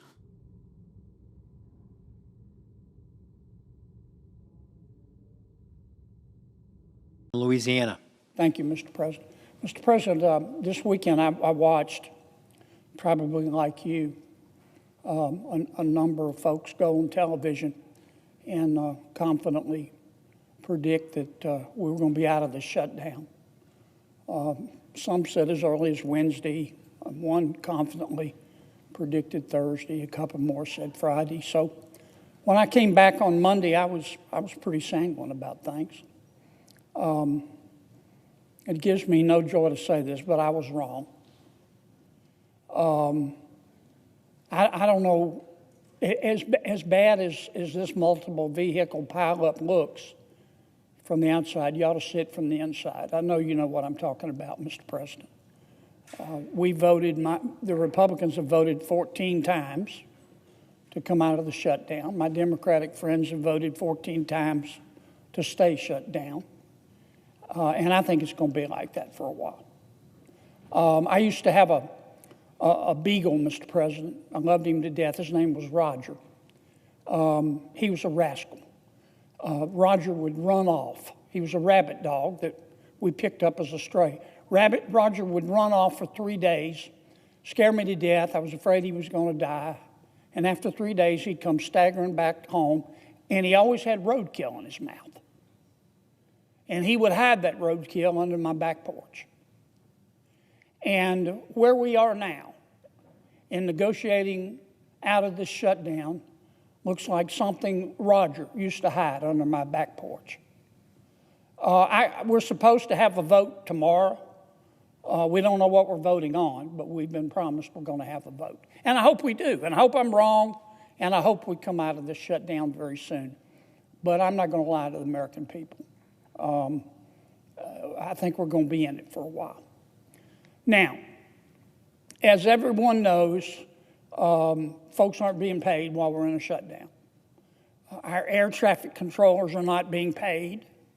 In fact, starting tomorrow, the airlines are going to be canceling flights. Our staffs are not being paid. Federal employees are not being paid. These young men and women here, our pages, are not being paid. Our military is only being partially paid. I'm confused about SNAP payments. Some say the payments are being made. Some say they aren't. I don't know who's telling the truth, but I do know this.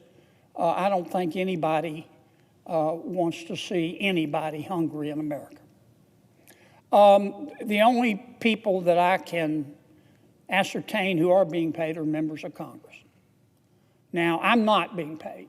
I said I wasn't going to take a salary during the shutdown. And some of my colleagues are, and I'm not judging anybody. The purpose of this is not to judge anybody. I'm just saying that it's time that Congress set an example. I've got 2 bills I'm going to offer up today. The The first one is called the No Shutdown Paychecks to Politicians Act. This just says that while we're in a shutdown, members of Congress don't get paid, and they don't get back pay. The second bill is entitled Withhold Member Pay During Shutdowns Act. That bill says while we're in a shutdown, members of Congress don't get paid, but they will get paid. They'll get their money in arrears after we open government back up.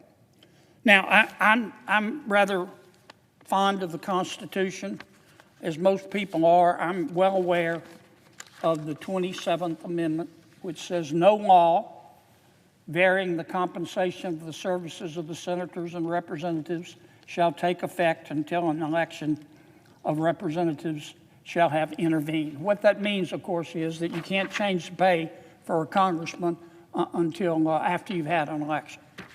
I think my bills are constitutional for two reasons. Number one, we're not changing the rate of compensation. We're just saying during a shutdown, you're not going to get your money. Number two, there is precedent for this. Back in 2013, President Obama had Congress pass what's called the No Budget, No Pay Act of 2013. President Obama's bill said, look, Congress is about to go into a shutdown. Fine, have at it. Knock yourselves out. Go into a shutdown. But if you don't come out of that shutdown by this particular date, you're not going to get paid. And you know what? Members of Congress had an epiphany. They had a Damascene moment. They were born again. They got out of the shutdown in time to be paid. I'm not trying to put down anybody. I'm not trying to condemn folks who have been taking their salary. I'm not saying they don't earn every bit of it, but I am saying what's good for the goose is good for the gander, and I'm going to offer up these two bills for the members' consideration. So, starting with my first bill, which would say members of Congress can't be paid and don't get back pay even after we end the shutdown. That's called the No Shutdown Paychecks to Politicians Act. I ask unanimous consent that the Senate proceed to the immediate consideration of my bill, that bill, which I just described, which is at the desk. I further ask that the bill be considered read a third time and passed, and that the motion to reconsider be considered made and laid upon the table. Is there objection? Mr. President, reserving the right to object. I think it's time that instead of closing the government down further, that we begin to open up government. What I will offer is legislation that instead of closing government down further, begins to pay those who are working, pays our soldiers, pays our air traffic controllers, pays everyone who's showing up for work. I think this should become a permanent feature of our government. I think it's disruptive, I think it's unfair, and I think it's wrong that we don't pay the workers that are showing up. But a better way than isolating out different groups and punishing different groups is to actually pay those who are working. And I think we should do this. If we pass this legislation, this would never be a problem again. We're going to run into disagreements in the future. We're going to have times when the government shuts down, but there's no reason that we shouldn't be paying our government workers. So I ask that the senator modify his request so that instead of the Senate proceeding to the immediate consideration of calendar item 191, that S3012, that the bill be considered read a third time and passed, and that the motion to consider be considered made and laid upon the table. Mr. President. Would the senator modify his request? I will not, Mr. President, and I'd like to explain why. I understand Senator Paul is making a good point. What he's saying is rather than saying, as I am, that nobody else is being paid, so members of Congress shouldn't be paid, I think what Senator Paul is saying, let's pay everybody. That's what I understand him to be saying. And he wants me to agree to that instead of my bill. What Senator Paul is proposing is Senator Ron Johnson's shutdown, No Shutdown Act that we voted on several times. And I'm for it. I voted for it several times. Here's the problem I have with Senator Paul's proposal of pulling down my bill and going with Senator Johnson's bill. Several reasons. Number one, I'm interested in passing something. I'm not interested in just putting on a show. My bill will pass the House of Representatives, and my bill will be signed by the President. Senator Paul's bill, I can assure you, will not pass the House of Representatives, and President Trump will not sign it. I'm not saying someone's right or somebody's wrong. President Trump does not consider to be Senator Paul to be part of his MAGA agenda, and he will veto it. And then we're right back to square one. So for that reason, I can't substitute his for mine, because his is going to be as dead as fried chicken here in a few days, and mine has a chance to pass. Now, I need some clarification, Mr. President. Parliamentary inquiry, if you will. Do I understand that Senator Paul has objected to my bill? Correctly? The senator from Kentucky asked if you would modify your request. And his modification, if I might ask, is to substitute his bill for mine. That is the understanding of the chair. Okay. I have said I will not substitute his bill for mine. Objection to the modification is heard. Okay. Now, Is there an objection to the original request? Reserving the right, Mr. President. Senator from Kentucky. Reserving the right to object. I think it's actually not clear at all that the president wouldn't sign a bill to continue paying federal workers. I think it's actually a universal sentiment among both parties, among the American people, particularly among the soldiers, that we ought to continue to pay the soldiers, continue to pay the workers. I'm perhaps the most conservative member of the Senate. I vote to cut spending on everything. I think we spend way too much, but I'm not for cutting the salaries of people who have a contract and who are doing their work.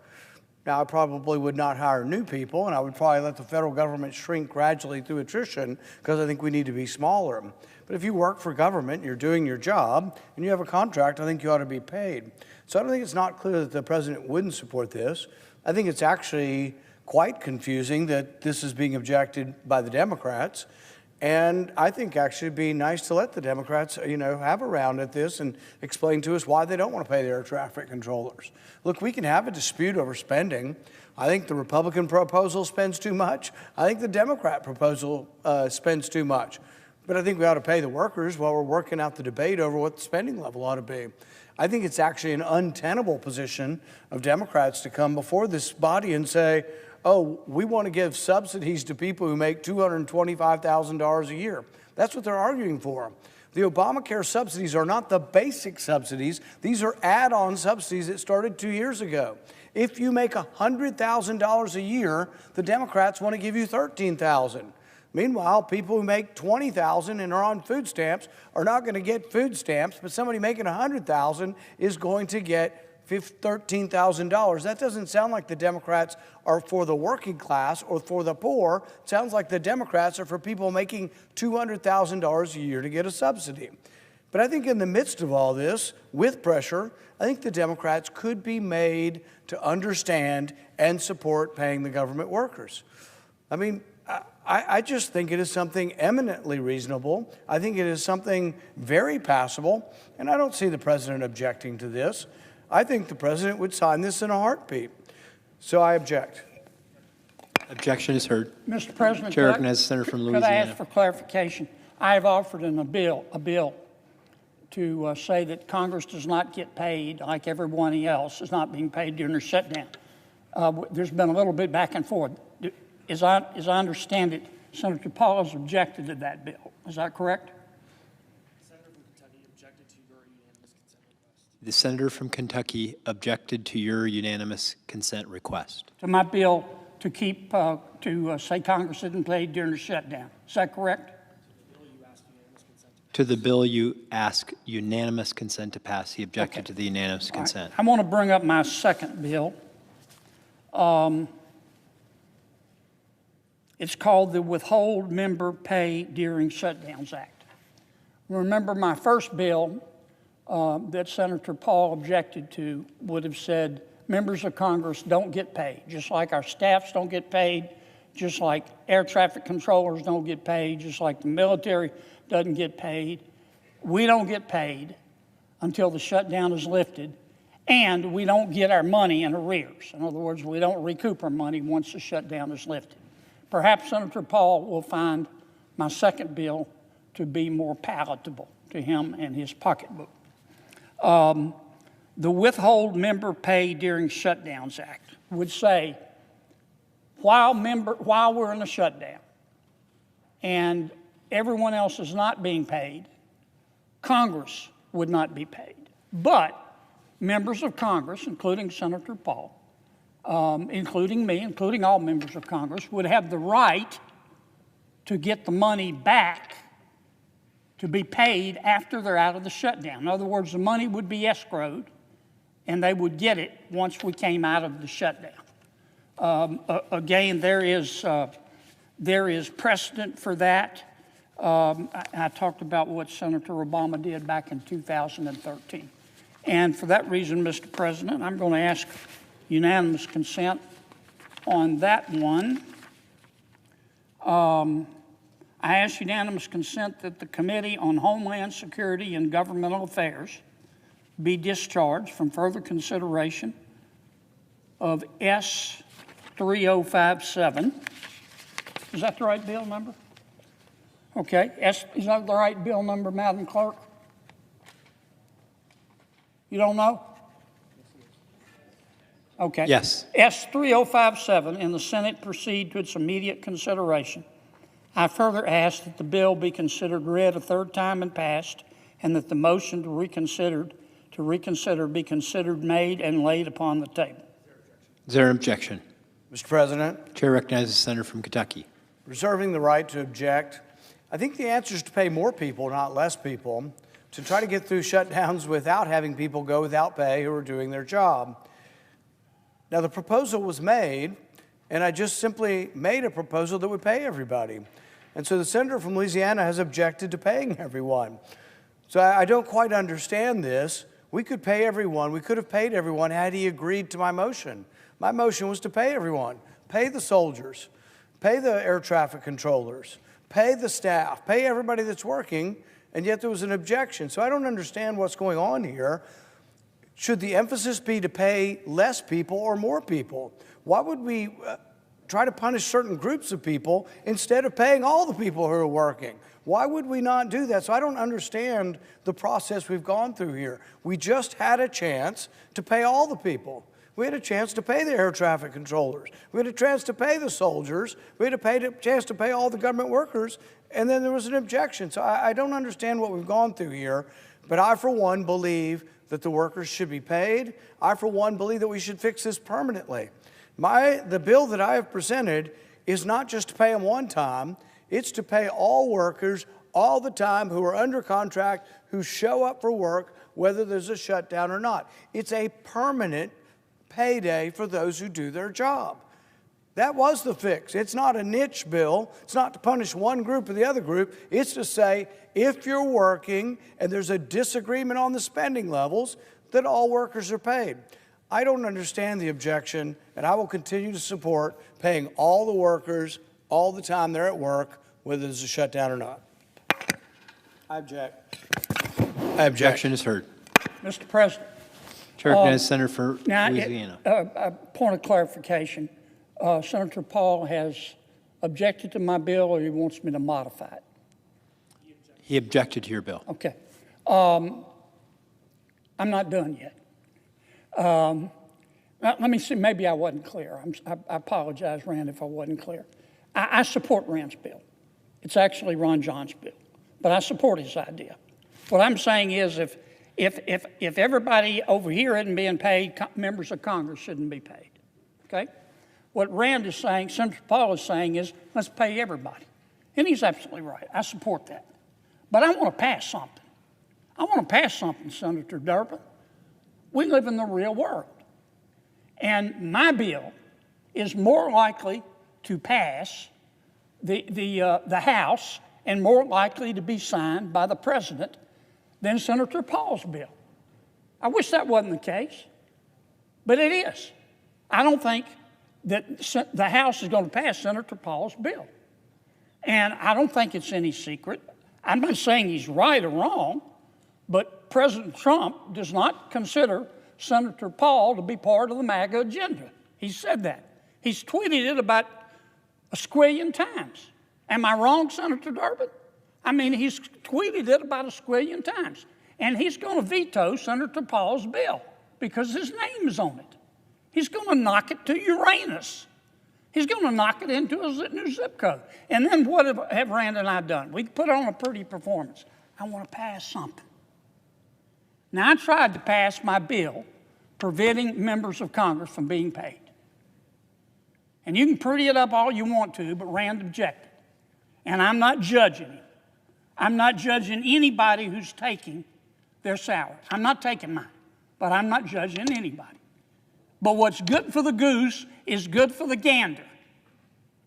And you either think members of Congress ought to be treated like everybody else, or you don't. You either think that we're more important and smarter and more virtuous than the American people, or you don't. And I think we ought to be treated the same. Now, having said that, I said I agreed with what Senator Paul said. I'm just worried his name on the bill is going to get knocked out of the park. So I'm going to put it in my name. Let's do what, it's not Senator Paul's bill, it's Senator Ron Johnson's bill. And what Ron John's, we call him Ron John, I'm sorry, Senator Ron Johnson from the wonderful state of Wisconsin. What Senator Johnson has proposed, and I've voted for repeatedly, says, look, if you're deemed an essential employee right now, you're working, but you're not being paid. Senator Johnson's bill says, we're going to pay you. I voted for that. It also says if you're furloughed, if you're deemed to be non-essential, then you're not working, but you will get paid once we come out of this shutdown. Does that make sense? That's what Senator Ron Johnson has proposed. And as I told my good friend Senator Paul, I agree with him. Senator Paul's name is on that bill. It's going to be vetoed 6 ways to Sunday. I'm going to try to put my name on the bill. Maybe it'll get passed, maybe it won't, but I think I have a better chance than Senator Paul. That's just my personal opinion. It's not meant to be personal. So, for that reason, Mr. President, I tried a third way. It's not my preferred way, but we got to get out of this mess. I ask unanimous consent that the Senate proceed to the immediate consideration of calendar number 191 S302, which, as I've indicated, Mr. President, I think we've got a chance to pass the House with it, and I really don't think President Trump will veto it if I explain to him it's Senator Ron Johnson's bill. And I further ask that the bill be considered read a third time and passed, and that the motion to reconsider be considered made and laid upon the table. Is there an objection? Mr. President. Chair recognizes the senator from Washington. Thank you, Mr. President. Reserving the right to object, let me just say this. We should make sure that every federal worker gets the paycheck that they are owed.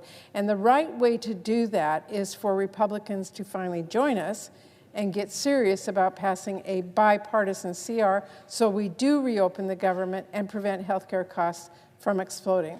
Instead, the bill that the senator from Louisiana is asking for unanimous consent for actually lets Donald Trump and Russ Vought decide who they want to pay during a shutdown, and that will allow them to stiff everyone else. President Trump has said he will only pay the people he wants to. He literally said, and I quote, "We're going to take care of our people. There are some people who really don't deserve to be taken care of, and we'll take care of them in a different way," unquote. This bill would actually let Trump do exactly that. Mr. President, we should make sure all of our workers get paid, not just the workers Trump likes. So the best way to do that is for, of course, Republicans to sit down with us as Democrats, work out a solution to reopen the government. If instead you do as the senator from Louisiana suggests here, then at a minimum, it should cover all employees.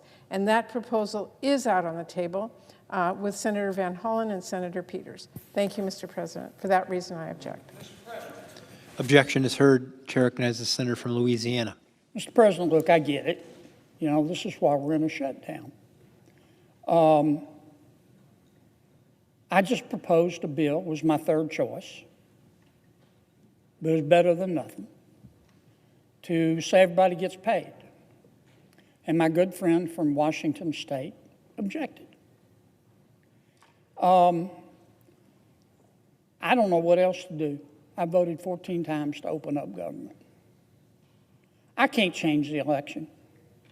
President Trump was duly elected President of the United States. He was, in a free election. And the American people spoke.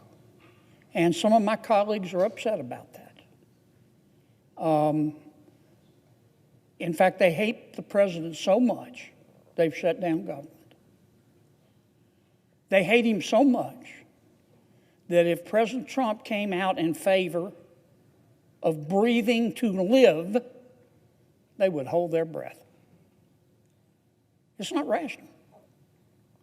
And I just don't know what else to do. All I can tell my Democratic friends is, look, reasonable people disagree, and I get it. But you're just being too emotional. You need to go drink a big, old, cold, tall glass of get over it and realize that President Trump is the President of the United States. Don't shut government down because of it. Mr. President, you've been really patient.